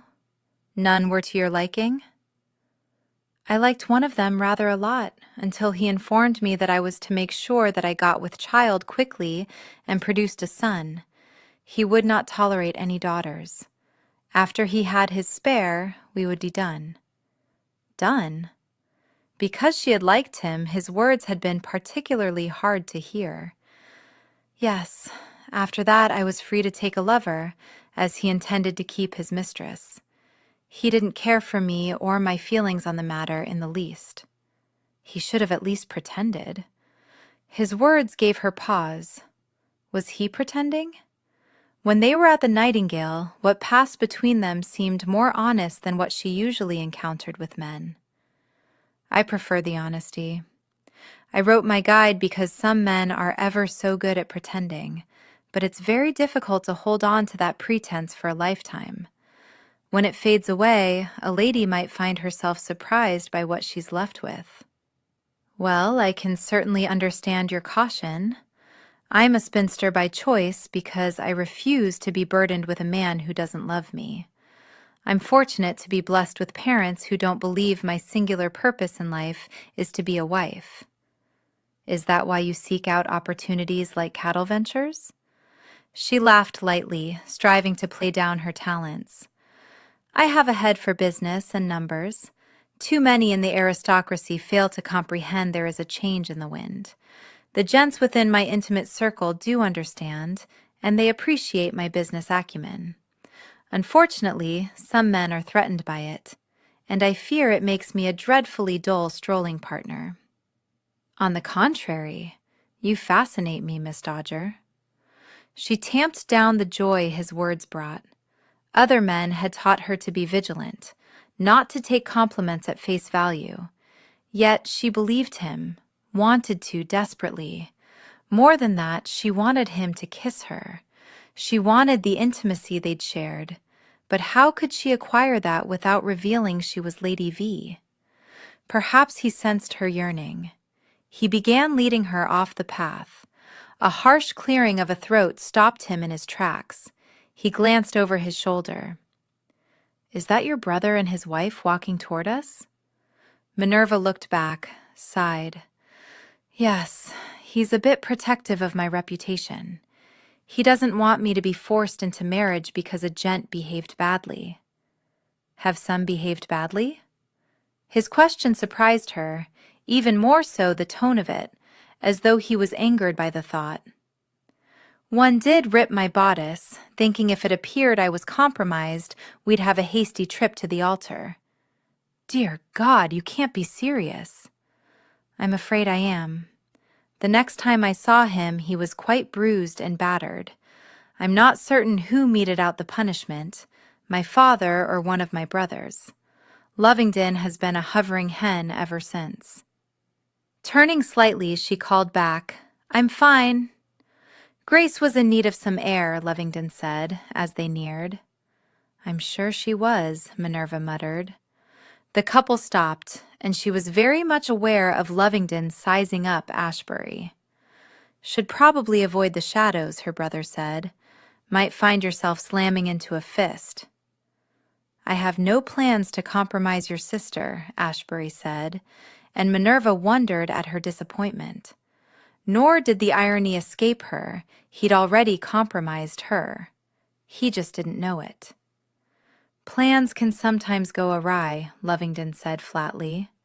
"For God's sake, Lovingdon," Minerva snapped, "nothing is going to happen that I don't want to happen." "What exactly do you want to happen?" he asked sharply. "Sweetheart," Grace said, flattening her palm against his chest, "we should probably return to our guests right about now." "Not until I have an answer. It's truly not any of our business." He looked at his wife as though she'd gone mad. She cradled his cheek. "She's old enough to know her own mind. Now come along." Glaring at Ashebury, he gave a long, slow nod. "Yes, all right." Then he tilted his head at Minerva. "Remember what I taught you. Enjoy the gardens," Grace said before urging her husband back toward the residence. "That was interesting," Ash said. "I'm sorry. He can be a bit much sometimes." "It's not a problem. If I had a sister, I would probably want to look after her as well." She couldn't help but think that his sister would be a very fortunate girl. "Shall we carry on?" she asked. "What did he teach you?" The heat of embarrassment rushed up her cheeks. "How to double a man over with my knee." His eyes widened. "I see. Not trusting men seems to be common in your family." "Again, it's not that we don't trust men. We question their motives." "Quite right." He offered his arm and she took it. They'd taken merely 3 steps when he said, "You didn't answer his question." "Which question was that?" "What exactly do you want to happen?" It was too soon. He knew that. If he didn't take into account their time at the Nightingale, it was too soon. But that lay between them, whether or not she admitted it. The remnants of last night lingered, sharpened the senses, made him more aware of her than he might have been otherwise. He couldn't help but believe that she was experiencing the same desires, the same needs. He waited, when all he really wanted was to usher her into the shadows and kiss her senseless. Give her a reminder of why she should return to the Nightingale. What would be waiting for her there with him? She glanced around as though searching for an answer. "It's not that difficult a question," he said. She looked past him, and only then did he become aware of the footsteps nearing. A couple, talking low, walked past them, took a path to the left. "If we carry on in this direction," she said quietly, "we'll reach a small arched bridge that crosses a shallow fish pond. I would like to go there. I think you might find it of interest." He offered his arm, welcomed the feel of her gloved fingers grasping it. As they began walking along, he was half tempted to glance back over his shoulder to ensure that Lovingdon wasn't traipsing along behind them. "I noticed you arrived with Mr. Alcott," she said, as though having a need to fill in the silence stretching between them, and he wondered if she weren't quite comfortable with him. "I suppose you're aware that the lot of you are referred to as the Hellions of Havisham." A corner of his mouth lifted up. "We're familiar with the term being applied to us, although Gray isn't the Hellion he once was." "And you?" He didn't know why he felt as though she were giving him a test, but she was studying him as though his answer was of importance. "It's quite possible that I could find myself tamed in the near future." "Are you of a mind to do some taming, Miss Dodger?" She slowly shook her head. "I wouldn't want you tamed." "I'm extremely glad to hear that." "So where will your adventures take you next?" she asked, shifting their conversation in a different direction, as though not quite comfortable with where it had been heading. "To some place rather boring, I'm afraid. My parents' residence in Mayfair. I'm moving there in the next few days." He was aware of her studying him, even though he wasn't quite able to bring himself to meet her gaze. He wondered how she might react if she knew the state of his affairs. A woman with a head for business, who was putting together information on a cattle venture in another country, would no doubt consider him an idiot for his inability to make sense of numbers. On the other hand, she would be able to make sense of what he could not, if he could swallow his pride. Which he couldn't. He'd choke on it first. "I suppose it's none of my business, but why weren't you already living there?" she asked. "I wasn't ready to face the memories. It was the last place I saw them alive." He did look at her then. Although there were only a few gas lamps lining the path, they provided enough light for him to see the sympathy reflected in her face. He couldn't recall ever talking about his parents with any other lady, yet he had done it with her twice now. Something about her implied that she was a safe haven. "Hopefully you have some good memories there to overshadow the bad ones," she said softly, her fingers digging into his arm as she gripped it more tightly, conveying an astonishing sense of comfort. "Haven't given a good deal of thought to my time there before they died, except for the memories that bombarded him after he crossed the threshold. They still clung to him. Their deaths overshadowed everything else. But perhaps you're right. Once I've taken up residence again, I'll recall happier times." But he was ready to move away from his past and back into the present. "Have you traveled, Miss Dodger?" "When I was younger, I visited Lovingdon's estate a few times, but as a rule, my father doesn't like to leave London, so I never really got into the habit of traveling. I can't imagine all the things you've seen. I have a good many photographs. You're welcome to see them, browse through them." He thought he felt her fingers flinch. "Do you only take photographs when you're traveling?" He almost gave her a devilish look. Was she going to play the innocent when she knew damned well the sort of photographs he took? But they were engaged in a game. He wasn't quite certain of the rules, but he suspected that she had some. "I photograph anything that brings me pleasure." "Then you should like the bridge." They'd reached it, barely wide enough for the two of them to step on side by side. Stopping halfway across, she removed her hand from his arm and grabbed the railing. "I like to come here and toss breadcrumbs to the fish and the swans," she said quietly. "It's always peaceful. All the foliage, bushes, and hedges seem to block the sounds from the city." He moved up until his body was almost touching hers. Not quite, but almost. Caution was his ally. He didn't want to misread the situation, her reason for guiding him to this secluded bit of the gardens. "There's not as much light here," he said. "No, there's not. I'm not sure why Lovingdon didn't illuminate this area better. I'm glad he didn't. I like shadows." She turned her head slightly until she was looking at him. "They can hide a good many sins. You don't strike me as a sinner, or someone who would have anything to hide. At one time or another, we're all sinners. We all have something to hide." Her words were said softly, and yet they struck home with a force that nearly toppled him off the bridge. She couldn't possibly know about his financial situation, that he was willing to do whatever necessary to rectify it. She was probably referring to the photographs he took at the Nightingale. While he'd never shown them to anyone, he knew that not all the ladies who posed as his models were discreet. But he didn't care if people knew he took them. A few gents had even asked to see them. They'd been disappointed to learn he didn't share. He knew what she had to hide, her visit to the Nightingale. But her hiding her identity caused problems in his pursuit of her. There was a chance he would slip, take a misstep. He couldn't have both Lady V and Minerva Dodger. He was going to have to settle on one. Minerva wouldn't want him if he had an affair with Lady V at the Nightingale. Even if she was the same woman, she wouldn't know he knew that. He needed her to trust him, completely and absolutely, if he was to have any chance of winning her over, either as a lover or a wife. "What do you want to happen, Minerva?" he asked. Her eyes widened slightly, her lips parted. "You're being a bit familiar using my given name. You've led me away from the house and into the shadows."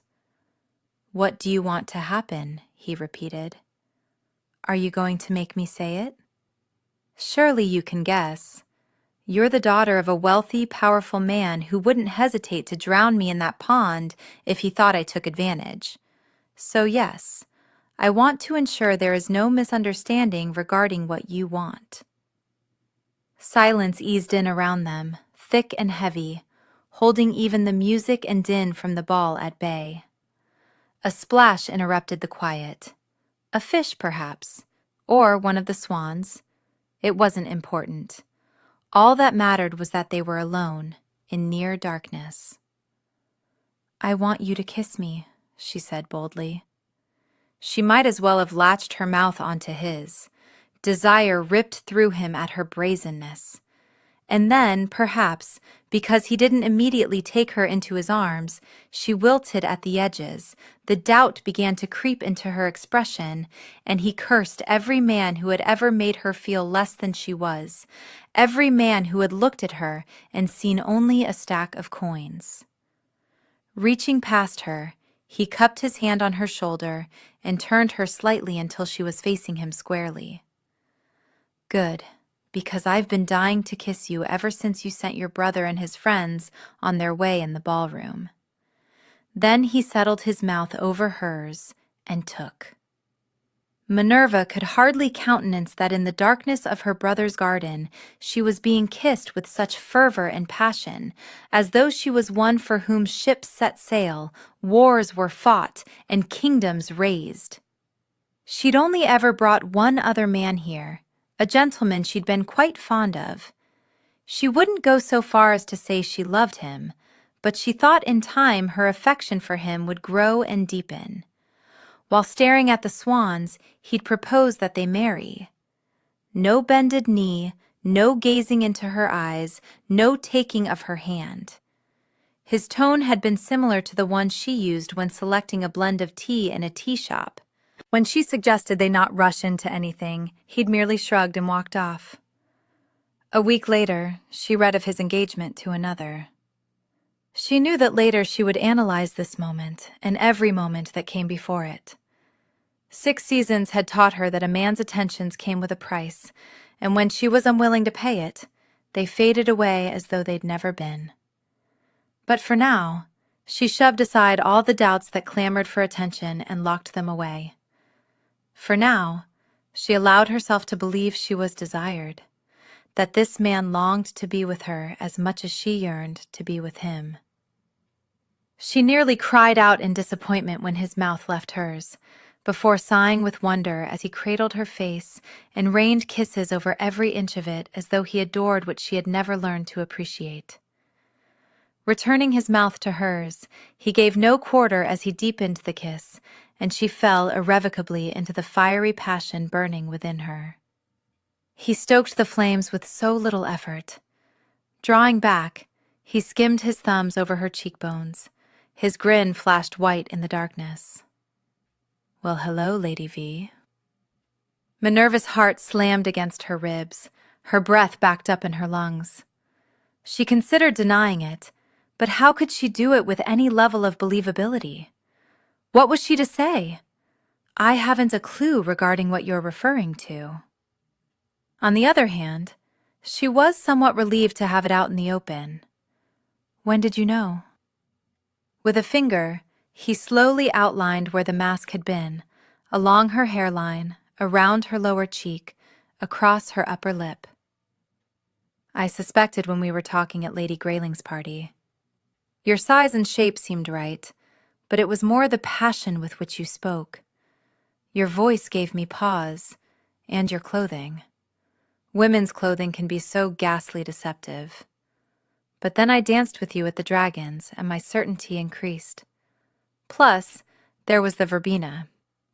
He'd known that long and had continued to pursue her, to meet with her at the Nightingale?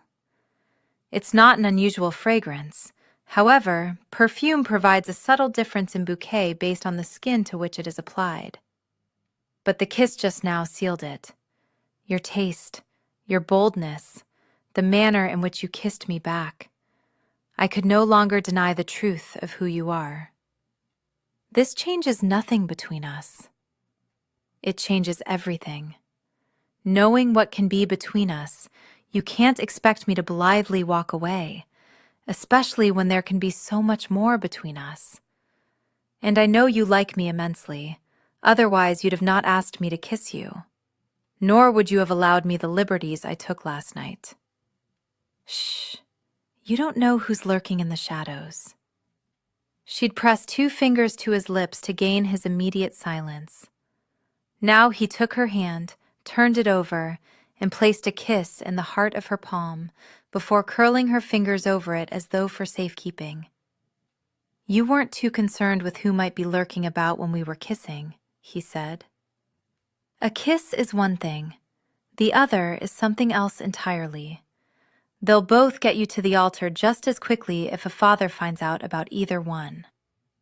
No, my father's finding out about the other will get you a casket." He seemed unconcerned, and he'd yet to release his hold on her hand. "Not if I have honorable intentions where you're concerned," he said. She stared at him.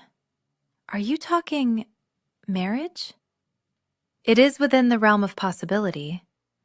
"Even knowing who I am?" "Especially knowing who you are. You intrigue me. A rose by any other name and all that nonsense. You're a woman who knows what she wants and goes after it. You're not some mewling miss, whining in the corner, waiting for someone else to make her happy. Most gentlemen are put off because I don't mule about or faint or pretend helplessness. I'm not most men." He could not have spoken truer words. Part of her concern was that she feared she could very easily find herself falling in love with him, and she didn't think he was the sort to love. While she'd been fond of a couple of her suitors, she hadn't been madly in love with anyone. Did one have to love in order to be loved?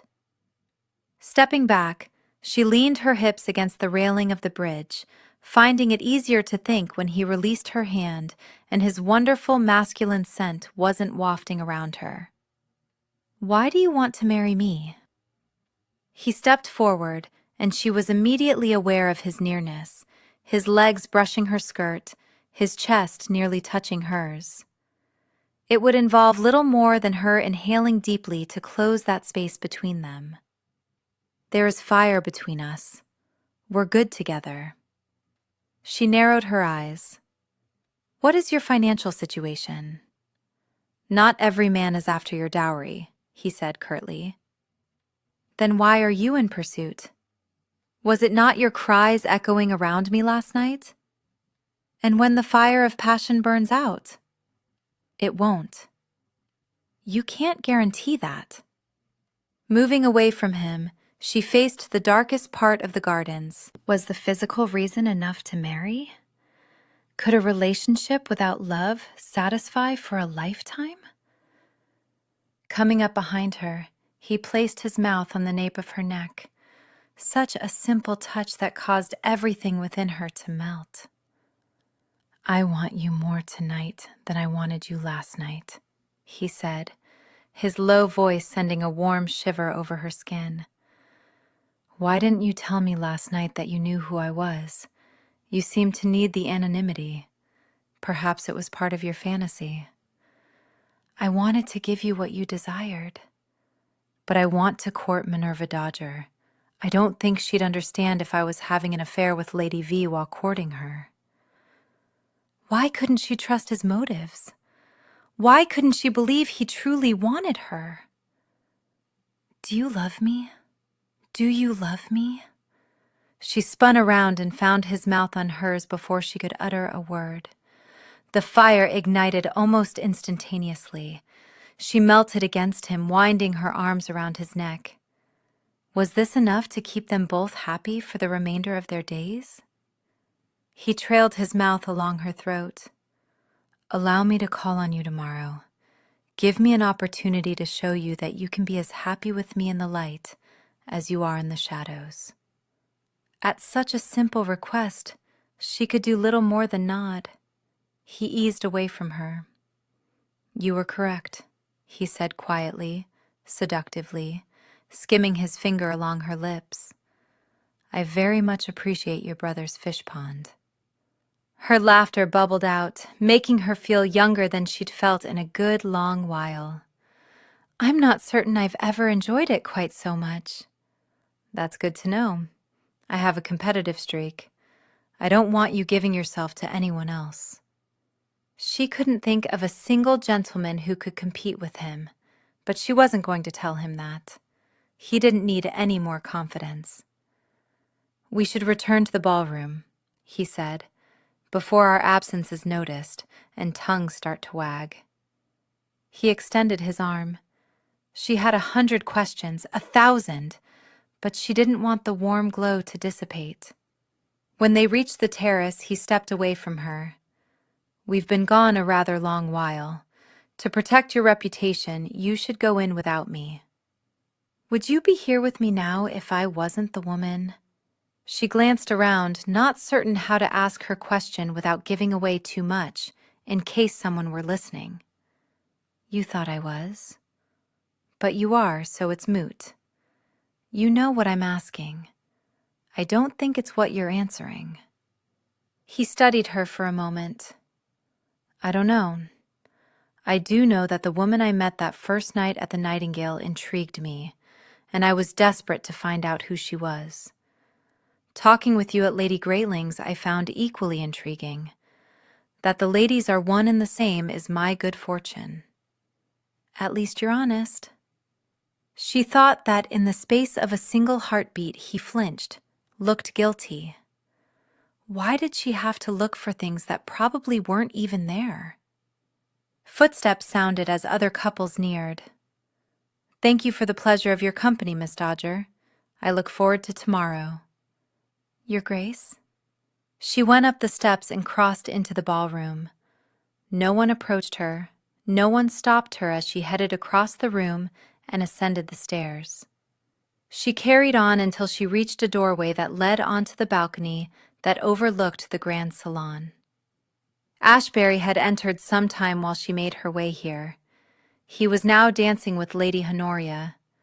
It hadn't taken long for him to give his attention elsewhere. She fought not to feel jealous. It was a ball. People danced. She stayed where she was, watching as he danced with Lady Julia, then Lady Regina. She couldn't help wondering if he might have photographed them. Suddenly aware of a powerful presence coming through the doorway, she stiffened. Her brother rested his forearms on the railing. "He's a womanizer," he said without preamble. "And you weren't?" she asked, not bothering to hide her sarcasm or irritation with him for pointing out a fact of which she was already incredibly aware. "I had my reasons. Perhaps he does as well." She turned to look at him. "Is it inconceivable that a man could desire me?" "No, of course not. To be quite honest, I'm unclear as to why you're not yet married. And I'm not saying he doesn't desire you. I just don't believe he's the marrying sort." "I'm not searching for the marrying sort." He straightened so quickly she heard his spine pop. With eyes narrowed, he was quite formidable. "What are you implying?" "That I've had it with fortune hunters. That I'm done with being on the marriage block. I'm not here to find a husband. I'm here because Grace is my dear friend, you are my brother, and you always host a smashing party." "Then why accept his attentions?" "Why not? No longer having any plans to marry is quite a relief, really. Freeing, actually. I don't have to care if a man finds me pleasing. I can speak my mind and know it won't make a bit of difference, that his opinion of me is inconsequential to bringing me joy." "Have you told your father this?" "He approves." His jaw tightened because obviously he didn't. "And our mother?" "She only wants my happiness, or so her father had said, and she believed him. It's silly, really, for a woman's goal in life to be obtaining a husband." "What is your goal, then?" "Whatever I want it to be." No reason to upset him further by spelling it out. "Pleasure." A footstep sounded. Glancing over her shoulder, she saw Edward standing just in the doorway. He scowled. "Stop shooting daggers at me, Lovingdon. I've only come to collect a dance with your sister." Lovingdon gave a nod, looked at her. "Remember what I taught you." Then he walked off. She sighed before turning her attention to Edward. He was remarkably handsome tonight in his swallow-tailed jacket. He smiled at her. "I'm hoping your next dance is open," he said. "It just so happens that it is. Shall we be off?" She took a step for the doorway, and he placed his hand on her arm, staying her actions. "Let's dance up here. It's less crowded." "It'll draw attention. I like attention." "Are you trying to make someone jealous?" He lifted a shoulder in a careless shrug. "Wouldn't you like to?" Swallowing hard, she squeezed her hands together. "I'm certain I don't know what you're trying to imply." "I saw Ash take you into the garden. I also know that the ladies aren't going to let him be, and he's too polite to turn them all away. Can't be fun watching him dance. They don't usually let you be." "'Tis true. I have only the next dance." He held out his gloved hand. "So shall we?" "I suppose there's no harm in it. Perhaps we'll start a new tradition." The music for a waltz started up. She expected him to take advantage, to hold her more closely than necessary, but he kept the appropriate distance between them. "He likes you," Edward said. "Pardon?" "Ash, he likes you." "Because he took me on a walk in the garden?" "Because he looks at you as though you matter. I've seen him with a lot of women. We both tend to use them as distractions." He shook his head. "Won't go into that. He doesn't see you that way. He hasn't taken his eyes off you since we got here. Even now, he's watching." She fought not to look out over the balcony to verify that he was. "It might not look like he is, but he is aware of everything. It's the reason he's so dashed good at taking photographs." "Have you posed for him?" On numerous occasions. He glanced around before leaning in and whispering, "Once I posed nude."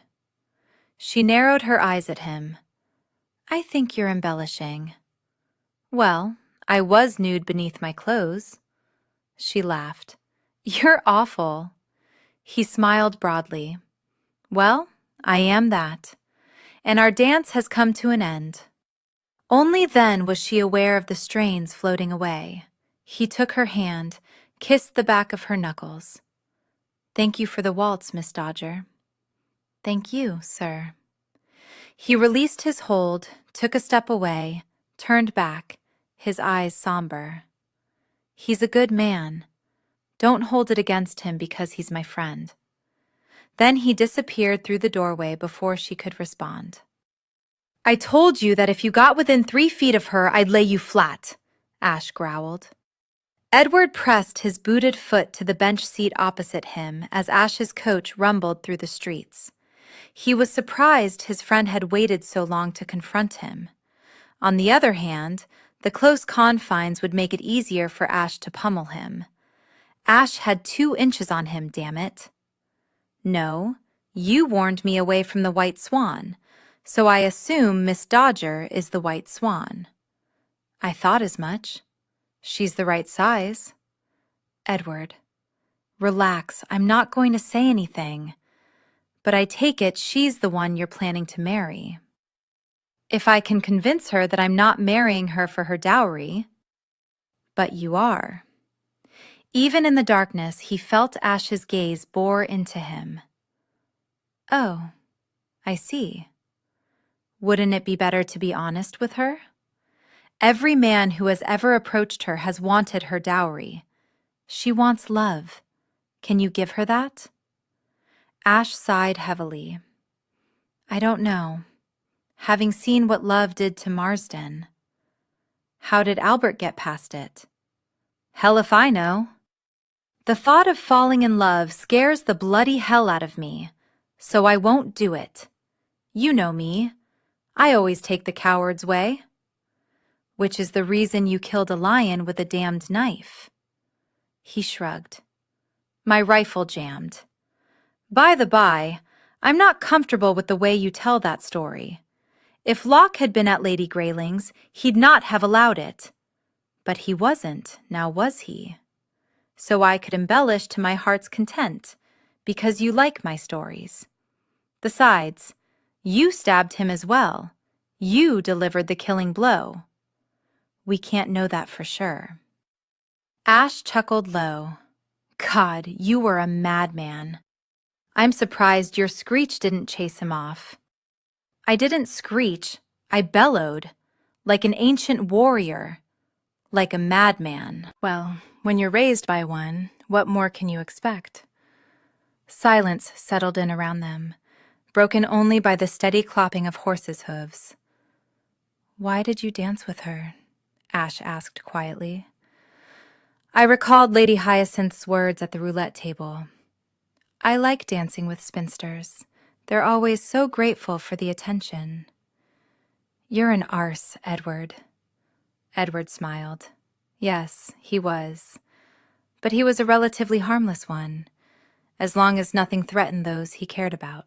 Chapter 14.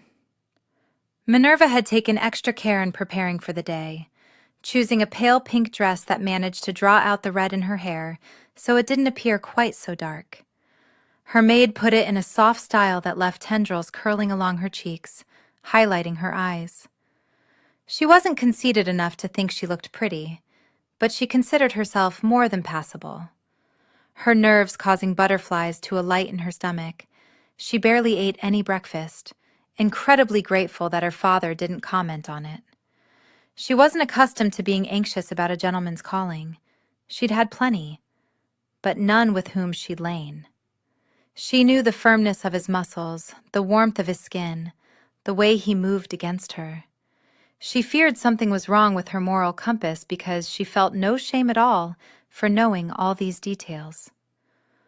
While the hours ticked by until it was an acceptable time for a gentleman to call, she sat in the morning room trying to read. After scanning the same sentence 100 times, She finally closed the book and walked around the outer edge of the room. A light rain had begun to fall, so she couldn't go into the garden. She considered writing a letter to the Times on the need for more people to engage in charitable works, but she doubted she'd be able to concentrate enough to make it eloquent or convincing. Her nerves were stretched taut when the butler finally entered and announced she had a caller. Still, she was taken aback by the joy Lord Burleigh, Dixon continued, his words slamming into Minerva and halting her progress across the room. Lord Burleigh? She repeated as though she'd taken leave of her senses. The man had never called on her before, had never danced with her. They'd spoken in passing, but he certainly hadn't indicated an interest. Yes, miss. I saw him to the parlor. Your mother is joining him there. Perhaps she should take out an advert announcing that she was no longer in search of a husband. On the other hand, she would be foolish to discount the possibility that she might find love late in life. Of course, any man now might have to accept her scandalous behavior. Not that Ashebury seemed to have any problem with it. All right, then. Lord Burleigh, whose physique suited his name, jumped up from the sofa as soon as she entered the room. Miss Dodger. My lord, how nice of you to call. I've rung for tea. I'll leave you two young people to visit, her mother said as she picked up her stitchery and moved to a distant corner of the room to give them a bit of privacy. Minerva sat on the sofa. Lord Burleigh joined her, keeping a respectful distance. She tried to imagine Ashebury doing the same and found it quite impossible. It's a rather dreary day, Burleigh said. I like the rain. As do I. Many people don't. It's good for reflection. It is that. I enjoy the sound of droplets pattering against the pane. That was rather poetic phrasing. Are you a poet, my lord? His cheeks turned red. I dabble. Bravo for you. He narrowed his eyes at her. Are you mocking me, Miss Dodger? No, absolutely not. I think all creative endeavors are to be applauded. Apologies. I'd heard. He snapped his mouth closed, took out his pocket watch, glanced at the time, no doubt disappointed to discover not even 2 minutes had passed. You'd heard what precisely, my lord? Shaking his head, he stuffed his watch back into his pocket just as the tea arrived. Thank goodness. Minerva set about preparing him some. 3 lumps of sugar, he said, a dash of cream. She handed him his cup, which he expertly balanced on his thigh. Mother? She asked. No, thank you, darling. She barely looked up from her needlework.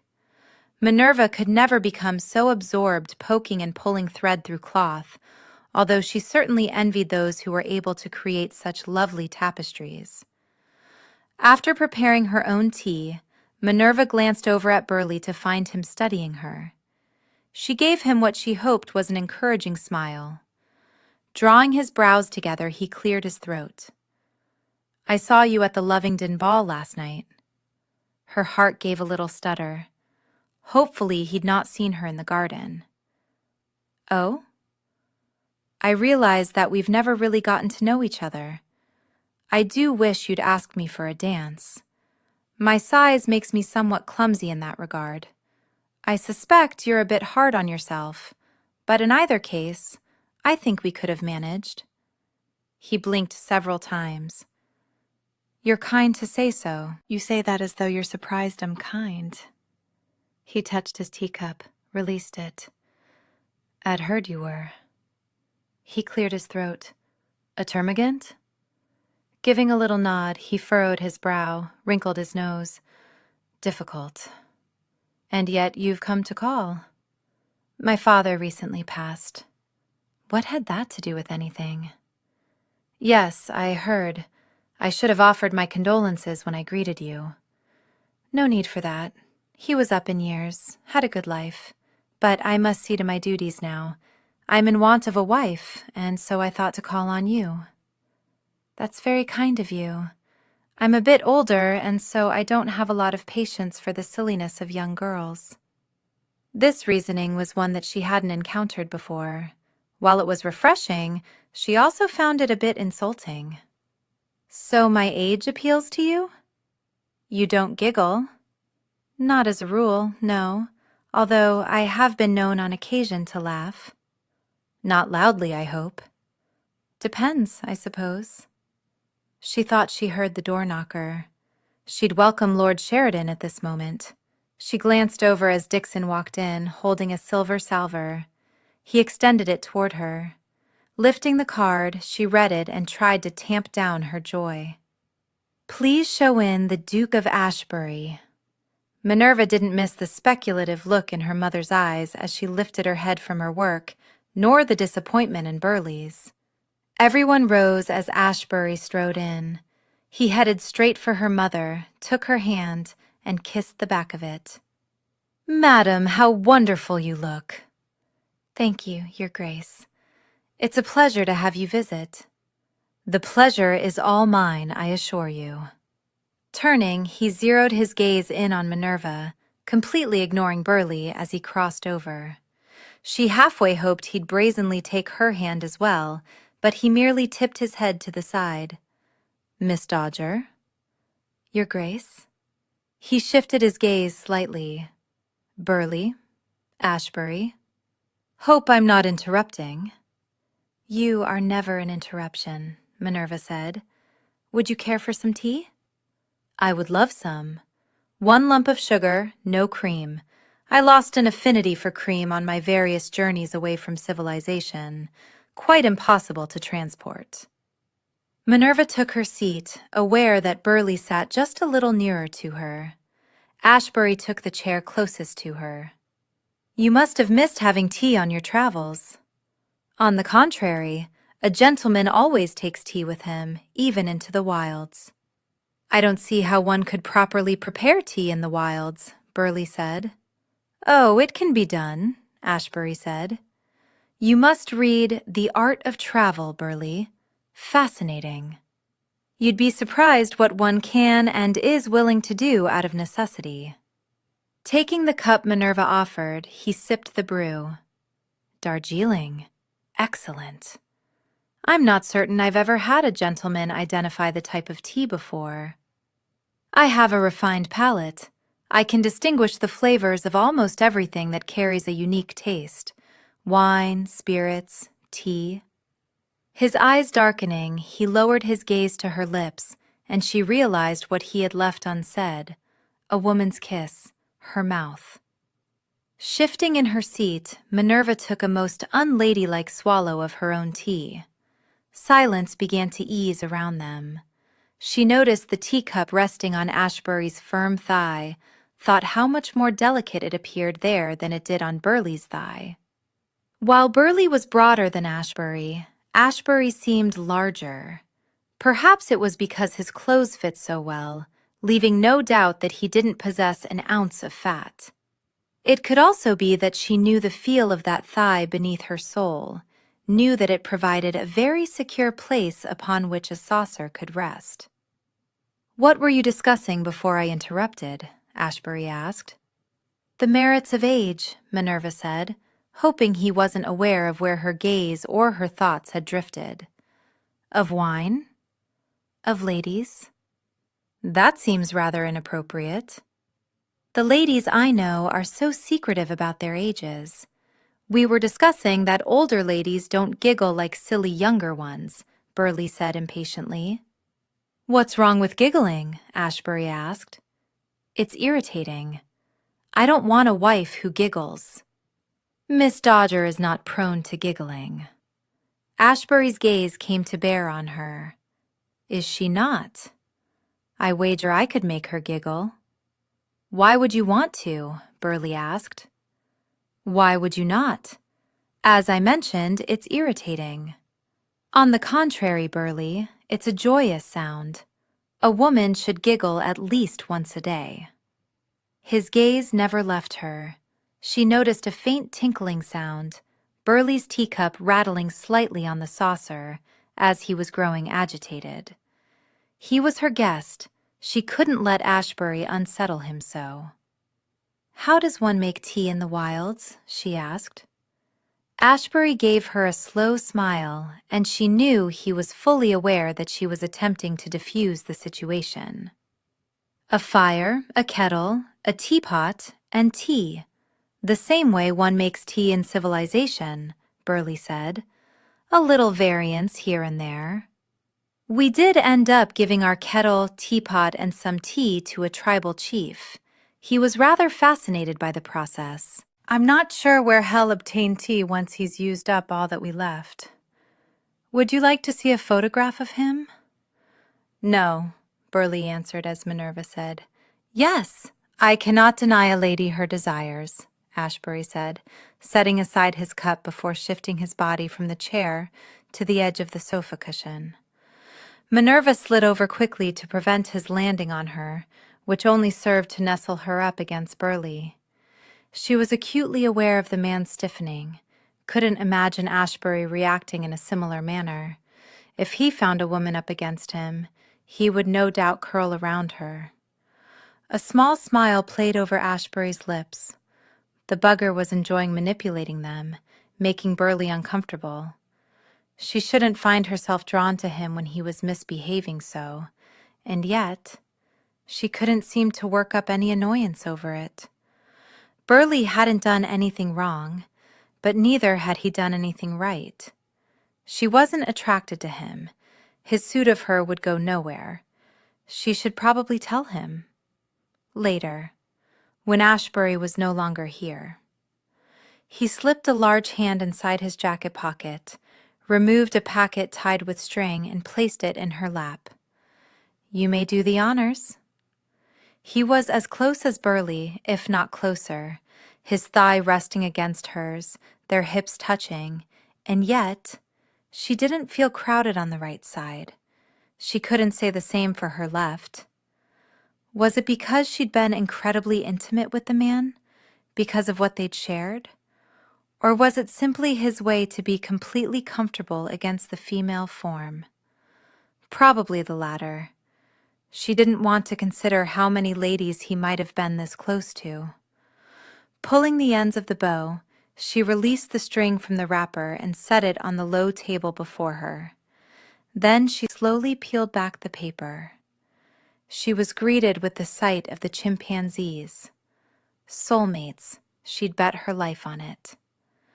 The pyramids were next, dwarfing the humans who stood around them. She was familiar with the structures, had seen other pictures, had always wanted to visit them. No longer on the husband hunt, she was free to go wherever she wanted. She could go touch them in person if she so desired. The next picture revealed some sort of stone shrine, barely visible through the foliage. She had no idea what it might be, and yet it seemed so lonely, as though waiting to be of use again. Moving that picture aside, she was greeted by a man with long white hair and what appeared to be white paint in various designs on his dark, wrinkled face. Grinning, he held in his hand a dainty teacup that seemed remarkably out of place. "That's him," Ashbury said. "He looks so happy." "He bargained me out of my teacup," he said grumpily. She looked at him. He was close, so very close, his shoulder nearly touching hers. "What did you get?" "2 of his tribesmen to escort us farther into the jungle." "What did they get?" "The privilege of accompanying us, I suppose. They have no need for money. They're self-sufficient." "They're savages," Burley said. "What exactly is a savage, Burley? I've met quite a few within England's borders." "You know what I mean. They're not civilized, not like you and I, perhaps. They can't quote Shakespeare, but I assure you that they hardly qualify as savage. As far as we could tell, they live a peaceful existence, welcomed us." He winked at Minerva. "Drank tea with us. Doesn't get much more civilized than that." Moving that photograph aside, she caught her breath at the sight of a woman dressed in her native clothing, what little there was of it. But it wasn't the bared breast that held her attention. It was the woman's face, so proud, with such a noble bearing. No embarrassment, no shame. How could anyone be offended by this remarkable image? It was simply life. And Ash had managed to capture the essence and beauty of it. He was right. The human form in all its natural wonder was exquisite. Although Burleigh apparently didn't agree. He was making gasping sounds as though the tea had swallowed had taken a wrong turn. Snatching the photo from her fingers, he went to his feet. "You can't show photographs like this to a lady." It was a wonder that his indignation didn't cause the chandelier above his head to shake. "Why ever not?" Minerva asked. "Madam, the Duke is showing your daughter vulgar photographs." Her mother looked up, her brow pinched tightly. "It's a native woman, Mother, in her natural habitat." "She's not wearing clothes," Burleigh said. "Not garments as we wear," Ashebury said. "But I assure you that to her people, she was perfectly attired." With grace and dignity, her mother rose and walked toward them. Ashebury shoved himself to his feet. Her mother held her hand out to Burleigh. He hesitated. "Lord Burleigh," she snapped her fingers. "It is not appropriate, madam." "I shall determine what is appropriate and what is not." He handed it to her. Minerva had to respect her mother's aplomb. She might as well have been looking at a blank piece of paper for all the expression that crossed her face. If the woman is not accustomed to wearing clothes, I don't see how we can call her vulgar for honoring her traditions. But Ashebury shouldn't be shoving them in your daughter's face. We're all adults here, my lord. Surely we can't be offended by life. Still, her mother returned the photograph to Ashebury. "I have seen women wearing less in paintings, although they are not works I would display in my parlor." "My apologies, madam, if I offended you," Ashebury said. "I'm not offended, just making a point. Shall we return to our tea now?" "I must be off," Burleigh said. "I shall escort you out, my lord," her mother said. "What of Ashebury?" "I don't believe his time is yet up. You can't leave them alone." "Oh, I'm certain nothing untoward will happen." She slipped her arm through Burleigh's. "How are you holding up, stepping into your father's shoes?" she asked, leading him from the room. As soon as they were through the door, Minerva slapped her hand over her mouth, her shoulders shaking as she tried not to laugh out loud. Ash sat beside her, leaned in until his breath feathered over her cheek. "Are you giggling?" A sound that very much resembled a giggle escaped. She shoved on his shoulder. "You did that on purpose, making him uncomfortable with that photograph." "Don't be daft. I didn't know he'd be here." "Then why didn't you wait until he'd left to show it to me?" His eyes were dancing with mischief. "Because as I was sitting there, it occurred to me that it might be fun to see his reaction. He's a rather somber sort." "Is he courting you?" "I'm not sure. This is the first time he's ever come to call." "Hell bore you to tears." He cradled her face. "Hell kill your spirit. Don't let him call on you again." "It's not your place to tell me who I can allow to call on me." He swept his thumb over her lips. "You won't be happy with him." She capitulated. "I'm not going to marry him, but neither do I want to embarrass him. He's just lost his father." "You have a tender heart." He leaned in. "I like learning things about you, Minerva." She wondered if he might kiss her. She wanted him to. "Come to the Nightingale tonight," he said seductively. "We can continue to learn things about each other in a more intimate setting." "I'm expected at the Dragons." "Do what's not expected." The challenge mirrored in his eyes almost had her agreeing to meet him, but she wanted more than the physical coupling. She yearned for a coming together that involved hearts and souls. Too many questions would be asked if I didn't show. I trust you can handle them? I'd rather not. It'd make it worth your while. Slowly she shook her head. I've no doubt of that, but I need you to be a little in love with me. Lightly he touched her cheek. You're turning my words against me. I simply understand them better now. She glanced back, returned her gaze to his. My mother will be returning at any moment now. Then we should return to the matter at hand, he conceded without rancor. Did you like the photographs? She smiled softly. I did, yes. They were extraordinary. Especially the one with the woman. I quite agree that we're all prudes if we focus on what she isn't wearing, rather than on what she is. Pride, elegance, and grace. I thought you would appreciate what I had hoped to capture.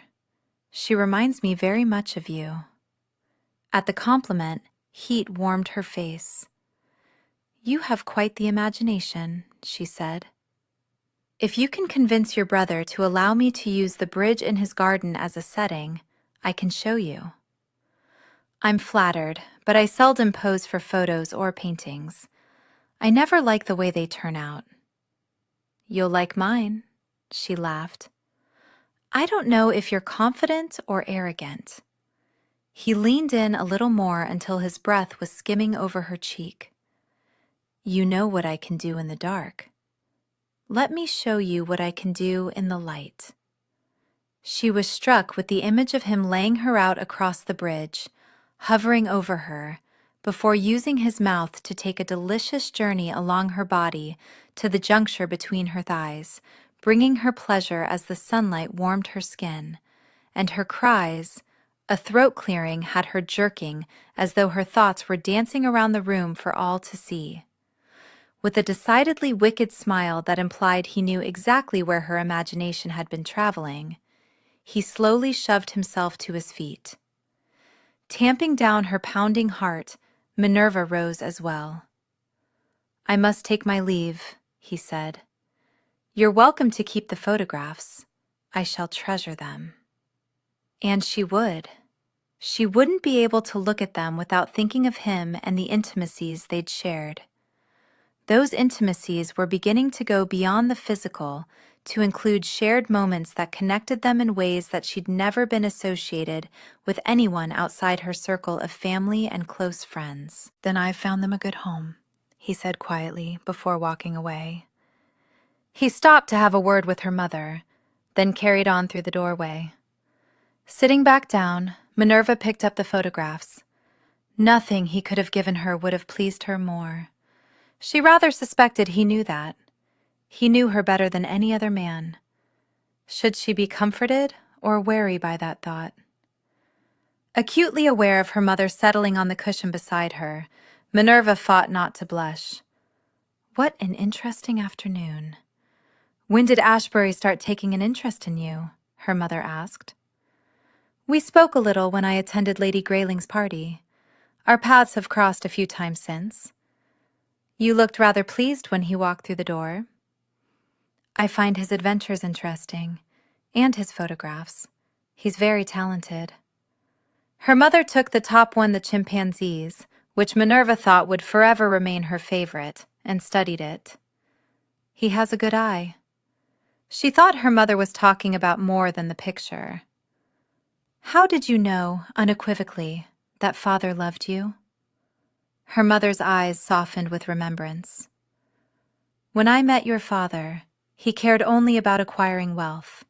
His coffers were overflowing, yet he wanted more. It was all he valued.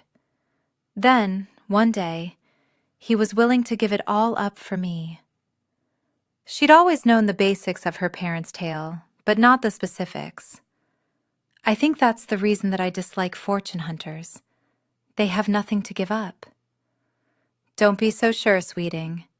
Everyone has something to sacrifice. I think Ash is in a bit of bother financially, Edward said, sipping his brother's scotch, waiting for his turn at the billiards table. Gray lifted his gaze from the colored balls he'd been studying. Has he told you that? Not the details, but he's moving into Ashbury Place. His situation must be dire for him to do that. While none of them knew precisely why Ash had an aversion to the place, they knew it was associated with the death of his parents. He'd suffered through nightmares when they first moved to Havisham. He's got pride, Edward. I can't do something if he doesn't ask. If he wanted me to know, he'd tell me. He turned his attention back to the table. Well, that's the thing, you see. He thought I might like to take over the lease on his residence, and I thought it was a jolly good idea. I know it's a bother for me to stay here when I'm in London. Not a bother. Your wife doesn't like it. Gray straightened. You're a sloppy drunk, and you boast about your conquests. She finds it unseemly. She doesn't have to listen. His brother scowled at him. He capitulated. All right, I'm aware I can quickly wear out my welcome, but I can't keep imposing on Ash either, so I thought it was high time I had my own place. He suggested I purchase the furnishings there. Would save me from having to search for pieces, would give him a bit of capital. If you could see your way clear, that is, to providing the funds needed. It would be helping him out, don't you see? And the lease? I would probably need a slight bump in my allowance for that. Gray smacked a ball, sent another down a hole. What are you going to do with your life, Edward? It should have some purpose to it. It has a grand purpose. Pleasure. Which was well and good when we were 20, but you've lived for more than a quarter of a century now. You need to take on some responsibilities. I'm the spare and a gentleman. I'm required to live a life of leisure. I believe it's written in the law somewhere, perhaps even in the Magna Carta. Gray chuckled. God help me, I'm torn between insisting that you grow up and hoping you never do. Edward took a step forward. Go on a final adventure with me, our last. Then I'll settle in and do something respectable and madron for Parliament, perhaps. Good God, the country in your hands? That would be a nightmare. Tossing his cue stick onto the table, he lifted his glass, drank deep. You're smart, though. Smarter than you let on. You've a good head on your shoulders. And I think somewhere, he poked Edward's chest, deep inside, you long to do good. But you'll have to accomplish all this without us doing a final trip. I can't leave Julia, especially now, when she's so vulnerable. Turning away, Edward drained his glass. When you married, I didn't gain a sister by marriage. I lost a brother. I grew up. You need to do the same. I think your having your own place is a step in that direction. I'll fund it. He spun back around. Including the furnishings? To help Ash, yes. Jolly good. He'll be relieved, I'm sure. When's he moving? He'll be out completely in the next day or so. I think you gentlemen have had enough time alone with your after-dinner port, Julia said, interrupting them as she went to Gray, lifted up on her toes, and kissed his cheek. I was growing lonely. Missed you. The arrival of the mistress of the house is my signal to depart, Edward murmured. You don't have to go, Gray said. I believe I do. He gave his sister by marriage a little salute. And it was Scotch, actually, rather than port. I thought gentlemen always drank port after dinner. As you've pointed out on numerous occasions, I'm no gentleman. Your husband indulged me, as he is one. But now I must be off. Thank you for the lovely dinner. We're glad you could join us, she said. Leaning in, he bussed a quick kiss over her cheek and whispered, You are a lousy liar. It's not that I don't like you, Edward, but you have such potential and opportunities, yet you waste it all. Without my wastrel life to pick over, how would you entertain yourself? Edward, you've gone too far, Gray snapped. Julia has your best interest at heart. She and I are both concerned. As you should be. I'm happy. have a jolly good time wherever I go, and entertain those who seek out my company. But now, I must be off to plan my next adventure. Good night." He strode from the room with a purpose to his step. The woman irritated the very devil out of him, and he didn't know why. She wasn't a complete witch, but not once had she ever looked at him as though he were anything other than a blight on the family name and honor. With relief, Julia watched her brother by marriage storm from the room. Things were always tense when he was around. It didn't help matters that he'd been the first man to ever kiss her, not that she'd ever confessed that to Albert. Devilishly handsome, upstanding Albert had been courting her, but it had been devilishly handsome, disreputable Edward who had approached her in a garden during a ball, planted his mouth on hers, and introduced her to the passion that could exist between a man and a woman. It was an honor that should have belonged to Albert, should have been his, and well Edward knew it.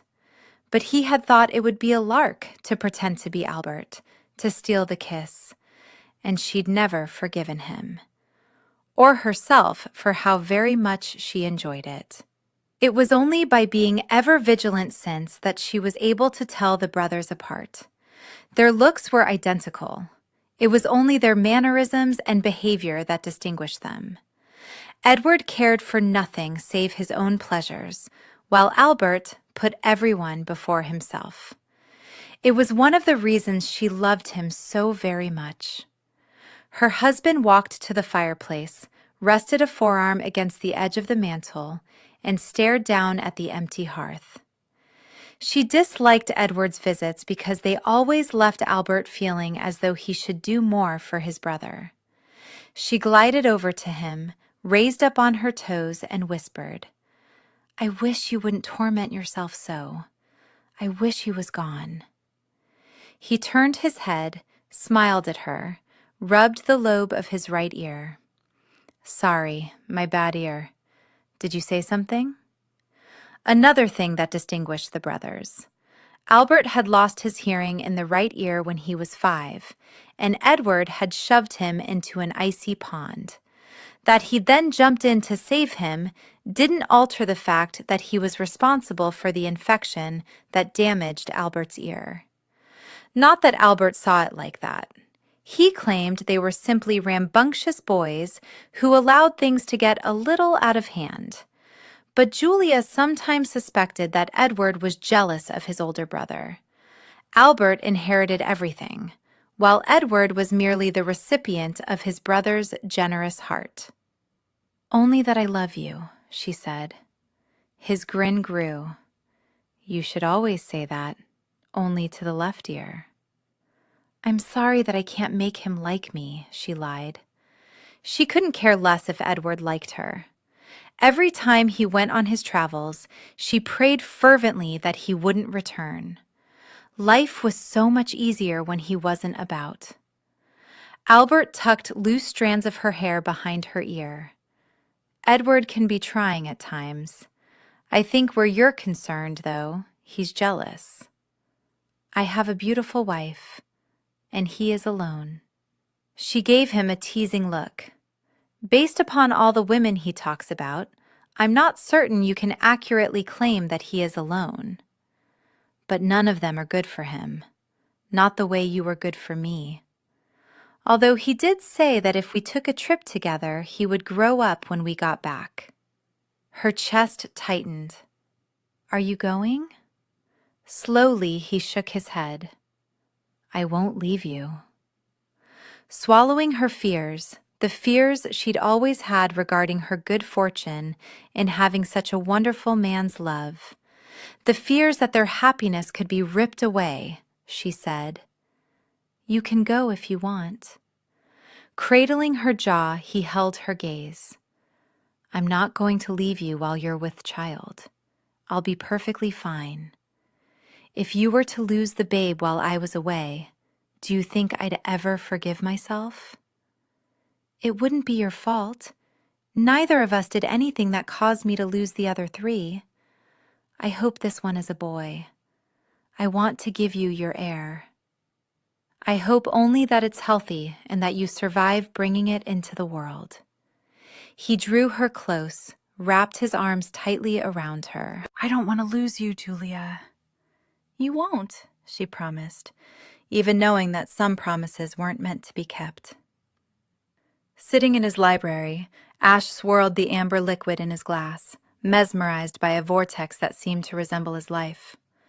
He needed to marry a woman with a dowry. Minerva Dodger had the largest available. Why would he settle for less? Plus, he liked her, especially in the bedchamber. What they had shared revealed a passion that far surpassed anything he'd ever experienced.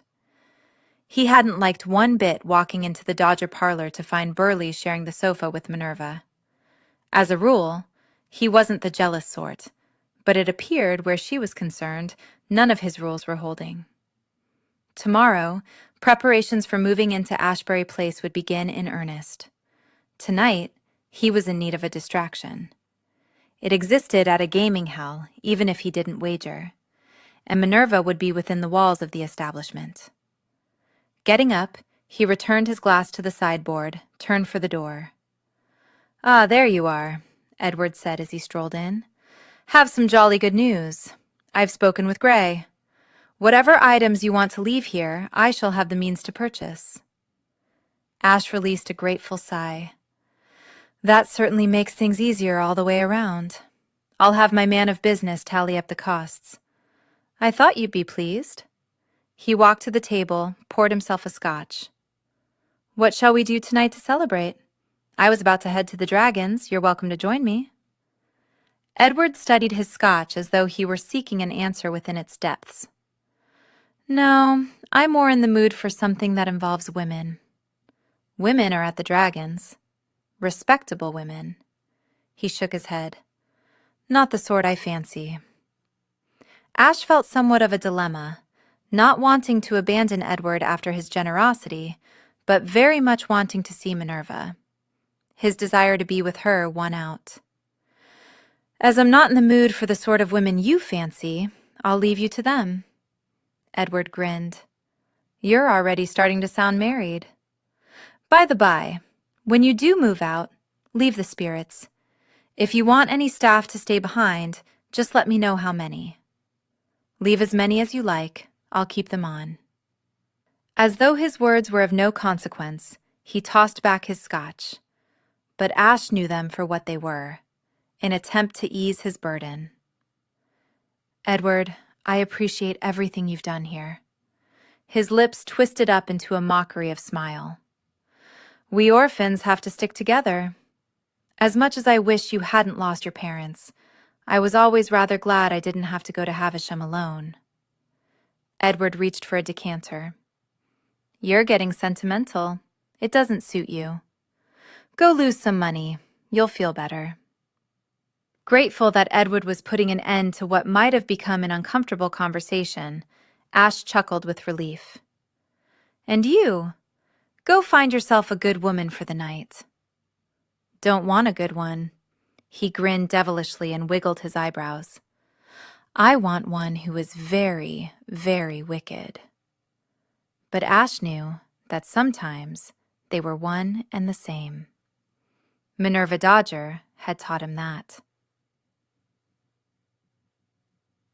Chapter 15. Feeling restless and on edge, Minerva stood within the shadowed balcony of the Twin Dragons and looked out over the gaming floor. Seeing Ash this afternoon had left her longing to be in his arms. She had considered sending him a missive inviting him to join her here, but she rather hoped that he might make an appearance without her invitation, which was the reason she was standing here rather than being where she was supposed to be. Others were waiting on her. She needed to go. Taking her gaze on a final sweep of the floor, she felt her heart kick against her ribs at the sight of Ash wandering slowly about the card tables before heading for the roulette wheel. Had he been looking for her? Why else would he bother to take a detour through that area rather than heading straight for the wheel? She very nearly shouted at him, to gain his attention, to invite him to join her. But propriety required a bit more decorum. She headed for the gaming floor.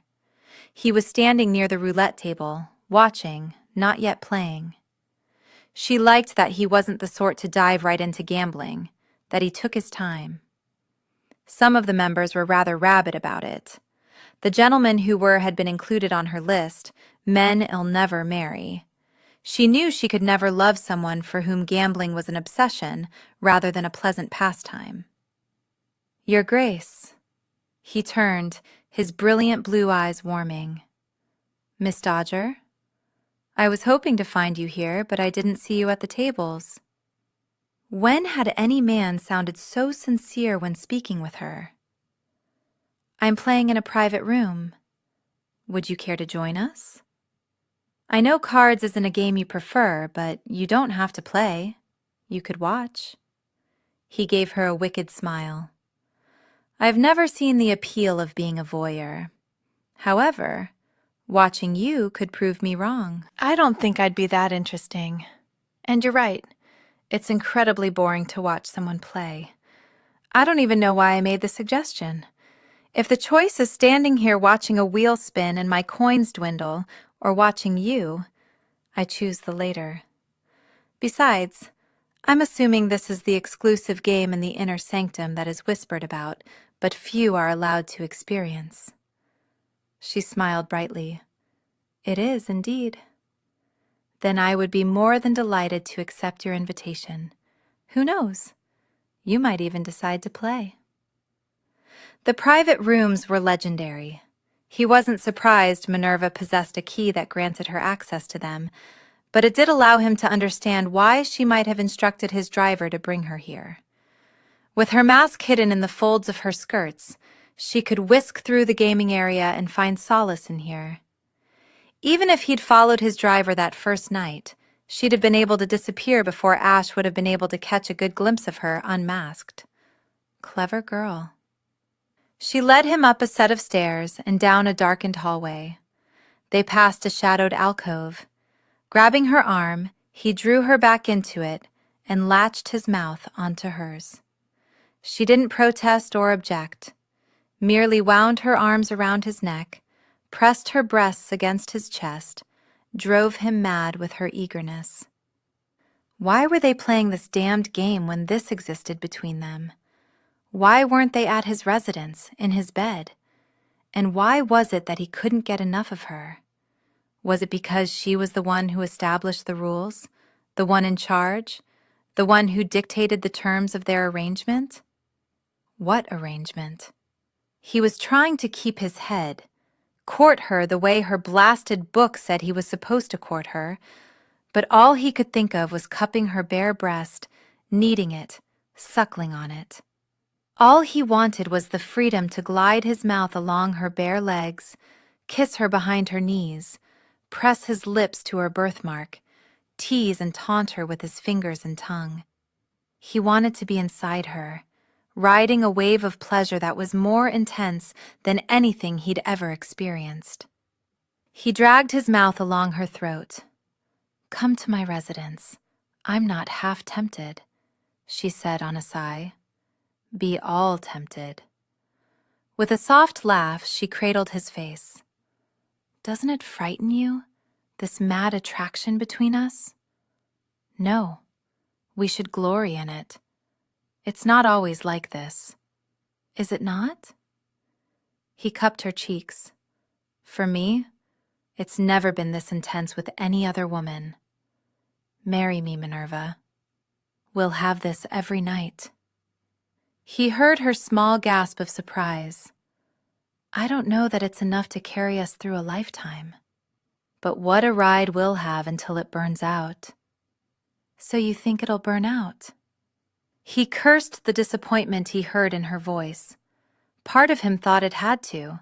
Part of him couldn't imagine it. She wanted guarantees. He wanted to bed her again. But he wasn't going to lie to her. Do you love me? She asked. He bit back a frustrated sigh. I care for you very much. Love. Love is what made the Marquess of Marsden go mad. I know you yearn for it, but it is not all warmth and joy and happily ever after. This attraction we feel can carry us far. I just don't know if it'll carry us far enough. He should give up on her. She wasn't the only woman with a dowry. But damn it all, he wanted her. Her stubbornness, her willingness to go after what she wanted, even her belief in love. He'd never known a woman as complex, complicated, or intriguing. A lifetime with her would ensure he was never bored. He took her mouth once more, rough and hungrily. Just one more taste, one more nibble, one more sweep of his tongue. When he broke off the kiss, she staggered. He steadied her, grinned. We could have that every night. Consider it. Taking her hand, he led her out into the hallway. You don't play fair, she said softly. This isn't a game. Is it not? It was the future of his estates, his legacy. He wished he could give her the love she wanted, she deserved, but he could ensure she didn't regret marrying him. I want you, he said simply. That's not going to change. How can you be sure? Because I know my own mind. I want you to know your own heart. He squeezed her hand, realizing only at that moment that he'd never released it. They weren't going to resolve this tonight, and he wanted to enjoy the time he was with her, wanted her to enjoy the time she was with him. I want to watch you play cards. At the end of the hallway, she stopped at a door, knocked, and with a single word spoken, gained entry. He followed her into a room that he'd heard whispers about for as long as he'd been a member. The dark location offered sitting areas and tables lined with decanters. Minerva escorted him through parted draperies into a chamber that was better lit. A large, round, baize-covered table was the focus, several people already sitting around it. Standing, the gentlemen narrowed their eyes suspiciously. The ladies remained as they were and gave him a more speculative look. I believe everyone knows everyone, Minerva said. Ashebury, Lovingdon said, and Ash should have realized her half-brother would be here. Lovingdon's wife was sitting beside him. The Duke and Duchess of Avondale were next, Lords Langdon and Rexton, Drake Darling, Lovingdon. Ash bowed his head slightly. Ladies, gentlemen. Well, sit over here, Minerva said, taking his hand and guiding him to an empty chair at the far end. By the time they reached it, a footman had added another. Ash assisted Minerva in taking her seat, then waited as the gentleman finished sizing him up. It was several interminable minutes before Lovingdon gave a brisk nod, and the gents settled into their places. Ash isn't going to play, Minerva said. He's merely going to watch. Where's the fun in that? Avondale asked. The fun is in watching you lose your money while I keep mine, Ash said. Roulette is his game, Minerva explained, and he wondered at her need to defend him. After removing her gloves, she set them in her lap, placed her hands on top of the table. He studied those slender, pale fingers and recalled the feel of them wrapped around him. As discreetly as possible beneath the table, he set his hand on her thigh, squeezing gently through layers of petticoats. Her eyes meeting his, he saw the pleasure in hers, watched as a small smile spread slowly. You may be only observing, Ashebury, Lovingdon said, but I must insist your hands remain on top of the table. Ashbury's jaw tightened. He was growing weary of the man's interfering with his seduction of Minerva. Even if she was Lovingdon's sister, and he had an obligation to protect her. He's concerned with you cheating, the Duchess of Lovingdon said, or helping Minerva cheat. He didn't remove his hand from her thigh. Instead, he squeezed again, before narrowing his eyes at her brother. I'm finding it most difficult not to take offense. I do not cheat. Unfortunately, we do, Minerva said softly, her cheeks turning the most becoming shade of pink. So hands must stay visible. Leaning over, she whispered near his ear, regretfully. Regretfully indeed. Holding Lovington's gaze, Ash set his left hand on the table, fingers splayed, placed his right forearm along the back of Minerva's chair, and closed his fingers around her shoulder. She looked at him, looked at her brother. The tension mounted. "I don't need help cheating," she finally announced. "I'm rather insulted that you would think I would. As long as hands are visible, I don't think they have to be on the table." "As long as they're visible," Lovington affirmed, but he didn't sound very happy about it. Ash wondered how happy the man was going to be when they became relations. "Shall we begin?" Darling asked. Murmurs of agreement filled the silence. Minerva rubbed her hands together, popped her knuckles. Ash didn't know why he found the unladylike movement endearing and erotic. Everyone tossed a chip into the center of the table. Darling began dealing the cards. Ash was astounded by the stacks of chips resting in front of each person. He didn't resent them their wealth. He only wished he could emulate it. Although, if his plans came to fruition, he would very soon have an immense fortune himself. As discreetly as possible, Minerva showed him her cards, gave him a gamine smile. Was she flirting with him, or signaling that she was pleased with her hand? He tried to make sense of the numbers. In the best of times it was difficult, but when she was quickly arranging the cards in some sort of order, it was impossible. Still, he smiled back, pretended to know what the bloody hell those dancing figures signified. She discarded 2 of them. He hadn't a clue as to what she found offensive about them. He wondered if she would always be content with his watching, if a time would come when she would encourage, might even insist, that he play, might think he was being rude or snobbish if he didn't.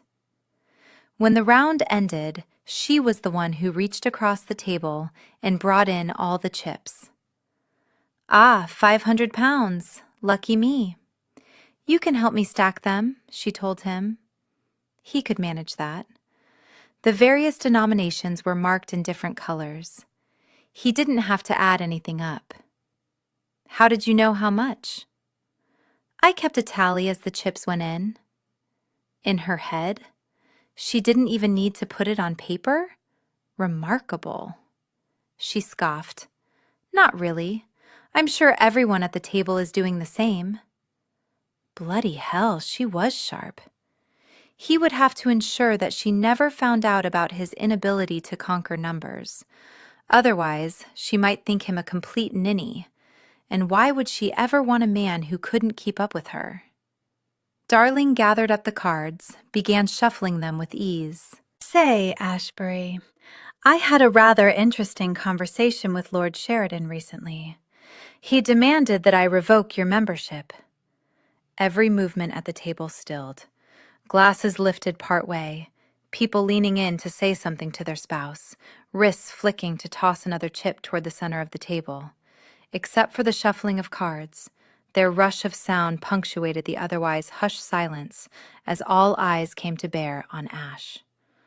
Minerva's delicate brow furrowed. Her dark eyes reflected concern.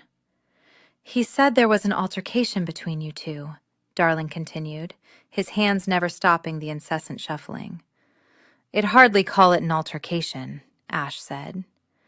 "He claims you tossed scotch onto him." Sheridan's pride obviously prevented him from admitting that he'd also become intimately acquainted with Ash's fist. "An accident, I assure you.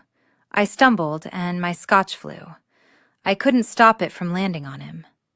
With a nod, Darling began dealing. "That was Thomas' account as well, which was the reason I didn't bother you with it earlier. But as you were here, I thought I would ask. Just clumsiness on my part." "I never much liked Sheridan," Rexton said.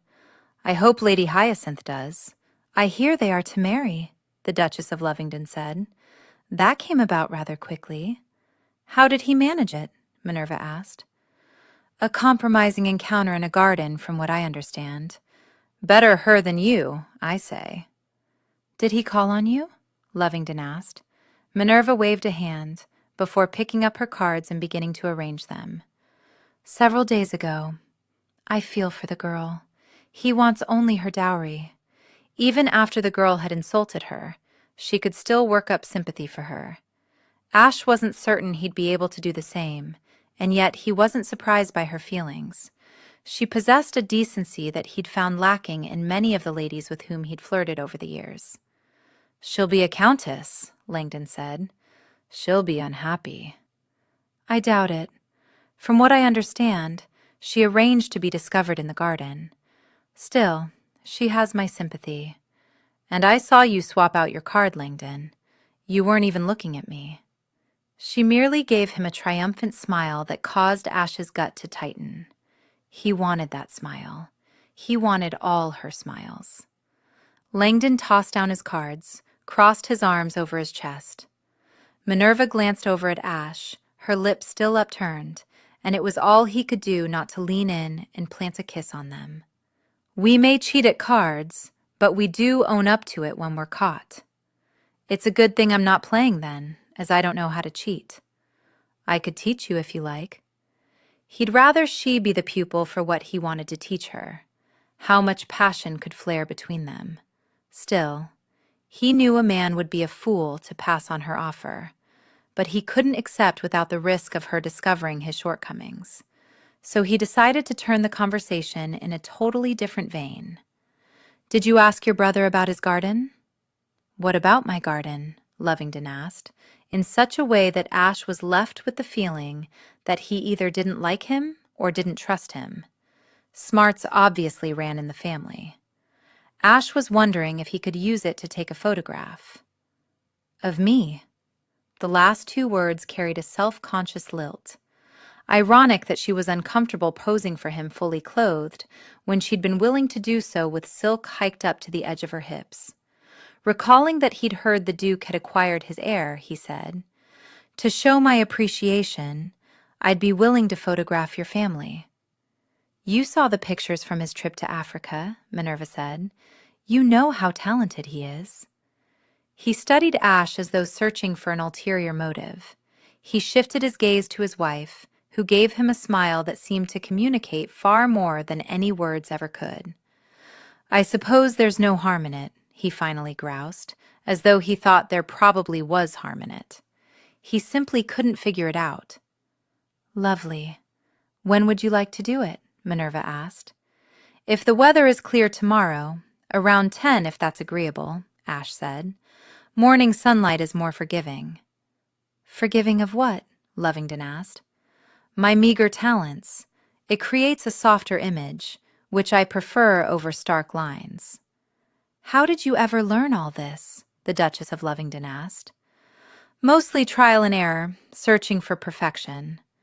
I've never found perfection particularly interesting, the Duchess of Avondale said, looking at Ash as though she'd just discovered he'd stepped into a pile of horse manure.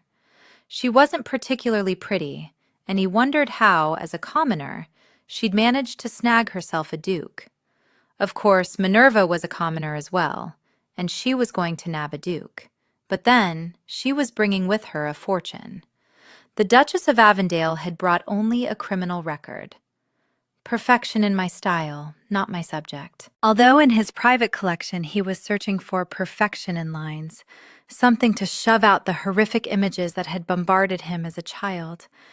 The Duchess lifted a shoulder as though to say that perhaps his boots weren't so mucked up after all. Are we going to play cards? Avondale asked. You can't play and talk? Ash challenged. Not the way we play, Minerva said. We're all terribly serious about winning. She also thoroughly enjoyed the game, that much was obvious, and he enjoyed every aspect of her. Proving to her that what he felt for her would be enough was more challenging than he'd anticipated. But he wasn't going to give up. He wanted her back in his bed permanently. The following morning, Minerva fought not to be nervous. She kept reminding herself that this was Ash, and that she had posed for him wearing far less. He was setting up his camera on a tripod while she paced near the pond. Before Ash had arrived, she had a small spat with her brother because he'd wanted to stand watch. But she wanted to be alone with the Duke without her brother interfering. Ash had departed from the club last night before they'd finished their card game, so she hadn't had a private moment with him. She stopped her pacing. "Why do you want to photograph me?" He looked up from whatever it was he was adjusting. "You're not comfortable with your features, that's no secret. As I've told you before, I look like my father." He gave her a small, provocative smile that warmed the depths of her heart. "Hardly." He went back to work. She went back to pacing, halted in her tracks. "Why did you toss your scotch on Sheridan?" He straightened completely. "Because I don't like him. He wanted to marry me." He studied her for a moment, but it appeared he was carrying on an inner debate. Finally, he met her gaze head-on. "He was bemoaning the fact that you had rejected his suit. I took exception to some things he was uttering. While he didn't admit it to Darling, before we were done, I hit him." She couldn't help the wonderful sense of satisfaction that swamped her. "You were being my champion?" With 3 long strides, he was standing before her, the crook of his finger tilting up her chin. "Did you think I wouldn't be?" "Why would you be?" He shook his head slightly. "How can you not understand how much I adore you? You're a combination of boldness and timidity that I find irresistible, not to mention the passion that flares between us. Yet you haven't kissed me since you arrived." "Opportunity has been lacking. I would kiss you now, except that I suspect your brother is in an upstairs window watching us through a spyglass." She smiled. "He does have a telescope." "Make no mistake, Minerva. I spend a great deal of time thinking about kissing you, doing other things as well." His eyes darkened with promise, and her stomach fairly dropped to the ground. He took her hand, cupped his other hand against her waist. "I need you here." He guided her to a spot just shy of the bridge. "I want you to sit with your legs curled against your hips." "I should get a blanket." "No, you're a woman who doesn't care one whit about grass stains on her skirt." Providing her with support, he lowered her to the ground. He had no qualms about touching her, moving an arm here, a hand there, shifting her legs so the skirts flowed just so. She was enthralled, watching his concentration. He was entirely focused on the task at hand, lost in the moment of creating something that meant so very much to him. She did hope that he wouldn't be disappointed with the results. He cradled her chin between his thumb and forefinger, tilted her head to the side ever so slightly. "Now don't move," he ordered. Then he covered her mouth with a kiss that was both sweet and profound, that in spite of its quickness, managed to elicit pleasure in every corner of her being. When he drew back, mischief sparkled in his eyes. "Be a good girl, and I'll have another one of those for you when we're done." "Thought you were worried about my brother watching." "From this angle, he can't discern the details of what I'm doing." He sobered. "You may have to be still for a while, though. I want the sun just so. I'll pretend I'm in church." He skimmed his thumb over the round curve of her cheek. "I'd tell you that I think you're exquisite, but I don't think you'd believe me." She stared at him. "There," he said with a grin. "Keep your lips relaxed and parted just like that." And then he was gone. Kneeling, Ash cared not one whit about grass stains on his trousers. She looked through the lens of the camera. Because of the angle he'd wanted, he'd used a short tripod. He believed photos could be so much more than people standing stiffly, staring into the camera. Photography was in its infancy, its potential yet to be explored fully. But he had no doubt that it was art, and the image before him only reinforced that belief. Minerva wore an elegant yet simple wide-brimmed hat and a pale yellow gown with voluminous skirts. Her burnished hair and brows, deep brown eyes, and strawberry red lips stood out in stark contrast. She was slightly to the right of the bridge, so it and the pond behind her served as background, but the focus, the key element of the piece, was her. The morning shadows, the filtering sunlight were almost exactly where he needed them for maximum effect. He loved this moment, when he was in absolute control, when he decided the outcome of his efforts. If only numbers came as naturally, when he looked at her he wouldn't have to see a dowry. With her acumen with figures, he knew that she could help him manage his estates, that she could help ensure he had a magnificent legacy to pass on. But that would require revealing the mess he was in presently. She would neither understand nor appreciate his predicament. With her aversion to fortune hunters, how could she view him as anything else? "We're almost there," he called out. She didn't move, didn't acknowledge him. Her control, her discipline amazed him. The sun grew bolder, the shadows retreated only slightly. He captured the moment. He stood, walked over to her, and extended his hand. She looked up at him. "It's finished?" "It is." "That was relatively painless," she said, placing her hand in his.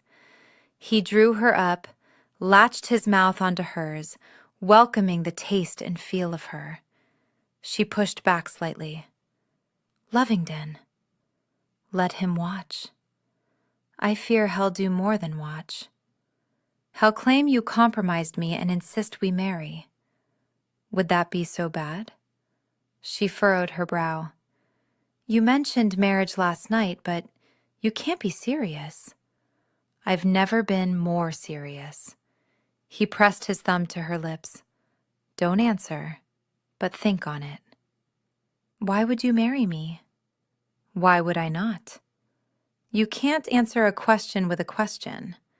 He snaked his arm around her waist, drew her up against him, and angled his mouth over hers. Why did she have to be so suspicious? Why did she have to question his motives? He cursed every man who had come before him so that his task now was all the more difficult. Then he cursed her brother because he was probably watching. Ash didn't want to force her into marriage. He wanted to lure her into it. Drawing back, he gazed down into her languid eyes. "There's fire between us, and no reason to think that another night together will extinguish it. For anything long-lasting, there has to be more than the passion. I've already told you that I adore you. I admire you. You fascinate me. So perhaps the fault is with me. You find me lacking." Turning on his heel, he returned to his equipment to begin packing it up. The Duchess did want a family photograph taken, but thank goodness she wanted it done on another day, when the air wasn't so cranky. "Ash?" He glanced back at her. "I don't find you lacking," she said. "I'm simply not accustomed to a man's desiring me. I had decided to accept my life as a spinster. Decisions can be changed." He picked up his equipment. "And I'm not one to give up, so get used to that as well. Walk me to the gate?" With a nod, she fell into step beside him. "When will you show me the photo?" "Soon. I might not want to see it. When I was 8, my mother had a portrait painted of me. When I saw it, I took a piece of coal and blackened out the face. I have the most unattractive nose. Sometimes, Minerva, we look at things and see what we expect to see, rather than what's really there. But when I look through the camera lens, I see the truth." "The truth isn't always pretty," she said. "No, it wasn't. And there were truths about himself that he would never tell her. Chapter 16. Ash was standing in the foyer of Ashbury Place when he heard the gentle sneeze and spun around to find Minerva in the open doorway. It had been 3 days since he'd seen her, since he'd taken the photograph of her in the garden. While the servants were managing most of the move, he needed to oversee some areas. Spending much of his time here did not leave him in the most amicable of moods. But seeing her now, he realized his foolishness in withdrawing. The gladness that swamped him at her presence was a bit disconcerting, was far beyond anything he'd ever before experienced. "My apologies," she said. "I was passing by on my way to the milliner when I saw all the activity going on here and recalled that you were moving in. I thought to stop by to see how you were doing with the memories." The only memories revolving through his mind at the moment involved her. At the Nightingale, at the club, at the ball. He wanted to jerk her to him, claim her mouth, carry her up the stairs and claim her body. Instead, he tamped down the beast ravaging through him and lacquered on a veneer of civilization. "I'm afraid I'm not really set up for visitors yet." "I don't mean to impose, but I hadn't seen you at the Dragons. I just wanted to ensure you were all right. I know how difficult all this must be." Sneezing again, she pressed a lace handkerchief to her nose. "Sorry. The servants have been uncovering things for days now, disturbing 20 years of dust." "Has it been that long?" He nodded. "The house was closed up when I was taken to Havisham. A few years back, I came to check on it. Didn't make it past the foyer before realizing I wasn't ready to live here, so I leased a place." "But now you are ready?" "Forced to be ready. The edge of poverty made a man do things he otherwise might not.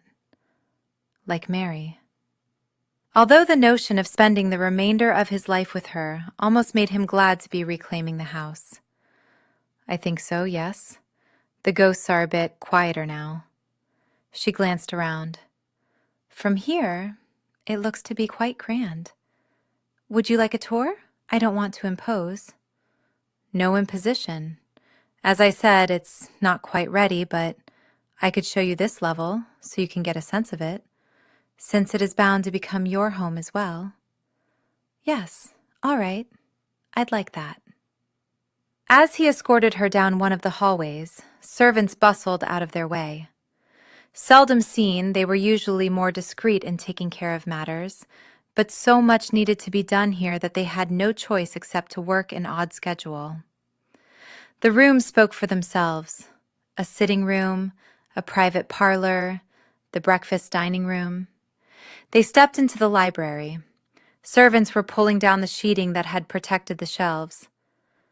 "I think the number of books a person owns says a lot about them," she said, glancing around, apparently pleased to see so many leather-bound volumes. "My father liked to collect books, but I don't recall him reading them." "You were a child. You were probably in bed long before his reading time." He'd never considered that. She wandered to a shelf, touched a spine. "My vision of my father when I was 8 was very different from my vision of him now." He walked over and leaned a shoulder against a shelf. "And how did you see him at 8? "So large.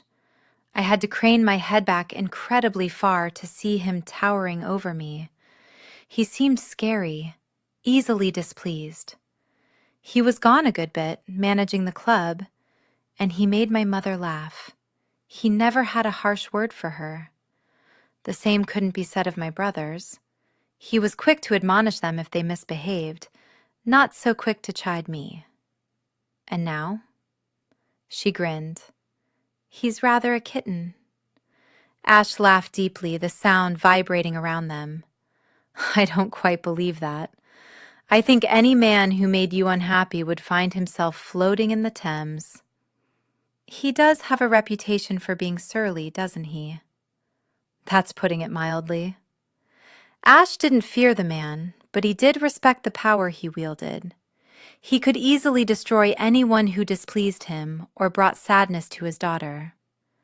He led her back into the hallway. "I would show you the gardens, but they're rather a jungle presently." "Will it be difficult being back here?" "Not as hard as I thought. I already have a pleasant memory to replace the not-so-pleasant ones." "As you'd hoped I would." "I'm glad you stopped by." She faced him as they reached the entryway.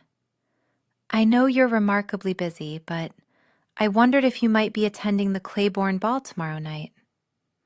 "Only if you promise me the first and last waltz." She smiled with pleasure. "They're yours. I've missed seeing you. I'll make up for my absence to you tomorrow." "I can hardly wait. Have a good day." With that, she spun on her heeland. He thought he heard the barest tinkling of chimes. Standing in the doorway, he watched as she strolled down the path to a waiting carriage, watched as she was assisted inside by the footman, watched as it traveled out of sight. His plan involved seducing her, yet he couldn't help but feel that he was the one being seduced. Every time he saw her, he was charmed, just a little bit more. It began with the explosion. The crash of engines, the splintering of wood, the eruption of fire. It ended with the mangled bodies strewn over the ground, and Ash, sitting up in bed, breathing heavily, covered in sweat, tangled in sheets, feeling as though he would suffocate. Years had passed since he'd had a nightmare as vivid, as horrific. He clambered out of bed, strode to a small table, poured himself a full glass of scotch, and downed it all in one long swallow. He should have expected this. It was his first night to sleep in the residence, his first night encased in the memories. He walked to the window, gazed out on the darkness, fought to push out the gruesome images of blood and gore. He imagined tiny toes curled against his thigh, his hands folded around a shapely calf. His breathing calmed, his clammy skin began to cool. He thought of Minerva stretched out on the bed, her face hidden by her mane of hair, the silk resting at her hips, revealing the long length of her slender legs, the delicate ankles. He began to concentrate on the details. The heart-shaped birthmark, a tiny mole behind her knee, everything a camera could capture. Her fragrance as passion took hold, her taste, everything that eluded the camera. Her perfection, beauty conquered the demons of remorse and regret. He tried to recall other women posing for him, but she was all he saw. From the beginning, something about her was different. From the beginning, something about her had called to him. From the beginning, she had somehow managed to work her way into the fabric of his being. He wanted her as his wife. It was time he stepped up his game. Chapter 17.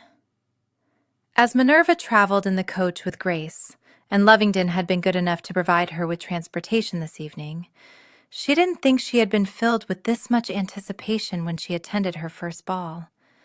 She was wearing her favorite white gown, elaborate pink silk roses stitched along the front that trailed down just past her hips to end at the short train.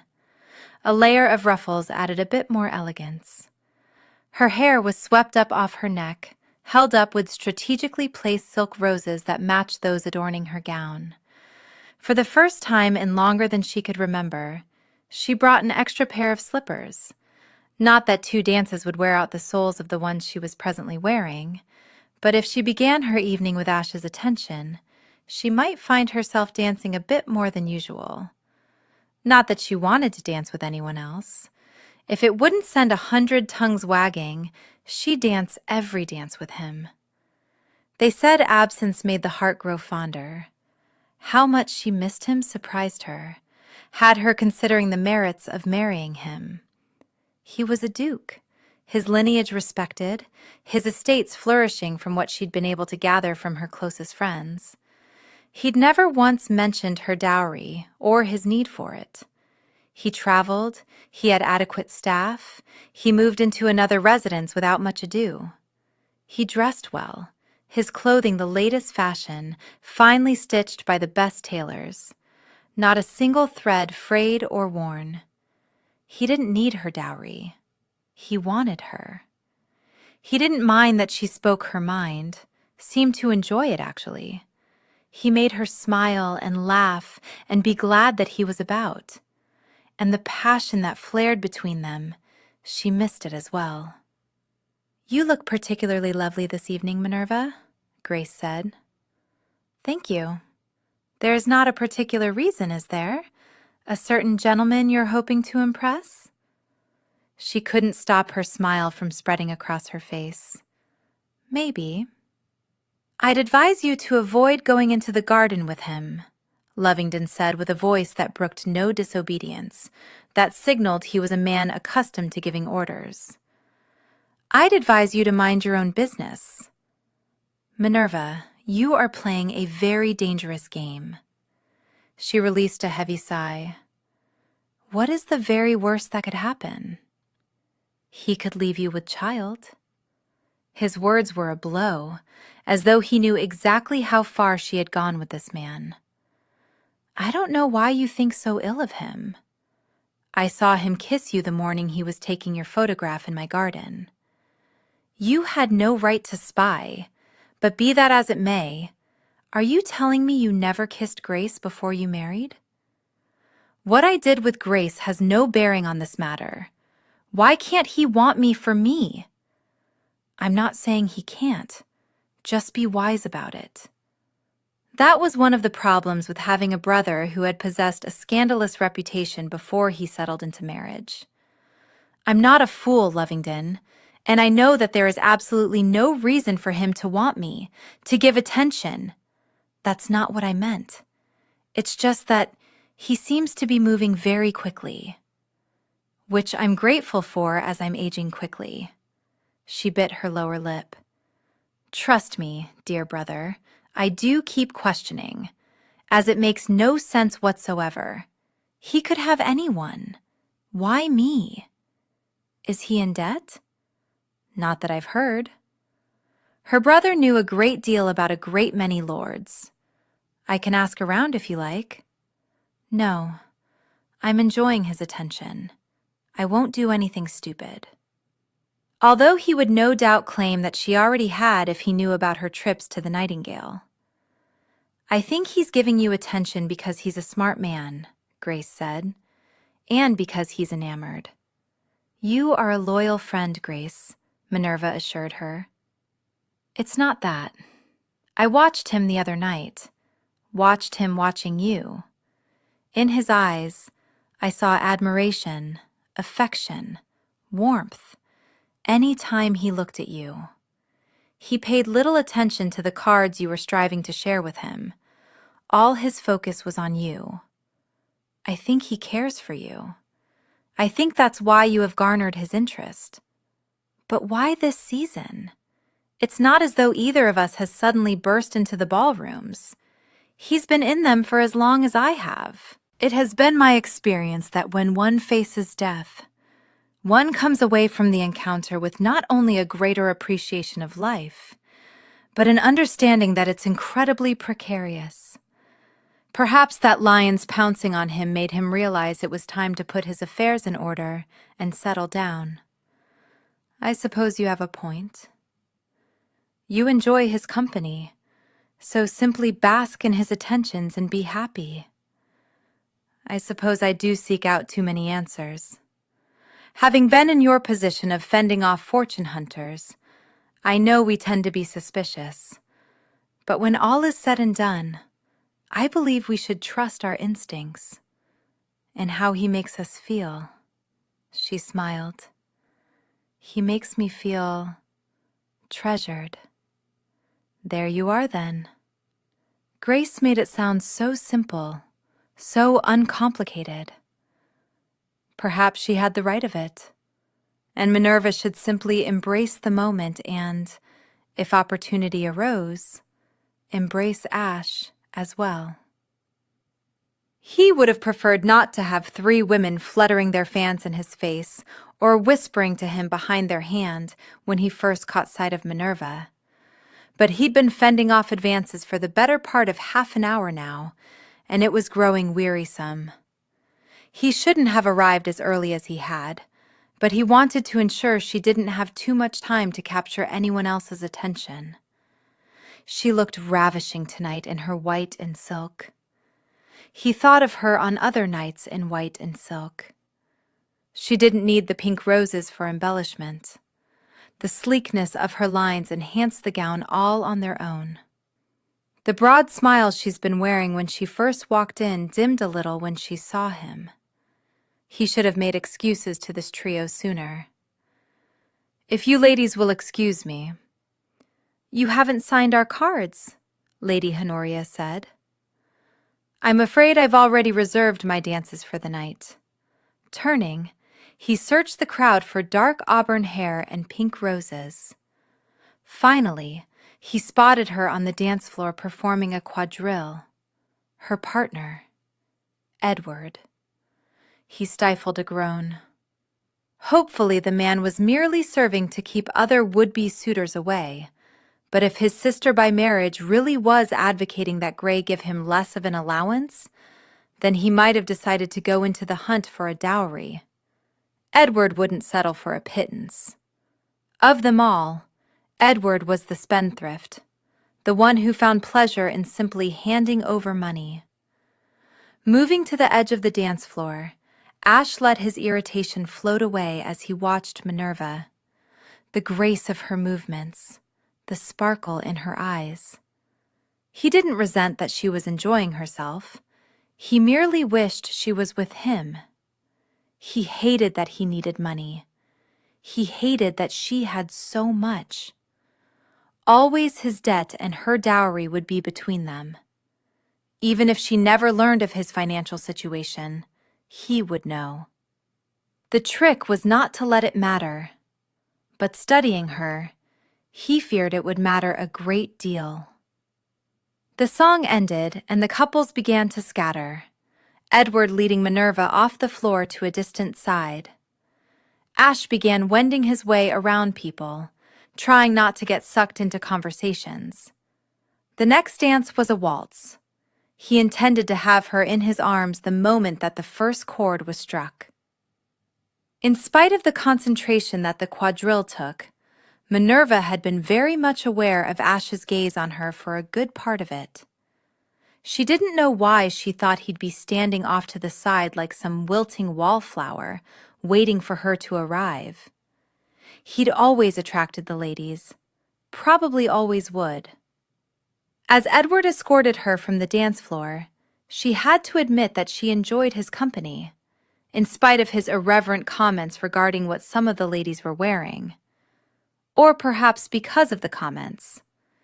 He didn't seem to take himself seriously, and yet she sensed that he was a man within whom still waters ran deep.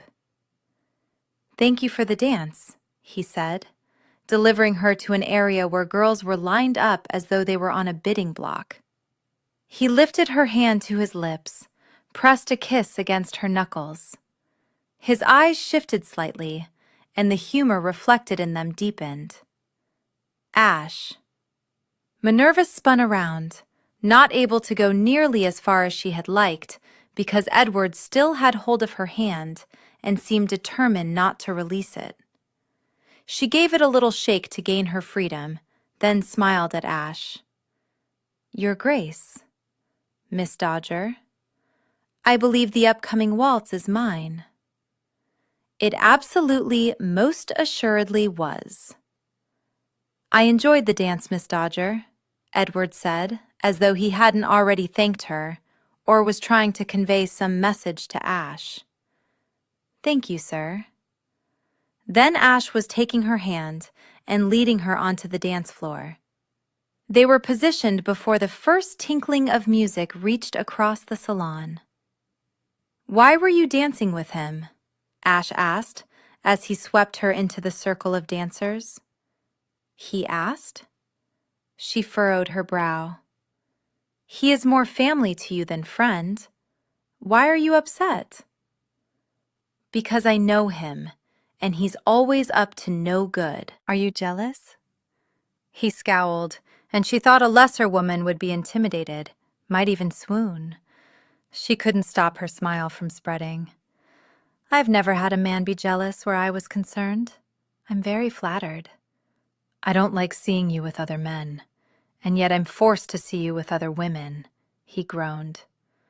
I wasn't enjoying their company, I was simply being a pleasing guest. Are you dancing with them? No, tonight I shall dance only with you. Pleasure sluiced through her. He always knew the right thing to say to bring gladness to her heart. Well then, I suppose I can forgive you. She so enjoyed being with him. She enjoyed the way he held her gaze, not looking around as other men had done. The way his eyes glinted with pleasure, as though he found it pleasing to have her in his arms. The way he held her firmly, and a little too closely to be entirely proper. The way he made her not care. All too soon, the music faded and they were left standing in the middle of the dance floor.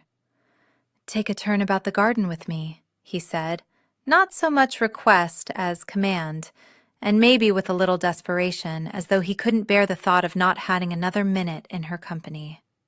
With a small nod, she wrapped her fingers around the crook of his elbow. As he escorted her from the ballroom, she realized she never anticipated a visit to the garden with quite so much excitement. It was a little frightening to acknowledge that she would go anywhere he asked, to let him have such power over her when she never allowed any other man to have it. Yet he never made her feel as though she were not in control. With him, she had a sense of equality that she had never experienced with anyone outside of her family and closest of friends. They stepped out onto the terrace where other couples were already mingling. The drone of their whispers reminded her of the nightingale. Was what happened out here so very different? People striving to take their flirtation to a level that required shadows, striving for the appearance of all being proper when she knew now, that a good deal of it wasn't proper, that some ladies were fortunate enough to be courted by a gentleman who wanted to do improper things with them. Before Ash, she'd not been that fortunate. Her walks with gentlemen had been more about exercising her legs rather than exercising her fantasies. Claiborne doesn't have a pond, she said, as they took the steps down to a dimly lit path. Pity. But well make do. His free hand covered hers where it rested on his arm. Glove to glove when she longed for skin to skin. Before him, there had been no gentleman who made her wish that gloves had never been invented. Is there some gentleman who will be disappointed not to find you in the ballroom? He asked. Langdon, but hell, make do. As close as you are, I'm surprised he didn't court you. One does not court one's sister. You're not related, not by blood, but I've always thought of him as a brother. I assume he viewed me as a sister. Fortunate for me, then, she laughed, as though the Duke of Ashebury could have competition among the mortals. The gas lamps provided enough light for her to see his brow furrow. What do you mean by that? She shrugged. I don't know. From a distance, I always thought you rather godlike. You're handsome as the devil, have a smile that melts women's hearts, can act as improperly as you like, and are forgiven by society in a trice. His gaze on her intensified. I'd like to act improperly with you. He glanced back over his shoulder. He's not there. He looked at her. Lovingdon, she clarified, knowing precisely who he was searching for. She'd never before been so in tune with someone else. It was a marvelous feeling to know what someone else was thinking. I told him if he traipsed after us tonight, I'd bring him to his knees. I'm disappointed he's not there then. I should have liked to have seen you do that. Before she could think of anything to say, he took her hand and tugged her off the lit path through a break in the hedgerows and farther back where there wasn't any light at all. He spun her, and she was aware of her spine meeting the brick wall that enclosed Claiborne's gardens. Warm hands were suddenly cradling her face, and she had half a heartbeat to wonder when he'd removed his gloves, before his mouth unerringly blanketed hers, and his tongue swept through it to claim and conquer. She didn't bother to subdue her sigh of pleasure as she scraped her fingers through his scalp, holding him near, her tongue parrying with his. She'd missed the taste of him, the feel of him. He was pressed against her, and she couldn't miss the presence of the hard bulge against her belly. He wanted her, desired her, and she regretted that they weren't at the Nightingale, so he could possess her completely. "Damnation, but I want you," he rasped, taking her earlobe between his teeth, sending shivers of delight coursing along her nerve endings. "Then let's quit this place," she almost said. Lady V could have said that, and he'd have taken her away without a moment's hesitation. But Minerva Dodger had a reputation to protect, a father and brother who would not see her ruined. "You drive me to distraction," he said as he trailed his mouth along her throat, lower, along the gentle swells of her breasts. "I want to taste, suckle, kiss every inch of you." She gasped a sharp intake of breath as he cradled her breast, his thumb toying with her taut nipple. Heat swirled, consumed. She knew where all these sensations could lead, and her body strained toward him, wanting to take the journey he offered. With her hand behind his head, she brought him in close, nuzzled her nose against the soft skin below his jaw, inhaled the fragrance of him, heated with his own desires, his need for her. It was a heady feeling to be this wanted. She became aware of his hand traveling along her leg, her skirts rising, his low groan as his fingers slipped through her curls to her dew-moistened core. He growled low, "You're so ready for me. I would give my soul to possess you fully." "Do it, do it, do it," her mind screamed. But the lady she was supposed to be kept her lips sealed tightly. What would he think of a woman who opened herself up to him completely in a garden where anyone could stumble across them? She was certain they weren't the only ones seeking out shadows for an illicit few moments. But she relished the fact that he was here with her now, that he was doing things he ought not to be doing, that even though she was fully clothed, he could make her body sing. His hand cupped her intimately, his fingers stroked and teased. His mouth covered hers just as she began writhing against him, as sensations coursed through her, building to a crescendo. She clutched him, holding on tightly as he ravished and plundered, as her body surrendered and shattered.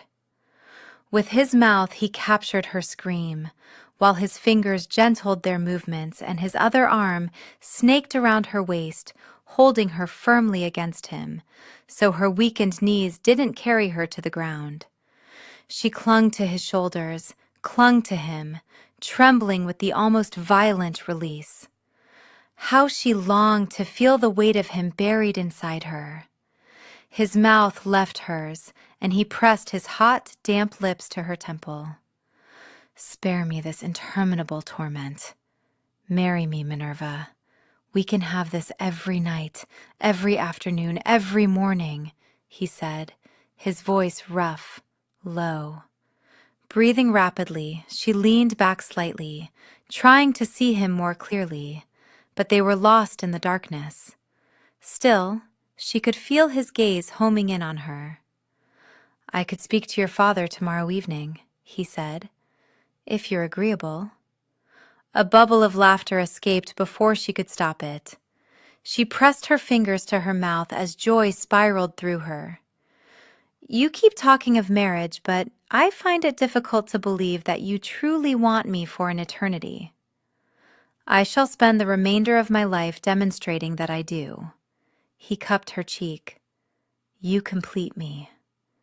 She wanted to believe him. He'd given her no reason not to. "I'm not like the others," he said quietly.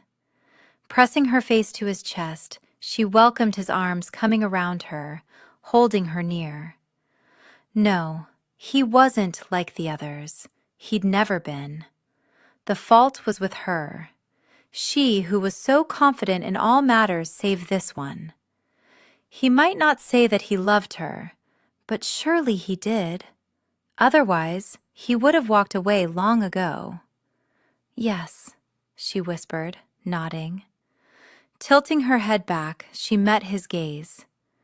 Yes, she said more loudly. Yes, I'll marry you. He slashed his mouth over hers. She felt the joy cascading through him, through her. He wanted her. She was lovable. She was going to have her own happily ever after. Chapter 18. It was strange, but when Minerva awoke that morning, everything felt so much brighter, as though every color in the world had become richer. Standing behind a curtain while an assistant helped her into her clothing after a fitting for a new gown, Minerva wondered if she should go ahead and talk with the seamstress about her wedding gown. She and Ash hadn't discussed how quickly they would marry, but she didn't want to wait overly long. The end of the season, perhaps. Certainly not the end of the year. During the last dance, they'd spoken not a word. After their torrid encounter in the garden, after his stating he would speak with her father, what more was there to say? He'd made his claim, and while he'd not voiced the words, "I love you," he'd certainly made it clear that he held her in high esteem and affection. He'd held her more closely during the waltz. He'd never once looked away. With his gaze, he communicated everything. He was offering her everything she'd ever dreamed of when gentlemen who barely gave her any attention danced with her, when they hinted that they were her last hope for a marriage and children, that she should be grateful for their attentions just as they were for her dowry. No romantic notions of love, but practicality, had ruled the social scene for her. Until Ash. Until he looked at her as though she were more than coins. Until he looked at her. "I simply think it's sad, is all," a lady said, coming into the fitting room. She wore such a moony-eyed expression as they were dancing last night. I thought at any moment she was going to swoon right into his arms. I feel rather sorry for her, making such a fool of herself with him. "I can't blame her," another woman said, and Minerva knew that voice. Lady Honoria. He is the most dashing of the Hellions.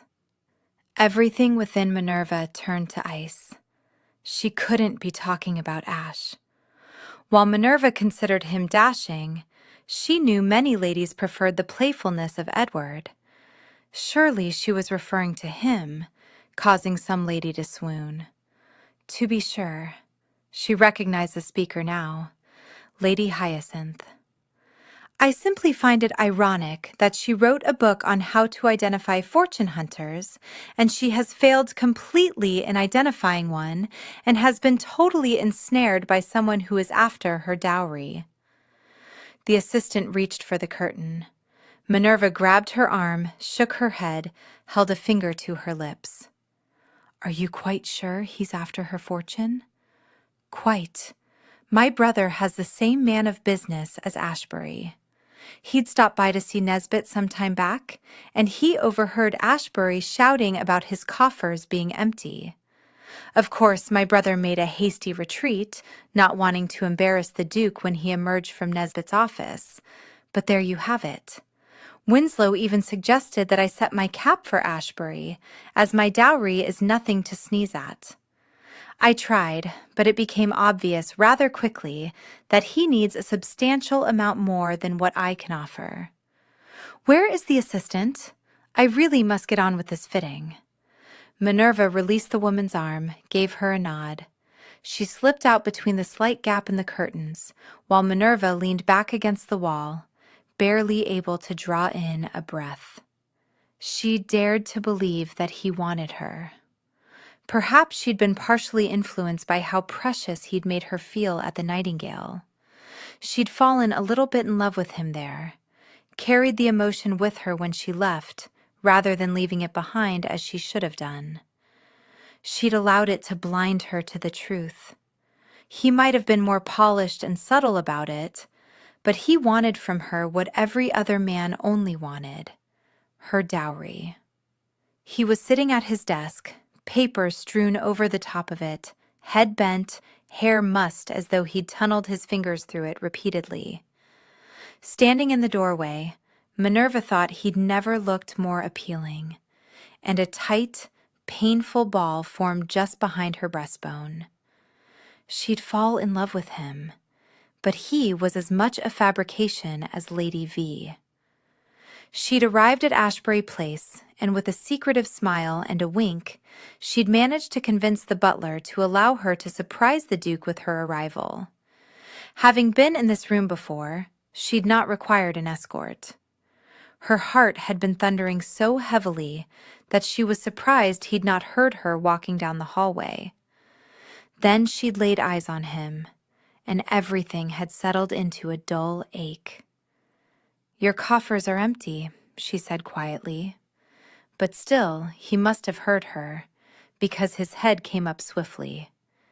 And if ever there was a person who looked guilty, it was he. Shoving back his chair, he rose to his full height, reached for his jacket draped over the back of the chair, and shrugged into it with one smooth movement. "Minerva, what a pleasant surprise. I wasn't expecting you." Walking toward him, she was amazed that her legs retained the strength to propel her forward. "Your coffers are empty." He arched a brow.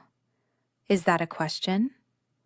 Stopping before the desk, she ran her gaze over him, his perfect bone structure, his perfectly proportioned features. She'd wondered why he'd begun giving her attention, and he'd made her believe that her imperfections didn't matter. "Are your coffers empty?" "Nearly so, yes." "How did you learn of it?"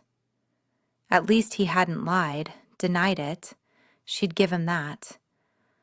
"At my seamstress, of all places. Apparently someone heard from someone else. You know how it goes. There are no secrets among the aristocracy." "Why didn't you tell me?" "I didn't see that it made a difference." She stared at him. "Not make a difference? How could it not? You need my dowry."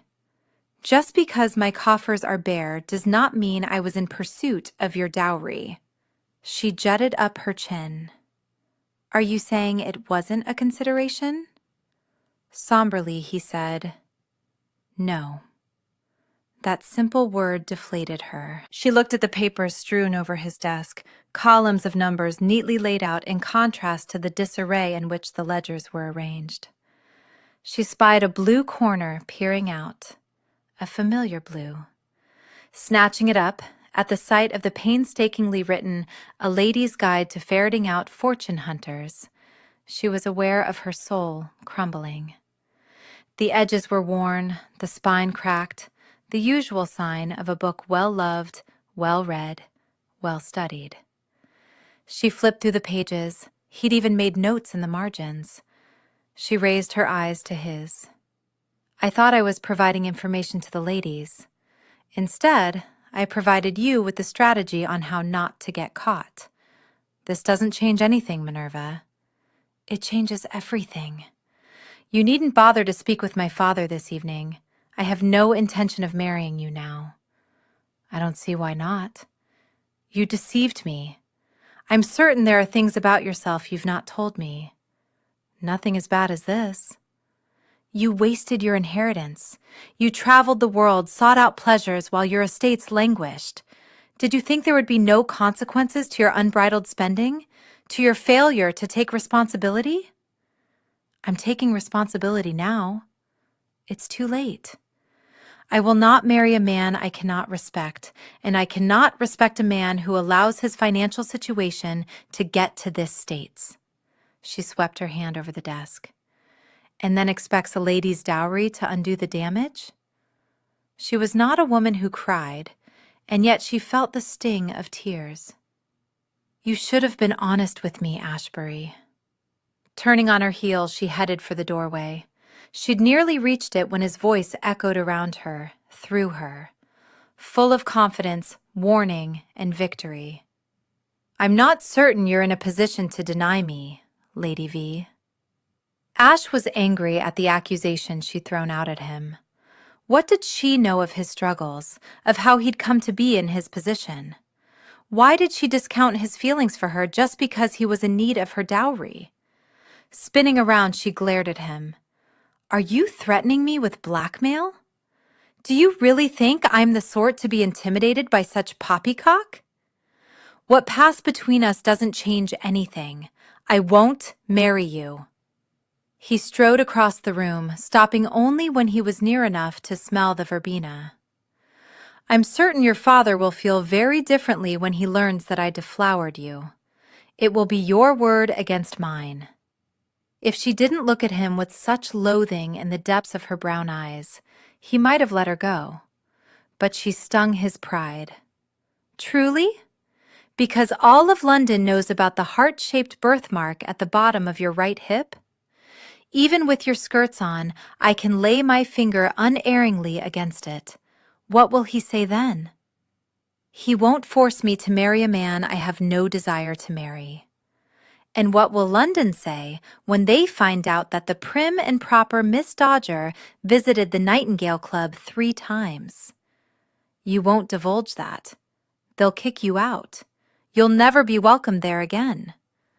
What need will I have for the Nightingale when I have a wife to satisfy all my baser needs? You're mad if you think I'd welcome you into my bed. You're too sensual a creature to not welcome me, to deny yourself the pleasure I can bring you." Arrogant prig. He gave her one of his more devilish smiles, designed to conquer a woman's heart. "Don't be a fool, Minerva. Yes, I need your dowry to set my financial matters to rights, but that doesn't mean that things can't be good between us. Things are good between us. The Nightingale proved that." Before she could react, he grabbed her, drew her in close, and slanted his mouth over hers, determined to remind her of the passion that flared so easily between them, to spark her desire to. The pain hit low, hard, sharp, and doubled him over. His knees slammed to the floor, the rest of him smashed against it, and he curled into a fetal position, fighting to catch his breath. "I will not marry a man I cannot love," she stated flatly. "A man who does not love me." Through his watering eyes, all he saw were her skirts and the heels of her shoes as she made her way out of his library, out of his life. Chapter 19. She refused to cry. The stinging in her eyes was the result of London's wretched air, not her heart's breaking. "I am going to take out an advert in the Times announcing that I will never marry and am no longer entertaining suitors." After returning home, she joined her parents in the library.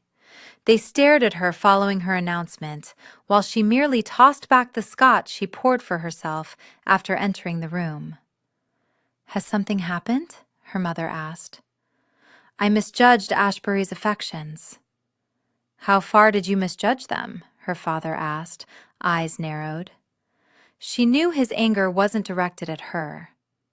"Far enough that he might think you will force me to marry him, but I will not, under any circumstances, marry him." Her father stood. Difficult to marry a dead man. "Sit down, father." He narrowed his eyes further. "Please." He dropped down onto the sofa beside her mother, who placed her hand over his balled fist, resting on his thigh. "I did something I ought not," Minerva said, "which I will not elaborate on. I don't regret it. I simply regret that I allowed my judgment to be impaired. I thought he wanted me, but as it turns out, he needs my dowry. I can see now that whenever I asked after his finances, he didn't give me a direct answer. So I was a fool." "You weren't a fool," her mother said kindly. "He's very charming. It's understandable that you would like him and trust him. It's also understandable that being raised as he was, he might not fully comprehend love." Minerva shook her head. "Don't make excuses for his behavior. All of London makes excuses for the hellions. None of us has a perfect life. We make the best of it." "What's not perfect in yours?" her father asked. "No man loves me. I love you." The air was getting worse. The damn tears were threatening. "I shall be content with that." "Taking out an advert seems a bit excessive," her mother said.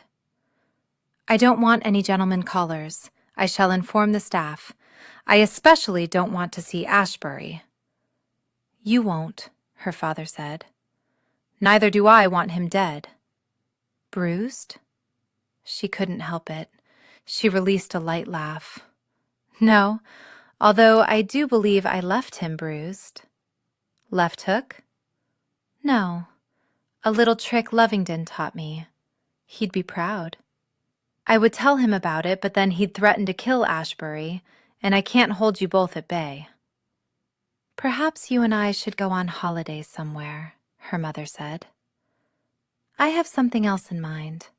I'll share once I've worked out the details. But rest assured, I'm not going to mope about here. I intend to take steps to ensure that I never again cross paths with Ashebury or any other fortune hunter." The wind shrieking over the moors buffeted the coach as it turned onto the long drive leading to Havisham Hall. Ash couldn't claim to have a sense of going home, but he did experience a bit of bittersweet nostalgia at the gloominess settling in that would soon cloak the moors in moon-shadowed darkness. Profound sadness had visited him here, but he'd also known some of his happier moments. The Marquis of Marsden had not been a particularly attentive guardian, but neither had he neglected his charges. He would join them at meals, telling them tales of his youth, ones that included Ash's father as well as the Earl of Grayling. Through Marsden, Ash had been given insights into his father as he would have never envisioned him: a rabble-rouser, a student who struggled with his studies, a lad who enjoyed a good prank. Sometimes, when the wind was quiet, Ash would catch a glimpse of the man the Marquis had been before he lost his wife in childbirth, before he stopped all the clocks at the precise moment of her death. To love a woman such as that, Ash didn't know if it would be a blessing or a curse. The coach drew to a stop in front of the manor house that no longer seemed as large and foreboding as it had to his 8-year-old self.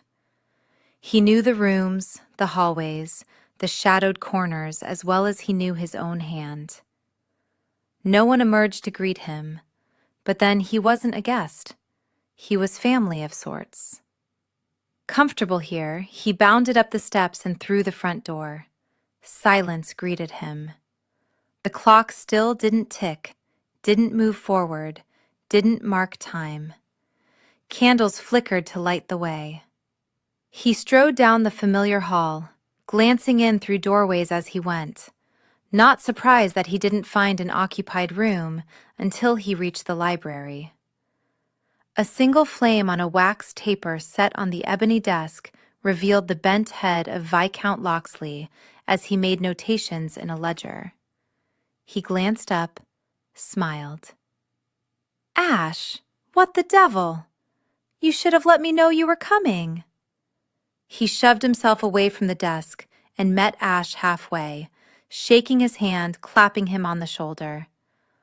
"What brings you here?" That discussion was for later. "How's your father?" "Mad as ever." Turning away, Locke crossed over to the sideboard and splashed scotch into 2 glasses. He handed one to Ash. "He's sleeping now. He'll enjoy seeing you tomorrow." He sat in a chair before a lazy fire, stretched out his legs. "Bored with London already? Planning our next adventure?" Ash took the chair opposite him. "Planning mine, at least. I'm thinking perhaps it's time I married." Good God, what's brought this on? He wasn't ready to confess. We're getting up in years. We're not even 30. I'm closer than you are. By 2 years. But not there yet. With a blunt-tipped finger, he tapped his tumbler, considering, his green eyes penetrating. Locke had always been the watcher of the group, taking his time, considering all angles, knocking down facades. Perhaps because he'd been cursed with having to witness his father's gradual decline into madness. Ash supposed that was an advantage to not having his parents about. He didn't have to witness their aging and infirmity, although their sudden departure had very nearly destroyed him. While he didn't want to trade places with Locke, he had no luck squelching that little spark of envy, because Locke could at least still talk with his father. "Who's the woman?" Locke asked sullenly. "Miss Minerva Dodger." Locke gave a low whistle.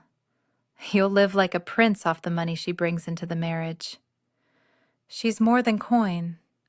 A corner of Locke's mouth hitched up. "Is she?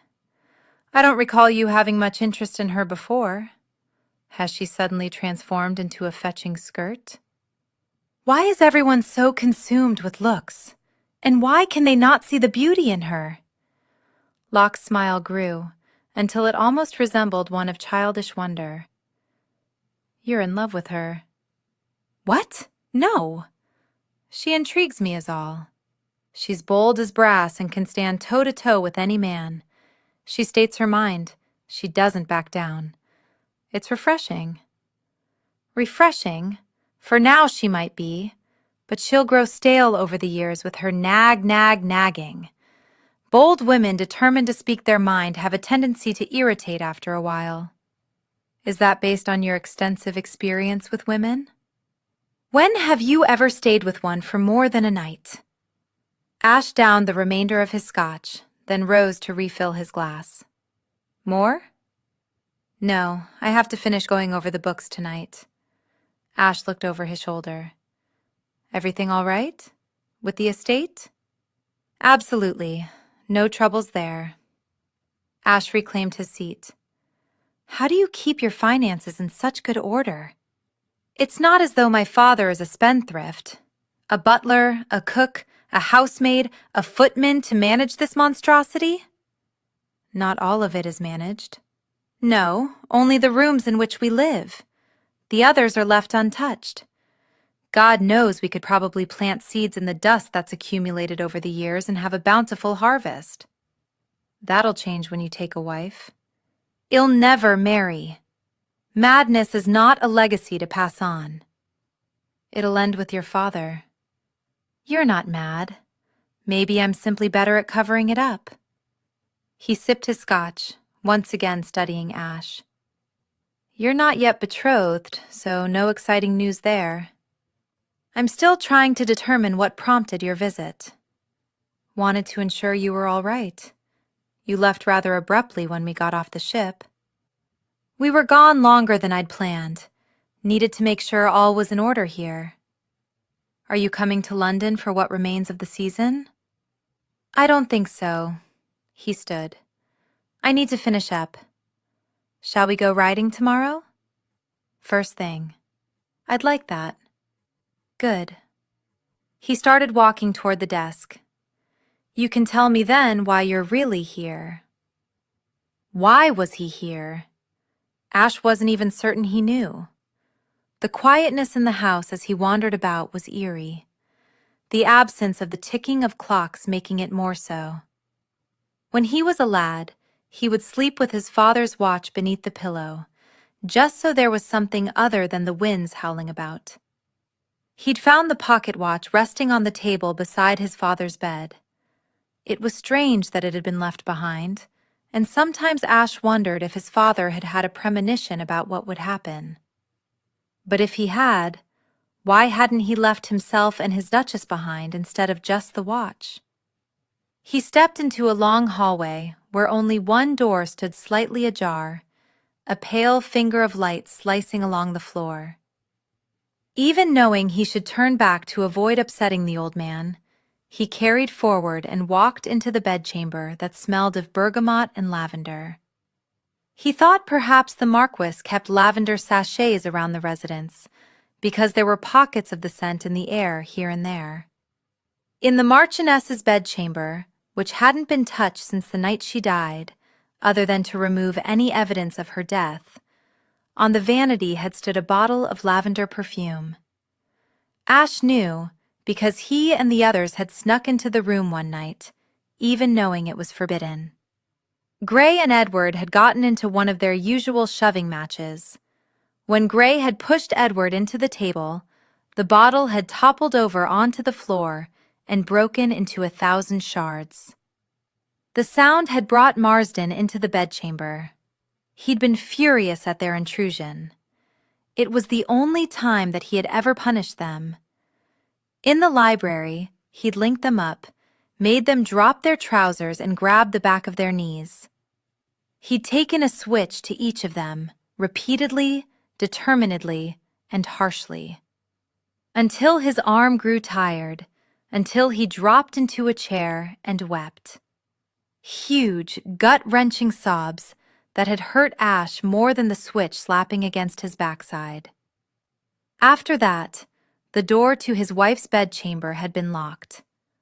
Not that Ash had any desire to return to it. He'd never again wanted to make the Marquis weep with such soul-crushing despair. But still, at 9, he'd offered the man no comfort. With the others, he'd stood there, stared and shifted his feet in discomfiture as the Marquess grieved the loss of a fragrance. Not until he grew into manhood did he fully realize the man was grieving the loss of so much more. "Ash," the Marquess rasped, as though his vocal cords had grown tired. "My lord," he said, walking farther into the room until he reached the cushioned chair where Marsden sat in front of the window. He pressed his shoulder into the casement, welcoming the support, the sharp bite of the wood. The Marquess' hair was stringy, unkempt, the white strands brushing his shoulders. White stubble dotted his jaw. He had no valet, but someone had shaved him recently, probably Locke. His dressing gown was threadbare and faded. Ash wished he'd thought to bring the man a new one from London. Not that he would have worn it. He didn't like the unfamiliar. "She's out there tonight, waiting for me," Marsden said, his fingers trailing over the small framed painting resting in his lap. "Do you hear her?" "Yes, my lord. I'll join her soon, when Locke is happy." He grinned slightly, his green eyes boring into Ash. "When you are. When Grayling and Edward are." "How are they?" "They're well, my lord. In London. Why aren't you?" Ash looked out into the darkness. He thought he'd needed to see Locke. He was wrong. "You loved her very much." "No." Surprised by the answer, Ash shifted his gaze back to the Marquess, who was shaking his head. "That does not even begin to describe what I felt for her.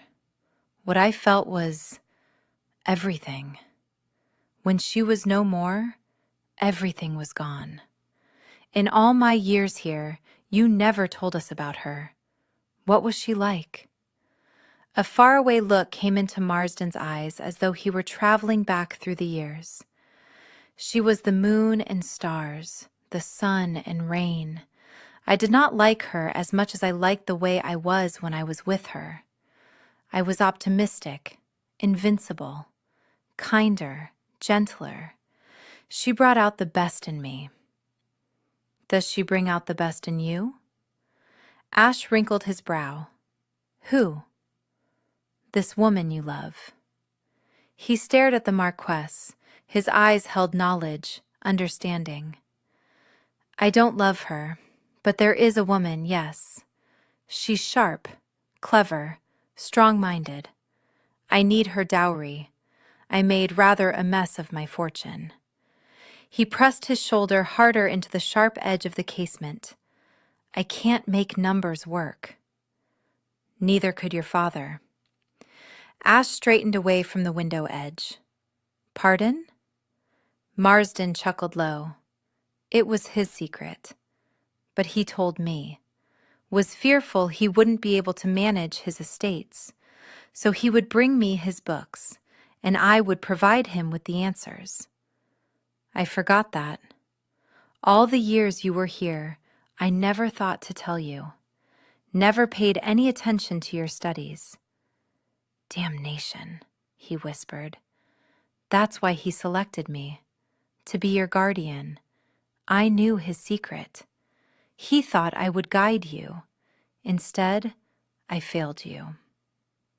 I wouldn't say that. If anything, it was my pride, not letting on that I was struggling, relying too much on my man of business when I wasn't completely open with him. I need to find someone I can trust to know everything. If he could convince Minerva to put her pride aside, she would make an excellent person to manage his accounts. Marsden waved a finger. Locke, he's your man. Ash wasn't convinced. Quite possibly what he needed was a woman. The horse hooves thundering beneath him, Ash rode hell-bent for leather over the moors, with Locke riding along beside him, his gelding keeping pace. Being out here brought forth memories of running wild, of spending days doing whatever he pleased, never worrying about estates, income, salaries, upkeep, expenses, numbers, figures, tallies. Enough! Locke yelled, bringing his horse to a halt. Ash drew his up short, circled about, and guided the black back to where Locke waited on a white. Heaving, the beast's nostrils flared, created puffs of smoke in the early morning gloom. Let's walk for a bit, shall we? Locke asked, dismounting before Ash had even given his answer. Locke might be merely a viscount and younger than Ash, but this was his home, and he'd always reigned here, knowing that one day he would be master of it all. There was something to be said for growing up on the ancestral estate.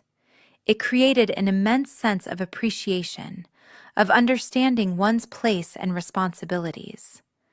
Those had come late to Ash, probably to Gray as well, and never to Edward, as second son.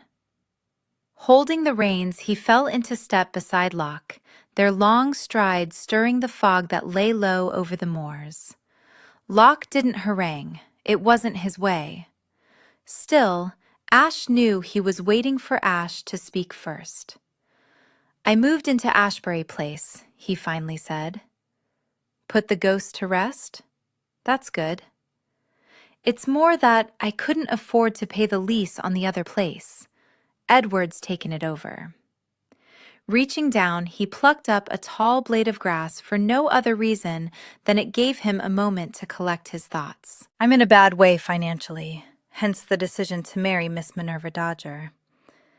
Ash gave a curt nod. Unfortunately, she doesn't fancy fortune hunters, and is rather put out with me at the moment for failing to acknowledge, or at least reveal to her, my impoverished state. She refuses to marry me even though... He grabbed another sprig of grass. Even though? Locke prodded. I compromised her. Locke stopped walking, grabbed his arm, and spun him around. On purpose? Ash glowered. Well, I certainly didn't accidentally fall into bed with her. Locke sighed with annoyance. You know what I meant. Did you compromise her to force her into marriage? No. I bedded her simply because I wanted to. I desired her as I have desired no other. Locke, she visited the nightingale. The Viscount's green eyes widened, disbelief crossing his rugged features. But Ash knew whatever was said here on the moors stayed on the moors. Indeed? That's where she first came to my attention as desirable. She had decided to accept spinsterhood and thought she had nothing to lose. She quite charmed me. He shook his head. Charmed is too tame a word. She's bold, courageous, goes after what she wants. She's unlike any woman I've ever encountered. Why I failed to notice her before is beyond me. Why no man has taken her to wife simply demonstrates the foolhardiness of men. She is remarkable. So I began courting her through traditional means, within society, at balls and such. She was agreeable to marrying me, and then she discovered I had no coins lining my coffers and told me to go to the devil. My courtship was wasted. I don't see the dilemma, Locke said and began striding forward again. You simply need to begin courting a woman who doesn't care that you want her for her dowry, one who is enamored of your title and good looks. Shouldn't take overly long for you to snag another fish. You're right. I just need to find another dowry. It's disappointing is all, after all the effort I put into the courtship and gaining her willingness. And they were very good together in bed. He didn't know if he'd ever been so well matched. He regretted that he wouldn't have that, or her smiles, or her humility. I'm not usually one to give up on a hunt, but I don't know how I can make things right with her. What if she had no dowry? Locke asked. Pardon? Miss Minerva Dodger. What if she had no dowry? You wouldn't have gone after her. You wouldn't be disappointed. You'd have never known what you were missing. But I do know. That's the hell of it. He wanted to slam his fist into something, but there was nothing within miles except for his horse, which he would not abuse, and Locke, who wasn't deserving of a fist to the face. I know how stubborn she can be, how magnanimous. I know she can tear a lady down if she set her mind to it, but she sets her mind to not doing it. She could win a fight in a boxing ring.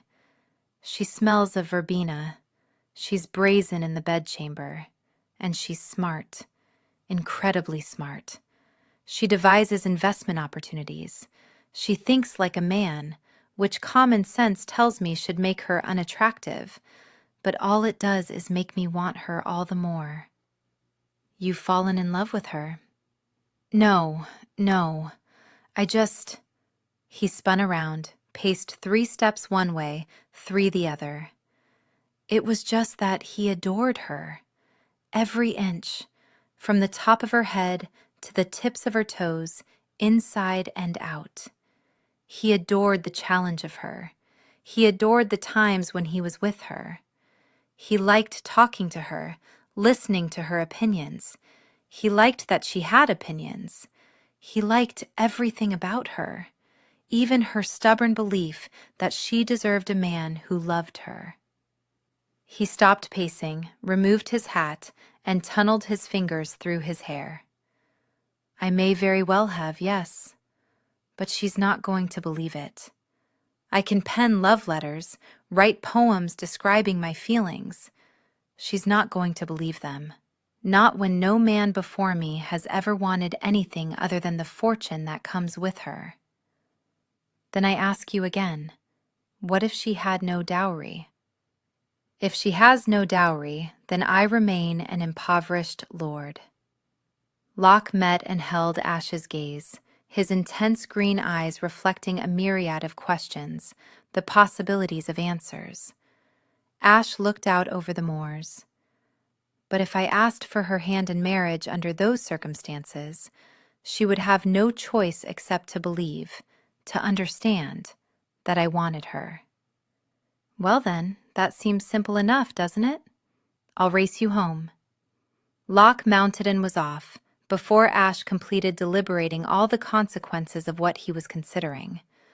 With a laugh, he climbed into the saddle, urged his horse into a frenzied gallop, and sprinted after the man who fate had deemed would become one of his brothers. Chapter 20. Mr. Dodger. Ashebury.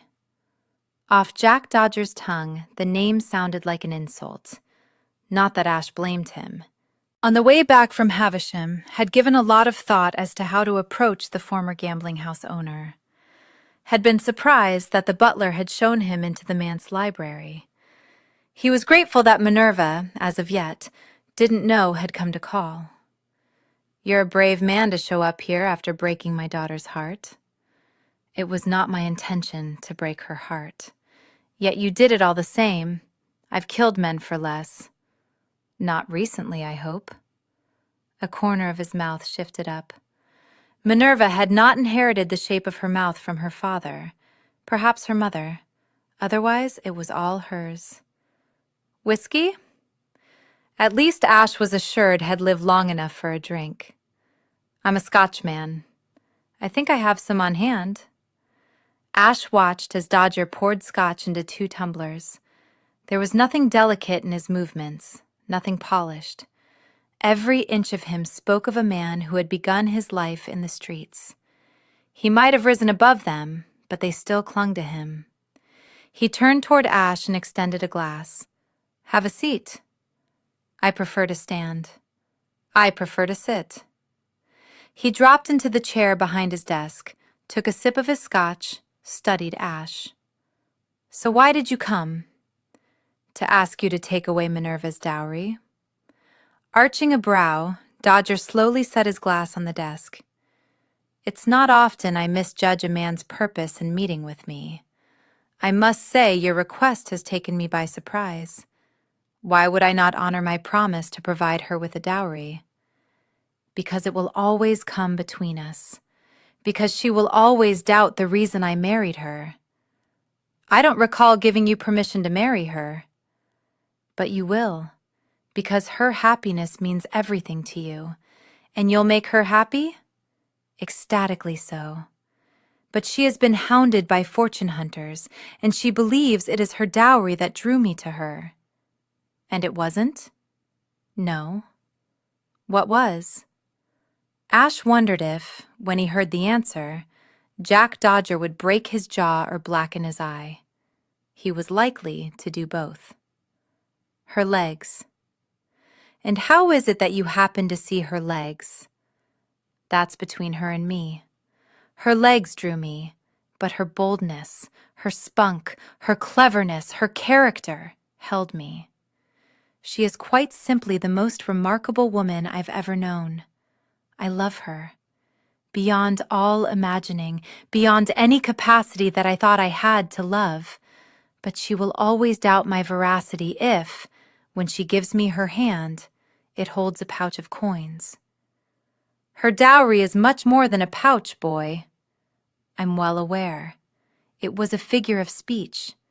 I've made inquiries. I know your financial situation. She'll do without. Never. I can sell a good many of the treasures that I amassed during my travels. They'll provide us with a tidy sum. Not as much as her dowry, but it gives us a start. Working together, we can build it into something grand for our children. I want her to be my partner, equal. To come to you with nothing? Dear God, how can you possibly believe there is any part of her that is equal to nothing? Ash saw newfound respect and admiration enter Jack Dodger's dark eyes. Eyes had passed on to his daughter, and he knew, on this matter at least, had won. Minerva was sitting in the morning room, scribbling down an array of notes when her parents entered. We'd like to have a word, her mother said. Now is an absolutely perfect time, as I need to speak with you as well. I've given it a good deal of thought, and I've decided to go to Texas to look more closely into this cattle venture that I want to convince the fellows is worth investing in with me. I've worked it all out. I'll hire a companion, and Minerva, her mother said, settling onto the sofa beside her while her father took a nearby chair. Texas is so far away. I'm not moving there forever. I shall be home by Christmas. It's just that based on my numbers, it's a wonderful opportunity to branch out, to not be so dependent upon what we can earn here in Britain. You'll have to talk with your father about that. He's the one with the head for business. She looked at the man lounging in the chair as though he hadn't a care in the world. Jack Dodger had never been one for formality. Would you be interested in investing, Father? Will it make money? It should, yes. A good deal, as a matter of fact. I'll think about it. But first, I need to speak with you about a decision I've made with your mother's blessing."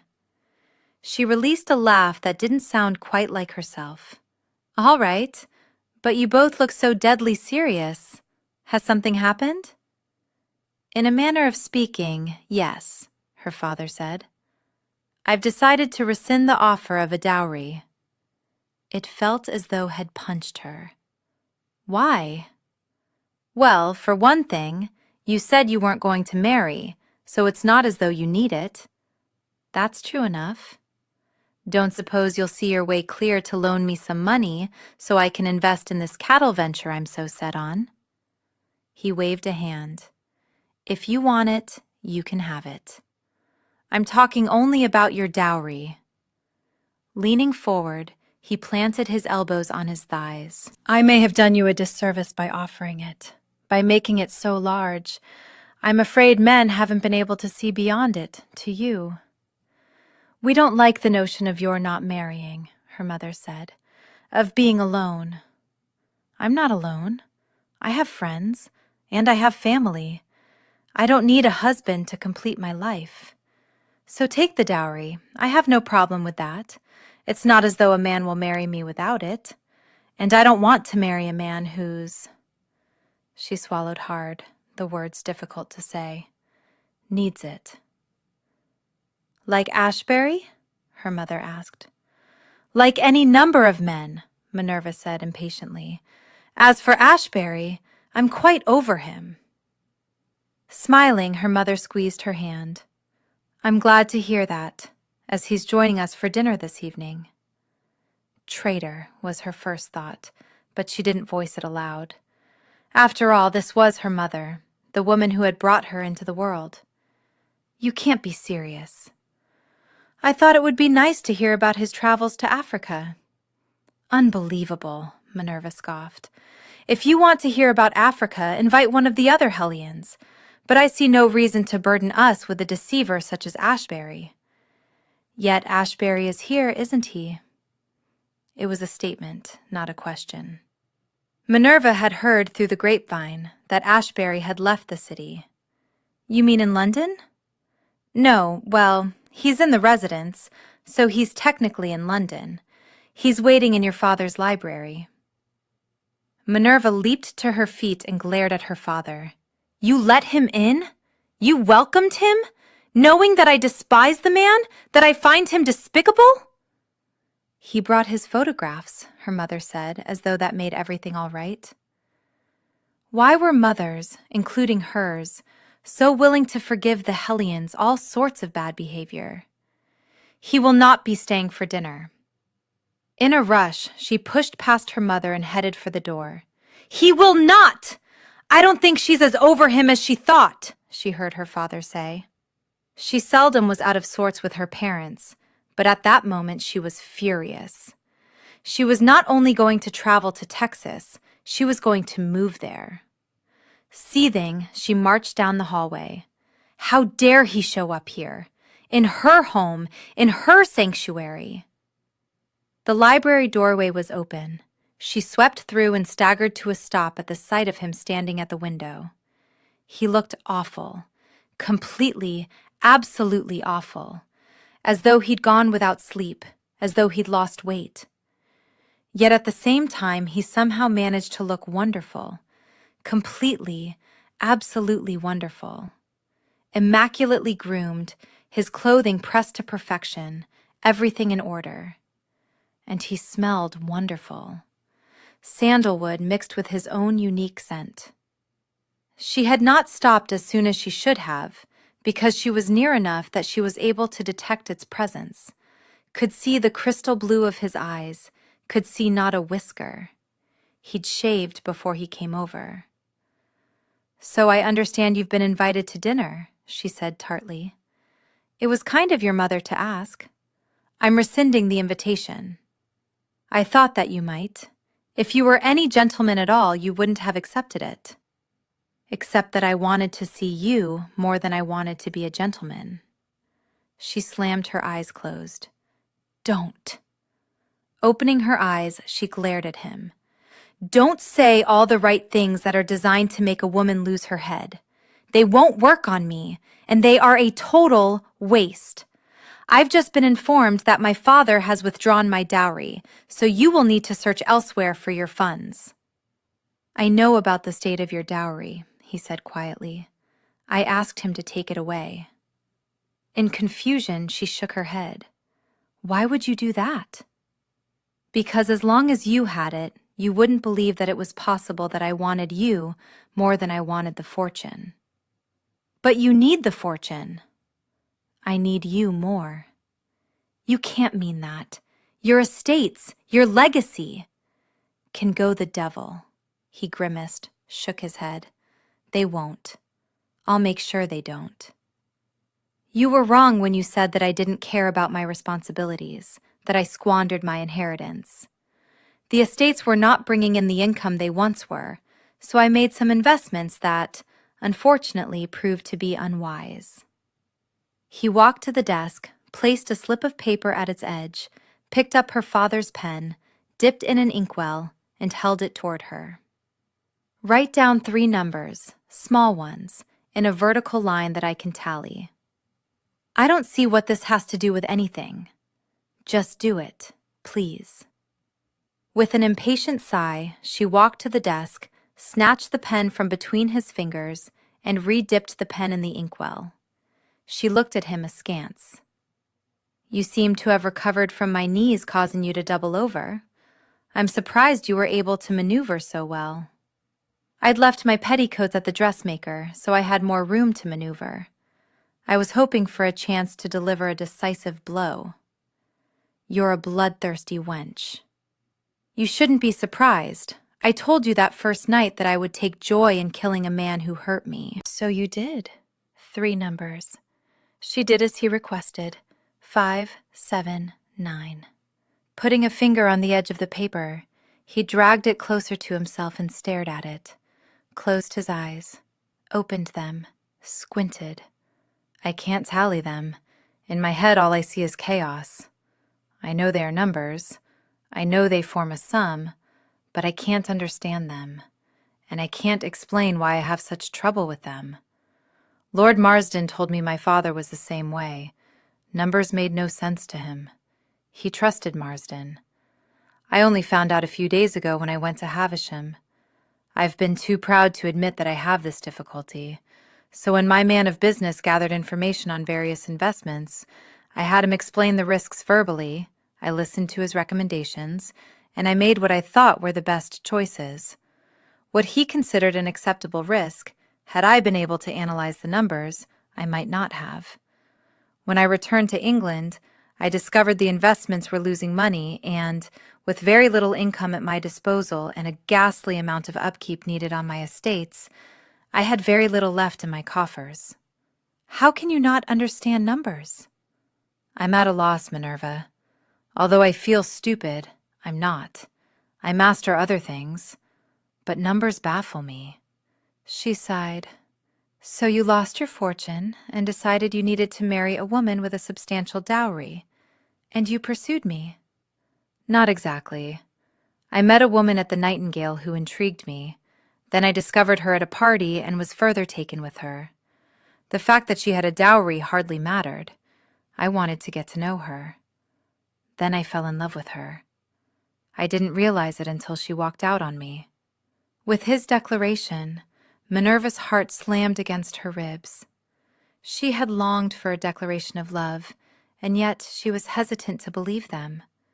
He'd studied her book. He knew the correct things to say, but she couldn't quite bring herself to toss them back into his face. Rather, she needed to remind him of the reality of the situation. Except now she doesn't have a dowry. He grinned. But she knows how to invest. I have a little capital. Whether or not she marries me, I want her to help me rebuild my fortune. Perhaps we could stop talking about her as though she weren't in the room? His smile grew. Will you help me figure out what I need to do to get back on my feet? I suppose I could see my way clear to do that. When I have no need of a dowry, will you marry me? She cradled his jaw. Ash. Tell me what I must do to convince you that I love you. I want to believe you. It just seems too incredible to me that someone like you could love me. Because you don't see yourself as I do. Here, I want to show you something. He reached into his pocket, withdrew a small rectangle, and handed it to her. It was a photograph of a woman sitting near a pond. Her face revealed such strength, such character, such invincibility. And yet there was a vulnerability to her as well, a delicateness. It took Minerva a moment to realize that it was her, the photo he'd taken of her beside Lovingdon's pond. I'm actually quite pretty. How did you manage to make me look pretty? You are pretty. You're more than pretty. But I used shadows and light to reveal what I see when I look at you. True beauty can't exist without both. What about the photo you took of me at the Nightingale? I didn't take it. Why? Because it was just for me. Sometimes, something is just so perfect. Perfect isn't the right word. It's more than that. Transcendent. It feels as though it would be a sin to capture it. But whenever I think of charred remains or mangled bodies, I think of you, with your long legs and your small feet, stretched out on the bed waiting for me. It overpowers the images that have lived with me for so long. It makes them nothing. They fade away quietly, no longer screaming for attention because they won't get it, as I have something so much better. Or at least, I did before I botched things up. I had you, Minerva, and I desperately want to have you again. She, who never cried, was feeling those burning tears once again. Ash, I can make do without a dowry. I can't make do without you. Even if you don't love me. I do! I tried not to, but I can't stop thinking about you, missing you, wanting you. Yet I'm afraid that these feelings aren't real, the love we both claim. What if it's pretense like Lady V? She's not pretense. She's simply another part of you. Minerva, almost from the beginning, I knew who you were. Everything we had at the Nightingale, we'll continue to have. Everything we had outside the Nightingale, we'll continue to have. We'll have it all. And she believed him. The truth was there in his eyes, in the way he smiled at her.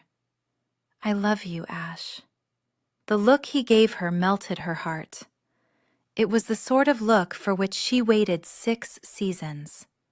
It was the sort of look that promised an eternity of happiness. Although I'd rather marry sooner than later. How does the end of the month suit you? He asked. People will think we were forced to marry. We were, because we couldn't stand to go a night longer without each other. He drew her in close. Keep the knee down. Before she could assure him she would, he took her mouth and kissed her as only a man who was in love with her could. Chapter 21. Miss Minerva. Dodger's upcoming marriage to the Duke of Ashebury was the talk of London, especially as it became evident whenever they were seen together that they were madly in love. Minerva, who usually hated the gossip rags, suddenly found herself enjoying them very much. But more, she enjoyed preparing for her wedding. She wasn't at all nervous that it was almost time for her to head to the church. Rather, she studied her reflection in the cheval glass, loving the way that her gown of white Honiton lace and pearls molded to her body. Orange blossoms circled the crown of her veil, holding it in place. Wearing the gold anklet, she jangled just a tiny bit when she walked. You look beautiful, Minerva, Grace said as she adjusted the train. I do rather, don't I? I knew love was worth waiting for. I told you that you would find a man who loved you. I still have a difficult time believing it sometimes. But you're happy. Immeasurably so. A knock sounded on the door. Grace opened it, and Minerva's father walked in. Fathers need a moment with their daughters on their wedding day. I'll be waiting downstairs, Grace said before slipping out of the room. You're as beautiful as your mother, he said. Minerva gave him a teasing smile. I always thought I more closely resembled you. You have my dark eyes, but other than that, you are your mother. I have your head for business, but you have her backbone. Are you sure you want to marry him? Very sure. I love him. And he's not going to like this, but I want my dowry back. I was so busy searching for someone to love me, to prove he loved me, that I didn't realize it was enough that I loved him. I don't want him to have to sell his treasures or be burdened unnecessarily because his investments didn't pan out. I know he loves me with or without my dowry. But more importantly, I love him. I want him to have the funds you promised. They're already in his bank account. It's your wedding present. I intended for you to find out in a few days when his man of business pays him a visit to give him a report on his finances. In spite of the fact that she might wrinkle her gown, she wrapped her arms around her father's shoulders and hugged him tightly. I love you so much. Always remember, Minerva, I was the man who loved you first. I know. The tears fell, and she didn't bother to stop them. Don't cry. I can't stand it when a woman cries. With a laugh, she shoved away from him. I know that as well. He turned away, but not before she saw dampness in his eyes. Let's get on with it, he said. It's not every day I give my daughter away. You're not giving her away. She's still yours. With a smile, he glanced back. That she is. That she will always be. Reaching toward her, he lowered her veil over her face. Lucky man. Him and me. Lucky girl, she thought, to have the love of two incredible men. The wedding was grand, more than Minerva had ever expected. The church was packed, the reception following well attended. Ash had looked so handsome standing at the altar. The expression on his face as she neared. How had she ever thought that he didn't love her? Now she waited in her bedchamber for him to come to her. The gas lights burned low, chasing away the shadows. She wore a silk nightdress, the gold around her ankle, and the door opened. Her breath caught at the sight of her husband in a silk dressing gown. He looked at her, laughed. Oh no, we're not having that. She couldn't stop herself from smiling as he strode across the room. Reaching behind her head, he untied the ribbons and tossed the mask aside. That's better, he murmured, just before taking possession of her mouth. They'd managed to sneak in a handful of kisses during the past month, but she had wanted to wait for more until their wedding night. Now they would have all the time in the world to be in each other's arms. He peppered kisses over her face, along her throat. She sighed, whimpered. My wife, he murmured. Your wife. He stepped back, untied the sash on his dressing gown, and shrugged out of it. Her breath caught at the sight of him. Her mouth went dry. I'm going to learn how to use your camera. He grinned. Not tonight. He walked over to the bed, climbed onto it, and sat back against the headboard, his arms behind his head. What are you doing? Take off the nightdress. Slowly. I want to watch the light touch every inch of you. Do you? She asked as she sauntered nearer to the side of the bed. She was amazed she could be this comfortable with him on her wedding night. On the other hand, it wasn't as though she was a virgin. Very slowly she released a button, then another, watching as his eyes darkened into a smoldering haze, his body tightened, his breathing shortened. When the last button was released, she skimmed her finger along her torso between her breasts. His breath caught. Oh, she liked having this power. She eased the cloth off one shoulder, slipped it off the other. The silk slowly glided down. He growled, low and feral, before moving swiftly, capturing her and rolling her onto the bed until she was on her back and he was pressed against her side, raised up on an elbow, gazing down on her. You have no idea how badly I've wanted to see you in light. When we go to the estate, I'm going to take you out to a field where the sunlight can shine down on you, and I shall make wild, passionate love to you there. Outside? We're going to make love everywhere, in the forests, in the rain, in every room, every building. He skimmed his hand along her side. I love you, Minerva. I shall never tire of your saying that. Good. I intend to say it every day. I love you, Ash. I can't believe how much. I didn't know it was possible to love this deeply. He lowered his mouth to hers, and she allowed everything she felt for him to bubble up as passion consumed them in a conflagration that she feared might leave them both scorched.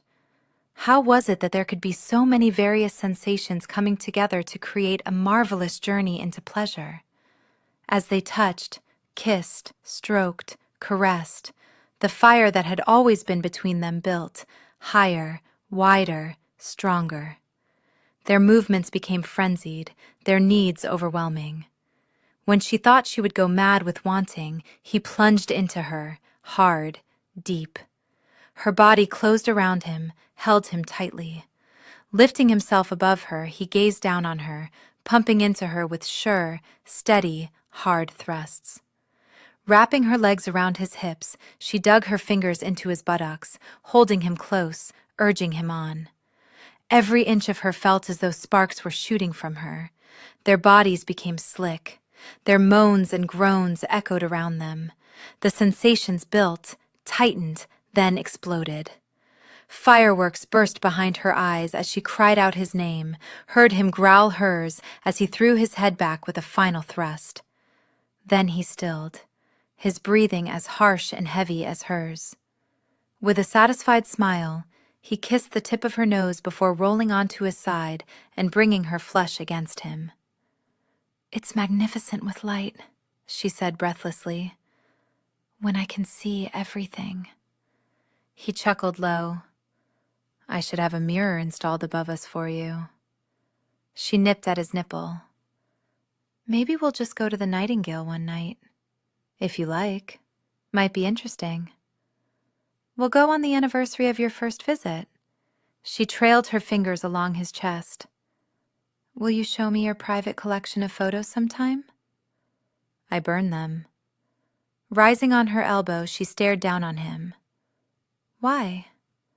Because I no longer needed them. He tucked her hair behind her ear. They helped me deal with the images of carnage that I couldn't get out of my mind. I thought that if I could replace those images with perfect lines, I could conquer the nightmares. But it didn't work until you. As I told you, thoughts of you silence the horrors. So I had no need to keep the others. I should have liked to see them. I can recreate them with you as my model. If I pose for you, you must pose for me. Tit for tat. Grinning, he threaded his fingers through her hair, held her head. My daring and wicked wife. Is it any wonder that I love you? Then he brought her down, captured her mouth, and plundered. Wasn't love grand? Epilogue. Several years later. Standing on the 6th step of the stairs that led into the foyer, Ash stared at the door through which he'd watched his parents leave. It was odd that the older he got, the more he missed them. He wished they could see how he and Minerva had managed to turn their finances around with investments and without touching the gift her father had given them for their wedding. It was merely held in reserve in case it was ever needed. Otherwise, since it wasn't part of the entailment, it would be divided among their children. He wished they could have met Minerva, the rudder in his life. He had not thought it possible to love so thoroughly. There were times when the depth of his feelings for her scared the hell out of him. He'd hold her all the more tightly. He wished they'd had an opportunity to know their grandchildren. The patter of tiny feet echoed through the foyer as his son and daughter rushed to the front door, their mother following at a slower pace. She was once again with child. "Papa, come on!" his burnished-haired daughter cried. "Grandfather promised to teach us how to pick pockets today." Ash scowled at Minerva, thought he was going to teach them how to avoid getting their pockets picked. She shrugged a shoulder. "You know my father." He started down the steps. "I suppose you'll teach them to cheat at cards? Lovington's son has already mastered it. We can't have our children at a disadvantage." He slipped his arm around her. "How are you feeling?" "Making progress. My breakfast stayed put." "Come on," their son lamented. "Everyone will already be there.